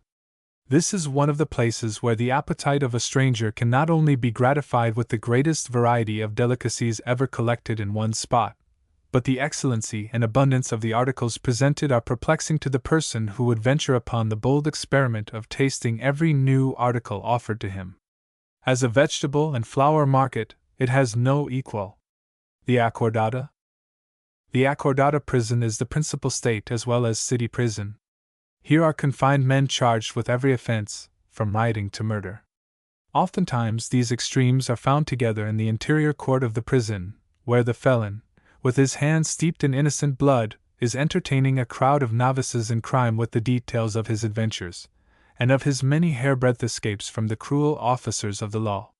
He is as eloquent in giving lessons to novices as his compeers in our own prisons, and he carefully instructs his hopeful pupils in the best ways of avenging their wrongs upon society. Some in the prison are merry, and enjoy a dance, while others are indulging in obscene jests and ribaldry. Still, there are those that find means to labor and to work at repairing shoes or clothes in the midst of this babel of sin and tumult. The Acordada gave its name to that night insurrection to which I have so often referred. 2 regiments of artillery, quartered in the palace of the Inquisition, pronounced against the legality of the election of Pedraza to the presidency. One night they took possession of the Acordada, where they were joined by the whole body of desperadoes there confined. Among the persons at that time detained in this prison, and on that night wantonly killed, was an Englishman, who had been kept in prison for several years, charged with the singular offense of having married the daughter of an ex-marquis. There had been romance in his courtship and romance in his marriage, but it had not met with the approbation of the father, who unfortunately had influence enough to get the newly married man into prison, and to keep him there. At last the father had relented, and on the next day the poor Englishman was to have been set at liberty. Long and trying had been the sufferings of the unfortunate man, doomed to pass the best years of his life among robbers and assassins. Though everything that kindness could do to lighten his sufferings had been done by his own countrymen, yet the weary years of imprisonment, superadded to the sudden blasting of his hopes, had brought premature old age upon him while yet in the prime of life. But now all was forgotten in anticipation of a tomorrow that he was never to see. When the attack was made upon the prison, he went to the door of his cell to learn the cause of so unusual a disturbance, and was instantly killed, the first victim of the night of the Acordada. On that fearful night the Acordada was unusually full of desperadoes, whom the civil disorders and stagnation of business had driven to crime. A battle in the night in the streets of a large city is a fearful thing, at least when cannon are the chief weapons used. But when there is added to this cause of alarm that the news had spread through the city that all the murderers and housebreakers in the prison had been let loose, with arms in their hands, to murder and to ravage the city, an idea may be formed of the terror of a population who were cowards by instinct. The contempt with which they had regarded the lower orders was to be fearfully retaliated.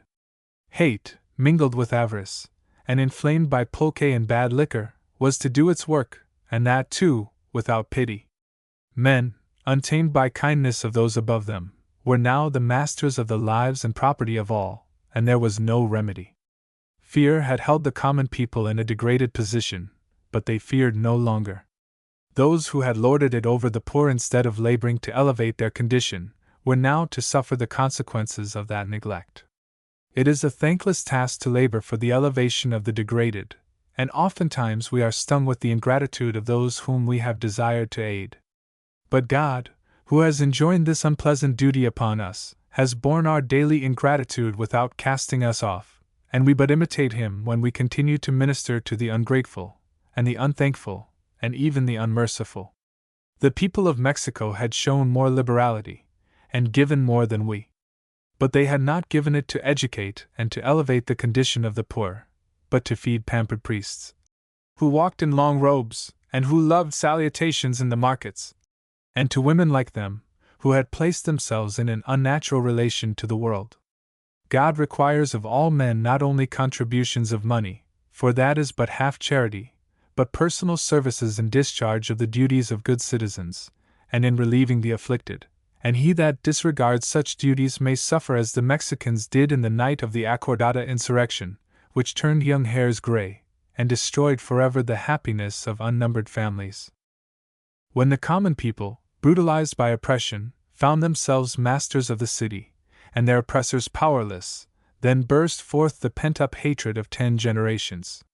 "They call us leperos and dogs," said some of them. "Let us play the part of dogs, hungry dogs, among these spotted sheep." The palaces of the great were no protection against these infuriated peons, and women who boasted of titles of nobility were not safe. The wealth that generations of unjust monopolists had accumulated was scattered to the winds. Leperos now rioted on carpets from Brussels and on cushions of oriental stuffs, and quaffed the choice wines of Madeira and Champagne.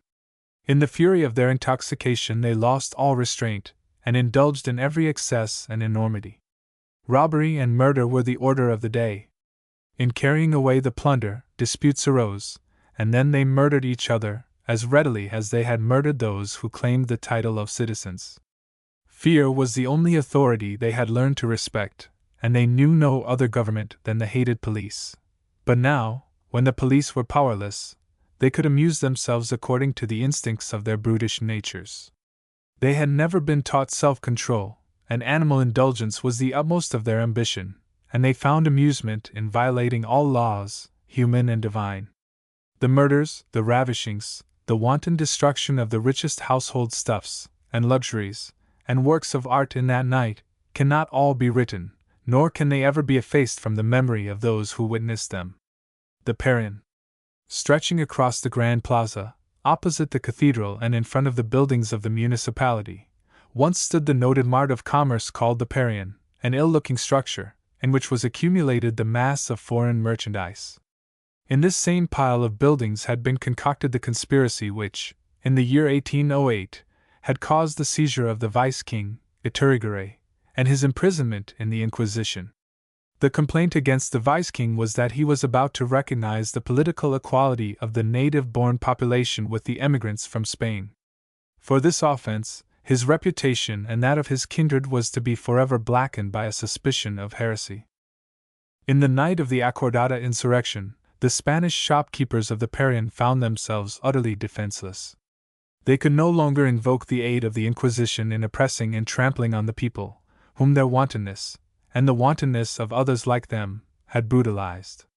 The neglect and oppression which had reduced a laboring man to a lepero had not made him insensible to the unequal laws which elevated above him a race of beings destitute of that manly courage which oftentimes gives plausibility to oppression.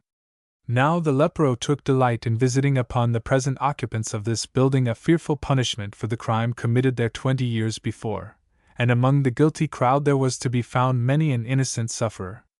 The isolated crowds that had been traversing the streets, and indulging their wantonness on a small scale, at length, as the night wore away, began to concentrate around the Parian, and quickly such devastation of property was made as might be expected where the rich and poor had no common interest in its preservation, and where criminal and poor man were almost convertible terms.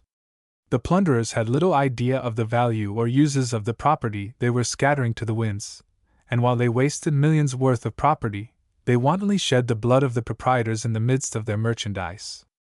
Nor did the evil end when daylight appeared, for among the consequences of this night insurrection was the transfer of all authority to new hands.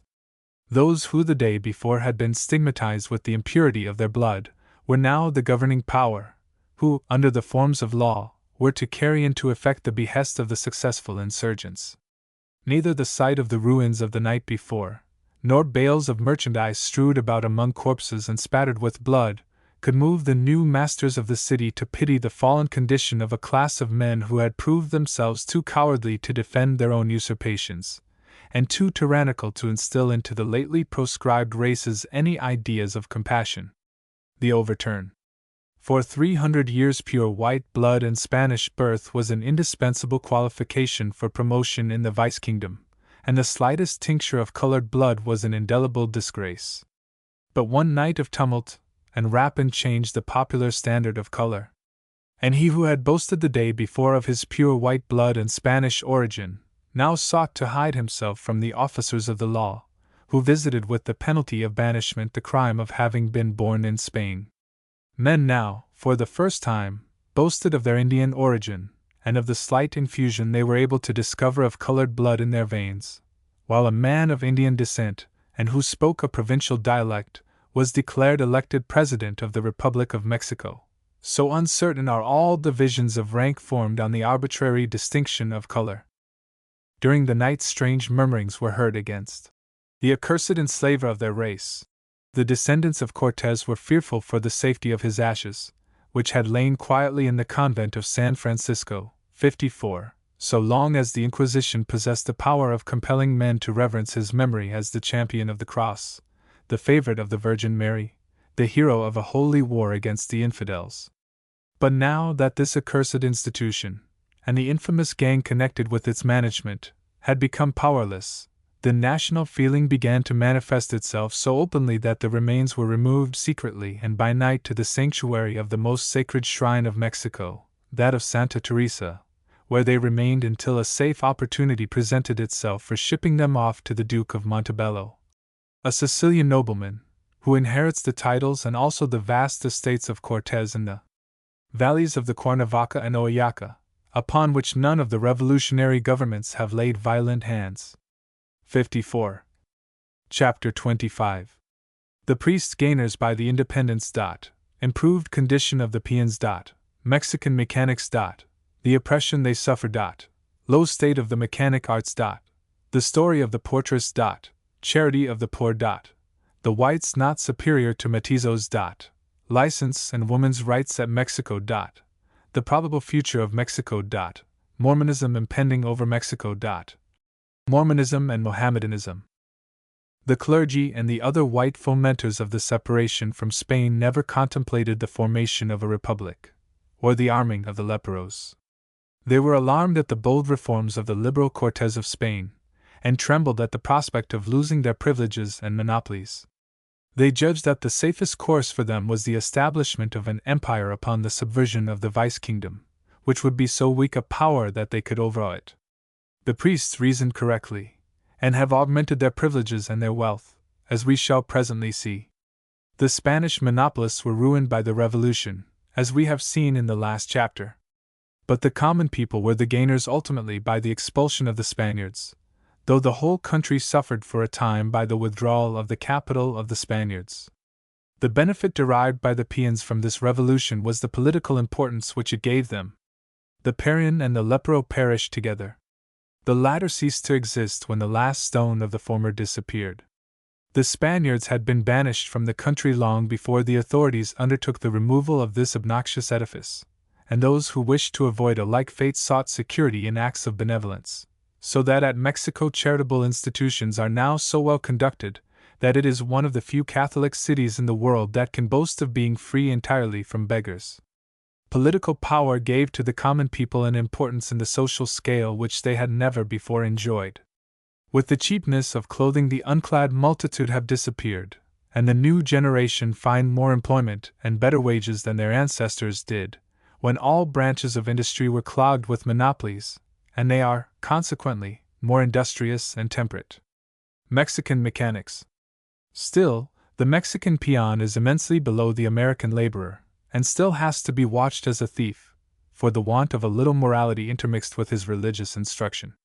It is a degrading sight to stand at the door of one of the large coach manufactories at Mexico, and to witness the manner in which they search them, one by one, as they come out. The natives, who have learned the most difficult parts of coach building from English and French employers, cannot for a moment be trusted, lest they should steal their tools or the materials upon which they are employed. I saw even the man who was placing the gorgeous trimmings on the nuncio's coach carefully searched, lest he should have concealed about his person a scrap of the valuable material. That they are thieves is not to be wondered at when their catechism teaches them that a theft that does not exceed a certain amount is not a grave offense. 55. Low state of mechanic arts. With us, a mechanic is associated with the idea of a person occupying a respectable position in life, but at Mexico he still belongs to a degraded class. As men are there esteemed, he is a peon, on a footing with a common laborer. The highest wages are 3 shillings a day, while at least 2 days in the week he is kept from his usual employment by days of obligation, that is, festival days on which it is unlawful to work. Tortillas, Indian griddle cakes, with black beans, frijoles, and red peppers, chili, are his daily food, and his lodgings are a palm leaf mat upon a stone or earthen floor, while his sirapa does duty for a blanket at night.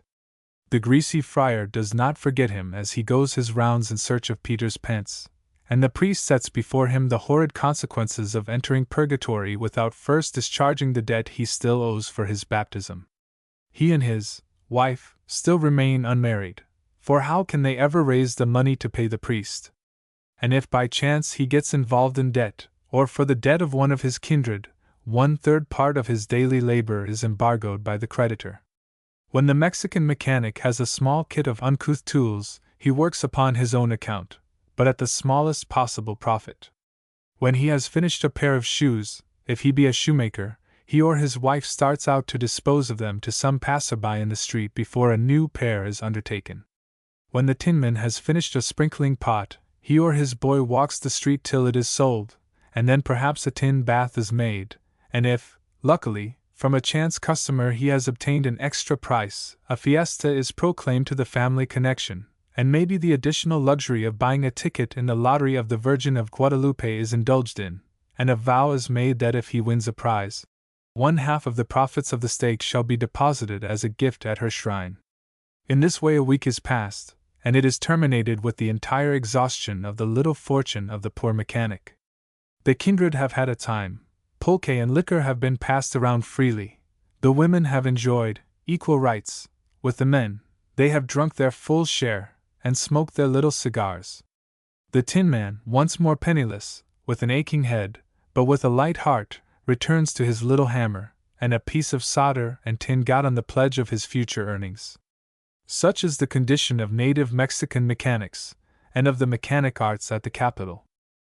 The complicated machinery by which our shoes are made, or the equally complicated machinery by which tin is worked up into culinary vessels, never entered into the dreams of a Mexican mechanic. No Mexican man of science ever thought of degrading himself so low as to undertake the improvement of the mechanic arts, yet it is astonishing to see what Mexican mechanics do accomplish with their imperfect means. I have often stopped to witness the success of a poor old man building a piano, which was both skillfully arranged and well-toned, and yet the tools employed were apparently inadequate for such a purpose. In the same primitive style were coaches built before foreigners came and substituted coaches of modern pattern instead of the old, egg-formed coach bodies of the Vice Kingdom. It may seem like trifling to be dwelling thus upon the character of the substratum of Mexican society, but it is from this very substratum that the wealth or poverty of a nation is to be traced. The sense of the dignity of labor is the foundation of American prosperity, while the degradation of the mechanics and laboring class of Mexicans is the cause of the national imbecility. The story of the portress. Let us look at the common people of Mexico from another point of view. I will reproduce in substance the tale of the old mestiza woman, who opens and shuts the great street door to all well-known inmates, by day and by night, and to such others as can give satisfactory answers. She is esteemed a lucky woman because she has the use of a small room on the ground floor for her services, where she and a number of her relatives are often hived together. Her story is very likely not true in every particular, for it cannot be denied that she, like all of her class, does not consider falsehood per se as any other than a venial sin. How should she, considering the teaching she receives? 56. But the story is nevertheless, in the main, a pretty fair picture of the life of the humbler classes in Republican Mexico. 56. She will tell you how her husband basely left her with a family of children, and took to another woman, because they were not able to pay the priest to get legally married. Her eldest son was seized and taken to the wars, where he was compelled to stand up to shoot and be shot at, to settle the question which of two sets of white men should enjoy the right of plundering the people. Whether he should hereafter be discharged honorably, or run away, or be killed in battle, it was the same to her, for the man that recruited the soldiers would know that he had once been a soldier, and would be sure to seize him first when ordered to furnish recruits, and let what will be the course of political events, he is certainly lost to her forever. Her eldest daughter had been a help to her. She ground corn for the tortillas, and could guard the house door while the old woman went to the public wash-house to wash a few shirts which gentlemen had occasionally entrusted to her care. But a chance shot in one of the street battles had hit her, and she too was gone. Her second son had stopped too long in front of the pulque shop after his day's work was finished, and was involved in a street affray, in which knives were drawn, and a man killed. Whether he was the guilty one or not, it mattered little, as he was the first to fall into the hands of the officers. For a long time he had been kept in the chain gang, but lately he had been sent to the silver mines, where he would probably end his days carrying or on his back like a beast of burden, 1,000 feet underground. She had a second daughter, old enough to carry food to her son while he was in prison, and to lighten his misery by a daily visit while he belonged to the chain gang. But since he has been taken from the city, they too are left alone in the world. She has now no money, or she would get her daughter married, as the priest would trust her if she would only pay a small part of the fee. Still she is considered fortunate, for, having the reputation of an honest woman, she has got a portress's situation, and little means are thrown in her way by which she obtains a comfortable living. But her relatives, who are poorer than herself, sympathize with her, and come and eat up her tortillas. Such is the substance of many a tale of misery, if you will stop and listen to the pictures which the lowly draw of their condition in any of the Mexican cities. Often they are fabricated, but very often they are true. The old woman who tells you a tale to excite your sympathies has perhaps only borrowed a tale of misfortune which she has heard her neighbor tell.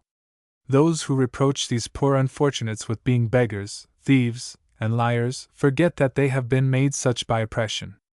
The greatest amount of suffering caused by the civil wars falls upon the poor, and among the suffering poor, the women are the greatest sufferers. If they are more intemperate than the men, it is their misfortunes, too often, that have driven them to seek a temporary solace in pulque. The slight hold they have on their husbands is the cause of their jealousy, and if they take part in bloody affrays, it is because they are under the influence of intoxication, and not from any inherent inclination to cruelty. Never did a white skin cover a kinder heart than that of the poor mestizo women of Spanish America. Their primitive hut by the wayside is as much at your service as your own castle, and you are heartily welcome to their humble fare. I never was so unfortunate as to need their assistance, but I have often been astonished at the ready charity of the poor to those poorer than themselves.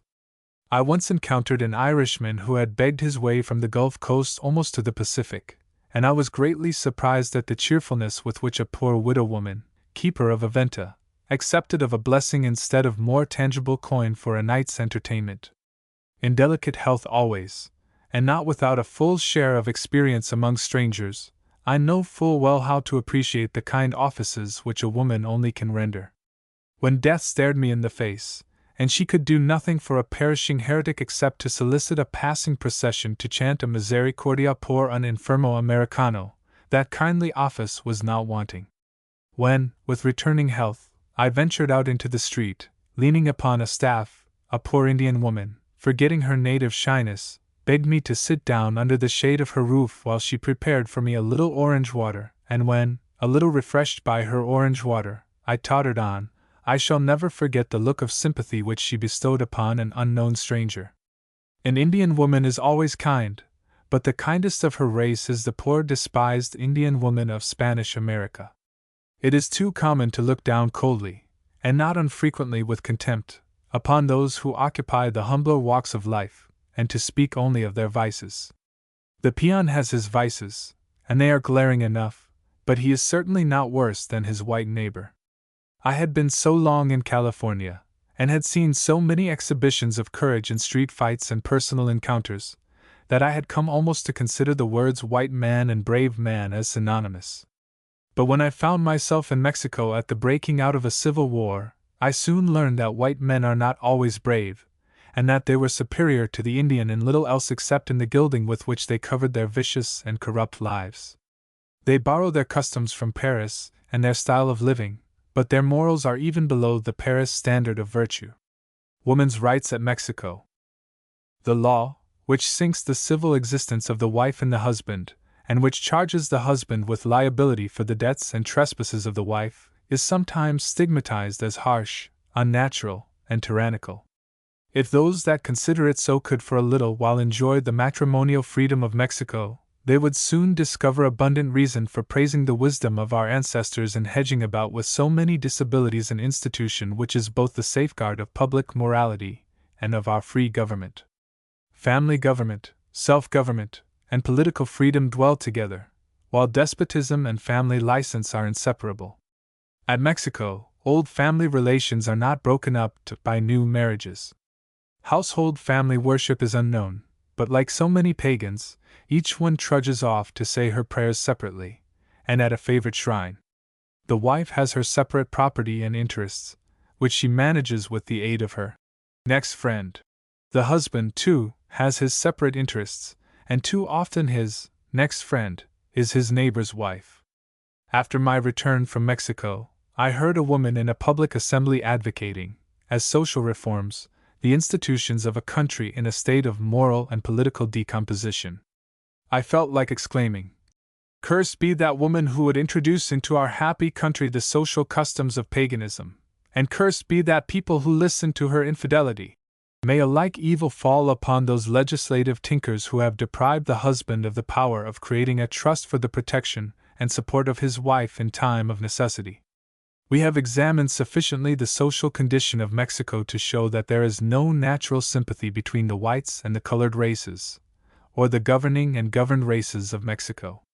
For a brief period, indeed, Guerrero, a man of Indian descent, occupied the presidency, but he was deposed and murdered, and the government has ever since been in the hands of the whites.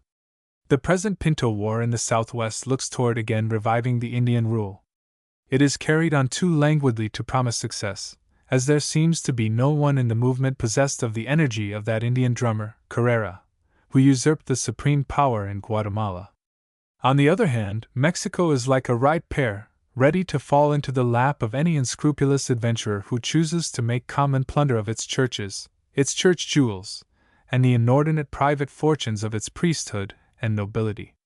Mormonism and Mohammedanism. There is a rising cloud that is gathering blackness in the northwest, and must sooner or later precipitate itself and with the force of a tempest sweep away, to use the words of General Tornel, in one mighty flood. The religion, language, and national existence of the Mexicans. This is Mormonism. I have watched this delusion from its rise, near my own residence in western New York, and followed its advancing progress, until, from a little rill, it has become a mighty torrent, a political element so potent that its existence in the United States is now scarcely tolerable. Where can it go except it precipitate itself upon the territories of imbecile Mexico? To such a sect of fanatics Mexico can present no opposition. It must surrender to Brigham Young and to his followers their wealth, their images, their wives and their daughters, as the Aztecs surrendered all to Cortez. I have often traced the close analogy between the rise of Mormonism and that of Mohammedanism, as well as the striking similarity that exists between these two systems of false religion. Each one is founded, after a fashion, on the Bible, to which each has supplemented a volume of miserable fables, the one called the Book of Mormon, and the other the Quran. Each has a spurious prophet, who is exalted above the prophets of Scripture. Both systems permit polygamy, and both are most ultra-Protestant in relation to the forms and ceremonies, images and pictures of the Oriental and Latin churches. And as God sent the great Mohammedan imposture to punish the corrupt Christianity of a former age, so in like manner he may soon commission Mormonism to wipe out of existence the corrupt Christianity of Mexico. Mormonism has not yet developed a military character, because it would be madness to raise an arm against the United States. But when it shall have once passed the frontier and entered the dominions of a feeble state, then we shall see how keen an edge fanaticism can give to the sword in the hands of men naturally courageous, when the double motive is held out of a new supply of wives, and the inexhaustible treasures of the churches to stimulate their fanaticism. Chapter 26.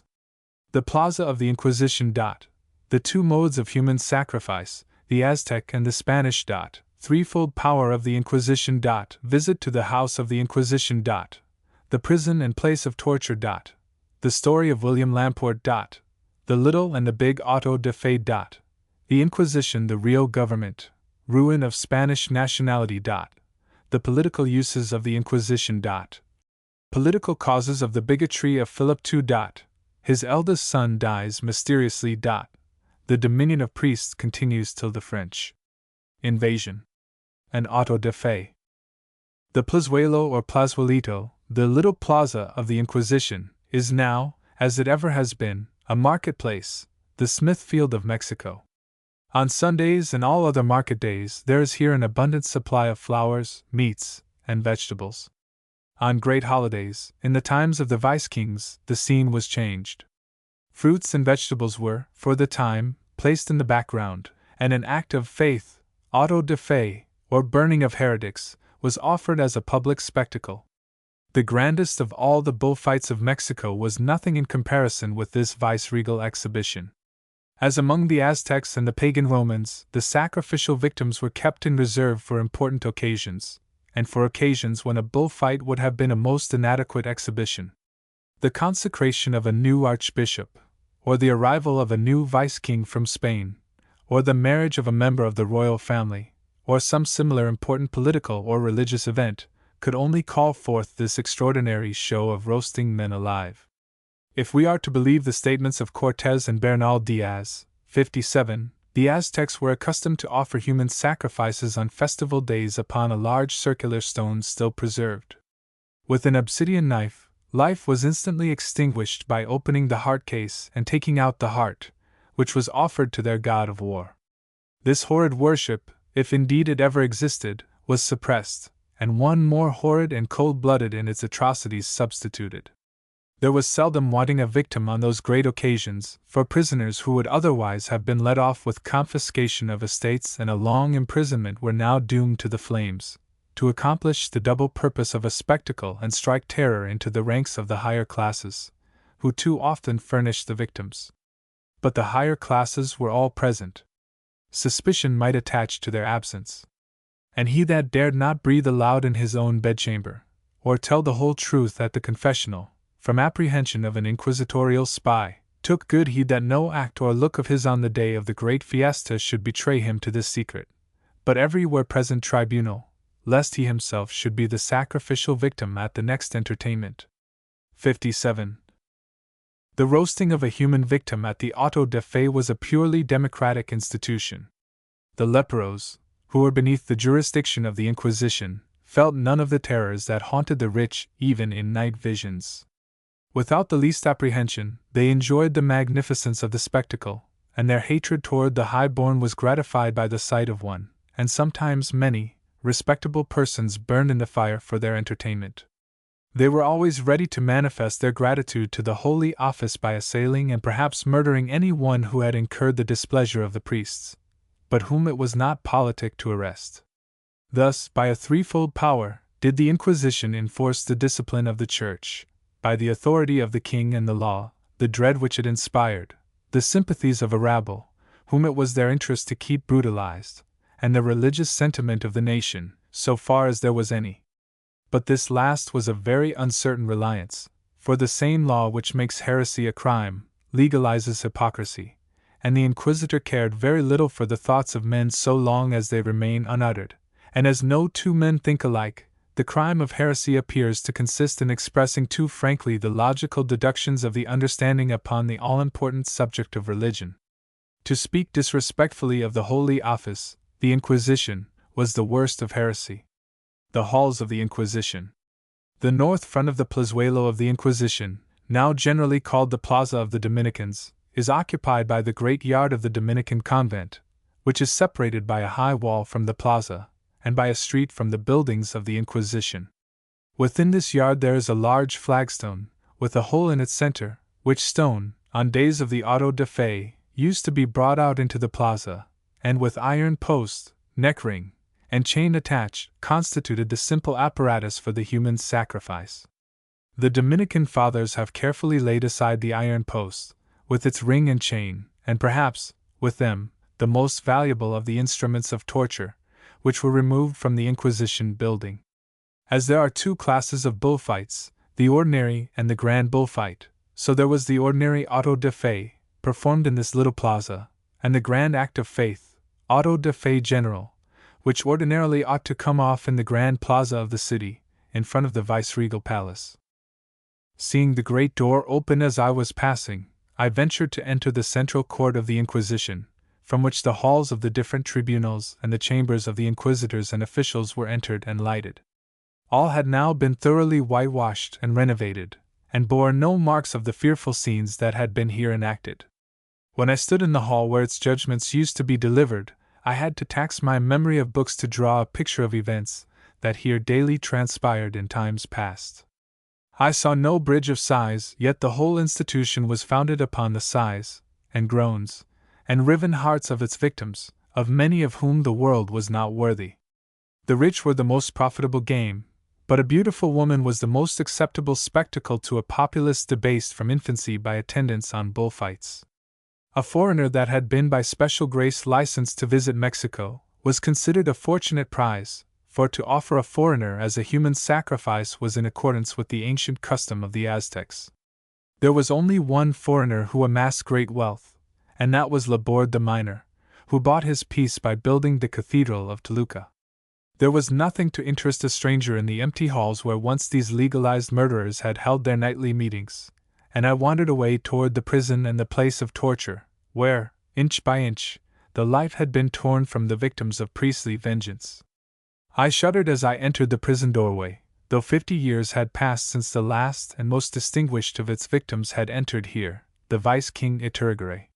Here, too, the hand of the whitewasher had been busy, and the cells were now made comfortable rooms for the soldiery.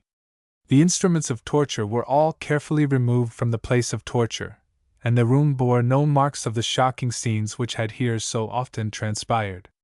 Here poor Rame, the Frenchman, had dragged out his long imprisonment, and here William Lamport, the unfortunate Irish victim, prepared himself for death. But Lamport's story is worth giving in full, to illustrate the scenes. Story of William Lamport. William Lamport was an Irishman by birth, and must have been a Roman Catholic, or he could not have obtained a license to visit Mexico. He was probably one of that large class of Irish Catholics who emigrated to Spain in order to enjoy their religion more freely than they could at home, under English oppression. It was probably 2 intercepted letters that cost this Irishman his life.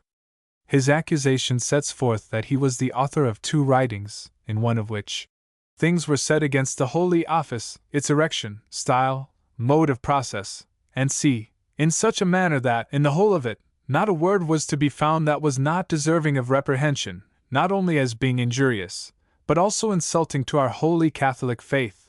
The prosecuting attorney, fiscal, says of the other writing, that it contained detestable bitterness of language, and contumelies so filled with poison as to manifest the heretical spirit of the author, and his bitter hatred against the Holy Office. Let his fate be a warning to all traveling letter-writers who are disposed to criticize too severely the erection and style of a very awkward-looking building, and the mode of process therein used in condemning men to the flames. Probably, before he got through with his intercourse with the Inquisition, he many times wished himself back under the liberal government of the Anglo-Saxon oppressors of his country. It was a delightful day in the year 1569, when the most splendid auto de fe that ever took place in Mexico was celebrated upon the occasion of the burning of Lamport. A throne had been placed for the vice-king, and conspicuous seats were prepared for the audiencia. All the officials of the city and of the department were present to add importance to the grand performance function. Not less brilliant was the display which the whole body of the priesthood made upon the occasion. The archbishop, as spiritual vice-king, displayed a bearing that dazzled the populace, while his attendant clergy, with the whole body of the monastic orders, added immensely to the grand spectacle. The procession, headed by the Grand Inquisitor and his subordinates, was followed by the officials and familiars, while the poor Irishman walked with his eyes raised to heaven for the purpose, said the priests, of seeing if the devil, his familiar, would come to his assistance. 58. The sermon and the ordinary exercises, including the oath administered to all the dignitaries present to support the Holy Office, were spun out to an unusual length, so that it proved to be a protracted meeting, as well as the greatest festival the Mexicans ever witnessed since the time that Montezuma offered human sacrifices. But in the midst of the preliminary exercises Lamport escaped burning alive, for when his neck had been placed in the ring, he let himself fall and broke his neck, so that the crowd were compelled indignantly to put up with burning of the dead body of a heretic. The unbeliever cheated them out of half their expected sport. 58. The Inquisition in Spain. It may look like wandering from the main topic of discussion to devote a chapter to an institution which has ceased to exist for 40 years. But no one can fully comprehend the social and political character of the diverse and conflicting nationalities and discordant elements that for 300 years constituted the Spanish Empire without fully understanding the character and workings of the Inquisition, which, from the Council of the Supreme, in Spain, extended, with its complicated ramifications, through all the provinces, and penetrated every social organization in Europe and America, 59, and even to the most distant East. India possessions, binding all the several parts together as the nervous system does the parts of the human body, or rather by external folds, as the anaconda does its victim. The Inquisition was emphatically the nervous system of the Spanish monarchy.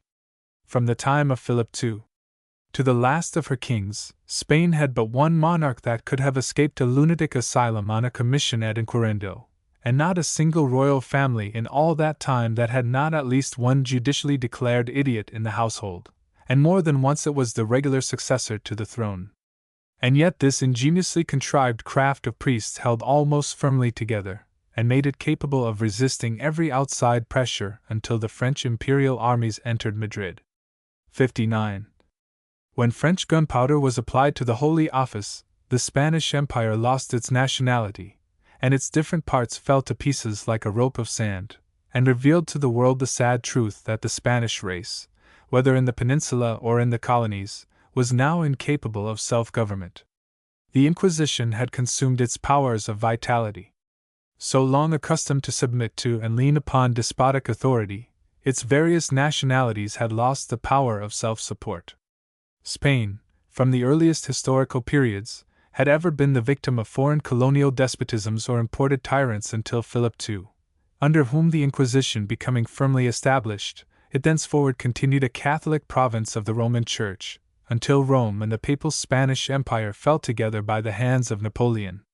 From that time onward, Spain and all her former provinces have continued the sport of military insurgents, a melancholy evidence of the mental, physical, and moral ruin that overtakes a country abandoned to the despotism of priests. Though the origin of the Inquisition of Spain is familiar to all, yet few are accustomed to look upon it in its political bearings. The pious Isabella, or, as she is called by the descendants of the Moriscos, Isabella the Accursed, is conceded to have been the founder of the modern Inquisition, and yet her great piety did not prevent her from giving a death blow to the Fuero of Castile, the most liberal government of Europe except that of Aragon. The popularity which she acquired by the conquest of Granada, the religious furor excited by that successful war, and the union with Aragon, enabled her to establish the Inquisition. By means of her priests associated in its gloomy tribunals, she was able to suppress popular rights. A shadow of the fueros of Catalonia, Valencia, and Aragon still remained, but she had sapped the foundation on which they rested by the establishment of the Holy Office. Charles V. was sufficiently powerful to disregard such humble instrumentalities in carrying out any purpose he deemed to be of advantage to his states. He was not a bigot by education, and we have to look to disappointed ambition as the cause of the virulence with which he persecuted the least indication of heresy. He had been thwarted in his ambitious schemes. This he attributed to the Reformation, which he himself had fostered at its beginning, in order to sow discord among the princes of Germany. He had hoped that upon their mutual jealousy he might establish despotic authority, but the treason of Maurice of Saxony had subverted his darling scheme at the moment of its apparent success, and in disgust he retired from public life to spend the remainder of his days in recruiting his health and cursing the heretics. Philip II. and the Inquisition. The Inquisition burned with renewed flames under Philip II, from precisely the same cause that had made it tolerable to his father. To the troubles caused by the Reformation he attributed the election of his uncle Maximilian, King of the Romans, and his own consequent loss of the Germanic Empire.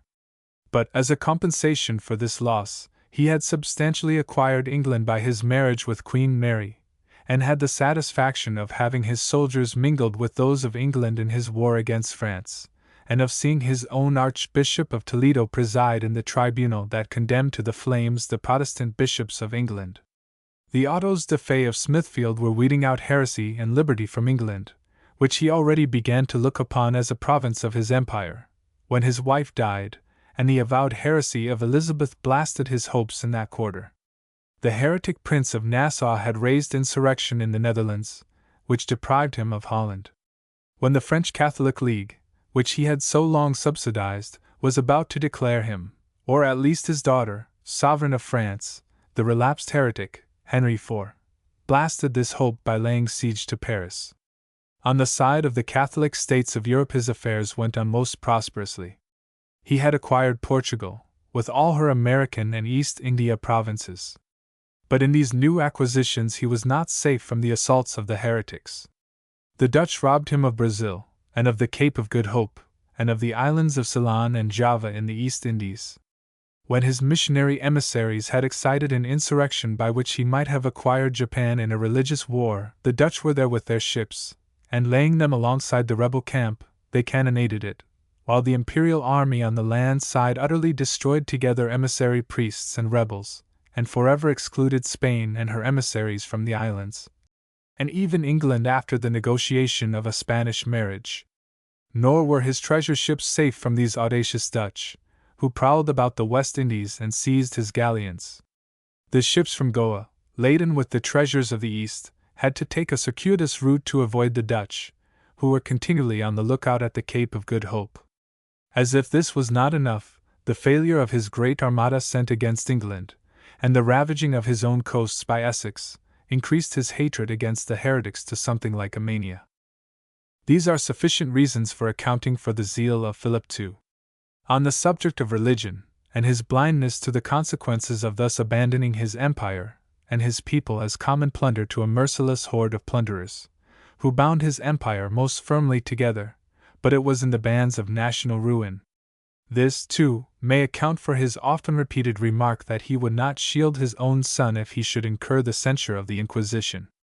When his eldest son and heir openly avowed his hatred to the Inquisition, we find him dying a mysterious death. It has already been remarked that there can be no such thing as reliance upon historical truth in a country where the Inquisition is in full authority.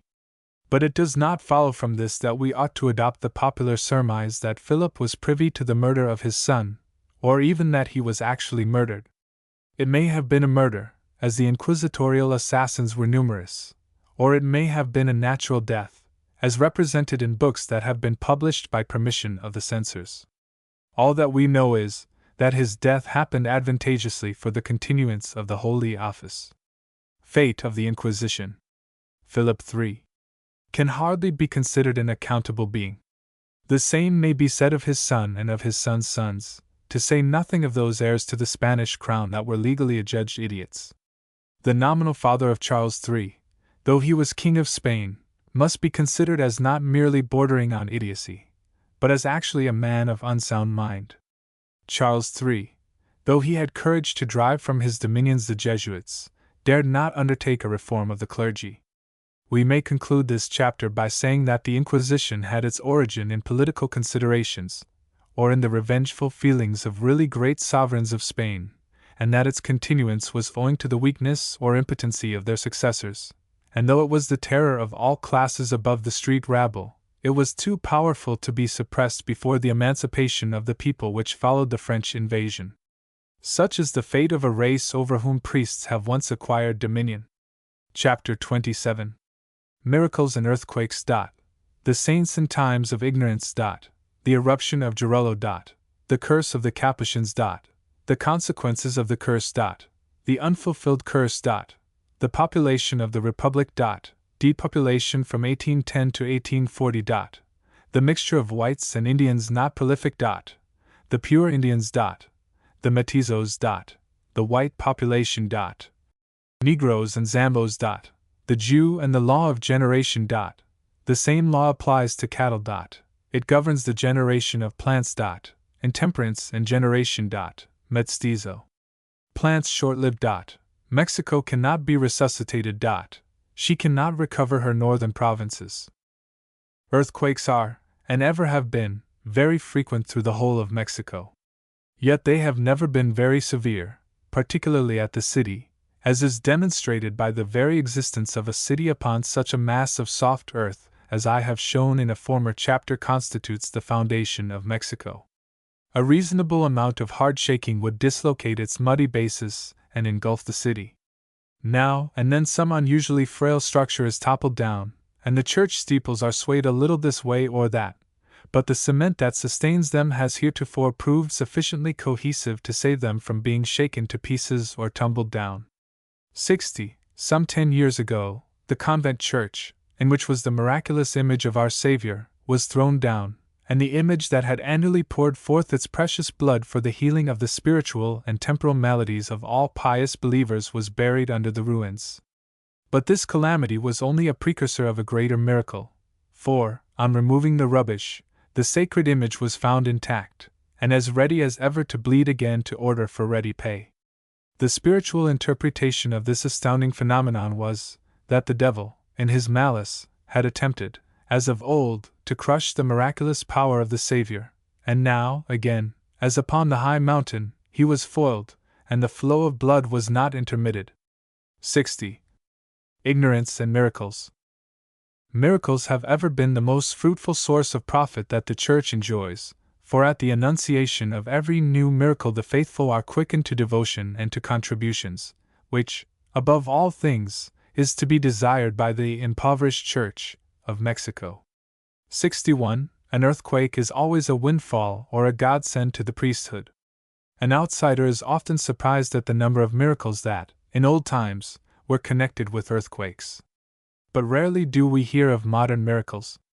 The spirit of miracles works only in times of most profound ignorance, and experience has convinced the Church that the only prospect of the continuation of miraculous visitations of the holy apostles and of the Virgin in Mexico depends upon the continuation of the people in the most profound ignorance, and in childlike obedience to their spiritual superiors.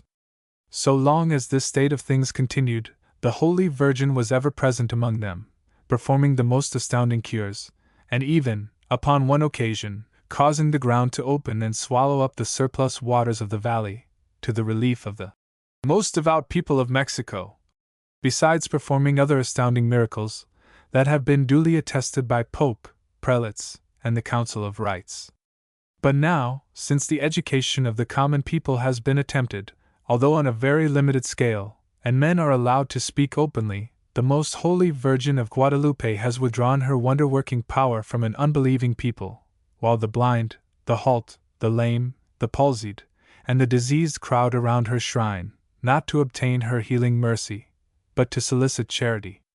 The saints, also, have ceased to stir up the elements, so that volcanic fires have ceased throughout the whole limits of the Republic, and earthquakes have almost forgotten to perform their annual duty of shaking the earth.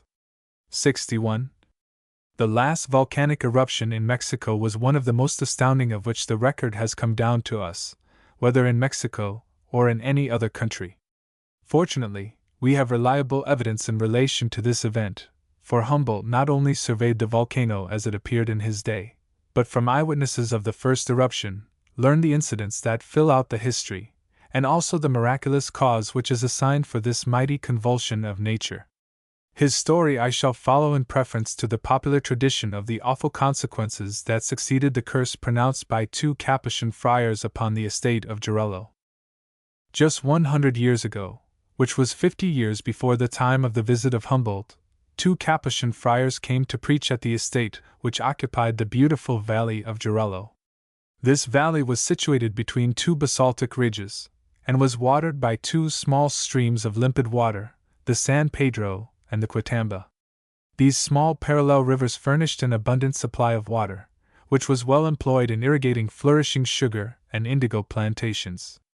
These Capuchins, not having met with a favorable reception at the estate of San Pedro, poured out the most horrible imprecations against the beautiful and fertile plains, foretelling that, as the first consequences of their curse, the plantation would be swallowed up by flames rising out of the earth, and that afterward the neighboring mountains would forever remain covered with snow and ice. After denouncing the curse, the 2 holy men went on their way. Eruption of Jorullo. On the night of the 28th and 29th of September 1759, horrible subterraneous noises were heard, which had been preceded by slight shocks of an earthquake since the June preceding. The affrighted Indians fled to the Acquasario, and soon thereafter a tract of land 12 miles square, which now goes by the name of the Evil Land, Malpais, rose up in the form of a bladder, and boiled, and seethed, and bubbled like a cauldron of pudding, shooting up columns of fire from 10,000 orifices. Sometimes a number of orifices would unite into one vast crater, and vomit forth such a column of fire as was never before seen by human eyes since the time when the smoke of the country went up as the smoke of a furnace. Intelligent witnesses assured Humboldt that flames were seen to issue forth, which, from a surface of more than a mile square, cast up fragments of burning rock to a prodigious height. The 2 small rivers were swallowed up, and their decomposed waters added fuel to the flames, which burned for many months with a fierceness that is indescribable. Such is the origin of the volcano of Jorullo, in the state of Michoacán, and such is the pretended consequence of a curse pronounced by Capuchin monks upon one of the most beautiful estates in the country, and for generations since, the dread of incurring the displeasure of strolling vagabond monks has rested like a blight upon the common people. And yet this is but one of the 1,000 ways by which the Mexican priesthood play upon the credulity of the ignorant in a country where convulsions of nature are matters of almost ordinary occurrence. Every extraordinary event in nature is ascribed to the exercise of supernatural power on the part of the clergy, or the most holy images of the Church. The fires of Jorullo have ceased to burn for half a century. The central crater that was eventually formed, and the numerous little orifices of fire, have long since become cold, and all the evidences of an active fire have passed away.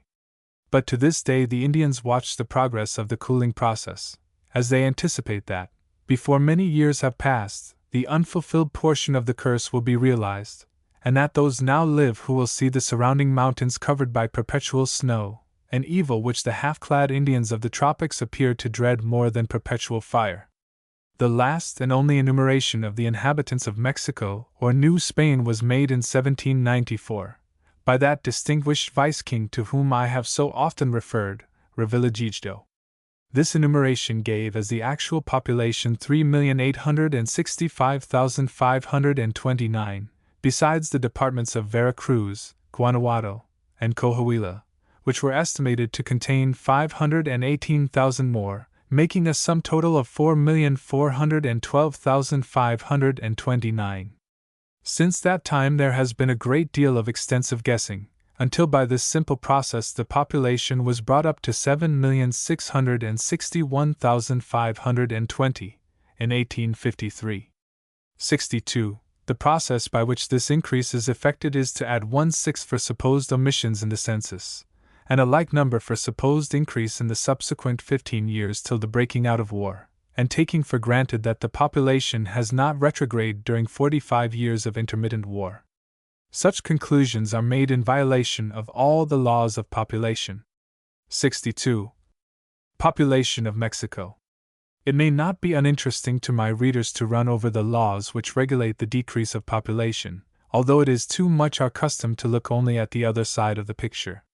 The social and civil wars of Mexico have been of such a character, as we have seen, as to warrant the belief that from this cause alone population must have constantly diminished, from their very commencement in 1810 until 1840, when matters were comparatively resuscitated. The employment for labor during the time that the large estates were neglected, and while the canals of irrigation and the silver mines were in ruins, was of the most limited character, and the very indigent circumstances to which it reduced the majority of those who ranked above the leperos must also have diminished the population of the Republic much below that of the Vice-Kingdom under Revillagigedo. Since 1840, notwithstanding the frequent wars, Mexico, in favored localities, may have slightly increased in population, but this increase is more than balanced by the Indian wars of the northern departments, which have depopulated large tracts of country, sometimes extending across one tier of states even into the heart of Durango and Guanajuato. So that I hazard nothing in affirming that the population of the whole country must be less today than it was in 1794, notwithstanding that Humboldt sets down an estimate of 5,800,000 for the year 1803, and 6,500,000 for the year 1808.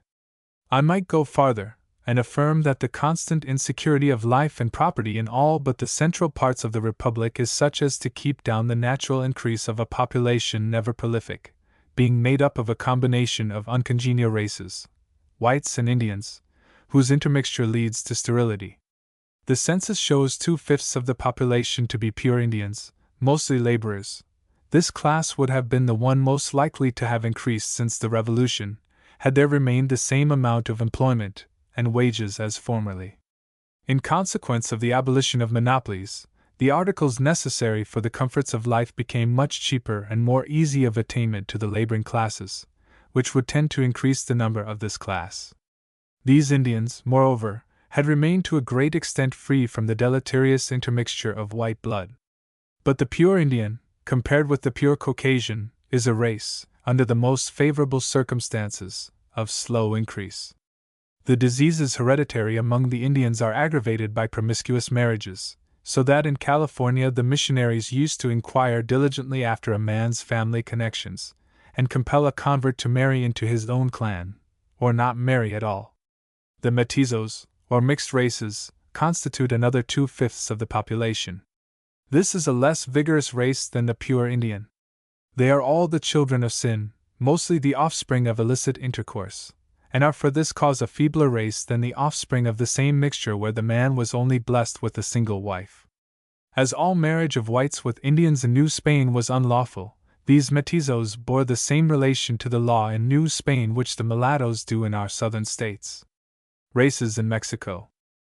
The whites were set down at 1,000,000, or about 1/5 of the whole population, at the most prosperous period of the Vice-Kingdom. I doubt if they now amount to half or even a quarter of that number, and of this population there is a very vigorous French immigration, now amounting to 5,000 or 6,000, and about as many Germans, a handful of English, and still less Americans. The native white population does not possess the physical energy requisite for rapid increase. They form no portion of the laboring people, they live in effeminacy, and their children are not nursed at the healthy breasts of athletic negresses, as are the children of our southern planters, but are suckled by a more enervated race than themselves, viz., the mestizos. The emigration from Spain was never an emigration of laboring men. It consisted almost entirely of priests, stewards, clerks, and taskmasters, to whom labor was considered as degrading. When the Spaniards lost the monopoly of these employments, and sank to the level of the native races, their numbers rapidly declined. The slight foreign immigration above mentioned is not one of laborers, for labor is considered an unbecoming employment at Mexico for white men, but an immigration of tradesmen and shopkeepers, who had nothing to the material wealth of the country. Of the Mexican Negro race I never knew but two, and one of them held the post of captain in the army, and the other was the naked alcalde, mentioned in a former chapter, who was discharging the functions of judge of first instance. The reasons assigned for the disappearance of this race from Mexico after so large an importation of slaves as that which took place in the last century is the incongeniality of the climate of Mexico, particularly of the tablelands, to the Negro constitution. At the breaking out of the Mexican Revolution, almost the only Negro slaves in the country were in the department of Vera Cruz. The sugar planters of the hot country of the interior, finding it impossible to carry on their estates by the use of Negro slaves, attempted to reduce the mortality among their working people by raising up a race of those disgusting-looking beings called Zambos, a cross of Negroes and Indians. But it was attended with the usual ill success that has followed every attempt to cross or intermingle different and distinct races of men, animals, or even plants. Intermixture of races. The advantages arising from transplanting the human race, as well as vegetables and plants, are manifestly great. But transplanting should never be confounded with intermixing races, whether they be human, or of the lower animals, or of plants. When God, in His infinite wisdom, saw fit to choose out a family that He destined to continue for thousands of years, He transplanted it into a new soil and climate, and subjected it to divers migrations. First it went down into Egypt, and then, with a high hand and an outstretched arm, He brought it up out of Egypt, and after a sojourn of 40 years in the wilderness, He re-established it in the land of Canaan. This is the origin of the most perfectly developed race of the present time. Whether in the tropics or in the most northern latitudes, the Jew is the same intellectual and physical man, and carries about with him the indelible marks of a descendant of those patriarchs who were commanded not to intermarry with the people among whom they dwelt. The Jew may wander and sojourn in strange lands, but he cherishes with national pride the blood of Abraham, which he insists still flows in his veins, and he is most careful, of all things, to transmit it pure to his children. Though Canaan abounded with fragments of nationalities, his boast is that his blood is not intermixed with any of them. To the history of the Jews we might add the experience of the Franciscan missionaries of California, that for a healthy offspring a man must marry among his own clan. The constant complaints we hear of the deterioration of imported animals of choice breeds is the result of a disregard of this law of propagation. The importations of merino sheep, and afterward of the Saxon, proved a failure chiefly from this cause. Those engaged in the importation of English cattle begin already to make the same complaint, which they would not have done had they taken the precaution to import their foreign stock in families. The mulatto is an apparent, not a real exception to the rule. He is superior to the Negro, often superior to his white father, but it is a superiority for a generation only, and carries with it the seeds of its own dissolution. The mule is superior to the donkey, but lasts only for a generation. The Oregon ox, a cross between the Spanish and American breeds, is superior to either of the pure breeds. But it is the concentration in one animal of what might be the material of divers generations. I once asked a Dutchess County farmer the cause of the great superiority of his crops of wheat over those of his neighbors, and his reply was that he always brought his seed from a distance, changed it often, and took good care not to let it intermix with the wheat of that region. The same, or rather, greater results have attended the transportation of American seeds and plants to California, where a new soil and a new climate has produced upon all the staples of agriculture such an improvement as to astonish men who have made this branch of industry a study. It is the result of the migration of plants where there are no plants of the same character to intermix, and so deteriorate the race by crossing the breed. In trees the same law holds unchangeably. We produce fine fruit by inoculation and by grafting, but experience has taught us never to inoculate upon a grafted stem, but always upon a natural branch. As the conquistadors selected the best-looking Indian women for the mothers of the mestizos, so the fruit raiser selects the best natural stems to inoculate with his artificial varieties of fruit. In this way we get better fruit by exhausting the root, and a whole race of plants are sometimes worn out by mixture from too close a proximity of the different families of the same genus. In the laws which Moses gave to the children of Israel, we find a provision against the evils of intermixtures in the precept, "Thy cattle shall not gender with diverse kind. Thou shalt not sow the field with diverse seeds." In these precepts God has taken care to guard the wholesome generation of plants as well as of animals. The successful intermingling of the Protestant Anglo-Saxon immigration with our own people in the second and third generations is not an exception to the law of generation, as both are but branches of the same stock, and are successfully planted together. Nor is the mortality which follows the Catholic immigration an exception to the beneficial law of migration, for habits of intemperance account for the short lives of these immigrants, and though their offspring is abundant, yet it is all tainted with an inheritance of disease, and too many of the children suffer the ruinous consequences of having drawn, still slops, from a mother's breast in infancy. For physically, and in the chain of generation, most truly are the sins of the fathers visited upon the children to the third and fourth generation.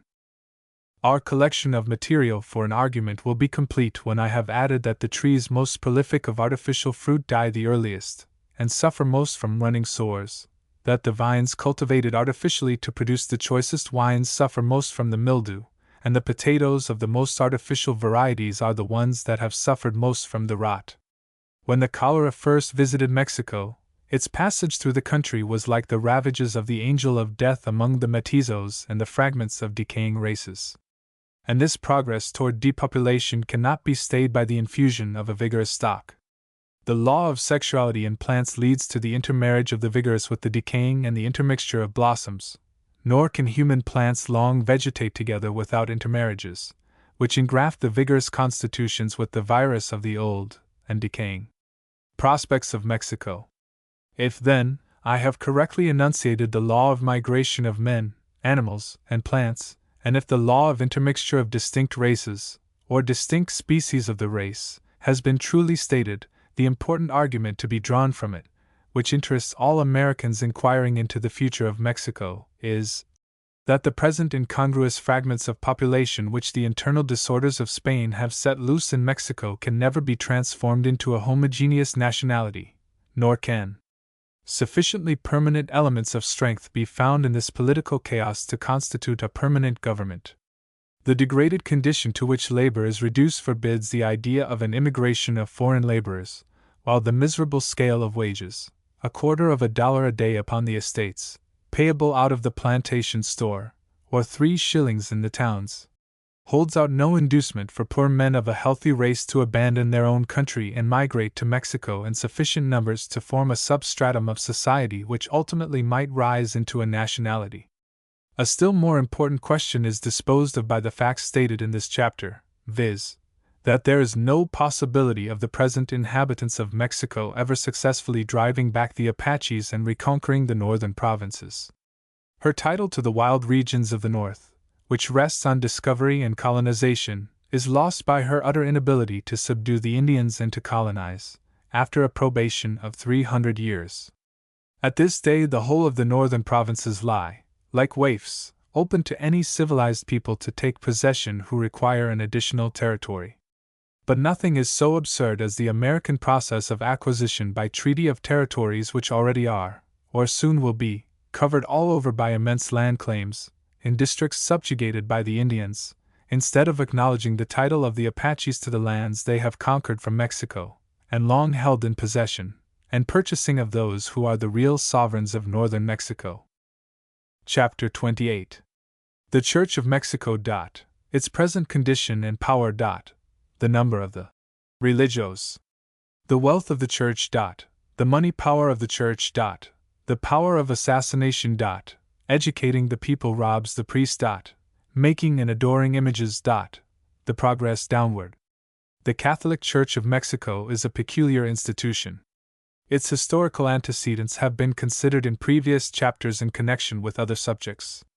Men no longer whisper their unbelief with trembling, nor have they any longer to dread inquisitorial fires if they refuse to pay tithes to the bishop, or if they neglect to bestow rich gifts upon the priests.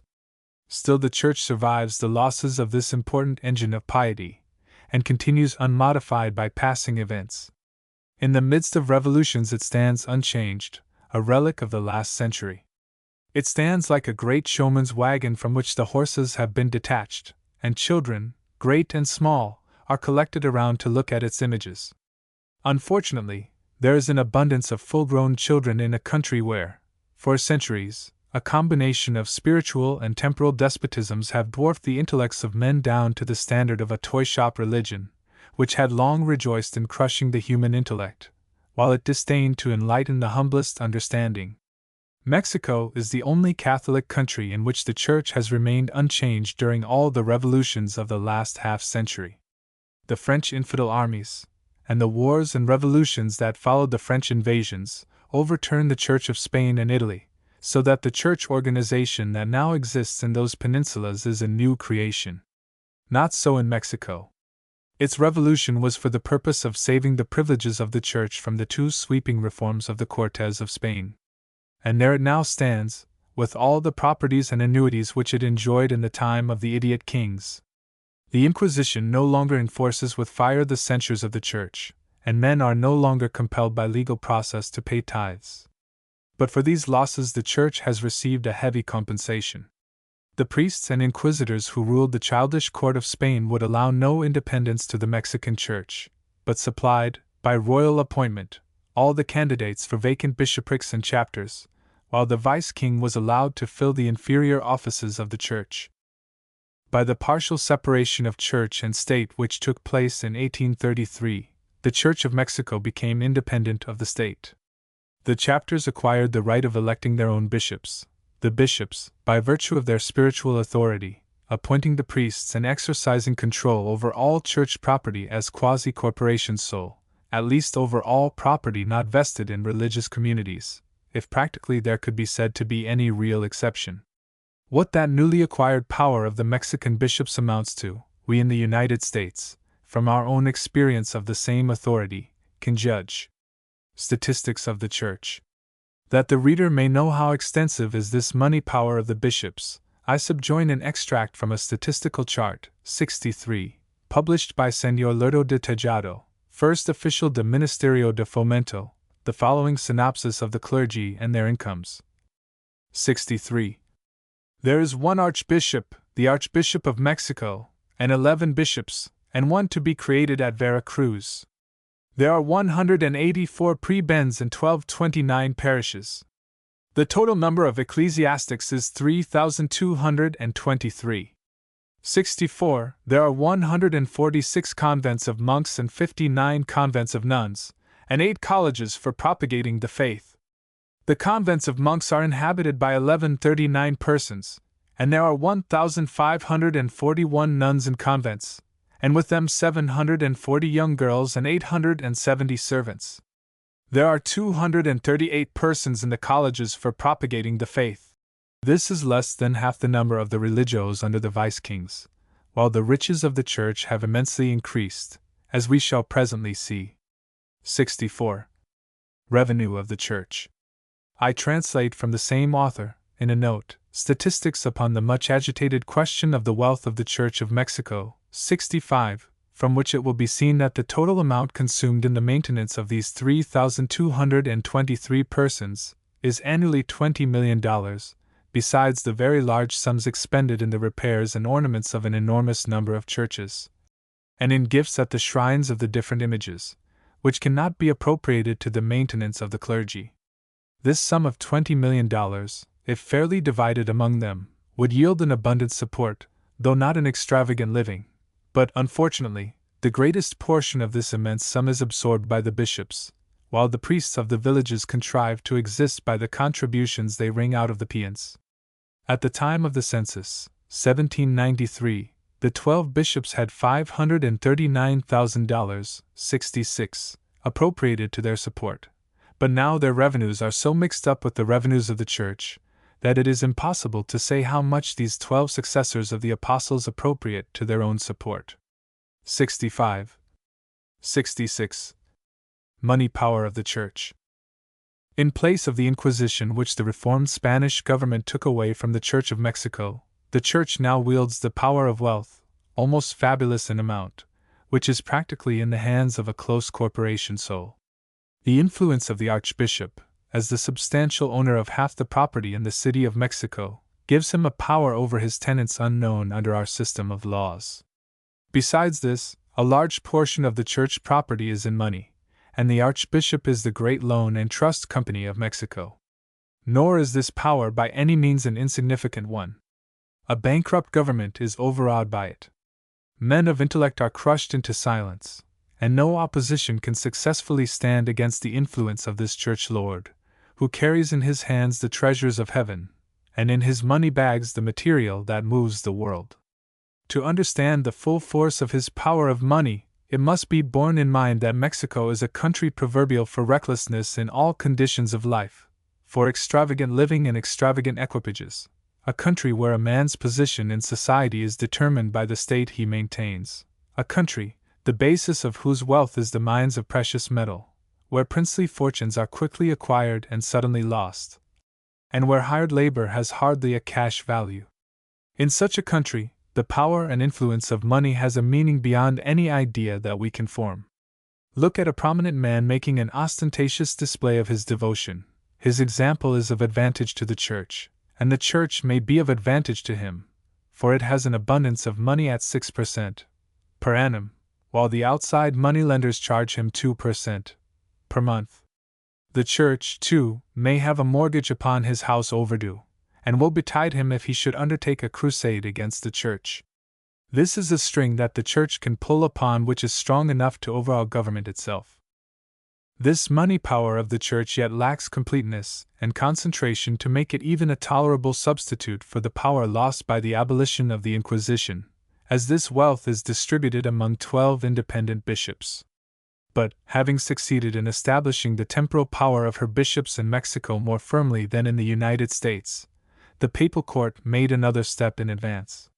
In 1852, Mexico was electrified with delight at the condescension of the Holy Father in sending a nuncio to that city. For 2 full years this representative of the Holy See was feted and toasted on all hands, as little less than the Pope himself, whom he represented.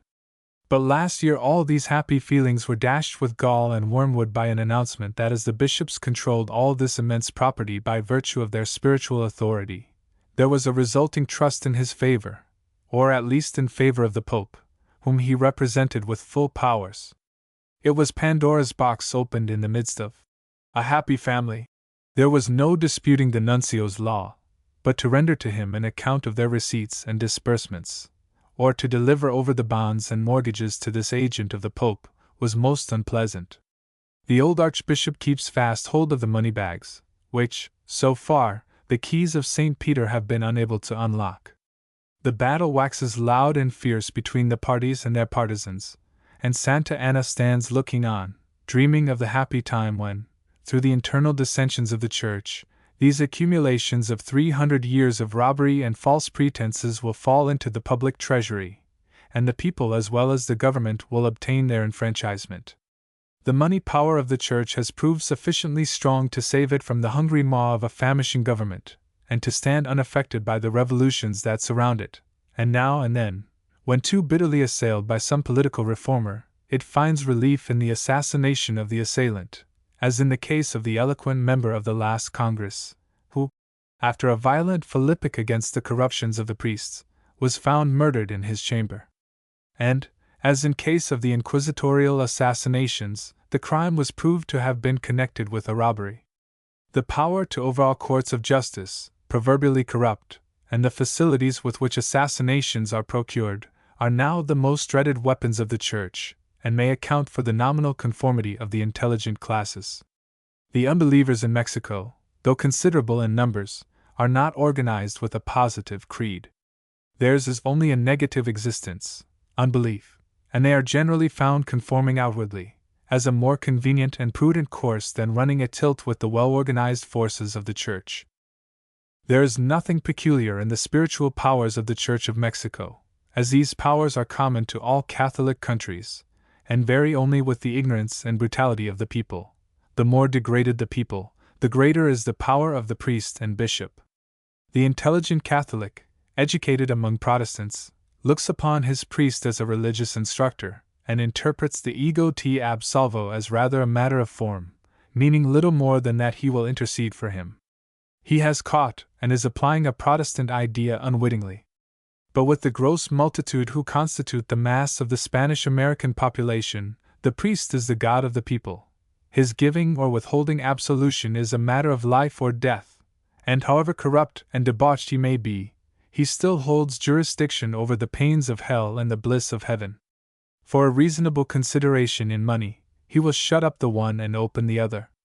The offering in the Mass of the bloodless sacrifice of Jesus Christ, as it is called, is not sufficient for the Catholic in a Protestant country, but the priest must also preach a sermon every Sabbath, like a Protestant minister, though he still holds to the efficacy of the Mass in conferring blessings on the living and the believing dead.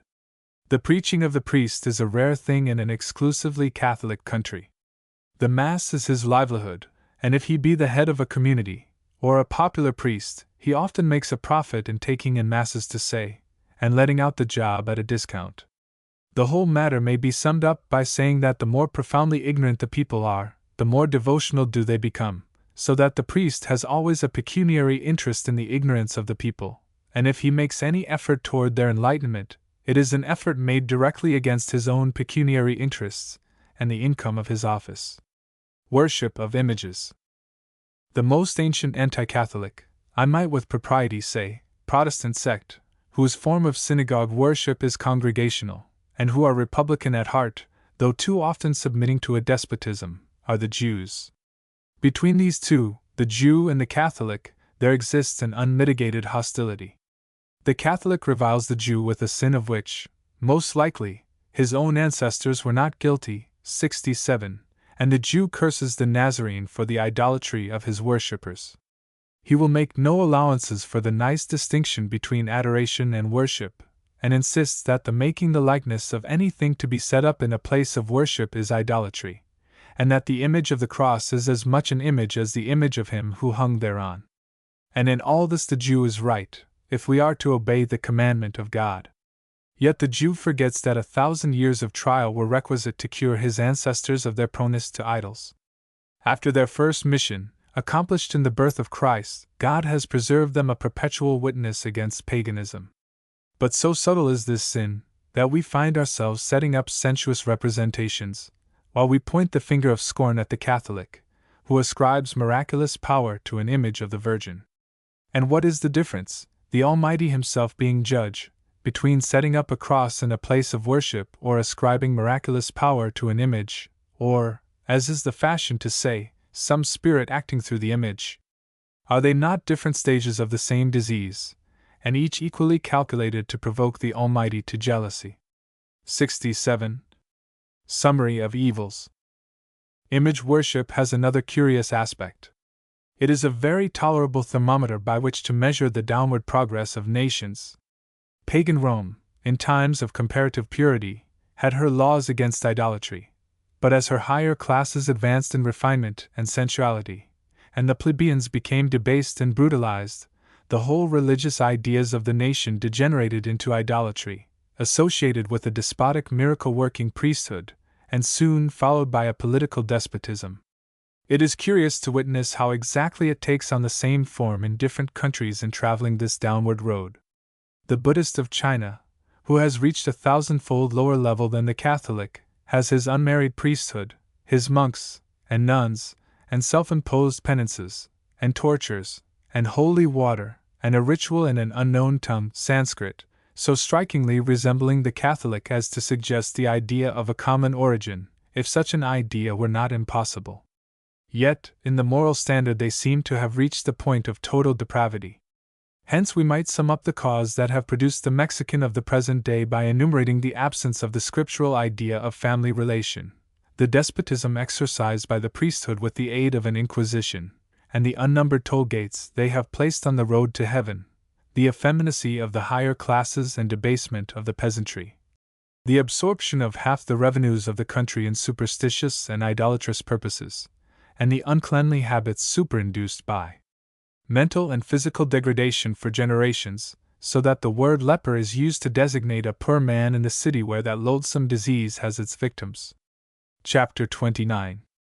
Causes that have diminished the religios. The provincials and superiors of convents. The perfect organization. The monks. San Franciscans. Dominicans. Carmelites. The well-reputed orders. The Jesuits. The nuns. How novices are procured. Contrasted with a Quaker prison. The poor deluded nun.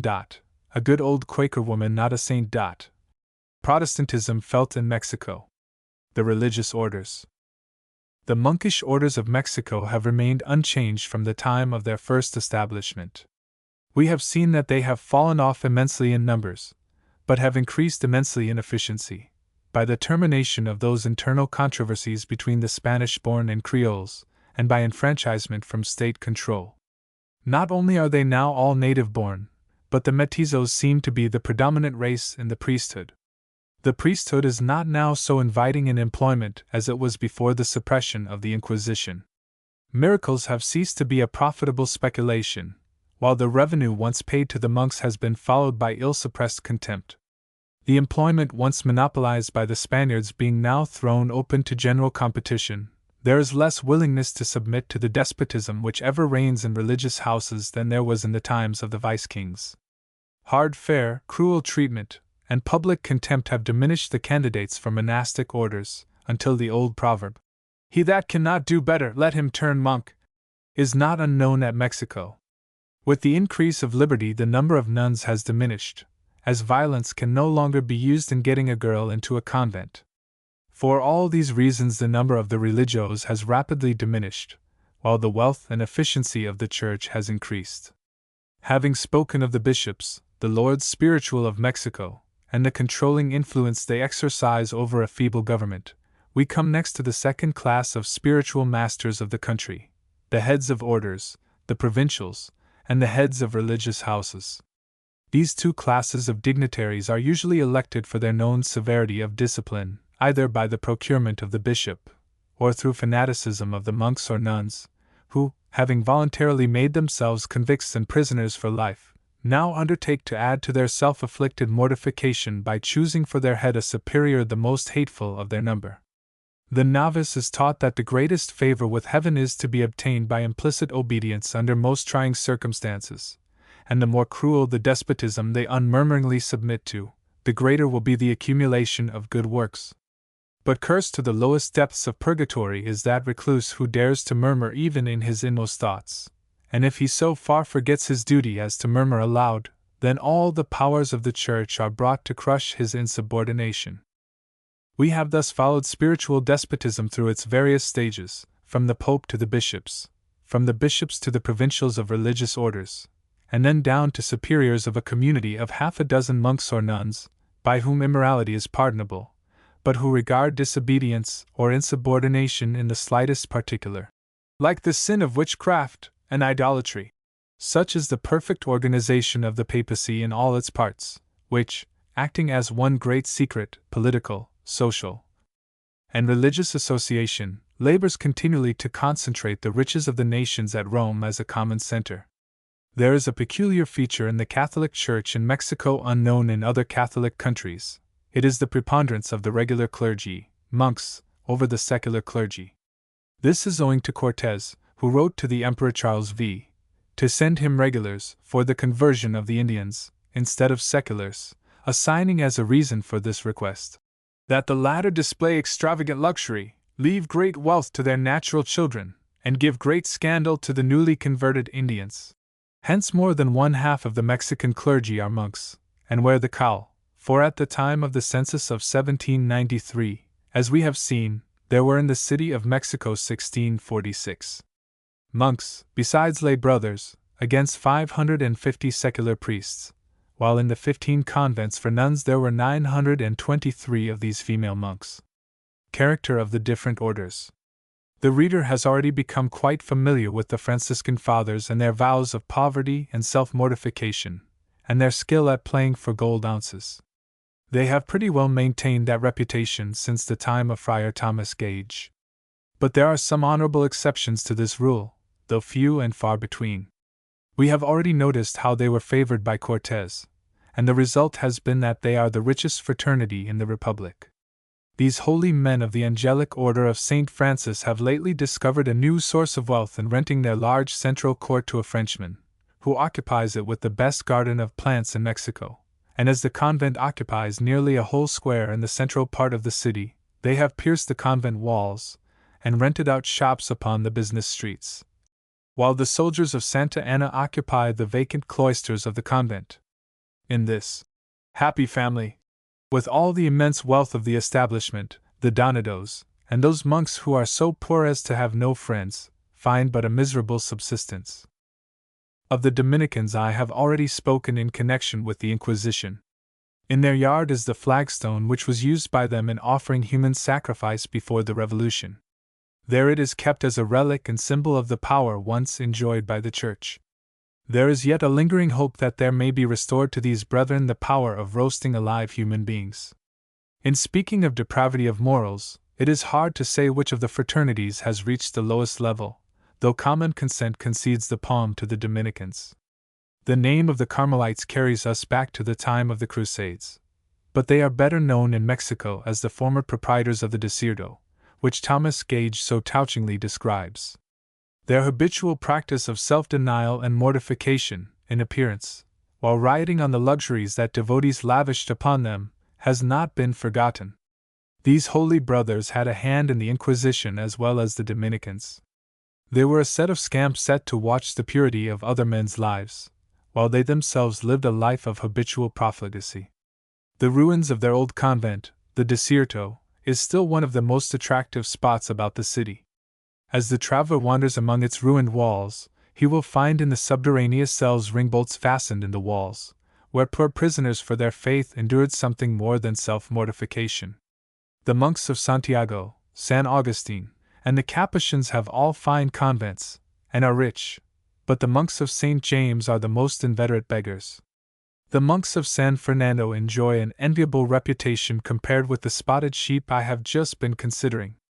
They are late-comers, and have not learned all the ways of wickedness of the older orders. Next come the brethren of the profession, of whom it is pleasant to speak, after saying so many hard things of their neighbors. They stand so high as men of character and learning, that I am tempted to tell their story on hearsay, for want of better authority.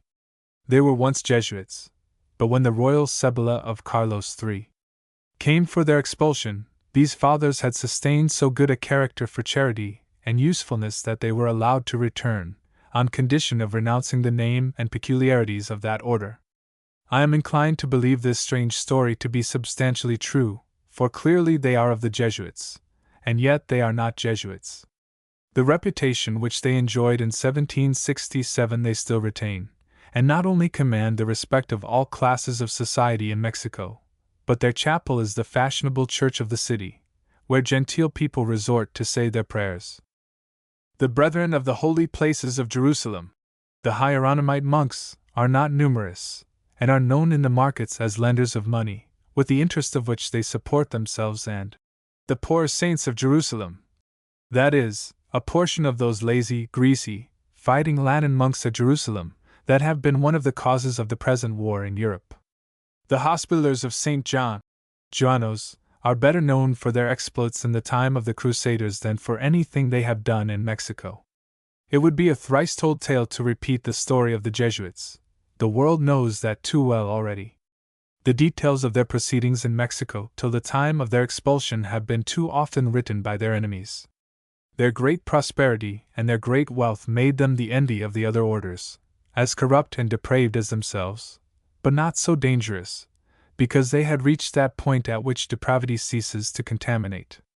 Dirty, greasy monks could not endure an order that wore the garb of gentlemen, and were in favor with the aristocracy, while they themselves were despised.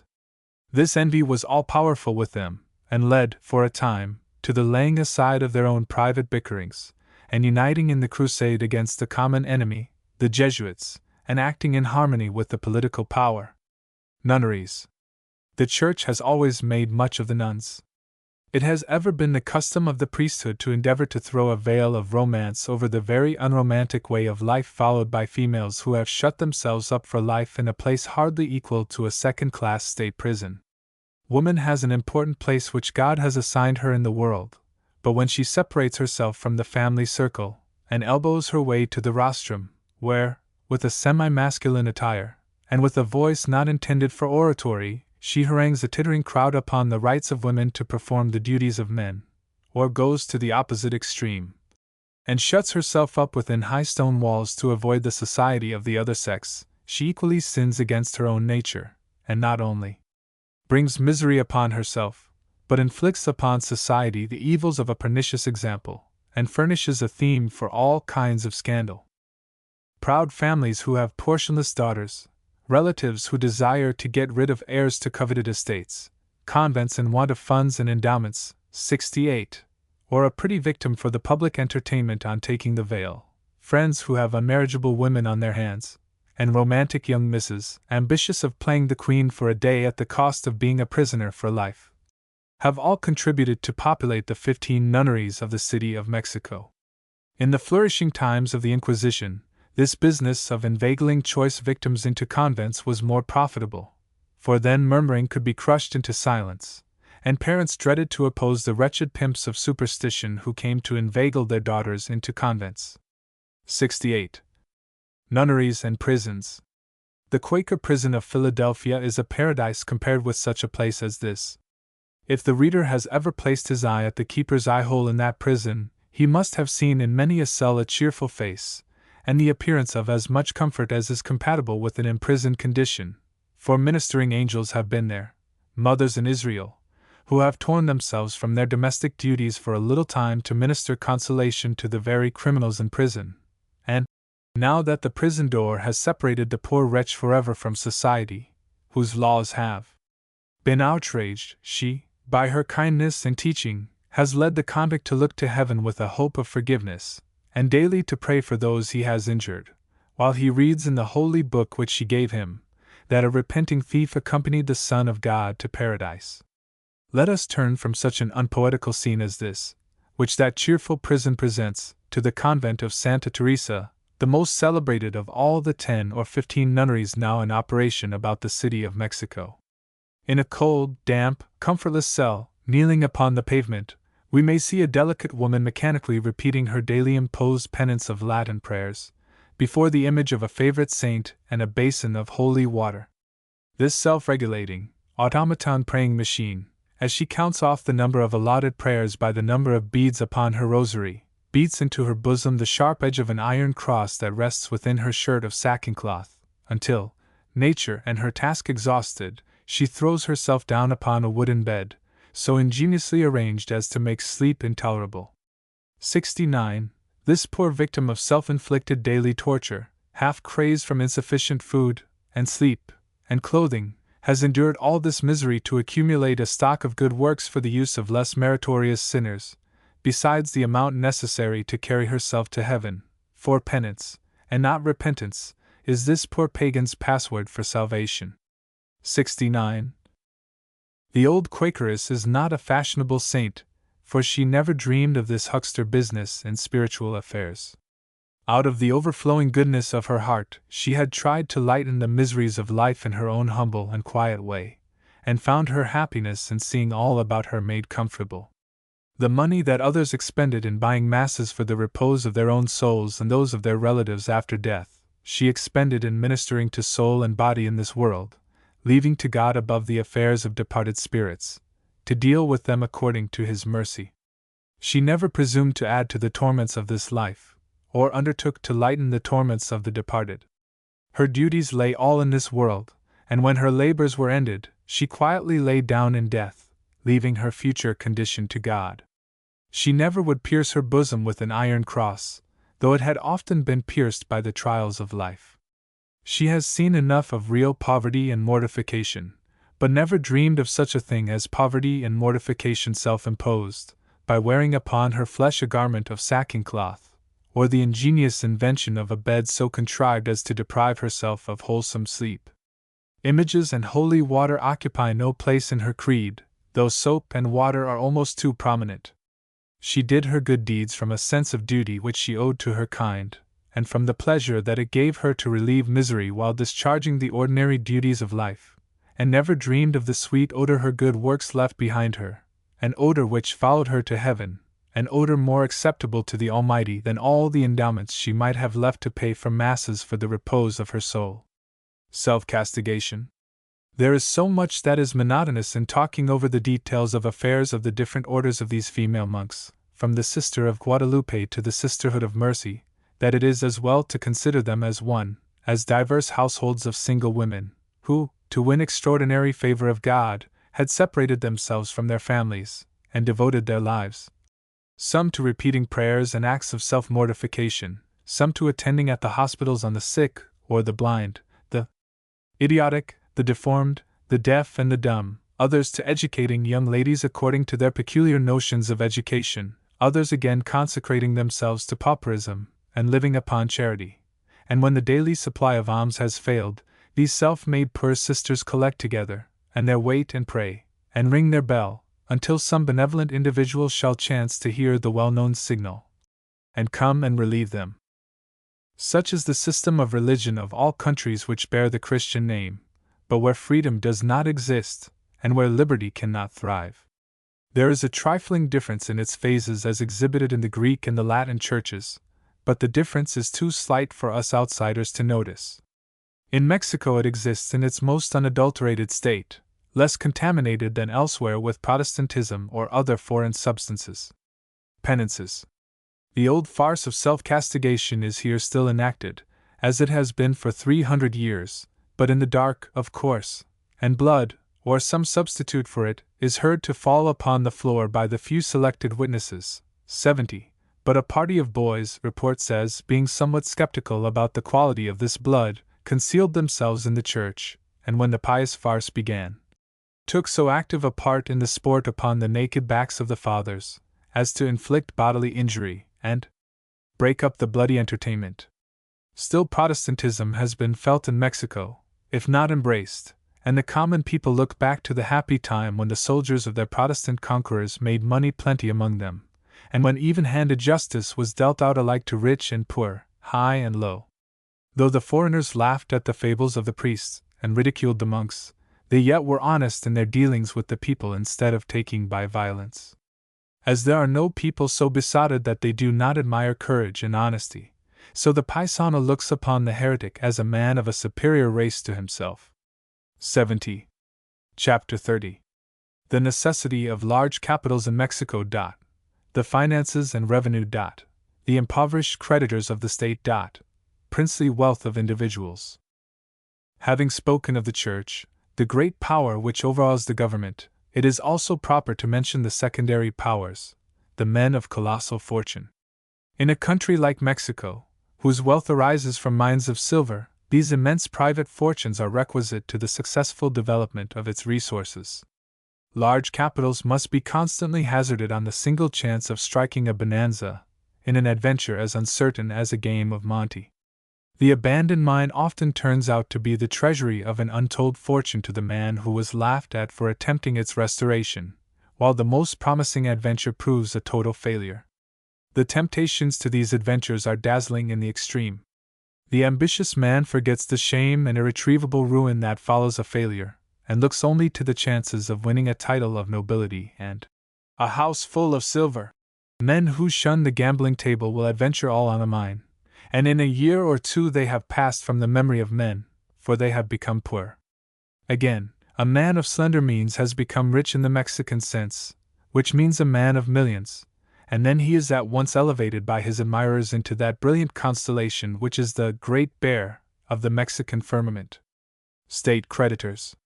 Still, these powerful private individuals prevent the consolidation of any government, whether republican or dictatorial, and put far off that necessary evil, the confiscation of the estates of the Church. If there is a Congress in session, its members are influenced as our own are influenced. They are swayed this way and that by private interests.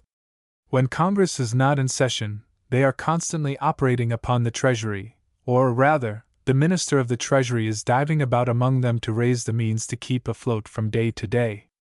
They will not submit to their full share of taxation. When they advance money on the pledge of some income, it is on the most onerous terms, so that at least 1/4 of the revenue of Mexico is used up in interest or usury. Long experience has reduced the business of shaving the revenue to a system. The most common way to do this is to buy up some claim at 12.5 cents on a dollar, and then couple it at par with a loan of money on the assignment of some rent. Everything is farmed out, until at last, 2 years ago, Escandón proposed to farm the whole foreign duties. Many a time have I sat down in the large anteroom of the Treasury to look upon and study the characters of those who have come there to be disappointed, when promises will no longer satisfy hunger. One poor woman had got a new promise in 1851, and 3 months' interest, on money deposited with the Consulado of Vera Cruz, and invested in 1810 in building the great road of Perote. Santa Anna, on his return, gave her a new order, and she presented it to the minister with bright hopes, when he gave her $15, all he had in the treasury. The best way to collect a debt at Mexico is to convert it into a foreign debt, if possible, and then, if there is a resident that stands high with his minister, the matter meets with prompt attention. He that can buy a foreign ambassador at Mexico has made a fortune. Mexican millionaires. I have spoken of 2 rich men of Mexico, the first Count of Regla, and one who has succeeded to his mine. As I was standing on the paseo, a lad passed driving a fine span of mules. "That is the Count de Galvez," said my companion. "The son of the late Count Perez Galvez, the lucky proprietor of the bonanza in the mine of La Suz at Guanajuato." "But that bonanza has given out," said I. "No matter, this boy's inheritance is sometimes estimated at $9 millions. A snug capital with which to begin the world." Laborde, the Frenchman who projected and established the magnificent garden at Cuernavaca, and also built, from his private fortune, the great cathedral of Toluca, made and spent 2 princely fortunes in successful mining, and at last ended his checkered career in poverty. The Countess Ruel, the mother of young Galvez, and her brother the Count Ruel, are also fortunate miners. The latter is now interested in the Rio del Monte. But the rich man of the Republic is the Marquis de Gerald, in the small but rich mining department of Guanajuato. This man's wealth surpasses that of all the 3 patriarchs put together.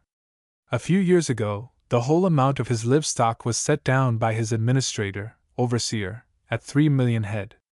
He then sent 30,000 sheep, 71, to market, which yielded him from $2.50 to $3 a head, or from $75,000 to $90,000 annually. The goats slaughtered on the estate amounted to about the same number, and yielded about the same amount of revenue. Besides all this, there is his annual product of horses and cattle, and corn and grain fields many miles in extent. Truly this Marquis of Gerald is a large farmer. But as I said of mining, so I may also say that large capitals are necessary to carry on agriculture successfully in the vast elevated plains of the northern, or, rather, interior departments, for the whole value of the Valley of Gerald consists in an artificial lake, which an ancestor of the present proprietor constructed before the Revolution for the purpose of irrigation, for, without irrigation, his little kingdom would be without value. I might speak of many other landed proprietors whose estates are princely, but none are equal to Gerald. Indeed, all men of wealth possess landed estates. It is the favorite investment for successful miners to purchase a few plantations, each of a dozen leagues or so, under cultivation. 71. Chapter 31. Visit to Pachuca and Rio del Monte. Otumba and Tulancingo. The Grand Canal of Huatoca. The silver mines of Pachuca. Jacal silver mines. Rio del Monte mines. The Anglo-Mexican mining fever. My equipment to descend a mine. The great steam pump. Descending the great shaft. Galleries and veins of ore. among the miners 1,000 feet underground.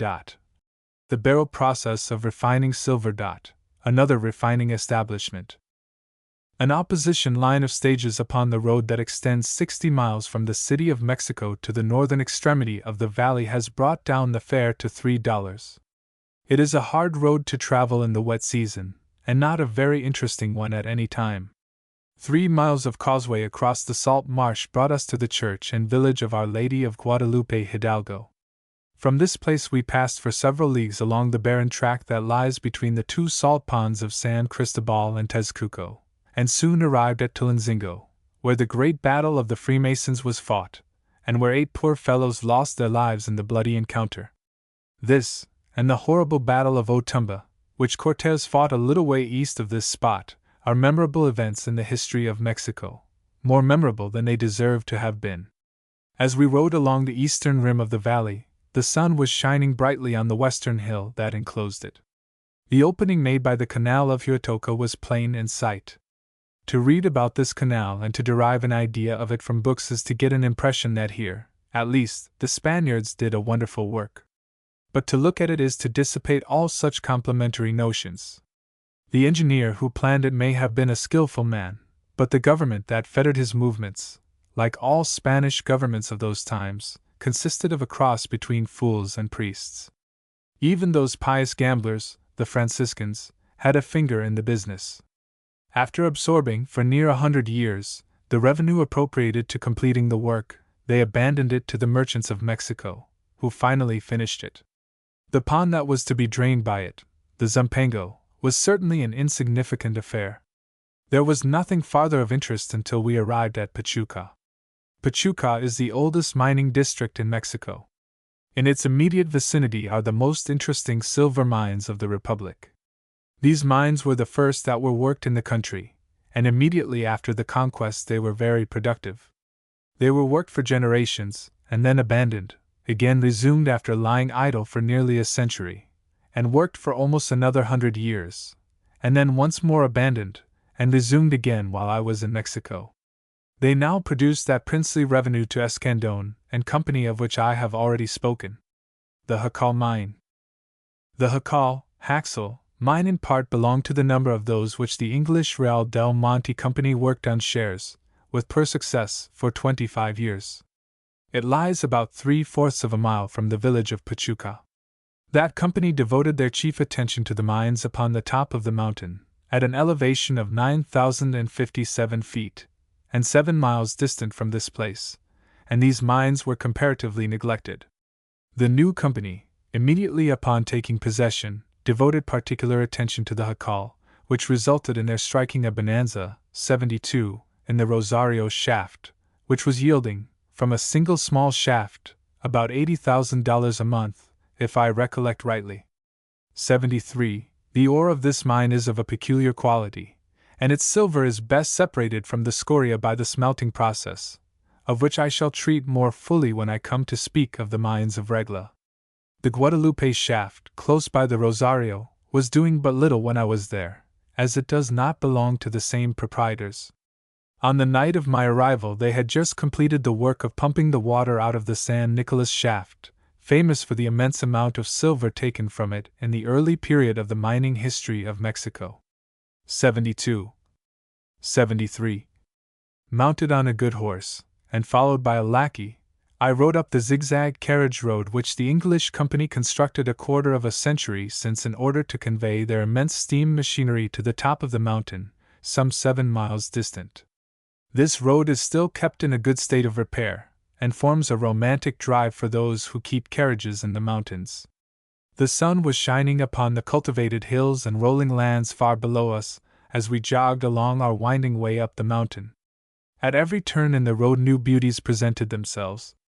But it was getting too chilly for moralizing, and both lackey and I were pleased when we reached the village upon the top of the mountain, which bears the name of Real del Monte. The house of entertainment here is kept by an English woman, who seems to be a part of the mining establishment. While in her domicile, I found no occasion to regret that I was again elevated into a cold latitude. The mining mania. More than 30 years have passed since that second South Sea delusion, the Anglo-Spanish-American mining fever, broke out in England. It surpassed 1,000-fold the wildest of all the New York and California mining and quartz mining organizations of the last 5 years. Prudent financiers in London ran stark mad in calculating the dividends they must unavoidably realize upon investments in a business to be carried on in a distant country, and managed and controlled by a debating society or board of directors in London. Money was advanced with almost incredible recklessness, and agents were posted off with all secrecy to be first to secure from the owner of some abandoned mine the right to work it before the agent of some other company should arrive on the ground. No mine was to be looked at that was not named in the volumes of Humboldt, and any mine therein named was valued above all price. In the end, some $50 million of English capital ran out, and was used up in Mexico. It was one of those periodical manias that regularly seize a commercial people once in 10 years, and for which there is no accounting, and no remedy but to let it have its way and work out its own cure in the ruin of thousands. It is the same in our own country. 74. Descent into a mine. After a hearty breakfast at the tavern, I called at the office, or, as it is here called, the Grand House, Casa Grande, and was introduced by Mr. Auld, the director, to the foreman, who took me to the dressing room, where I was stripped, and clad in the garb of a miner except the boots, which were all too short for my feet. My rig was an odd one, a skull cap formed like a fireman's, a miner's coat and pants, and my own calfskin boots. But in California I had got used to uncouth attire, and now thought nothing of such small matters. We therefore walked on without comments to the house built over the great shaft, where my good-natured English companion, the foreman, stopped me to complete my equipment, which consisted of a lighted tallow candle stuck in a candlestick of soft mud, and pressed till it adhered to the front of my miner's hat. Having fixed a similar appendage to his own hat, and to the hat of the servant that was to follow us, we were considered fully equipped for descending the mine. While standing at the top of the shaft, I was astonished at the size and perfect finish of a steam pump that had been imported from England by the late English Mining Company. With the assistance of balancing weights, the immense arms of the engine lifted, with mathematical precision, 2 square timbers, the one spliced out to the length of 1,000, the other 1,200 feet, which fell back again by their own weight. These were the pumping rods, which lifted the water 400 feet to the mouth of a tunnel, or adit, which carried it 1.25 miles through the mountain, and discharged it in the creek above the stamping mill. There is a smaller pump, which works occasionally, when the volume of water in the mines is too great for the power of a single pump.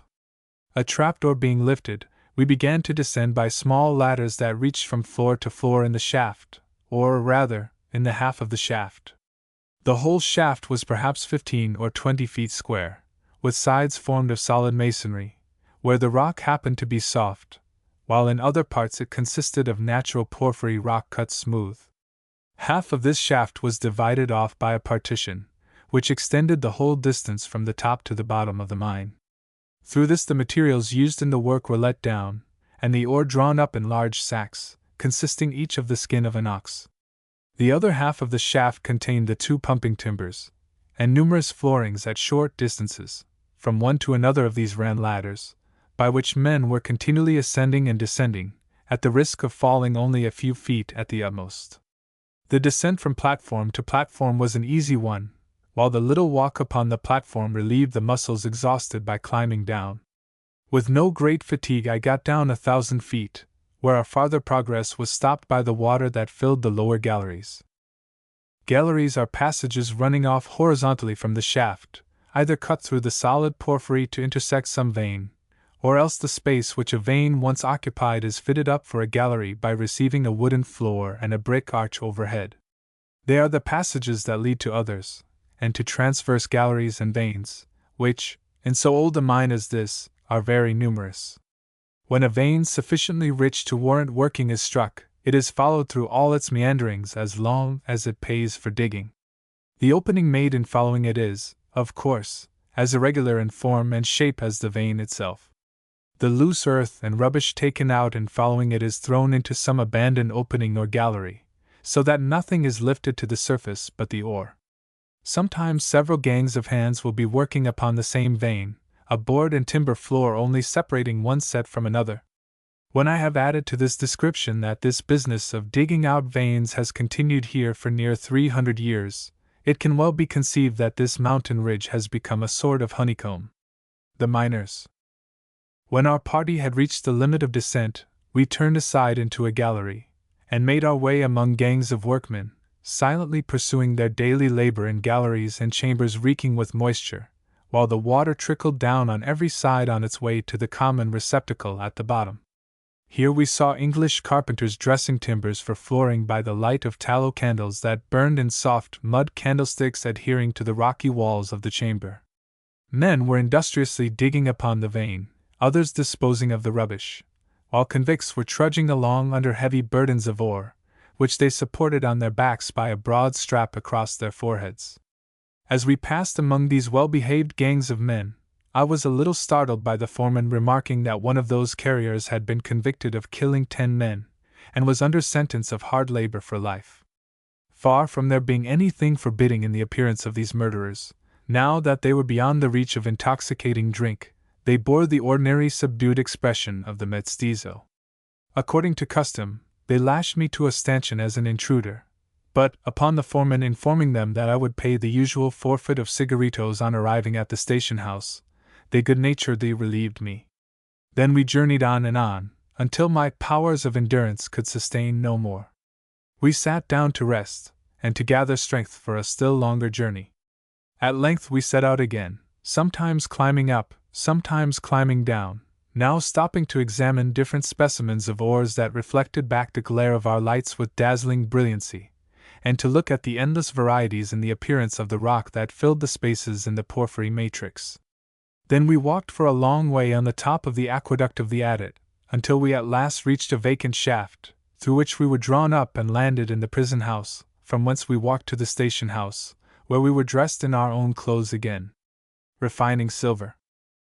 When my underground wanderings were ended, and dinner eaten, it was too late in the day to visit the refining works, but on the next morning, bright and early, I was in the saddle, on my way to visit the different establishments connected with this mine. First, upon the river, at the mouth of the adit, was a stamping mill, where gangs of stamps were playing in troughs, and reducing the hard ore to a coarse powder. A little way farther down the stream the ore was ground, and then, in blast ovens or furnaces, was heated until all the baser metals in the ore became charged with oxygen to such a degree that they would not unite with quicksilver. The ore was then carried and placed in the bottom of large casks, and water and quicksilver were added, and then they were set rolling by machinery for several days, until the silver had formed an amalgam with the mercury, while the baser metals in the ore were disengaged from the silver. The whole mass being now poured out into troughs, the scoria was washed off from the amalgam, which was gathered and put into a stout leathern bag with a cloth bottom, and the unabsorbed mercury drained out. The amalgam, resembling lead in appearance, being now cut up into cakes, and placed under an immense retort, fire was applied. The mercury, in form of vapor, was driven through a hole in the bottom of the platform into water, where it was condensed, while the silver remained pure in the retort. This is called the barrel process, and is used for certain kinds of ore. I had come self-introduced to the Rio del Monte, but that had not prevented my receiving the accustomed hospitality of the establishment. A groom and 2 of their best horses were at my service during my stay. As the weather was fine, and the roads of the first class of English carriageways, I heartily enjoyed the ride down the mountain gorge until it opened upon the broad plain where the second refining establishment, that of Vincente, is situated. Except that the iron floors of their blast ovens were made to revolve while in a state of red heat, all was substantially the same as at the last place. Following the meanderings of the stream, I had been gradually descending from the sharp air of early spring to the more appropriate temperature of the tropics, as I had occasion to notice in looking into the fine garden of the English director, which exhibited both the fertilizing effects of irrigation upon English flowers, and the advantages of tropical heat upon native varieties. Chapter 32. A visit to the refining mills. The falls and basaltic columns of Regla. How a title is acquired to silver mines. The story of Peter Terreros, Count of Regla. The most successful of miners. Silver obtained by fusing the ore. silver, benefited, upon the patio. The tester of the patio. The chemical processes employed. The heirs of the Count of Regla.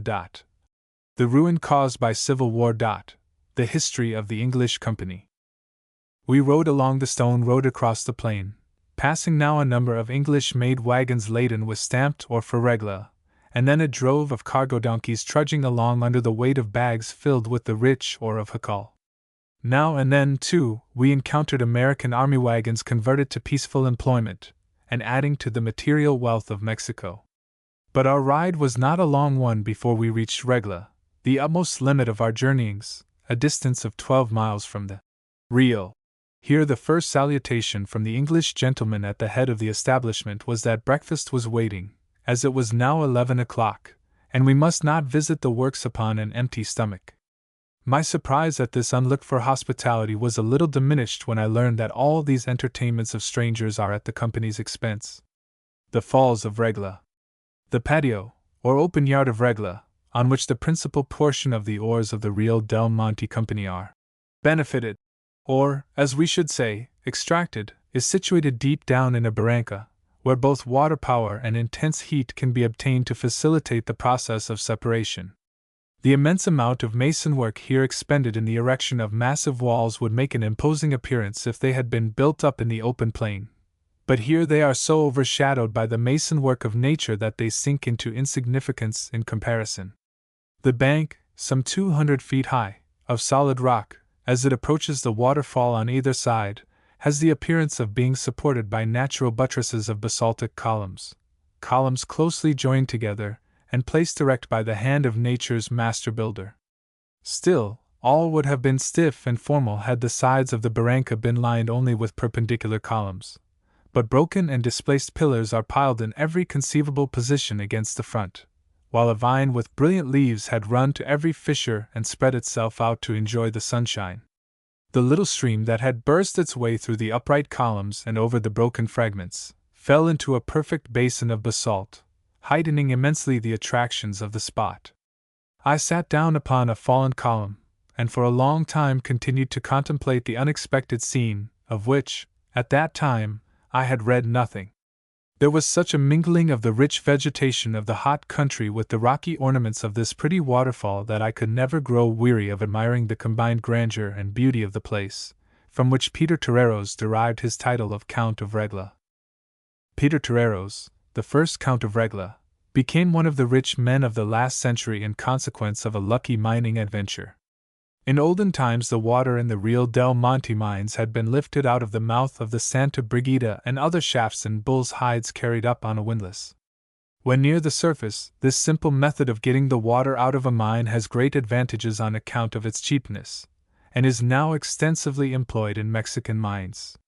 But after a certain depth had been reached, the head of water could no longer be kept down by this process, and in consequence, the Rio del Monte was abandoned about the beginning of the last century, and became a complete ruin, for no wreck is more complete than that which water causes when it once gets possession of a mine, and mingles into one mass floating timbers, loosened earth, rubbish, and soft and fallen rock. By the mining laws of Mexico, the title to a mine is lost by abandoning and ceasing to work it. It becomes a waif open to the enterprise of any one who may renounce it. The title to the soil in Mexico, as in California, carries no title to the gold and silver mineral that may be contained in the land. The precious metals are not only regarded in law as treasure trove, but they carry with them to the lucky discoverer the right to enter upon another person's land, and to appropriate so much of the land as is necessary to avail himself of his prize. Colonel Fremont's Mariposa claim, and all other California land claims, are subject to this legal condition. Peter Terreros, then a man of limited means, conceived the idea of draining this abandoned mine by means of a tunnel or socavon, through the rock, 1 mile and a quarter in length, from the level of the stream till it should strike the Santa Brigida shaft. Upon this enterprise he toiled with varied success from 1750 until 1762, when he completed his undertaking, and also struck a bonanza, which continued for 12 years to yield an amount of silver which in our day appears to be fabulous. The veins which he struck from time to time, as he advanced with his sokoban, furnished means to keep alive his enterprise.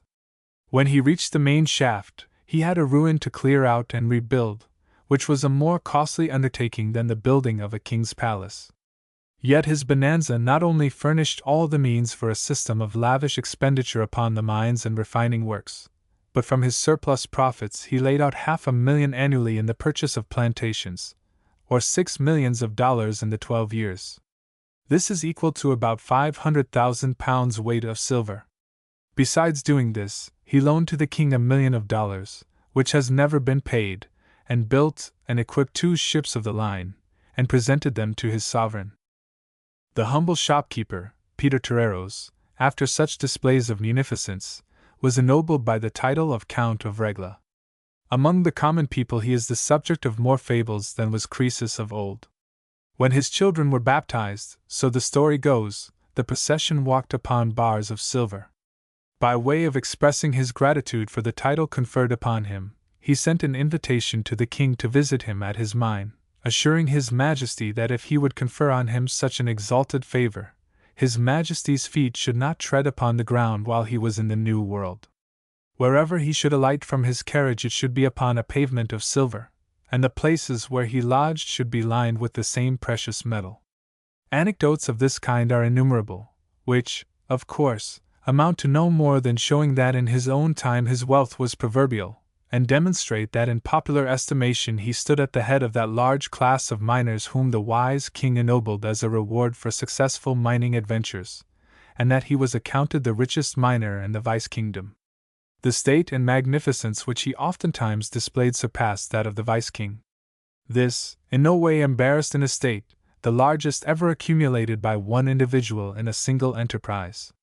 Count Peter is estimated to have expended $2.5 millions upon the buildings constituting the refining establishment of Regla, which goes under the general designation of the patio. Why his walls were built so thick, or why so many massive arches should have been constructed, is an enigma to the present generation, as they could by no means have been intended for a fortress down in a barranca. But let us go in and examine the different methods of benefiting silver here applied.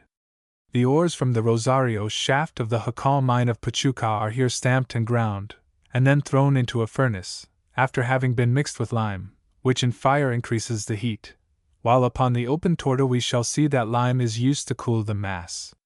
Litharge oxide of lead is added, and the mass is burned until the litharge is decomposed, the lead uniting with the silver and the oxygen entering into the slag, into which the baser metals, or scoria in the ore, have been formed. This is cast out at the bottom of the furnace. The mass of molten lead and silver is drawn off, and placed in a large oven with a rotary bottom, into which tongues of flame are continually driven until the lead in the compound has become once more oxidized, forming litharge, and the silver is left in a pure state. This is the most simple method of purifying, or benefiting, silver. Benefiting the ore. A little beyond the furnace is a series of tubs, built of blocks from broken columns of basalt. In the center of each revolves a shaft with 4 arms, to each of which is fastened a block of basalt, that is dragged on the stone bottom of the tub, where broken or mixed with water is ground to the finest paste. Here the chemical process of benefiting commences. A bed is prepared upon the paved floor, patio, in the yard, in the same manner as a mortar bed is prepared to receive quicklime dissolved in water. In the same way is poured out the semi-liquid paste. This is called a torta, and contains about 45,000 pounds. Upon this liquid mass 4.5 cargas of 300 pounds of salt is spread, and then a coating of blue vitriol, sulfate of copper, is laid over the whole, and the tramping by mules commences. If the mass is found to be too hot for the advantageous working of the process, then lime in sufficient quantities is added to cool it, and if too cool, then iron pyrites, sulfate of iron, is added. The mules are then turned upon the bed, and for a single day it is mixed most thoroughly together by tramping and by turning it over by the shovel. On the second day 750 pounds of quicksilver are added to the torta, and then the tramping is resumed. The most important personage, not even excepting the director, is called the tester, for the condition of the ores varies so much that experience alone can determine the mode of proceeding with each separate torta, and upon the tester's judgment depends oftentimes the question whether a mining enterprise, involving millions of dollars, shall prove a profitable or unprofitable adventure. Perhaps he cannot read or write, though daily engaged in carrying on, empirically, the most difficult of chemical processes. To him is entrusted the entire control of the most valuable article employed in mining, the quicksilver. He is constantly testing the various tortas spread out upon the patio. To one he determines that lime must be added, to another, an opposite process must be applied by adding iron pyrites. When all is ready, with his own hands he applies the quicksilver, which he carries in a little cloth bag, through the pores of which he expresses the mercury as he walks over and over the torta, much after the manner that seed is sown with us. The tester determines when the silver has all been collected and amalgamated with the mercury. Whether the tramping process and the turning by shovels shall continue for 6 weeks or for only 3, is decided by him. When he decides that it is prepared for washing, the mass is transported to an immense washing machine, which is propelled by water, where the base substances are all washed from the amalgam, and then the amalgam is resolved into its original elements of silver and quicksilver by fire, as already explained, with the loss of about 75 to 100 pounds of mercury upon each torta. Let us now run over the many chemical processes that have been resorted to in order to separate the silver from the ore. The raw brimstone, that has been procured in Durango, or in the volcano of Popocatépetl, is bought up at the mint in the city of Mexico, where it is burned in a room lined with lead, and into which water is jetted until the smoke of the burning brimstone is condensed. This water of sulfur is then carefully collected, and distilled in a boiler of platinum, on which sulfur cannot act. The sulfuric acid obtained by this distillation is used to separate the gold that is found in the silver bars from silver. This sometimes amounts to 10%. The acid dissolves the silver, but does not act upon the gold, which is thus separated from the silver. The sulfate of silver is drawn off and poured upon plates of copper, by which means the silver is precipitated, and sulfate of copper, or blue vitriol, is produced, which, not being of use in the mint, is sold to the Rio del Monte Company, where it is employed in obtaining silver. The process by which the company obtain their salt has been already stated, while the lime they use is burned upon the mountains.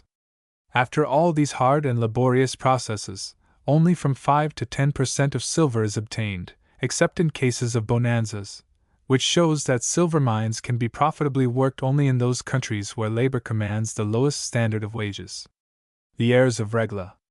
The heirs of the Count Peter inherited his accumulated treasures, his purchased estates, his title, and his prospects of future success in mining, which were as brilliant as they had been in his lifetime.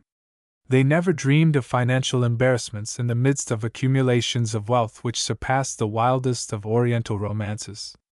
They forgot that their wealth rested upon the perfect security which they inherited from the wise and virtuous government of Carlos III, of blessed memory, that he it was who had put out the fires of the Inquisition, and so curtailed the power of the priests that they could no longer plunder with impunity, or rob the toreros of the fruits of their fathers' enterprise by threatening them with the censure of the Church, which, in the reign of a feeble king, had a significant meaning.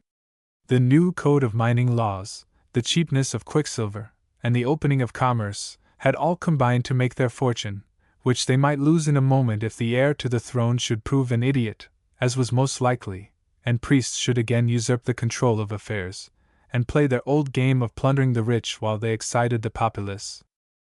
Fortunately for the family of toreros and the many successful mining families of that period, Charles IV was not quite so much of an idiot as his grandfather or his great-grandfather had been, and though the inquisitors resumed their fires, yet it was with such comparative moderation as not to interfere seriously with the progress of that prosperity to which Carlos III had given an impulse. The Countess of Regla still sported the richest jewels to be found in New Spain, and her sister's coronet was the envy of all the ladies of the court. But the insurrection of Hidalgo came upon them in the midst of prosperity, overwhelming alike the rich and the poor. The large Spanish capitals began to be withdrawn from the country, the plantations were broken up, and the mines, abandoned by their laborers, soon fell to ruin, and they who had been baptized in the midst of the most ostentatious display of wealth, found themselves pinched to sustain their ordinary expenses.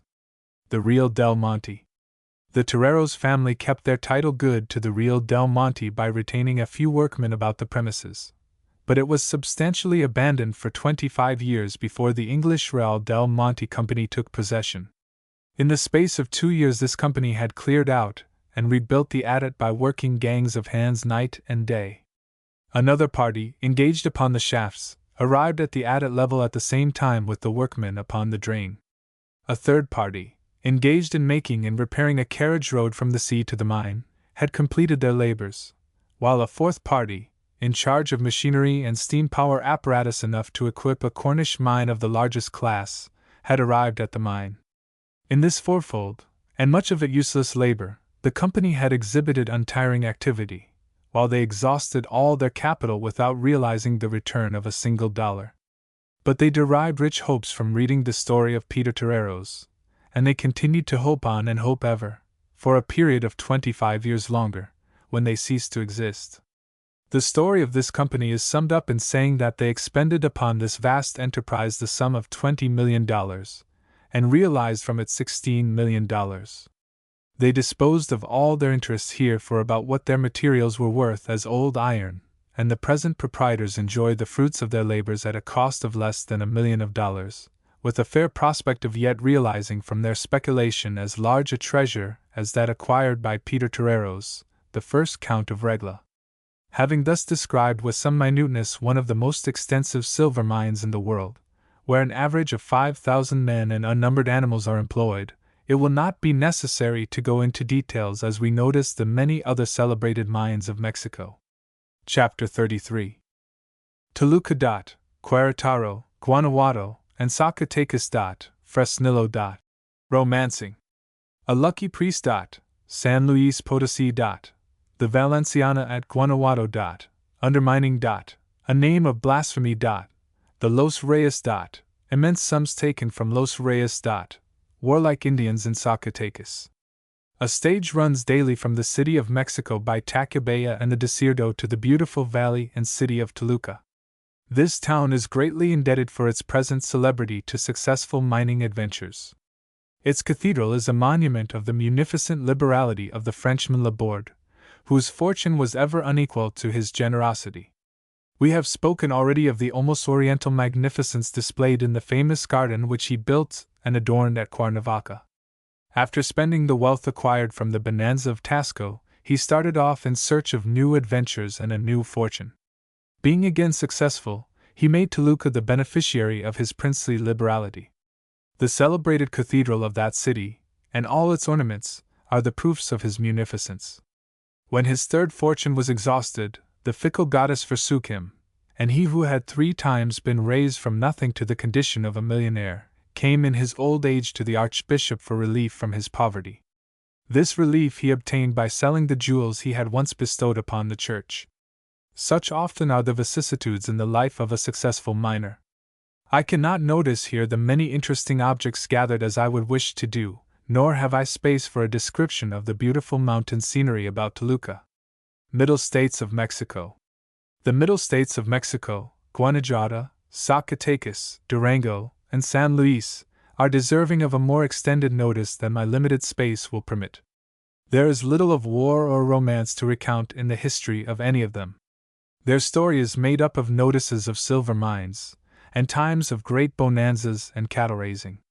Here the population is mostly white, made up of the hardy peasantry from Biscay. The Indians on the high tablelands were too hardy to be reduced to slavery. The result is the same here as in Chile. The two races have not extensively intermixed, as the Indians were driven northward, where, for a period of 300 years, they have, in a measure, maintained their independence, and have so much improved in the art of war that they are able to return again and fight for the homes of their ancestors. The white inhabitants of these states are more cleanly in their habits, and more industrious than the southern people. The little state of Querétaro has little to boast but its agriculture, but to the north of it is a country of mines and pasturage. There was formerly great rivalry between the states of Guanajuato and Zacatecas on the ground of their mining successes. Each in turn has had its season of boasting, for it has happened that, In those years when Guanajuato was most prosperous, Zacatecas was not in bonanza, and vice versa. When I was first in Mexico, San Luis and San Luis, at Guanajuato, were in bonanza, with divers others, and out of $300,000 in silver bars brought down to the city of Mexico, nearly 10% of gold was extracted. But now both these bonanzas have given out, and the annual product of silver in the state of Guanajuato has fallen off over $2 million, while the mines of Zacatecas are in a most flourishing condition, as is shown by the large sum of $1,200,000 being demanded by government for renewing the lease of the mint at Zacatecas. Fresnillo is the most flourishing of the mines of Zacatecas. This mine was formerly considered of little value. Among its advantages is an American manager, who for many years has aided in the direction of its affairs. On my return from Mexico, I found the road up the Perote covered with wagons laden with portions of a monster steam engine, the fifth that was to be employed to pump the water from this mine. It seems incredible that so large a sum as $1 million should be required for the freight alone of this new machinery. But after I had become familiar with the vast scale on which everything is conducted at a large silver mine, where millions appear as the small dust of the balance, I can credit what my readers might think improbable. 75. I have often spoken of the peculiarities of peasant life in the country and of the peons of the cities. But there is another phase of humble life to be considered, the social state of the mine laborer. Like all men whose wages are very irregular, and subject to the fluctuations which follow mining speculations, they themselves become irregular in their lives. They have all heard of the many instances of persons of as humble condition as themselves accidentally falling upon a princely fortune, and they know, too, what a miraculous change such a discovery makes in the social condition of a peon, for every miner in Zacatecas knows the homely distich. Had the metals not been so rich at San Bernabe, Ibarra would not have wed the daughter of Vieri. 76. In addition to scraps and snatches of songs, the mining laborers have their romances, which are as wild as the yarns of the sailor, and have for their almost universal theme the miraculous acquisition and loss of a fortune. The hero possesses princely wealth today, though yesterday he was suffering for food, and tomorrow he will be again bereft of all by the fickle turns that fortune makes in the wheel of destiny. The wildest of our romances never come up to many incidents that have occurred in their own mine, and when they attempt fiction, it is on the pattern of the Arabian Nights entertainments. I do verily believe that all that class of Arabian tales are but the reproduction of the romances from the Oriental gold washings. The most important mines in the state of San Luis Potosí are those near Cuadras. In the midst of bleak and precipitous mountain ridges is the village of Cuadras, from which a circuitous mountain road leads to the entrance of the mining shafts, in which more wonderful things have occurred than in the wildest of the romances. The story of Padre Flores is a familiar one, but will bear repeating. Padre Flores. Cuadras. The padre, being tired of the idle life of a pauper priest, bought for a small sum the claim of some still more needy adventurer. After following his small vein a little way, he came to a small cavern containing the ore in a state of decomposition. This, in California, would be called a rotten vein. With all the difficulties to be encountered in obtaining a fair value for mineral in a crude state, the poor priest realized from his adventure over $3 million, which was considered a very fair fortune for an unmitred ecclesiastic. The mineral report, mentioned in the last note, which is so full on the subject Fresnillo, insists that it is a continuation of the formation of Cuadras and the other mines of San Luis. The mountains at Cuadras are more dreary, bleak, and barren than in any other of the principal mining districts, as it is more exposed to the storms and tempests from the northeast and from the ocean. It was in this state of San Luis Potosí that Dr. Gardiner's quicksilver mine was alleged to exist, and in the ineffectual efforts made to determine its whereabouts our government has become quite familiar with the location of all the worked mines of this state. The mines upon the mountains of Cuadras are said to have been discovered in 1778 by a Negro fiddler, who, being compelled to camp out on his way home from a dance, built a fire upon what proved to be an outcrop of a vein, and, in consequence, found in the morning, among the embers, a piece of virgin silver. It is a doubtful question among those who are anxious about trifles whether the name Potosi given to this mine owes its origin to the similarity between the mode of its discovery to that of the celebrated mines of that name in South America, or to the vast amount of silver at one time taken from it. Guanajuato, when it yielded its 6 millions a year of silver, besides a fair supply of gold, was one of the most important states in the Republic. With every successful speculation, new adventurers were found to invest their capital in resuming the working of abandoned mines, until at last men have become bold enough to undertake, for the third time, the draining of the great shaft of the Valenciana, so famous in the last century. When I was last in Mexico, that undertaking was reported to have been accomplished. This mine is on a more magnificent scale than even the Rio del Monte. Its central shaft alone cost $1 million, and though steam power cannot be used, yet it is so dry that horse windlasses can keep it clear of water.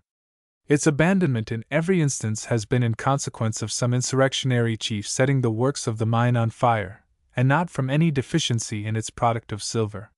When I was in Mexico, so little progress had been made in restoring the mine that it was not thought worth visiting. But the most sanguine hopes were entertained that it would again be as productive as in the times when its abundant riches secured for its owner the title of Marquis of Valenciana, though he had worked with his own hands on the shaft which afterward yielded him its millions. The mine of Los Reyes. Second in importance among the old mines of Guanajuato is Los Reyes. Its history presents a new feature in the mining system of Mexico, not before mentioned, but which is important to a right understanding of the operation of the mining code. The right of discovery gives title to 200 varas along the mine, and to 200 varas, about 500 feet, in depth. The consequence of this limitation is, that when a very rich claim is made, there immediately springs up a contest to get below it, and to cut off the lucky discoverer from the lower part of his expected fortune, and he has no means of avoiding such a result but by driving his shaft downward until he reaches a point below his first 200 varas, which entitles him to claim another section downward. This principle is strikingly illustrated in the case of the famous mine of the priest Flores at Cuadras, which he blasphemously named the Purse of God the Father, 77, where there are marks of divers attempts being made to undermine him, though without success. But the case is a different one when the bonanza is upon a high ridge, and it can be undermined by drifting in from a lower level. Then commences a lively contest to determine who can dig the fastest, and make the most rapid progress in this contest of mining and countermining. 77. The Marquis de Los Reyes owes his title and his princely fortune of $11 million to a successful contest of this character. The Santa Amita was in bonanza, yielding an ore so pregnant with gold that the crude mass often sold for its weight in silver. Deep mining. Contests of this kind are very different from those which used to take place in California some years ago, when 20 feet square was marked off upon the top of a ridge through which the claimant had to sink his shaft to the base rock on which the gold was supposed to be deposited. When the rock was reached, it was often found difficult to keep the lines that had been marked off on the surface, particularly when the lead grew richer as it approached the border of the claim. Controversies were frequent, and frequently resulted in subterranean quarrels and fights, and, of course, ended in subterranean lawsuits. But the Mexican rival parties were seldom near enough for a fight, and the quarrel ended, as it began, in a contest to determine who could dig the fastest. Another peculiar feature of deep mining is the construction of the main shafts. A description of the method of construction of one of these I take from Ward's Mexico, 78, a book that is otherwise of little value to a person seeking for information on the subject of mines at Guanajuato. So great has been the revolution there in a few years in the condition of mining affairs. I know few sights more interesting than the operation of blasting in the shafts of Los Reyes. After each quarryman barretero has undermined the portion of rock allotted to him, he is drawn up to the surface. The ropes belonging to the horse windlasses, malacates, are coiled up, so as to leave everything clear below, and a man descends, whose business it is to fire the slow matches communicating with the mines below. 78. As his chance of escaping the effects of the explosion consists in being drawn up with such rapidity as to be placed beyond the reach of the fragments of rock that are projected into the air, the lightest malachite is prepared for his use, and 2 horses are attached to it, selected for their swiftness and courage, and are called the horses of Pegador. The man is let down slowly, carrying with him a light and a small rope, one end of which is held by one of the overseers, who is stationed at the mouth of the shaft. A breathless silence is observed until the signal is given from below by pulling the cord of communication, when the 2 men by whom the horses are previously held release their heads, and they dash off at full speed until they are stopped either by the noise of the first explosion, or by seeing from the quantity of cord wound round the cylinder of the malachite that the Pegador is already raised to a height of 60 or 70 varas Spanish yards, and is consequently beyond the reach of danger. The author then goes on to enumerate the risks that attend this calling of Pegador, and the consequent high wages that have to be paid to persons who undertake this perilous office, all of which accidents and adventures must be familiar to those of my readers who have paid any attention to the business of blasting rocks, and as his hairbreadth escapes have nothing in them remarkable. We may conclude this notice of Los Reyes by adding his statement that the king's fifth from this mine, from 1556 to his time, amounted to the snug sum of $17,365,000. He gives only the sum reported, and makes no calculation for the large sums out of which the king was annually cheated at all the mines.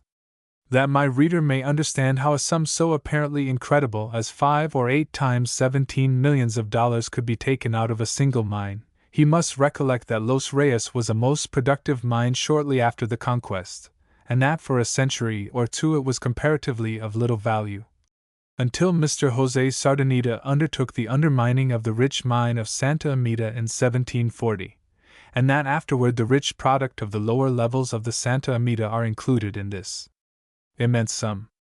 Indians and soldiers. There is too much sameness in the details of the histories of the various other important mines of this state, and of those in the adjoining state of Durango, to justify the lengthening out this chapter, and I will conclude it with giving the substance of a statement I heard the American gentleman make on the subject of Indian depredations in the very center of the Republic, showing the great inconvenience suffered in consequence of the state of insecurity in which the people constantly live. A party of their own Indians, a most degraded band of cowardly vagabonds, that lived not a great way from the city, concluded to personify a company of northern savages, in order more successfully to plunder the inhabitants. With shoutings, these vagabonds rushed into the houses of the people, who were so paralyzed by the very sight of Indians in a hostile attitude, that, without resistance, they suffered them to plunder whatever came within their reach which tempted their cupidity or lust.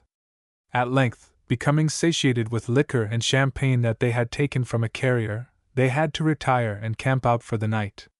In their retreat they were pursued by a captain and soldiers of the regular army, who, being more numerous than the Indians, exhibited a great deal of courage until they came in sight of the savages, when, all at once, it was concluded to encamp for the night, and to resume the pursuit the next day, when the Indians would be at such a distance that they would not disturb their pursuers by their whooping.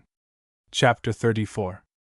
Sonora and Sonora land speculators seeking annexation. Sonora and its attractions. The abundance and purity of silver in Sonora. Silver found in large masses. The Jesus Maria, Refugio, and Eulalia mines. A creation of silver at Arizpa. The Pacific Railroad.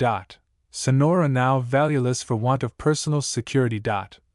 The hopes of replenishing the Spanish finances from Sonora blasted by war. Report of the Mineria. Sonora. Chihuahua. Land titles. It has been said in another chapter that the Apaches had extended their depredations beyond the first tier of states, and had entered Durango, Zacatecas, San Luis Potosí, and even Guanajuato, making this second tier of states their stamping ground, while Sonora, Chihuahua, Coahuila, over which they now rode without opposition to a country more abundant in plunder, are left as political waifs to any who may choose to take possession of them. As in all abandoned countries, there are inhabitants here incapable of getting away, and too poor even for the Indians to notice, and there are a few miserable villages still existing, with a fragment of their former population. All the inhabitants of these wretched hamlets have their eyes fixed on the United States, as the only hope of relief from their Indian plunderers. The proprietors of estates, extending over vast districts, too cowardly to defend their claims, which exceed in extent European principalities, are sitting quietly down at a respectful distance, anxiously looking forward to the time when their claims will rise in value from a few dollars to as many hundred thousands by an annexation to the United States. Mexican operators and grants have not been idle. They have ascertained what the United States courts call a title, and have been providing themselves with the necessary parchments. 79. While American operators, in connection with them, have been equally busy. 79. Chihuahua and Sonora are the states or departments to be affected by our Pacific Railroad. Sonora is the most valuable of the two, not only on account of its inexhaustible supply of silver, but also on account of its delightful climate and agricultural resources. It is like the land of the blessed in Oriental story. California does not surpass it in fertility or in climate. With industry and thrift, it could sustain a population equal to that of all Mexico. The tablelands and the valleys are so near together that the products of all climates flourish almost side by side. Food for man and beast was so easily procured that the descendants of the early settlers sunk into effeminacy long before the breaking out of the great Apache War of the last century. Drought, however, makes the formation of artificial lakes and reservoirs necessary to the full development of its agricultural wealth. Chihuahua and Sonora. But it is the remarkable abundance of silver which distinguishes it above all other countries except Chihuahua. I have described, in a former chapter, the long and laborious processes by which silver is produced from the ore in the southern mines, and also the great depths from which it is raised. In Sonora, silver is most commonly extracted from the ore by the simple process of fusion. But in the district of Batapilos, it is, or rather was, found pure. If we should adopt the theory that veins of ore extend through the entire length of Mexico, then I should say that they crop out in Sonora, or rather, that the silver lodes which are here above the surface dip toward the city of Mexico, and also northward toward California. The mountain chain which traverses California under the name of the Sierra Nevada appears to be only a continuation or reappearance of the mountain chain here called Sierra Madre, Mother Range, which forms the boundary between the departments of Sonora and Chihuahua. On the western declivity of this mountain range, the most remarkable illustration of this fact of cropping out is found at Batapilos, already mentioned. This town is in a deep ravine. The climate is, like that of the California gulches, intensely hot, but remarkably healthy. Here the lodes of silver ore are almost innumerable, 80, with crests elevated above the ground. The mine of El Carmen, in the times of the vice-kings, produced so immensely that its proprietor was ennobled, with the title of Marquis of Bustamante. This was the beginning of the family of Bustamante. A piece of pure silver was found here weighing 425 pounds. I should like to continue in detail to enumerate the rich surface mines in the southern portions of these two states, but lest I should weary my reader, I must omit them, and refer those who wish to learn more to the translations from the last official reports of the Mineria, entitled Chihuahua and Sonora, which are embodied in the appendix. 80. The Good Success Mine, Bueno Suceso, was discovered by an Indian, who swam across the river after a great flood. On arriving at the other side, he found the crest of an immense lode laid bare by the force of the water. The greater part of this was pure massive silver, sparkling in the rays of the sun. The whole town of Batapilos went to gaze at the extraordinary sight as soon as the river was fordable. This Indian extracted great wealth from his mine, but on coming to the depth of 3 Spanish yards varas, the abundance of water obliged him to abandon it, and no attempts have since been made to resume the working. When the silver is not found in solid masses, which requires to be cut with the chisel, it is generally finely sprinkled through the lode, and often serves to nail together the particles of stone through which it is disseminated. 81. The ores of the Pastiano mine, near the Carmen, were so rich that the lode was worked by bars, with a point at one end and a chisel at the other, for cutting out the silver. The owner of the Pastiano used to bring the ores from the mine with flags flying, and the mules adorned with cloths of all colors. The same man received a reproof from the Bishop of Durango when he visited Batapilos for placing bars of silver from the door of his house to the great hall, Sala, for the bishop to walk upon. 82. 81. 82. The next mine of interest in our progress northward is the Morelos, which was discovered in 1826 by two brothers named Aranco. These two Indian peons were so poor that, the night before their great discovery, the keeper of the store had refused to credit one of them for a little corn for his tortillas. They extracted from their claim $270,000, yet, in December 1826, they were still living in a wretched hovel, close to the source of their wealth, bareheaded and bare-legged, with upward of $200,000 in silver locked up in their hut. But never was the utter worthlessness of the metal, as such, so clearly demonstrated as in the case of the Arancos, whose only pleasure consisted in contemplating their hoards, and occasionally throwing away a portion of the richest ore to be scrambled for by their former companions, the workmen. Near the Morelos is the Jesus Maria. Though on the western or Sonora slope of the mountain, it is only 8 leagues from Chihuahua. This, like Morelos, is a modern discovery, and, of course, was not included in the number of those Sonora mines which produced such an intense excitement about 100 years ago in Mexico, and even in Spain. Here, within the circuit of 3 leagues, 200 metallic lodes were registered in 1 year. The story of the mine of El Refugio, discovered by a fellow of the name of Pacheco, gave occasion for anecdotes like those of the Arancos which we have just recited.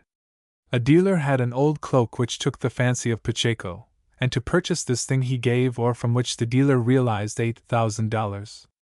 3/24, 3 bars, of the product of this mine netted, between the years 1811 and 1814, $337,000. On the Sonora side of the mountain is Santa Eulalia. The ores of this real district are found in loose earth, filling immense caverns, or what are called rotten ores, in California, and are easily separated by smelting. 1 shilling a mark, $8, was laid aside from the silver which one of these caverns produced, which shilling contribution constituted the fund out of which the magnificent Cathedral of Chihuahua was built. The mine of Arizuma. Proceeding northward, we come to a spot the most famous in the world for its product of silver, the mine of Arizuma. For near a century, the accounts of the wealth of this mine were considered fabulous, but their literal truth is confirmed by the testimony of the English ambassador. After examining the old records which I have quoted, I have no doubt that the facts surpass the astonishing report, for in Mexico, the propensity has ever been to conceal rather than overestimate the quantity of silver, on account of the king's fifth. Yet it is the king's fifth, actually paid, on which all the estimates of the production of Sonora silver mines are based. Arizuma, which, in the report of the Mineria that I have translated for this volume, appears to be set down as Arizpa, was, 100 years ago, the world's wonder, and so continued until the breaking out of the Great Apache War a few years afterward.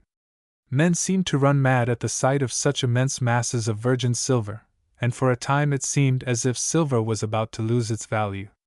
In the midst of the excitement, a royal ordinance appeared, declaring Arizuma a creation of silver, credit de plata, and appropriating it to the king's use. This put a stop to private enterprise, and after the Indian War set in, Arizuma became almost a forgotten locality, and in a generation or two afterward, the accounts of its mineral riches began to be discredited. We have the following record in evidence of the masses of silver extracted at Arizuma. Don Domingo Azmendi paid duties on a piece of virgin silver which weighed 275 pounds. The king's attorney, fiscal, brought suit for the duties on several other pieces, which together weighed 4,033 pounds, also for the recovery, as a curiosity, and therefore the property of the king, of a certain piece of silver of the weight of 2,700 pounds. This is probably the largest piece of pure silver ever found in the world, and yet it was discovered only a few miles distant from the contemplated track of our Pacific Railroad. I might continue enumerating the instances of mineral wealth brought to light in these two states, Sonora and Chihuahua, if I supposed it would be interesting to my readers, but as they have heard enough of silver, I may add that rich deposits of gold were found at Mulatto in 1806, and a still greater discovery of gold was made a few years ago. In this latter discovery, the poor diggers suffered so much from thirst that $1 was readily paid for a single bucket of water, and at length, by reason of the drought, this rich placer had to be abandoned. Future of Sonora. such as Sonora, a region of country which combines the rare attractions of the richest silver mines in the world, lying in the midst of the finest agricultural districts, and where the climate is as attractive as its mineral riches. But its richest mineral district is near its northern frontier, and is almost inaccessible, and can never be advantageously worked without an abundant supply of mineral coal for smelting, nor can any of its mines or estates be successfully worked without greater security for life and property than at present exists. The capitalists of Mexico will not invest their means in developing the resources of Sonora, and in consequence, the finest country in the world is fast receding to a state of nature.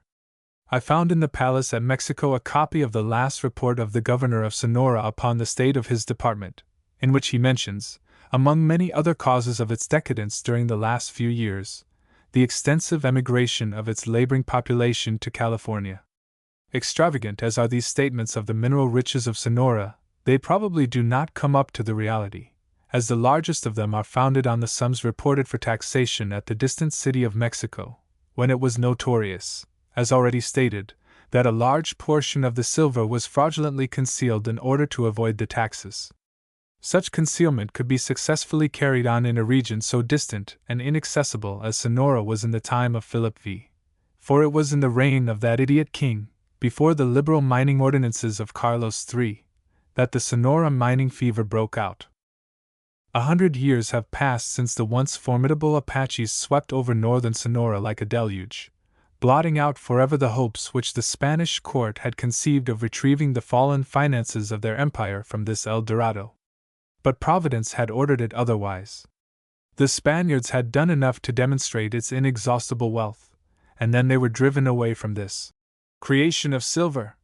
83, and the whole deposit held for 100 years in reserve for the uses of another race, who were destined to overrun the continent. 83. I should have but half performed my task should I omit to speak of the excellent bay and harbor of Guaymas, in the southern part of Sonora. After San Francisco, it is the finest harbor on the Pacific, and is the natural route through which our commerce with the East Indies should be directed. The long experience of Spain taught her that a western route to the East Indies was so much superior to the one by the Cape of Good Hope as to compensate for a transshipment of all of her East India merchandise upon mules' backs from Acapulco to Vera Cruz. Much more advantageous must it be to us, when a railroad from El Paso, passing through the midst of the silver district I have described, shall transfer our commerce with Japan and China to the Pacific side of our continent.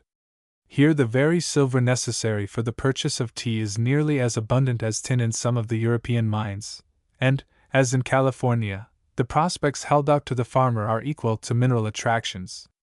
It would be folly for our government to acquire Sonora without first providing for connecting it with our country by railroad, and equally foolish to acquire it without making provision, in the Treaty of Acquisition, for reducing all land titles to the size of a single township, in consideration for the superior value given to the property by the annexation, and for annulling all land titles under which there is not an actual occupancy. The Spanish courts concede to government this power over private rights, and for this reason a treaty of acquisition from Mexico would prevent the confusion that now exists in California, and enable American settlers to locate understandingly at once.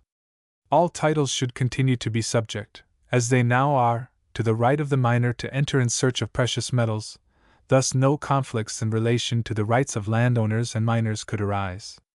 The principle on which the Mexican mining laws and the California mining customs are established should be recognized by the United States. But that right of entry would not arise until the construction of a railroad should afford the means of actually reducing the country to possession, which Spain never has accomplished, and Mexico never can accomplish. Appendix A. Mineria Report on the Mineral Riches of Sonora. Among the 25 states and territories that compose the Mexican Confederation, there is no other which contains in its respective territory the like wonderful mineral riches which abound in the state of which we treat. This would appear almost fabulous, but there is proof enough from the testimony of many residents of that state, and from the assertion of travelers, from the evidences which the archives of the various missions exhibit, and from the Royal Registry of Mines, Reals de Minas, and lastly, from the indubitable fact of the production of great quantities of gold and silver from the mines and placers of this state, considering the small amount of forces, and its isolation from all the principal settlements of the Republic by reason of the distance which separates it from them. In fact, many metals of universal estimation, such as gold, silver, mercury, copper, and iron, in a pure state, in grains, in masses, or in dust, as well as mixed with other metals, superficially or in veins, are found in the extensive territory of Sonora. Lead, or combinations of lead, for aiding in extracting metals by fire, and for the construction of munitions of war. Amianthus or incombustible crystal, divers ores of copperas, exquisite marble, alabaster, and jasper of various colors, as well as quarries of stone of crispa and magnetic stones, muriate and carbonate of soda, saltpetre or nitrate of potassa, are, in enumeration, the mineral productions which are found in abundance in the territory of the state of Sonora, which comprehends the region from the river of Fort Monte Clarisal at the south to the Gila at the north, and from the Sierra Madre at the east to the Colorado at the northwest. To the disgrace of the nation, these authentic and exact notices of the marvelous riches of this remote state have availed nothing in determining speculators, impresarios, to resort to those places in pursuit of a fortune so certain, or at least to have avoided, by the means of colonization, the loss which is feared of this inestimable jewel. The territory of the state of Sonora lacks nothing but security, from incursions of Indians, in order that the hand of man may be profusely recompensed for his labor. Virgin soils, where the agricultural fruits of all climates not only flourish, but many of these improve in quality. Navigable rivers, which contribute in part to the easy transportation of the products to the ports of the Pacific for exportation and consumption. Mines and placers of precious metals, in many of which there is no necessity of capital to explore and collect them. Are not these stimulants enough to attract there a population thrifty and civilized? In order to ascertain the mineral riches which the nation may lose in a short time, we call attention to the mineral statistics which follow, although they are imperfect and diminutive. As already we have said, the whole of Sonora is mineral, but as among us we only give this name to those places in which there have been discovered and worked a conjunction of veins, it results that the places in this state to which for this cause has been given the name of mineral are 34. Some of the mines are amparadas, viz., work sufficient to confer a legal title to the occupant, and are imperfectly in a state of operation. The names of all of these two classes, which are 16 in all, are Hermosillo, San Javier, Subiate, Villarica, Alamas, Babicanara, Batuco, La Alameda, Rio Chico, El Aguaja, Agame, El Lac, Saguaripa, La Trinidad, San Antonio, and El Zoni. The remaining 18 are found abandoned, some for the want of water, and others for the want of laborers or capital, and by the fear which the barbarous Indians inspire. The names of these last minerals are San Juan de Sonora, that of the Sierra at the northwest of Guaymas, Arizuma, Bacachi, Antonis, San Jose de Gracia, El Gavillo, San Ildefonso de la Sinaquila, San Francisco El Calu, Santa Rosa, San Antonio de la Huenta, Vedosico Sobia, Mulatos, Basura, Alamo Muerto, and San Perfecto. In the same state have been discovered 21 placers. Of these, 1 is of virgin silver, in grains and plates, planches, and 20 of pure gold, in grains and dust. But as nearly all these are situated in the mineral districts, minerals, already mentioned, the names of those which are not given are the following: Agua Caliente, Cuitavac, Las Palomas, La Canaca, and Totohiqui. With the exception of 3, to which gold hunters from time to time resort to relieve their necessities, all the others remain abandoned. There was only one mineral district actually in work at the close of the last century and the beginning of the present. Those now actually in process of being worked are 14, and their names are La Grande, La Quintera, El Subiate, Bulbocta Europida, Villarica, La Catera, Santo Domingo, Norichirin, La Suberteo, Minas Nuevas, El Tajo, Minas Prietas, and another near La Grande. From the mineral districts, minerals, abandoned there ought to be inferred an increased number of mines, which are in the same condition, but we do not know their names, and we have only notices of the 20 following: Pemes, La Tarasca, Ubalama, Ojito de San Roman, Yaquis, La Garita, Noaguila, Los Animas, Afurinos, Piedras Verdes Navars, La Calera, Cogrejos, Guillermina, San Adelano, San Teodoro, and El Gavillo. In those in Pinas, and in one of those of the mineral of San Jose de Gracia, have been found considerable amounts of pure silver deposited in their veins, and mineral taken from San Teodoro has produced 1/2 silver. In extracting the silver from the ore in this place, we ought to mention that the greater part of these mines are susceptible of great bonanzas, from not having been worked extensively, as their proprietors abandoned them when the metals failed to appear upon the surface, and when the exploration was a little more costly. There are 11 haciendas in the state of Sonora for purifying the metals which the mines and placers produce, without taking into the account many little establishments, with from 2 to 5 horse mills, with one bad furnace for the fusion of metals. 3 of these are situated in Alamas, 5 in Aduana, 1 in Promontorio, another in Tatajosa, and the last in Minas Nuevas, new mines. There are many abandoned mines, as the rubbish and ruins indicate, which we have noticed, in all the abandoned mineral districts. The methods which they have observed in extracting the metals from the ore are the patio, by application of quicksilver in an open yard, and that of fusion, with the aid of some metals that assist the fusion.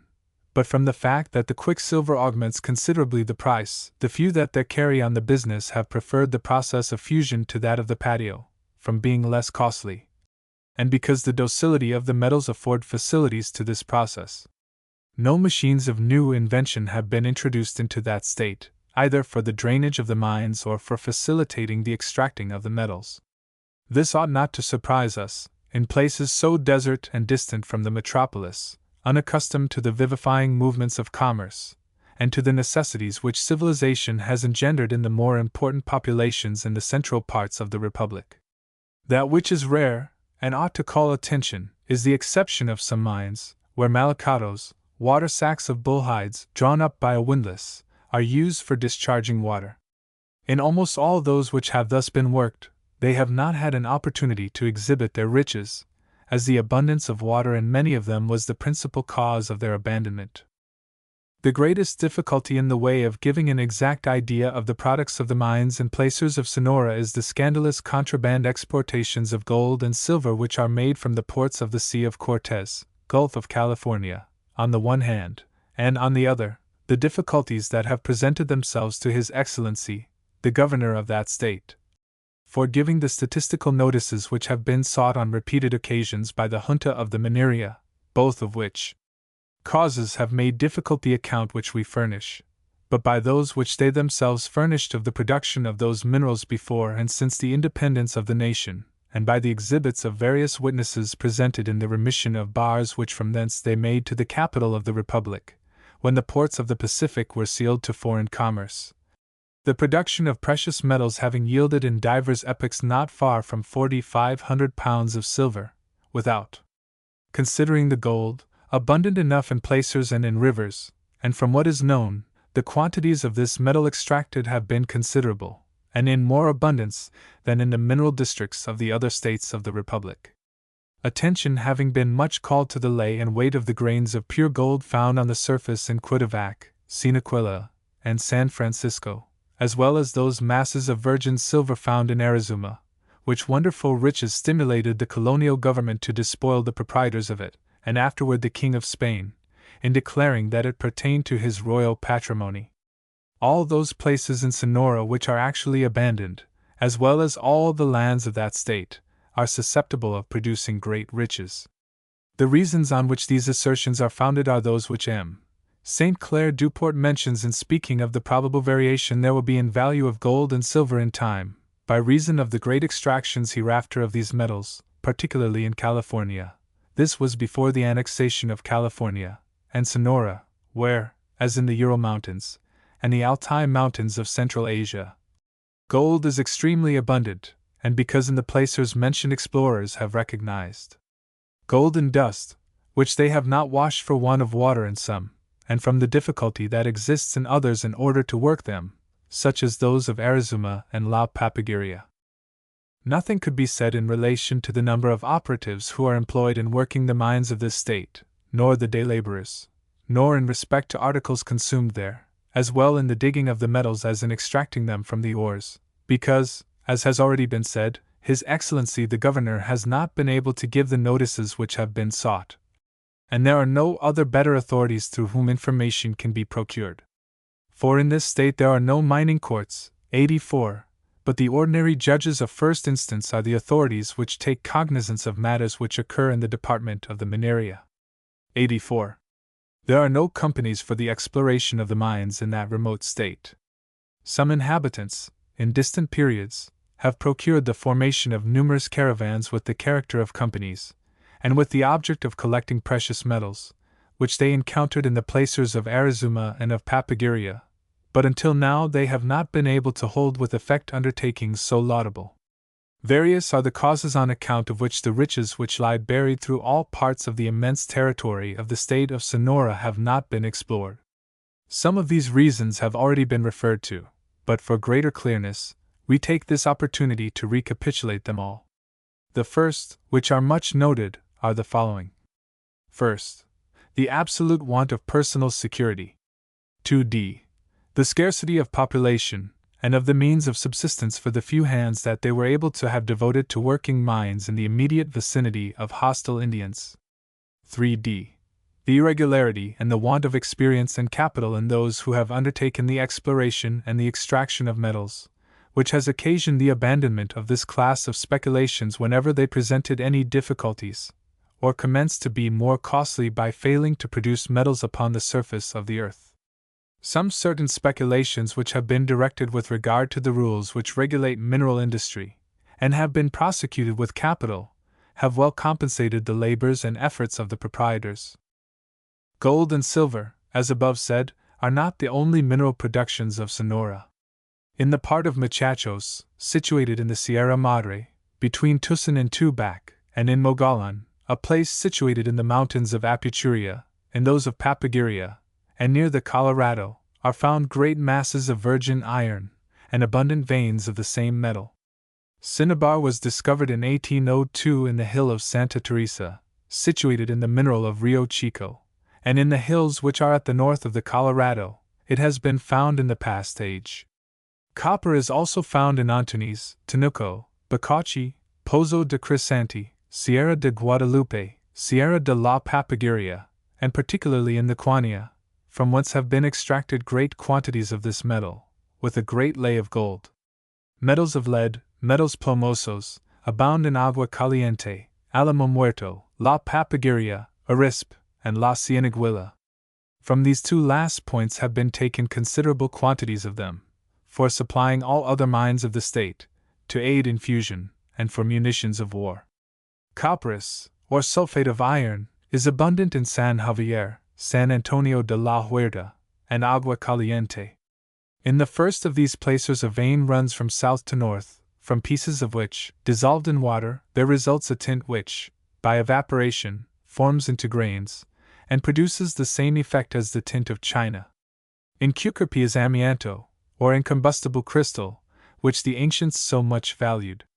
Marbles of various classes and colors, as well as alabasters and jaspers, are found in Opajura, Hermosillo, Ures, La Campana, and other points, but we do not know as yet the place from which the Aztecs obtained the beautiful reddish marble which they used in the construction of their divinity of Chapultepec, which is preserved in the National Museum, and which, according to all conjectures and probabilities, proceeded from the quarries of marble of that state. There are quarries of the stone of Crispa, and even the magnet in Alamas, Hermosillo, in Sierras of the frontier, and in the Causada of Barbitas, 10 leagues distant from Hermosillo, near the root of La Cieniguilla. Muriate and carbonate of soda, saltpetre, or nitrate of potassa, are found in the margin of the rivers which empty into the Gulf of Cortez, of California, and particularly in the mouths of the Colorado. B. Report on the mineral riches of Chihuahua. The statistical notices which have until today been received embrace 5 cantons or departments of that state, which show that there exist in it 16 minerals, districts containing mines, of which 12 are in working, and 4 abandoned in consequence of the incessant incursions of barbarous Indians. Their names are Hidalgo del Perro, Minas Nuevas, San Francisco del Oro, Santa Barbara, Zopego, Chinapas, Guazapores, Batozagash, Guadalupe y Calvo, Cuacagorniqui, Galena, Cosahuariacic, Santa Eulalia, Barranco, and 2 more, without names, in the Canton Calana. 21 mines are found in operation in the 12 minerals in action. The number of those abandoned is increasing, and is not permanent, and the only cause referred to is that many of them are abandoned for want of capital, and others from the hostility of the barbarians. The products of those that were worked in the year 1849 amount to 146,818 marks of silver, of a lay of 11 dineros, and 7 marks, 7 ounces, and 4/8 of gold to the 22 quintals. The number of haciendas and furnaces for extracting the metal from the ore was 20, and the processes which they use in that state are the patio and the furnace. The last is the most general.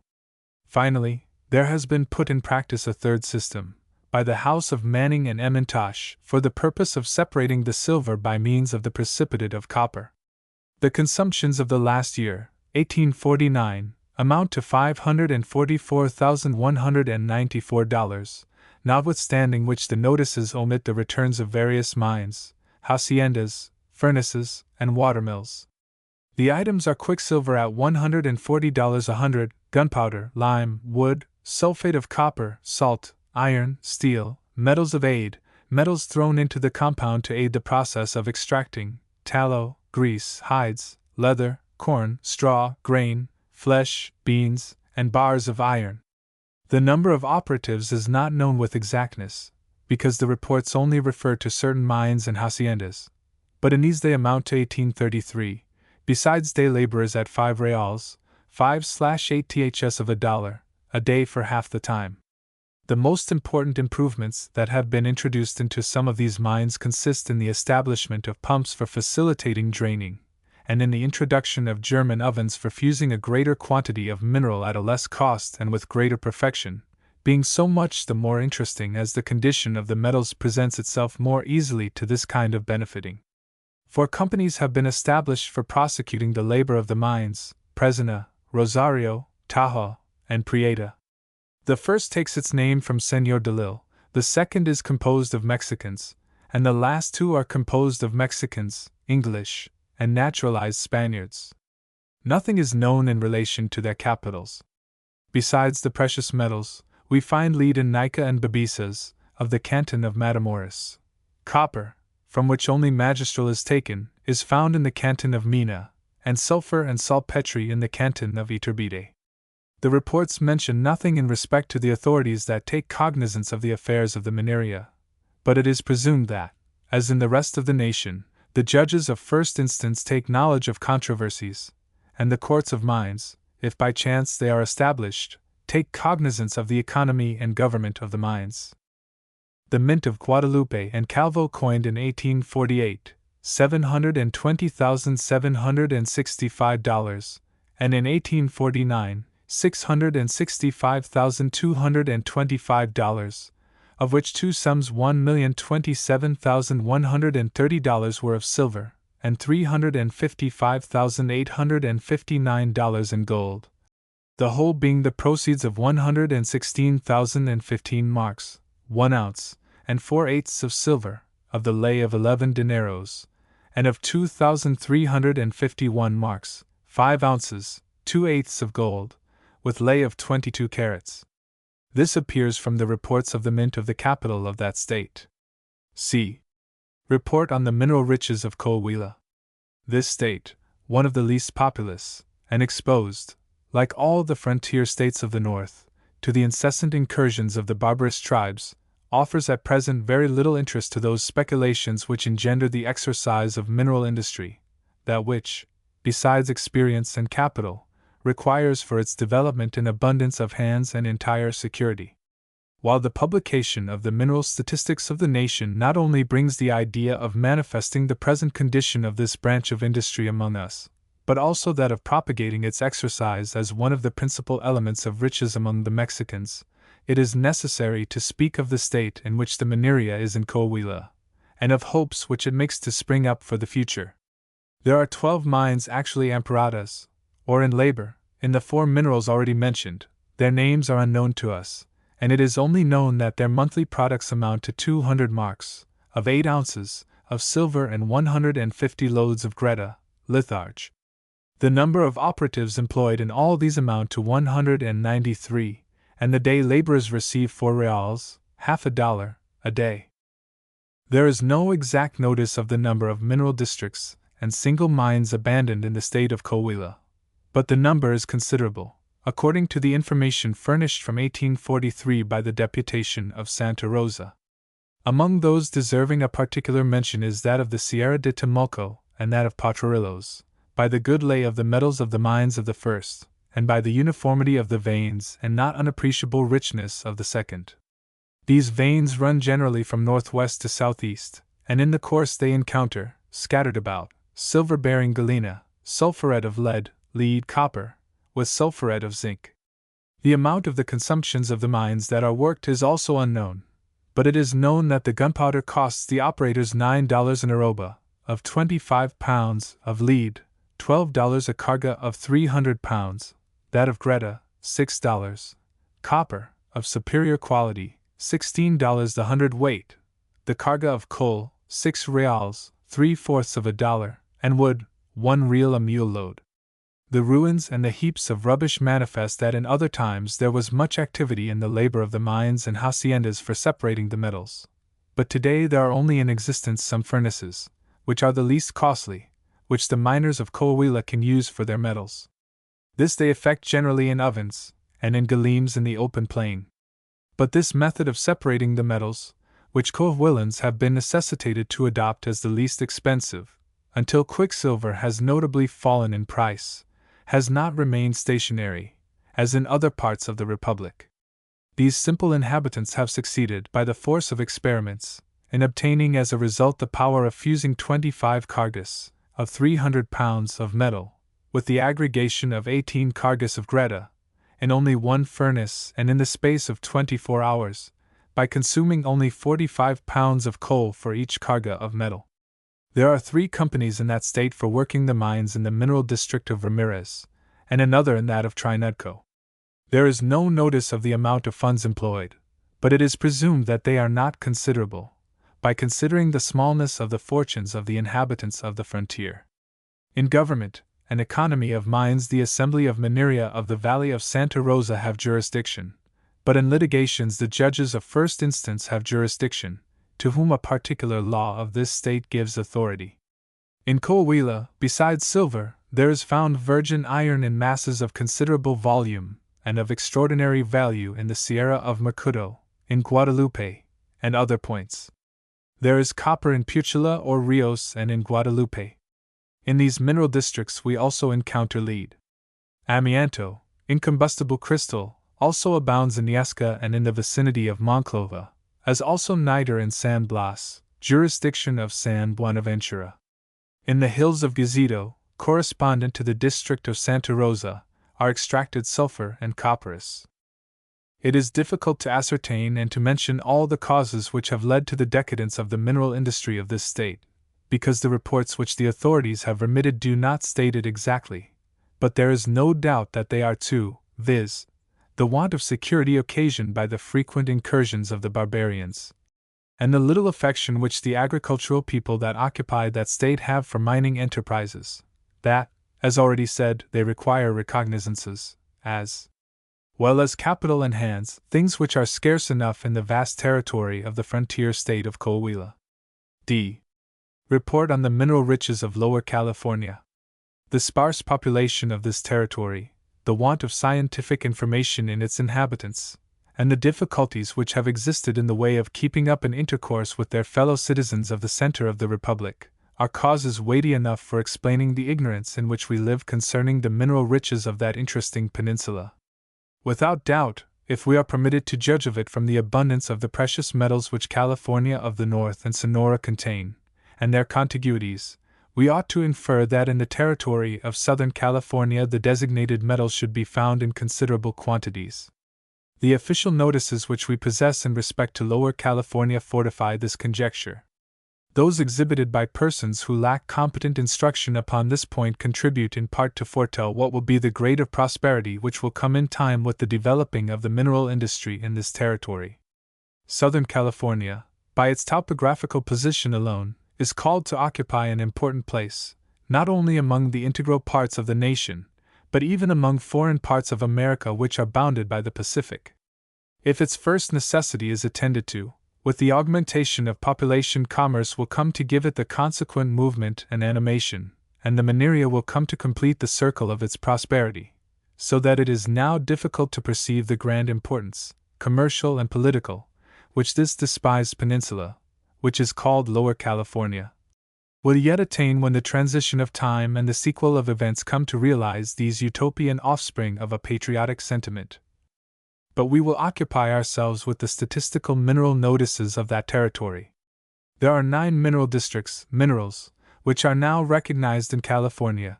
Their names are San Antonio, Zul, Santa Ana, Mulegé, Triunfo, Las Virgenes, El Valle Perdido, Los Flores, Quiculas. There is a range traversing from north to south for the space of 40 leagues in that territory, which contains also a multitude of veins which have not been explored. In all these minerals abound, but the irregular and inconstant labor of some of the mines does not permit us to consider them as in action. Explorations of some mines of gold and silver have been made in California, but they remain in the same state with the other minerals. One and another have been worked superficially, but their possessors abandoned them when they presented any obstacle, which made the working more costly, so that it is no exaggeration to say they all are now abandoned. In a country almost a wilderness, desierto, where the want of conveniences in exploration of the mines failed to engender the stimulus of acquiring and preserving the proprietorship of the discoveries, 85, and where, with the same facility with which they abandon one known vein, they proceed to work another new vein. In a country where the great part of the inhabitants might well be considered as tribes that have only reached the first grades of civilization, rather than organized societies, it is not strange that there is a want of mineral recognizances where only the mines at which the metals are easily procured, and not costly in extracting from the ore, are worked. 85. Notwithstanding that which has been said, there are various residents of the mineral districts referred to that extract gold and silver sufficient to cover their commercial transactions, to pay their laborers and the salaries of their operatives, to procure certain necessaries, and to enjoy certain luxuries which many of their fellow citizens do not enjoy. To ascertain to what value these extractions of metals ascend is extremely difficult for the want of data with which to aid any calculation. The benefiting, extracting the metals from the ores, is no less imperfectly done than the labor of the mines. There are no haciendas for benefiting. Many persons that engage themselves in mining speculations have in that territory 1, 2, and even 5 horse mills, with which they grind the metal. This they mix with quicksilver and salt, imitating the process by the patio, in proportion of 50 pounds of the first and 75 of the second to 625, 25 arrobas, of metal, and, proceeding by means of fusion in bad ovens, they obtain silver. Some others obtain it by means of vases of refining with the aid of lead. The consumptions of the Californians in the extraction of the precious metals consist of quicksilver, salt, and wood. The first they have purchased in the last years at $2 a pound, the second at 37.5 cents for 25 pounds, and the third at $0.25 a mule load. It is to be presumed that when the quicksilver of Northern California comes to compete with the quicksilver of Spain in the mineral districts of the interior, 86, of the Republic, the price of this principal element for conducting the working of mines will fall greatly in all the nation, and that the Mineria will assume a grade of prosperity never yet seen in our country, and Lower California, by its proximity to the places of the production of mercury, will obtain it, without doubt, at a still lower price. The day laborers, who work the mines of this territory, receive for their labor from 75 cents to $1, but there is not a fixed number, neither is their occupation constant. 86. It is not necessary to speak of the existence of companies for exploring mines in a country where there is such a scarcity of population, and where there is not an accumulation of capital sufficient in order that a part of it might be employed in the hazardous enterprises of mineral industry. The judges of first instance are the authorities that in Lower California take cognizance of all accounts concerning the affairs of mines, a la mineria. In the river which passes by Mulegé and Gallinas, the inhabitants of those places collect the sands, from which they obtain small quantities of gold and dust. In another placer, which embraces an extension of 7 leagues, they also extract some gold and dust in quantities as insignificant as those which result from the sands of the river mentioned.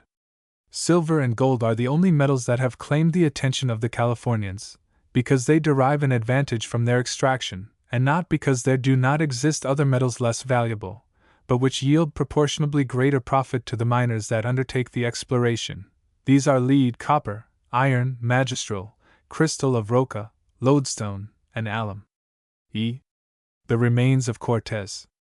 The account of the disposition of the remains of Cortez, given on page 279, is the one commonly received, and contained in works of standard authority.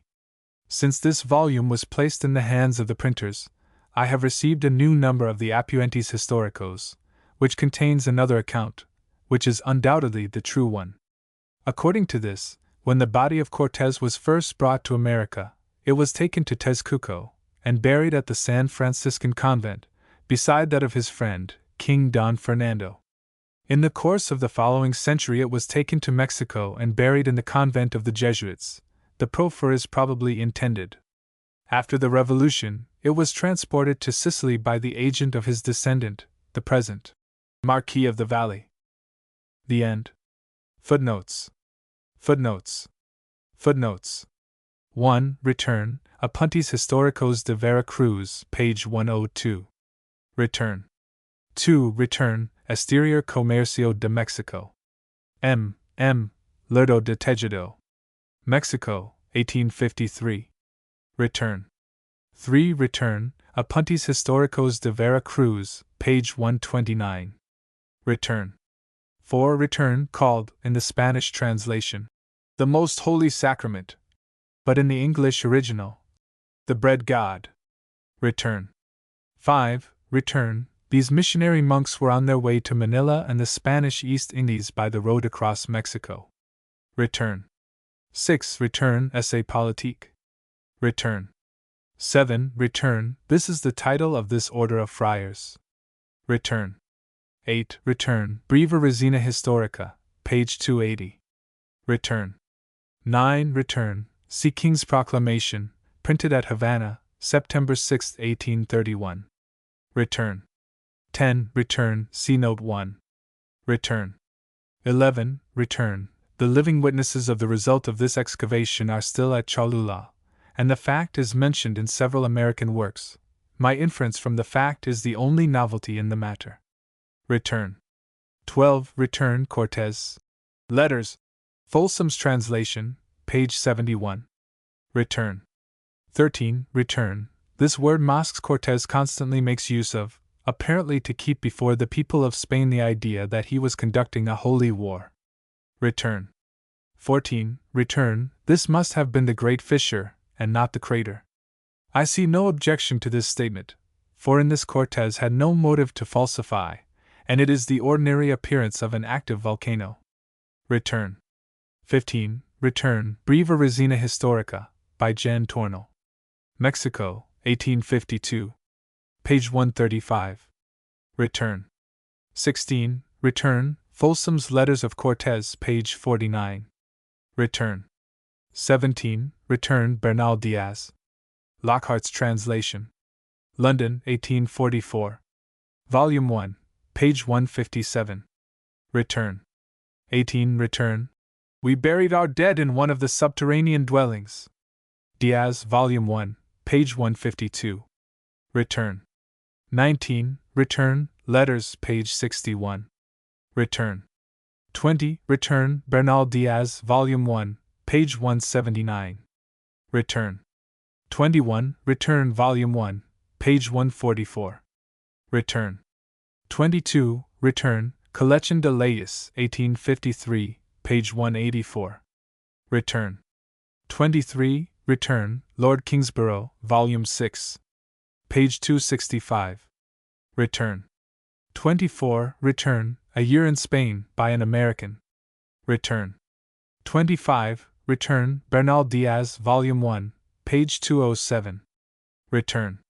26. Return. Collection de Leyes, page 180. Return. 27. Return. The whole Pacific coast produces pearls, but the most extensive pearl fisheries, at the present time, are in the Gulf of California, where, among an inexhaustible supply of little pearls, there are produced some of the very finest quality. The pearls of the Countess de Regla, those of the Marquesa de Guadalupe, and Madame Velasco, are from these fisheries, and are remarkable for their great size and value. The great pearl presented to General Victoria, while he was president, was from the same locality. Ward, Volume 2, page 293. Return. Ward. The pearls of this gulf are considered of excellent water, but their rather irregular figure somewhat reduces their value. The manner of obtaining pearls is not without interest. The vessels employed in the fisheries are from 15 to 30 tons burden. They are usually fitted out by private individuals. The armador or owner commands them. Crews are shipped to work them, and from 40 to 50 Indians, called buzos, to dive for the oyster. A stock of provisions and spirits, a small sum of money to advance the people during the cruise, a limited supply of calaboose furniture, a sufficient number of hammocks to sleep in, and a quantity of ballast, constitute nearly all the cargo outward bound. Thus arranged, they sail into the Gulf, and having arrived at the oyster banks, cast anchor and commence business. The divers are first called to duty. They plunge to the bottom in 4 or 5 fathom water, dig up with sharpened sticks as many oysters as they are able, rise to the surface, and deposit them in sacks hung to receive them at the vessel's side. And thus they continue to do till the sacks are filled, or the hours allotted to this part of the labor are ended. When the diving of the day is done, all come on board and place themselves in a circle around the armador, who divides what they have obtained in the following manner: 2 oysters for himself, the same number for the buzos, or divers, and 1 for the government. This division having been concluded, they next proceed, without moving from their places, to open the oysters which have fallen to the lot of the armador. During this operation, that dignitary has to watch the buzos with the greatest scrutiny, to prevent them from swallowing the pearls with the oysters, a trick which they perform with so much dexterity as to almost defy detection, and by means of which they often manage to secrete the most valuable pearls. The government portion is next opened with the same precautions, and taken into possession by the armador. And last of all, the buzos open theirs, and sell them to the armador in liquidation of debts incurred for their outfits, or of moneys advanced during the voyage. They usually reserve a few to sell to dealers on shore, who always accompany these expeditions with spirituous liquors, chocolate, sugar, cigars, and other articles of which Indian divers are especially fond. Since the Mexicans obtained their independence, another mode of division has been adopted. Every time the buzos come up, the largest oyster which he has obtained is taken by the armador, and laid aside for the use of the Virgin Mary. The rest are thrown in a pile, and when the day's diving is ended, 8 oysters are laid out for the armador, 8 for the buzos, and 2 for the government. In the year 1831, one vessel with 70 buzos, another with 50, and 2 with 30 each, and 2 boats with 10 each, from the coast of Sonora, engaged in this fishery. The one brought in 40 ounces of pearls, valued at $6,500, another, 21 ounces, valued at $3,000, another, 12 ounces, valued at $2,000, and the 2 boats a proportionate quantity. There were, in the same season, 10 or 12 other vessels, from other parts, employed in the same trade, which, if equally successful, swelled the value of pearls taken in that year to the sum of more than $40,000. Farnham's Scenes in the Pacific, page 307. Farnham's. 28. Return, Report of M. L. Smith, Lieutenant of Topographical Engineers, United States Army. Return. 29. Return, Lieutenant Smith's Report. Return. 30. Return, Ibid. Return. 31. Return. There has been much speculation in regard to the origin of the saline properties of this water, but the artesian borings going on while I was in Mexico, I think, sufficiently demonstrate that the earthy bottom of the valley, for hundreds of feet, contains an infusion of carbonate and muriate of soda. Return. 32. Return. The atmosphere of Mexico is so intensely dry that the hygrometer of Deluc frequently descends to 15 degrees. Humboldt's Essai Politique, Volume 2. Page 110. Return. Humboldt's. 33. Return. When the artesian well, in process of construction near my residence, had reached a depth of 70 yards, the water that came up was slightly impregnated with this salt. Return. 34. Return. Comercio de Mexico, 1852. Return. 35. Return. Essai Politique, Volume 2. Page 61. Return. 36. Return. Bernal Diaz, Volume 1, page 338. Return. 37. Return. Bernal Diaz, Volume 1, page 31-32. Return. 38. Return. The Toltecs appeared first in the year 648, the Chichimecs in 1170, the Nahualtecs 1178, the Atalyus and Aztecs in 1196. The Toltecs introduced the cultivation of maize and cotton. They built cities, made roads, and constructed those great pyramids which are yet admired, and of which the faces are very accurately laid out. They knew the use of hieroglyphical paintings, they could work metals, and cut the hardest stones, and they had a solar year more perfect than that of the Greeks and Romans. The form of their government indicated that they were the descendants of a people who had experienced great vicissitudes in their social state. But where is the source of that cultivation? Where is the country from which the Toltecs and Mexicans issued? Humboldt, Essai Politique, Volume 1, page 100. Return. Humboldt. 39. Return. This water is impregnated with carbonic acid, sulfate of lime, and soda. Return. 40. Return. It is difficult to convey to Protestant readers the idea which the Spaniards attach to the sacramental bread or wafer after the priest has pronounced the words of consecration. They call it both God and Jesus Christ, and claim for it divine worship. Return. 41. Return. Cortes, Letters, page 111.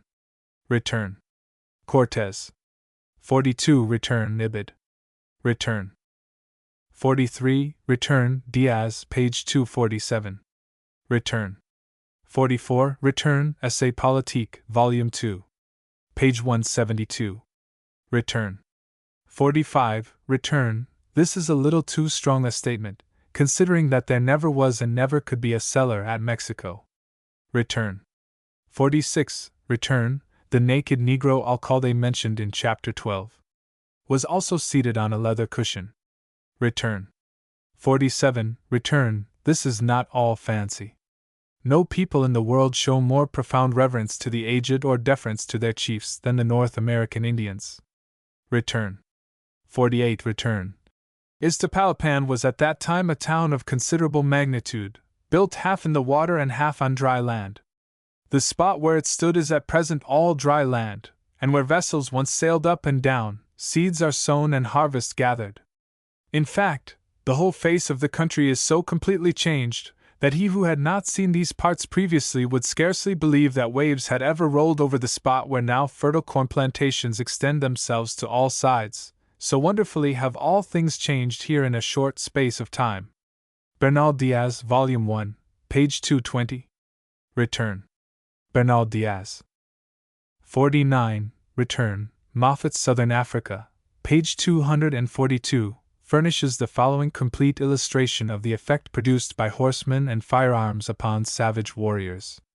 The commando approached within 150 yards with a view to beckon someone to come out. On this, the enemy commenced their terrible howl, and at once discharged their clubs and javelins. Their black, dismal appearance and savage fury, with their hoarse and stentorian voices, were calculated to daunt, and the Griquas, horsemen, on their first attack, wisely retreated to a short distance, and then drew up. Waterbour, the chief, commenced firing, and leveled one of their warriors to the ground. Several more instantly shared the same fate. It was confidently expected that their courage would be daunted when they saw their warriors fall by an invisible weapon, and it was hoped they would be humbled and alarmed, that thus further bloodshed might be prevented. Though they beheld with astonishment the dead and the stricken warriors writhing in the dust, They looked with lion-like fierceness at the horsemen, and yelled vengeance, violently wrenching the weapons from the hands of their dying companions to supply the place of those they had discharged at their antagonists. Sufficient intervals were afforded, and every encouragement held out for them to make proposals, but all was ineffectual. They sallied forth with increased vigor, so as to oblige the Griquas to retreat, though only to a short distance, for they never attempted to pursue above 200 yards from their camp. The firing, though without any order, was very destructive, as each took a steady aim. Many of their chief men fell victims to their own temerity, after manifesting undaunted spirit. Again and again the chiefs and Mr. Melville met to deliberate on how to act to prevent bloodshed among a people who determined to die rather than flee, which they could easily have done. Return. Soon after the battle commenced, the Bechuanas came up, and united in playing on the enemy with poisoned arrows, but they were soon driven back. Half a dozen of the fierce mantities, the enemy, made the whole body scamper off in wild disorder. After 2 hours and a half's combat, the Griquas, finding their ammunition fast diminishing, at the almost certain risk of loss of life, began to charge, when the enemy gave way, taking a westerly direction. The horsemen, however, intercepted them, when they immediately descended toward the ravine, as if determined not to return by the way they came, which they crossed, but were again intercepted. On turning round they seemed desperate, but were again soon repulsed. Great confusion now prevailed, the ground being very stony, which rendered it difficult to manage the horses. At this moment an awful scene was presented to the view. The undulating country around was covered with warriors all in motion, so that it was difficult to say who were enemies or who were friends. Clouds of dust were rising from the immense masses, who appeared flying with terror or pursuing with fear. To the alarming confusion was added the bellowing of oxen, the vociferations of the yet unvanquished warriors, mingled with the groans of the dying, and the widow's piercing wail, and the cries from infant voices. The enemy again directed their course toward a town which was in possession of a tribe of the same people still more numerous. Here again another desperate struggle ensued, when they appeared determined to enclose the horsemen within the smoke and flames of the houses, through which they were slowly passing, giving the enemy time to escape. At last, seized with despair, they fled precipitately. It had been observed during the fight that some women went backward and forward to the town, only about half a mile distant, apparently with the most perfect indifference to their fearful situation.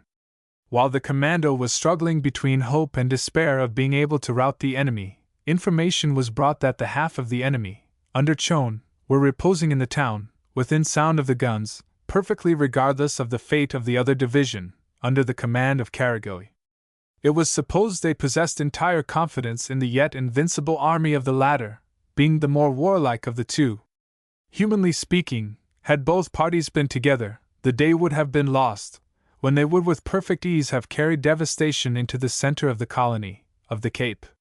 When both parties were united, they set fire to all parts of the town, and appeared to be taking their departure, proceeding in an immense body toward the north. If their number may be calculated by the space of ground occupied by the entire body, it must have amounted to upward of 40,000. The Griquas pursued them about 8 miles, and though they continued desperate, they seemed filled with terror at the enemies by whom they had been overcome.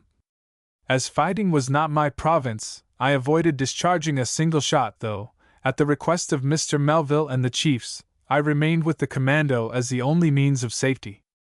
Seeing the savage ferocity of the Bechuanas in killing the inoffensive women and children for the sake of a few paltry rings, or to boast that they had killed some of the mantities, I turned my attention to these objects of pity, who were flying in consternation in all directions. By my galloping in among them, many of the Bechuanas were deterred from their barbarous purpose. Shortly after they began to retreat, the women, seeing that mercy was shown them, instead of flying, generally sat down, and baring their bosoms, exclaimed, "I am a woman! I am a woman!" It seemed impossible for the men to yield. There were several instances of wounded men being surrounded by 50 Bechuanas, but it was not till life was almost extinct that a single one would allow himself to be conquered.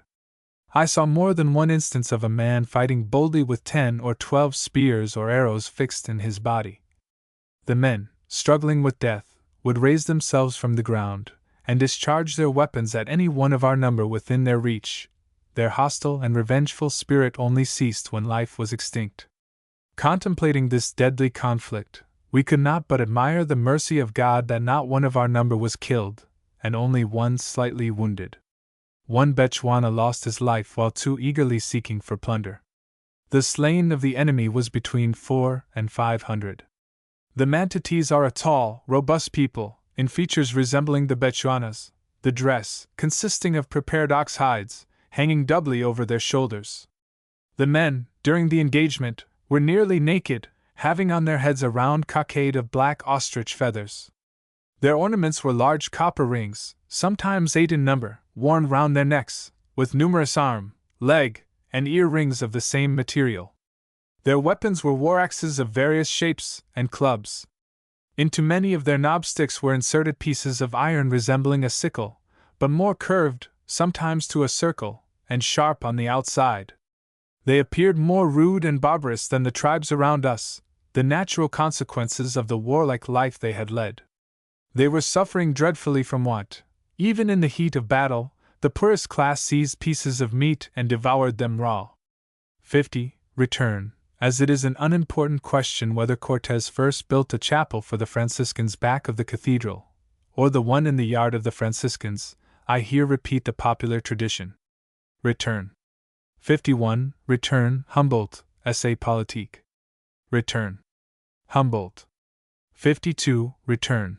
As my readers may be a little curious to know how the city government is sustained, I translate the statement of city revenue of 1851. Return.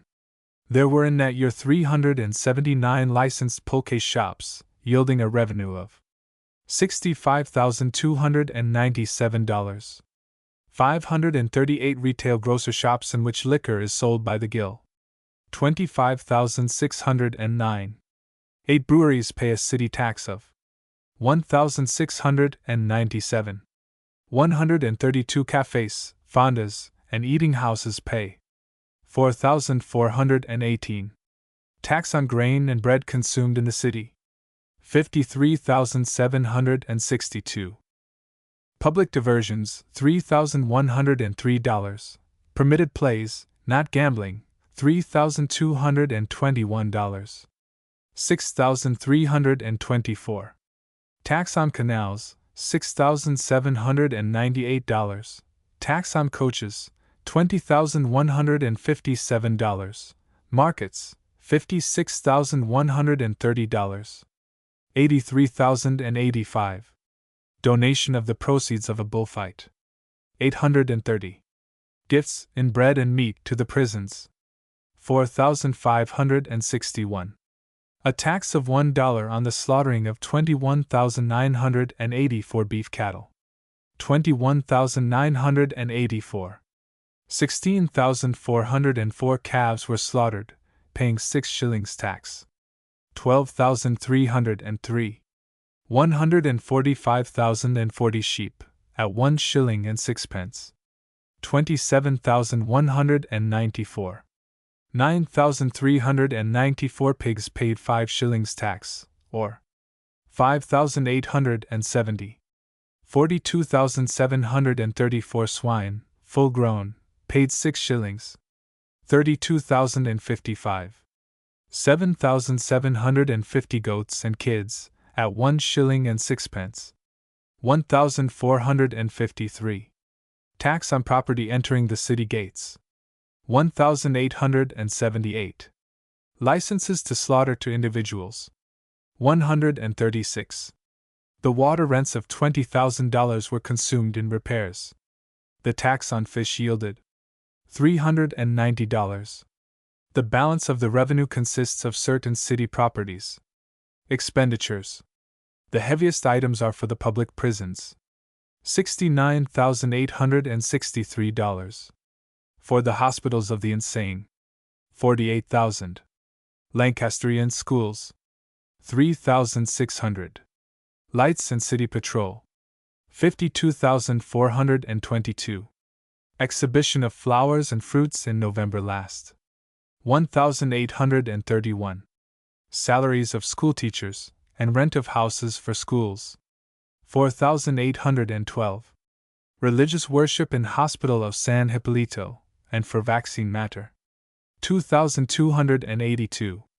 Cleaning the streets by night and by day. 21,378. Salaries. 31,472. Dinners and festivals. 151. The city has a debt of $617,978, and has, as a set-off, a claim against the Supreme Government for $1,700,000 of its funds seized from time to time, and for keeping prisoners. 53. Return. The arrests in the year 1851 were 212 men and 182 women for infractions of police regulations, 1256 men and 1944 women for excessive drinking, 384 men and 120 women for robbery, 180 men and 84 women on suspicion of robbery, 120 men and 25 women for picking pockets, 15 men and 3 women for murder, 728 men and 246 women for affrays and wounds, 209 men and 85 women for carrying forbidden weapons, 36 men who had escaped from prison, 39 men and 17 women for false pretenses, 354 men and 403 women for incontinence and adultery, 311 men and 318 women for the violation of public decency, 64 delinquent youth for the House of Correction, making a total of arrests for the year of 3,918 men and 3,430 women. Besides, they have protected 315 persons apprehensive of assaults from evildoers. And they have freed the city from the plague of 6,048 dogs. Just as many dogs arrested as human beings. These statistics furnish an inadequate idea of the number of knife fights that are of so common occurrence among the peons about the pulque shops, in which women and men show an equal skill at stabbing in the back. Return. 54. Return. For a more authentic account, see Appendix E. Return. 55. Return. Having lost my memorandum, I am uncertain whether the number of days was 1 or more, and whether the number of francs named was 6 or 8. The following is my best recollection of the question and answer on theft. Return. Q. Is theft a grave offense? A. A theft that does not exceed in value a day's labor is not a grave offense. Some theologians contend that a theft that does not exceed 6 francs is not a grave offense. 56. Return. I again quote the Catechism from recollection. Return. Q. What is a venial sin? A. A lie that does not destroy charity among neighbors is a venial sin. 57. Return. The defense of the invasion of Mexico by Cortés in time of peace, and reducing the Aztecs to slavery, rests on the ground that the Aztecs were monsters. Return. 58. Return. Though I do not entirely follow Pinblanche, yet I give him as authority for this incident. Return. 59. Return. Mr. Guillard, who, under a commission from the state of Louisiana, is examining the colonial records at Madrid, has discovered the evidence of an attempt made to introduce the Inquisition into New Orleans even after our people had begun to settle there. This is his statement. Return. It appears, says Guillard, that soon after the death of Charles III, an attempt was made to introduce the much-dreaded tribunal of the Inquisition into the colony. The Reverend Capuchin, Antonio de Sedela, who had lately arrived in the province, wrote to the governor to inform him that he, the Holy Father, had been appointed commissary of the Inquisition, that in a letter of the 5th of December last, from the proper authority, this intelligence had been communicated to him, and that he had been requested to discharge his functions with the most exact fidelity and zeal, and in conformity with the royal will. Wherefore, after having made his investigations with the utmost secrecy and precaution, he notified Miraut that, in order to carry, as he was commanded, his instructions into perfect execution in all their parts, he might soon, at some late hour of the night, deem it necessary to require some guards to assist him in his operations. Not many hours had elapsed since the reception of this communication by the governor, when night came, and the representative of the Holy Inquisition was quietly reposing in bed, when he was roused from his sleep by a heavy knocking. He started up, and opening his door saw standing before him an officer and a file of grenadiers. Thinking that they had come to obey his commands, in consequence of his letter to the governor, he said, "My friends, I thank you and His Excellency for the readiness of this compliance with my request. But I have now no use for your services, and you shall be warned in time when you are wanted. Retire, then, with the blessing of God." Great was the stupefaction of the friar when he was told that he was under arrest. "What," exclaimed he, "will you dare lay your hands on a commissary of the Holy Inquisition?" "I dare obey orders," replied the undaunted officer, and the Reverend Father Antonio de Sedella was instantly carried on board of a vessel, which sailed the next day for Cadiz. Rendering an account of this incident to one of the members of the Cabinet of Madrid, Governor Moreau said, in a dispatch, "The mere name of the Inquisition uttered in New Orleans would be sufficient not only to check immigration, which is successfully progressing, but would also be capable of driving away those who have recently come. And I even fear that in spite of my having sent out of the country Father Sedella, the most fatal consequences may ensue from the mere suspicion of the cause of his dismissal." 60. Return. An attempt was made to explain away the story of Cortés getting drowned out at Iztapalapan, a point above the level of the city of Mexico, by suggesting that perhaps an earthquake may have changed the face of the valley. But unfortunately Iztapalapan was the southern support of the old Indian levee, Calzado, built to keep the water off of the city of Mexico in seasons of heavy rains. Return. 61. Return. Though the richest ecclesiastical quasi-corporation in the world, your ears are constantly saluted with solicitations for contributions to the impoverished church. Return. 62. Return. Collection de Leyes, page 184. Return. 63. Return. Grando Sinoptico de la República Mexicana en 1850. Por Miguel M. Lerdo y Tejado, approved by the Mexican Society of Geography and Statistics. Return. 64. Return. This number 3223 includes all of the 1139 monks, except the lay brothers. The two classes of priests, those who are not monks and those who are monks, are distinguished in Catholic countries as seculars and regulars, clerigos and religios. Humboldt says the Mexican clergy are composed of 10,000 individuals, Essay Politique, Volume 1, page 172, and including the nuns, and lay brothers and sisters, he puts the sum total of the religious at 14,000. But in a note he gives the numbers in 5 of the principal departments out of 12, which foot up at only 5,405 for the clergy of both orders. Return. 65. Return. The general revenue destined for the maintenance of the clergy and of religious services in the Republic may be divided into 4 classes. First, that which appertains to the bishops and to the canons, who form the chapter of the cathedral. Second, those revenues which appertain to particular ecclesiastics and chaplaincies. Third, those of curates and vicars. Fourth, those of diverse communities of religios, of both sexes. Return. The first class is principally of tithes and first fruits, the product of which was very considerable in times past, when they included a 10th part of all the first fruits which grew upon the soil of the Republic, and the firstlings of the cattle. But lately this revenue has much fallen off, since by the law of the 17th of October 1833, it is no longer obligatory upon the cultivators to pay this contribution.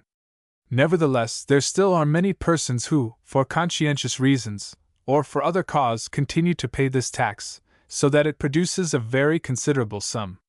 This part of the clergy also receive considerable sums which have been left by devout persons for the performance of certain annual ceremonies called anniversaries.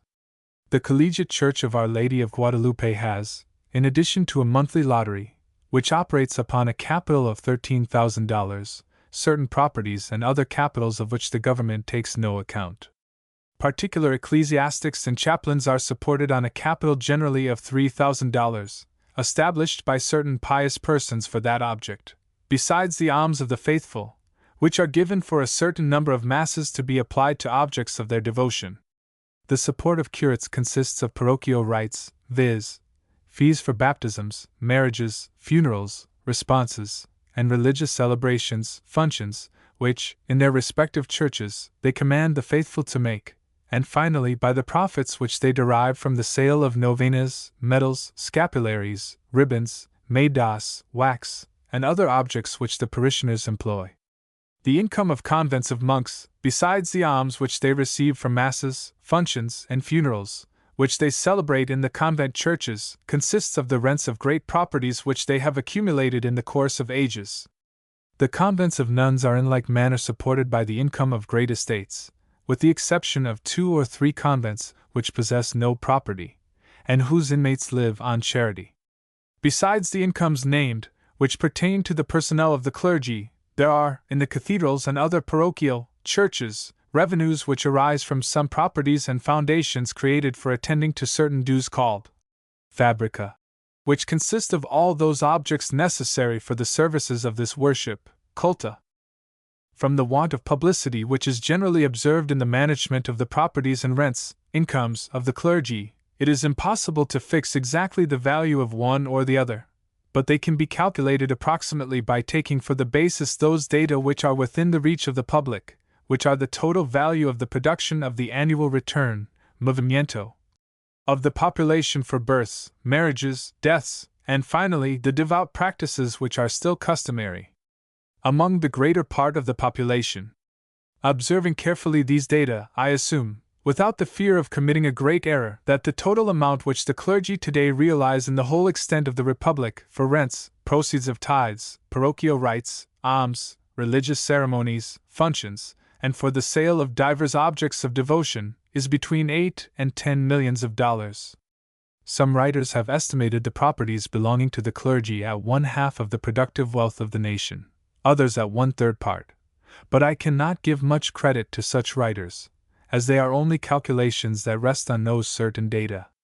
I am sure that the total amount of the property of the clergy, for chaplaincies, foundations, and other pious uses, together with rustic and city properties, which belong to the diverse religious corporations, amount to an enormous sum, notwithstanding the falling off that is said to have taken place from the amounts of former years. All property in the District of Mexico, Federal District, is estimated at $50 million, the half of which pertains to the clergy. Uniting the product of this property to the tithes, parochial rites, etc., I am well assured that the total of the income of the clergy amounts to from 18 to 20 millions of dollars. 66. Return. The Archbishop of Mexico, $130,000. The Bishop of Pueblo, $110,000. The Bishop of Valladolid, $110,000. The Bishop of Guadalajara, $90,000. The Bishop of Durango, $35,000. The Bishop of Monterrey, $30,000. The Bishop of Yucatan, $20,000. The Bishop of Oaxaca, $18,000. Total individual income of 12 bishops, $539,000. Essay Politique, Volume 1, page 173. The reason why the Bishop of Sonora was limited to $6,000 was that his diocese was so poor that he had that salary paid out of the king's revenue. 67. Return. Most of the Jews of our day are the descendants of the Babylonian Jews, who did not return to Jerusalem after the captivity, but remained in the province of Babylon until they were driven out, some 400 or more years after Christ. The Babylonian, not the Jerusalem Talmud, being most commonly in use among them. Return. 68. Return. I have selected 3 cases of taking the veil, to which I have added captions, which lift the veil from this practice of consecrating young girls to superstition's uses. They are extracted from Madame Calderon's Life in Mexico. Return. Taking the veil.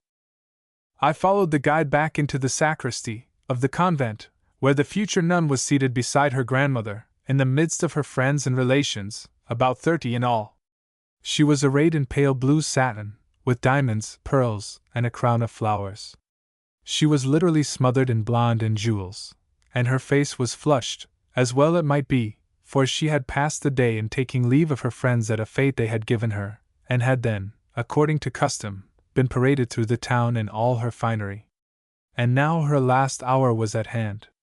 When I came in, she rose and embraced me with as much cordiality as if we had known each other for years. Beside her sat the madrina, also in white satin and jewels, all the relations being likewise decked out in their finest array. The nun kept laughing every now and then in the most unnatural and hysterical manner, as I thought, apparently to impress us with the conviction of her perfect happiness, for it is a great point of honor among girls similarly situated to look as cheerful and gay as possible, the same feeling, though in a different degree, which induces the gallant highwayman to jest in the presence of the multitude when the hangman's cord is within an inch of his neck, the same which makes a gallant general, whose life is forfeited, command his men to fire on him, the same which makes the Hindu widow mount the funeral pile without a tear in her eye or a sigh on her lips. If the robber were to be strangled in the corner of his dungeon, if the general were to be put to death privately in his own apartment, if the widow were to be burned quietly on her own hearth, if the nun were to be secretly smuggled in at the convent gate like a bale of contraband goods, we might hear another tale. This girl was very young, but by no means pretty, on the contrary, rather discourcy par la nature, and perhaps a knowledge of her own want of attractions may have caused the world to have few charms for her. Suddenly the curtain was withdrawn, and the picturesque beauty of the scene within baffles all description. Beside the altar, which was in a blaze of light, was a perfect mass of crimson and gold drapery. The walls, the antique chairs, the table before which the priest sat, all hung with the same splendid material. The bishop wore his superb mitre, and robes of crimson and gold, the attendant priests also glittering in crimson and gold embroidery. In contrast to these, 25 figures, entirely robed in black from head to foot, were ranged on each side of the room, prostrate, their faces touching the ground, and in their hands immense lighted tapers.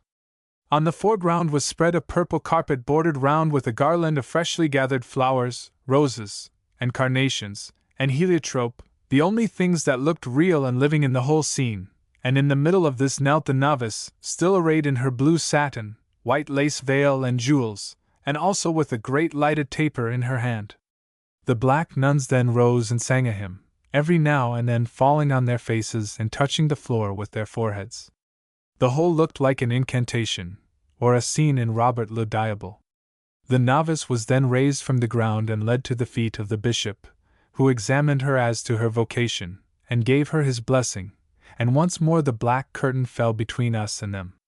In the second act she was lying prostrate on the floor, disrobed of her profane dress, and covered over with a black cloth, while the black figures kneeling around her chanted a hymn. She was now dead to the world. The sunbeams had faded away as if they would not look upon the scene, and all the light was concentrated in one great mass upon the convent group. Again she was raised. All the blood had rushed into her face, and her attempt to smile was truly painful. She then knelt down before the bishop, and received the benediction, with the sign of the cross, from a white hand with the pastoral ring. She then went round alone to embrace all the dark phantoms as they stood motionless, and as each dark shadow clasped her in its arms, it seemed like the dead welcoming a new arrival to the shades. But I forget the sermon, which was delivered by a fat priest, who elbowed his way with some difficulty through the crowd to the grating, panting and in a prodigious heat, and ensconced himself in a great armchair close beside us. He assured her that she had chosen the good part, which could not be taken away from her, that she was now one of the elect, chosen from among the wickedness and dangers of the world, picked out like a plum from a pie. He mentioned with pity and contempt those who were yet struggling in the great Babylon, and compared their miserable fate with hers, the bride of Christ, who, after suffering a few privations here during a short term of years, should be received at once into a kingdom of glory. The whole discourse was well calculated to rally her fainting spirits, if fainting they were, and to inspire us with a great disgust for ourselves. When the sermon was concluded, the music again struck up. The heroine of the day came forward, and stood before the grating to take her last look of this wicked world. Down fell the black curtain. Up rose the relations, and I accompanied them into the sacristy. Here they coolly lighted their cigars, and very philosophically discoursed upon the exceeding good fortune of the new-made nun, and on her evident delight and satisfaction with her own situation. As we did not follow her behind the scenes, I could not give my opinion on this point. Shortly after, one of the gentlemen civilly led me to my carriage, and so it was. a victim for her musical powers. In the convent of the Incarnation I saw another girl sacrificed in a similar manner. She was received there without a dowry, on account of the exceeding fineness of her voice. She little thought what a fatal gift it would prove to her. The most cruel part of all was that, wishing to display her fine voice to the public, they made her sing a hymn alone, on her knees, her arms extended in the form of a cross, before all the immense crowd. Ancilla Christi sum, the bride of Christ I am. She was a good-looking girl, fat and comely, who would probably have led a comfortable life in the world, for which she seemed well fitted, most likely without one touch of romance or enthusiasm in her composition, but, having the unfortunate honor of being niece to two chinoines, she was thus honorably provided for without expense in her 19th year. As might be expected, her voice faltered, and instead of singing, she seemed inclined to cry out. Each note came slowly, heavily, tremblingly, and at last she nearly fell forward exhausted, when two of the sisters caught and supported her. A victim of her confessor. She was in purple velvet, with diamonds and pearls, and a crown of flowers. The corsage of her gown was entirely covered with little bows of ribbon of divers colors, which her friends had given her, each adding one, like stones thrown on a cairn in memory of the departed. She had also short sleeves and white satin shoes. Being very handsome, with fine black eyes, good teeth, and fresh color, and above all, with the beauty of youth, for she is but 18, she was not disfigured by even this overloaded dress. Her mother, on the contrary, who was to act the part of Madrina, who wore a dress facsimile, and who was pale and sad, her eyes almost extinguished with weeping, looked like a picture of misery in a ball dress. In the adjoining room long tables were laid out, on which servants were placing refreshments for the fete about to be given on this joyous occasion. I felt somewhat shocked, and inclined to say with Paul Pry, "Hope I don't intrude." However, was furious at the whole affair, which he said was entirely against the mother's consent, though that of the father had been obtained, and pointed out to me the confessor whose influence had brought it about. The girl herself was now very pale, but evidently resolved to conceal her agitation, and the mother seemed as if she could shed no more tears, quite exhausted with weeping. As the hour for the ceremony drew near, the whole party became more grave and sad, all but the priests, who were smiling and talking together in groups. The girl was not still a moment.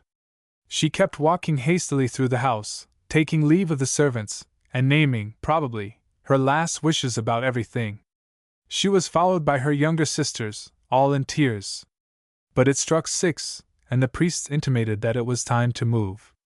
She and her mother went downstairs alone, and entered the carriage which was to drive them through all the principal streets, to show the nun to the public, according to custom, and to let them take their last look, they of her, and she of them. As they got in, we all crowded to the balconies to see her take leave of her house, her aunts saying, "Yes, child, despedite de tu casa, take leave of your house, for you will never see it again." Then came sobs from the sisters, and many of the gentlemen, ashamed of their emotion, hastily quitted the room. I hope, for the sake of humanity, I did not rightly interpret the look of constrained anguish which the poor girl threw from the window of the carriage at the home of her childhood.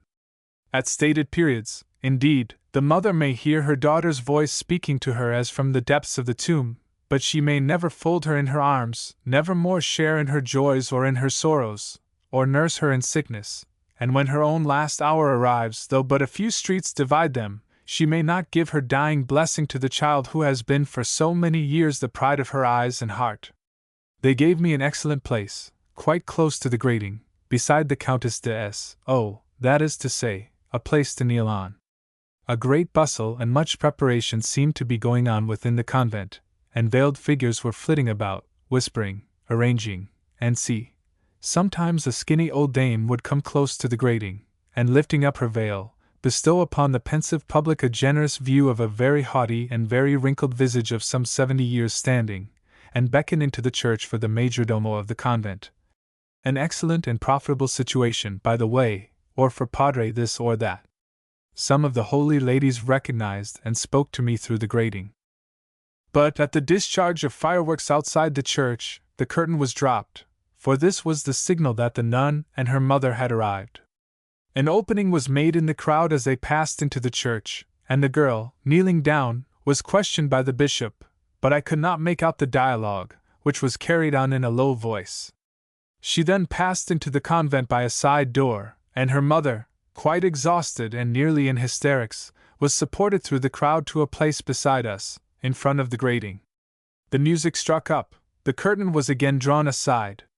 The scene was as striking here as in the convent of the Santa Teresa, but not so lugubrious.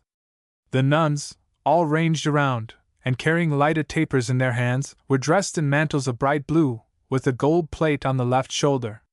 Their faces, however, were covered with deep black veils. The girl, kneeling in front, and also bearing a heavy lighted taper, looked beautiful, with her dark hair and rich dress, and the long black lashes resting on her glowing face. The churchman near the illuminated and magnificently decked altar formed, as usual, a brilliant background to the picture. The ceremony was the same as on the former occasion, but there was no sermon. The most terrible thing to witness was the last, straining, anxious look which the mother gave her daughter through the grating. She had seen her child pressed to the arms of strangers and welcomed to her new home. She was no longer hers. All the sweet ties of nature had been rudely severed, and she had been forced to consign her, in the very bloom of youth and beauty, at the very age in which she most required a mother's care, and when she had but just fulfilled the promise of her childhood, to a living tomb. Still, as long as the curtain had not fallen, she could gaze upon her as upon one on whom, though dead, the coffin lid is not yet closed. But while the new-made nun was in a blaze of light and distinct on the foreground, so that we could mark each varying expression of her face, the crowd in the church, and the comparative faintness of the light, probably made it difficult for her to distinguish her mother, for, knowing that the end was at hand, she looked anxiously and hurriedly into the church, without seeming able to fix her eyes on any particular object. While her mother seemed as if her eyes were glazed, so intensely were they fixed upon her daughter. Suddenly, and without any preparation, down fell the black curtain like a pall, and the sobs and tears of the family broke forth. One beautiful little child was carried out almost in fits. Water was brought to the poor mother, and at last, making our way with difficulty through the dense crowd, we got into the sacristy. "I declare," said the Countess, to me, wiping her eyes, "it is worse than a marriage." I expressed my horror at the sacrifice of a girl so young that she could not possibly have known her own mind. Almost all the ladies agreed with me, especially all who had daughters, but many of the old gentlemen were of a different opinion.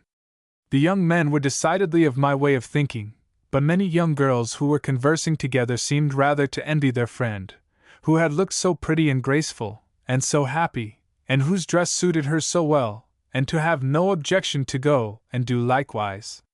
69. Return. The Santa Teresa, however, has few ornaments.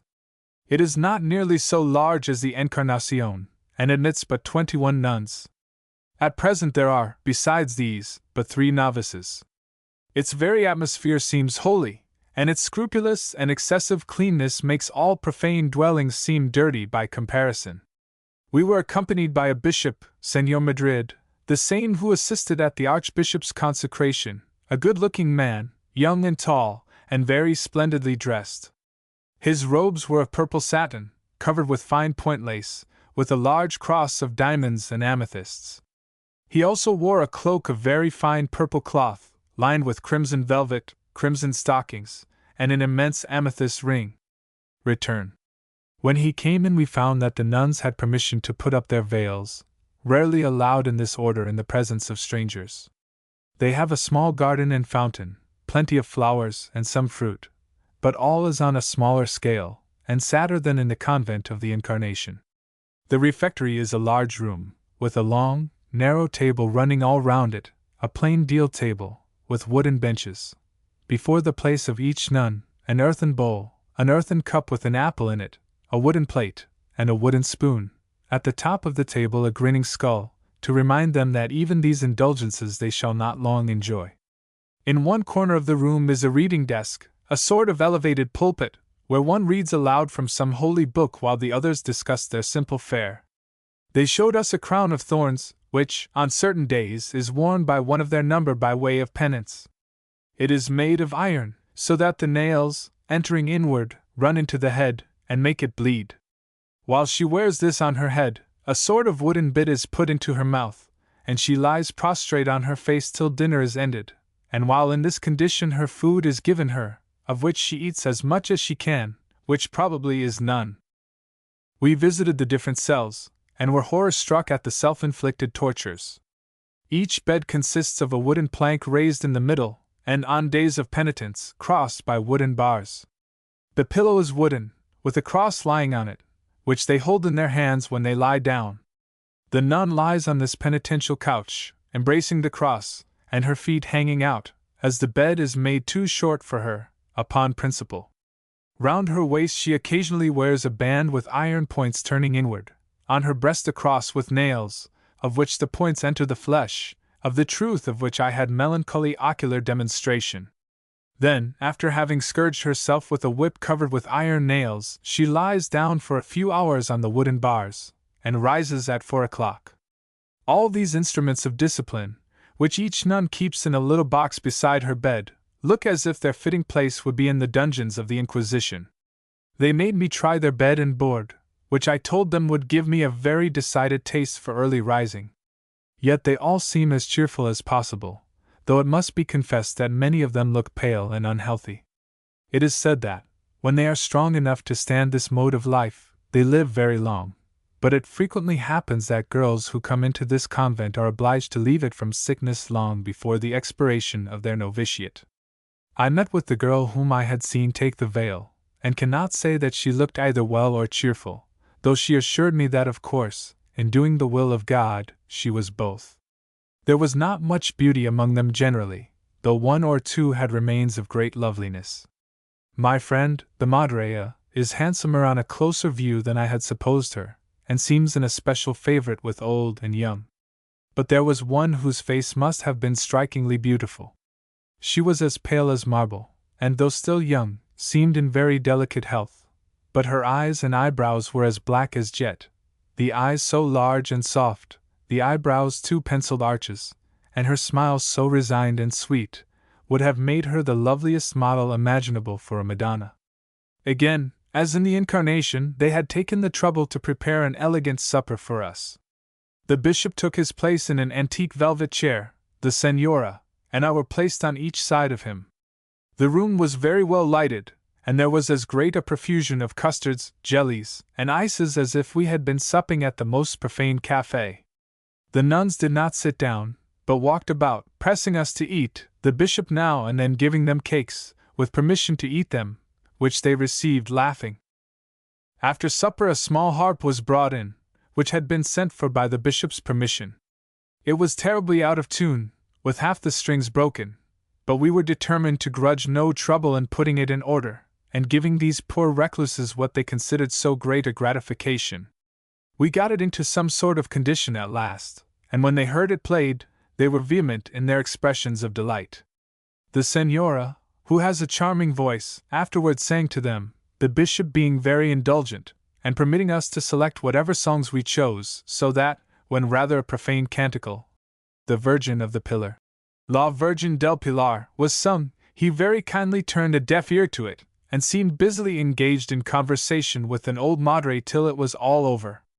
In these robes they are buried, and one would think that if any human being can ever leave this world without a feeling of regret, it must be a nun of the Santa Teresa, when, her privations in this world ended, she lays down her blameless life, and joins the pious sisterhood who have gone before her, dying where she has lived, surrounded by her companions, her last hours soothed by their prayers and tears, sure of their vigils for the repose of her soul, and above all, sure that neither pleasure nor vanity will ever obliterate her remembrance from their hearts. Life in Mexico, Volume 2, page 9. 70 Return. All Mexicans at present, men and women, are engaged in what are called the desagradios, a public penance performed at this season in the churches during 35 days.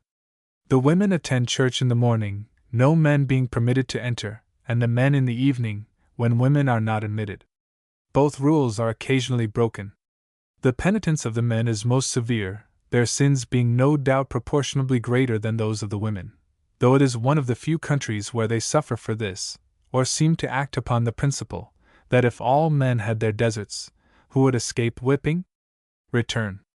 Today we attended the morning penitence at 6 o'clock, in the Church of San Francisco, the hardest part of which was their having to kneel for about 10 minutes with their arms extended in the form of a cross, uttering groans, a most painful position for any length of time.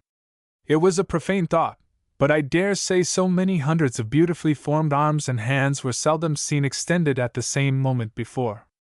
Gloves not being worn in church, and many of the women having short sleeves, they were very much seen. But the other night I was present at a much stranger scene, at the discipline performed by the men, admission having been procured for us by certain means, private but powerful. Accordingly, when it was dark, enveloped from head to foot in large cloaks, and without the slightest idea of what it was, we went on foot through the streets to the Church of San Augustine. When we arrived, a small side door apparently opened of itself, and we entered, passing through long vaulted passages, and up steep winding stairs, till we found ourselves in a small railed gallery looking down directly upon the church. The scene was curious. About 150 men, enveloped in cloaks and serapes, their faces entirely concealed, were assembled in the body of the church. A monk had just mounted the pulpit, and the church was dimly lighted, except where he stood in bold relief, with his gay robes and cowl thrown back, giving a full view of his high, bald forehead and expressive face. His discourse was a rude but very forcible and eloquent description of the torments prepared in hell for impenitent sinners. The effect of the whole was very solemn. It appeared like a preparation for the execution of a multitude of condemned criminals. When the discourse was finished, they all joined in prayer with much fervor and enthusiasm, beating their breasts and falling upon their faces. Then the monk stood up, and in a very distinct voice read several passages of Scripture descriptive of the sufferings of Christ. The organ then struck up the Miserere, and all of a sudden the church was plunged in profound darkness, all but a sculptured representation of the crucifixion, which seemed to hang in the air illuminated. I felt rather frightened, and would have been glad to leave the church, but it would have been impossible in the darkness. Suddenly a terrible voice in the dark cried, "My brothers!" When Christ was fastened to the pillar by the Jews, he was scourged. At these words the bright figure disappeared, and the darkness became total. Suddenly we heard the sound of hundreds of scourges descending upon the bare flesh. I cannot conceive anything more horrible. Before 10 minutes had passed, the sound became splashing from the blood that was flowing. I have heard of these penitencies in Italian churches, and also that half of those who go there do not really scourge themselves. But here, where there is such perfect concealment, there seems no motive for deception. Incredible as it may seem, this awful penance continued, without intermission, for half an hour. If they scourged each other, their energy might be less astonishing. We could not leave the church, but it was perfectly sickening, and had I not been able to take hold of the Signora's hand, and feel something human beside me, I could have fancied myself transported into a congregation of evil spirits. Now and then, but very seldom, a suppressed groan was heard, and occasionally the voice of the monk encouraging them by ejaculations, or by short passages from Scripture. Sometimes the organ struck up, and the poor wretches, in a faint voice, tried to join in the Miserere. The sound of the scourging is indescribable. At the end of half an hour a little bell was rung, and the voice of the monk was heard calling upon them to desist, but such was their enthusiasm, that the horrible lashing continued louder and fiercer than ever. In vain he entreated them not to kill themselves, and assured them that heaven would be satisfied, and that human nature could not endure beyond a certain point. No answer but the loud sound of the scourges, which are many of them of iron, with sharp points that enter the flesh. At length, as if they were perfectly exhausted, the sound grew fainter, and little by little ceased altogether. We then got up in the dark, and with great difficulty groped our way in the pitch darkness through the galleries and down the stairs till we reached the door, and had the pleasure of feeling the fresh air again. They say that the church floor is frequently covered with blood after one of these penances, and that a man died the other day in consequence of his wounds. Life in Mexico, Volume 2, page 213. 71, Return, Wards Mexico, Volume 2. Page 470. Return. Wards. 72, Return, a very rich portion of a vein is called a bonanza. Return. 73, Return, Mr. Thomas Auld, the director of the company, furnished me very accurate data in relation to affairs, but these are with my other losses at New Orleans. Return. 74, Return, before leaving California, a young man in my office, who had been using some of my money which he could not replace, proposed to repay me in a certificate printed in red ink, which certificate declared that I had paid $2,000 toward the capital stock of mining company, capital stock $250,000, signed Colonel, President, a gentleman a little in arrears at his boarding house, and my defaulting young man was secretary. Rather an unpromising show that, as the property consisted of a tavern built of canvas upon Colonel Fremont's Mariposa grant, on the principle of squatter sovereignty. Near by the squatter had dug a promising hole, and if only money and machinery could be had, perhaps he might realize something from it. The young man assured me that they had an agent in New York negotiating for machinery, and in a few months they would be able to declare dividends. Biting my lips to suppress a hearty laugh, I put the paper printed with red ink into my pocket. Return. On my arrival in New York, I was thunderstruck at seeing a gilded sign stuck up on the Merchants' Exchange. Mining Company Office. Not over-troubled by modesty, I ventured in, and inquired if that machinery had been sent out. I was requested to be seated in a fine cushioned chair. As I love entertainment, I sat down, and took a survey of the desks, the Brussels carpet, the ledgers, and the piles of pamphlets, which clearly demonstrated that a man would get his money back many times over before he paid it in. It seemed strange how all this could he supported on the supposed future earnings of a hole in the ground. The board of directors assembled.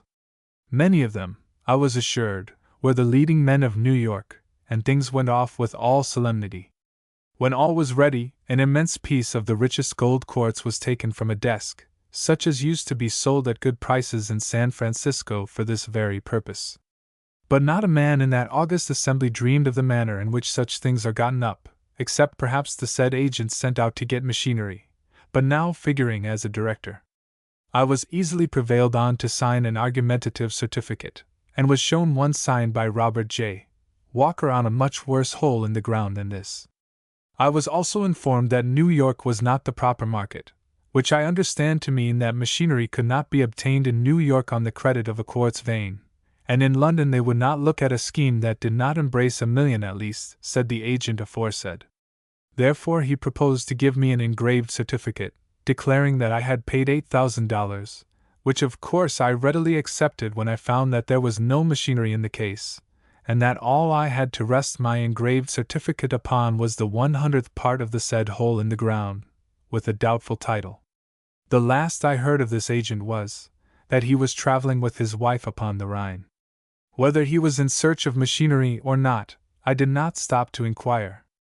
Mining Company Office. Instead of the above being an extraordinary case, I understand that it is about a fair average of the California gold schemes that have been brought upon the stock market of New York. If the papers are only drawn up in the proper form, the most prudent men in Wall Street are sometimes found to embark their capital before the question has ever been settled whether gold can be successfully obtained from quartz in California. 75. Return. By reference to a long and able paper on the mines in the hill of Proano, Fresnillo, it appears that 1/2 of the cost of 4 pumping engines already in operation in that mine was the freight from Vera Cruz to the mine. Return. 76. Return. This translation is bad enough, but no worse than the original. Return. 77. Return. This will sound to Protestant readers something like horrible blasphemy, but it must be borne in mind that God the Father of the Catholics is an entirely different idea from the spiritual God whom we worship. The devout Protestant who recognizes but one being worthy of adoration, veneration, and worship, never ventures to mention any of the names by which he is known but with the profoundest reverence. The Catholic, on the other hand, has a host of objects which he deems worthy of adoration, and seems to have cheapened the article by multiplying it. His senses are all exercised in his peculiar kind of worship, and, As a natural consequence, they are apt to conclude that the Almighty enjoys those exhibitions that give them the greatest pleasure. They worship Him by performing a pantomime of the life and suffering of Christ, which is called the Mass, and seek to propitiate Him by offering the body of His Son in sacrifice. They bestow upon God gifts of jewels and of gold, and as He passes through their streets in the form of a wafer, as they believe, the soldiers present arms, beat the drum, and discharge their cannon, as to an earthly prince. Though our Savior, Santo Cristo, heads the calendar of intercessors between God and man, He is seldom invoked, though they often honor Him by naming their children after Him. As they have conferred upon a multitude of their saints the supernatural powers of God, they have necessarily brought God Himself down to earth. If I might be pardoned the expression, I should say that they treat Him and His well-beloved Son with a loving intimacy.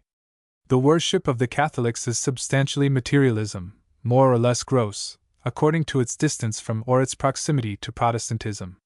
There is no blasphemy, according to their system, in naming their shops after the Holy Ghost, a horse stable after the precious blood, though I could never hear them mentioned or see them without having my Protestant notions shocked, while I equally shock their feelings by refusing to kneel to the host, and slipping out of the way to avoid it. Nor could I exhibit the least reverence to their religious emblems without committing what in me would be an act of idolatry, the two systems being so diametrically opposite that one cannot go a step toward the other without breaking over a fundamental doctrine of his own belief.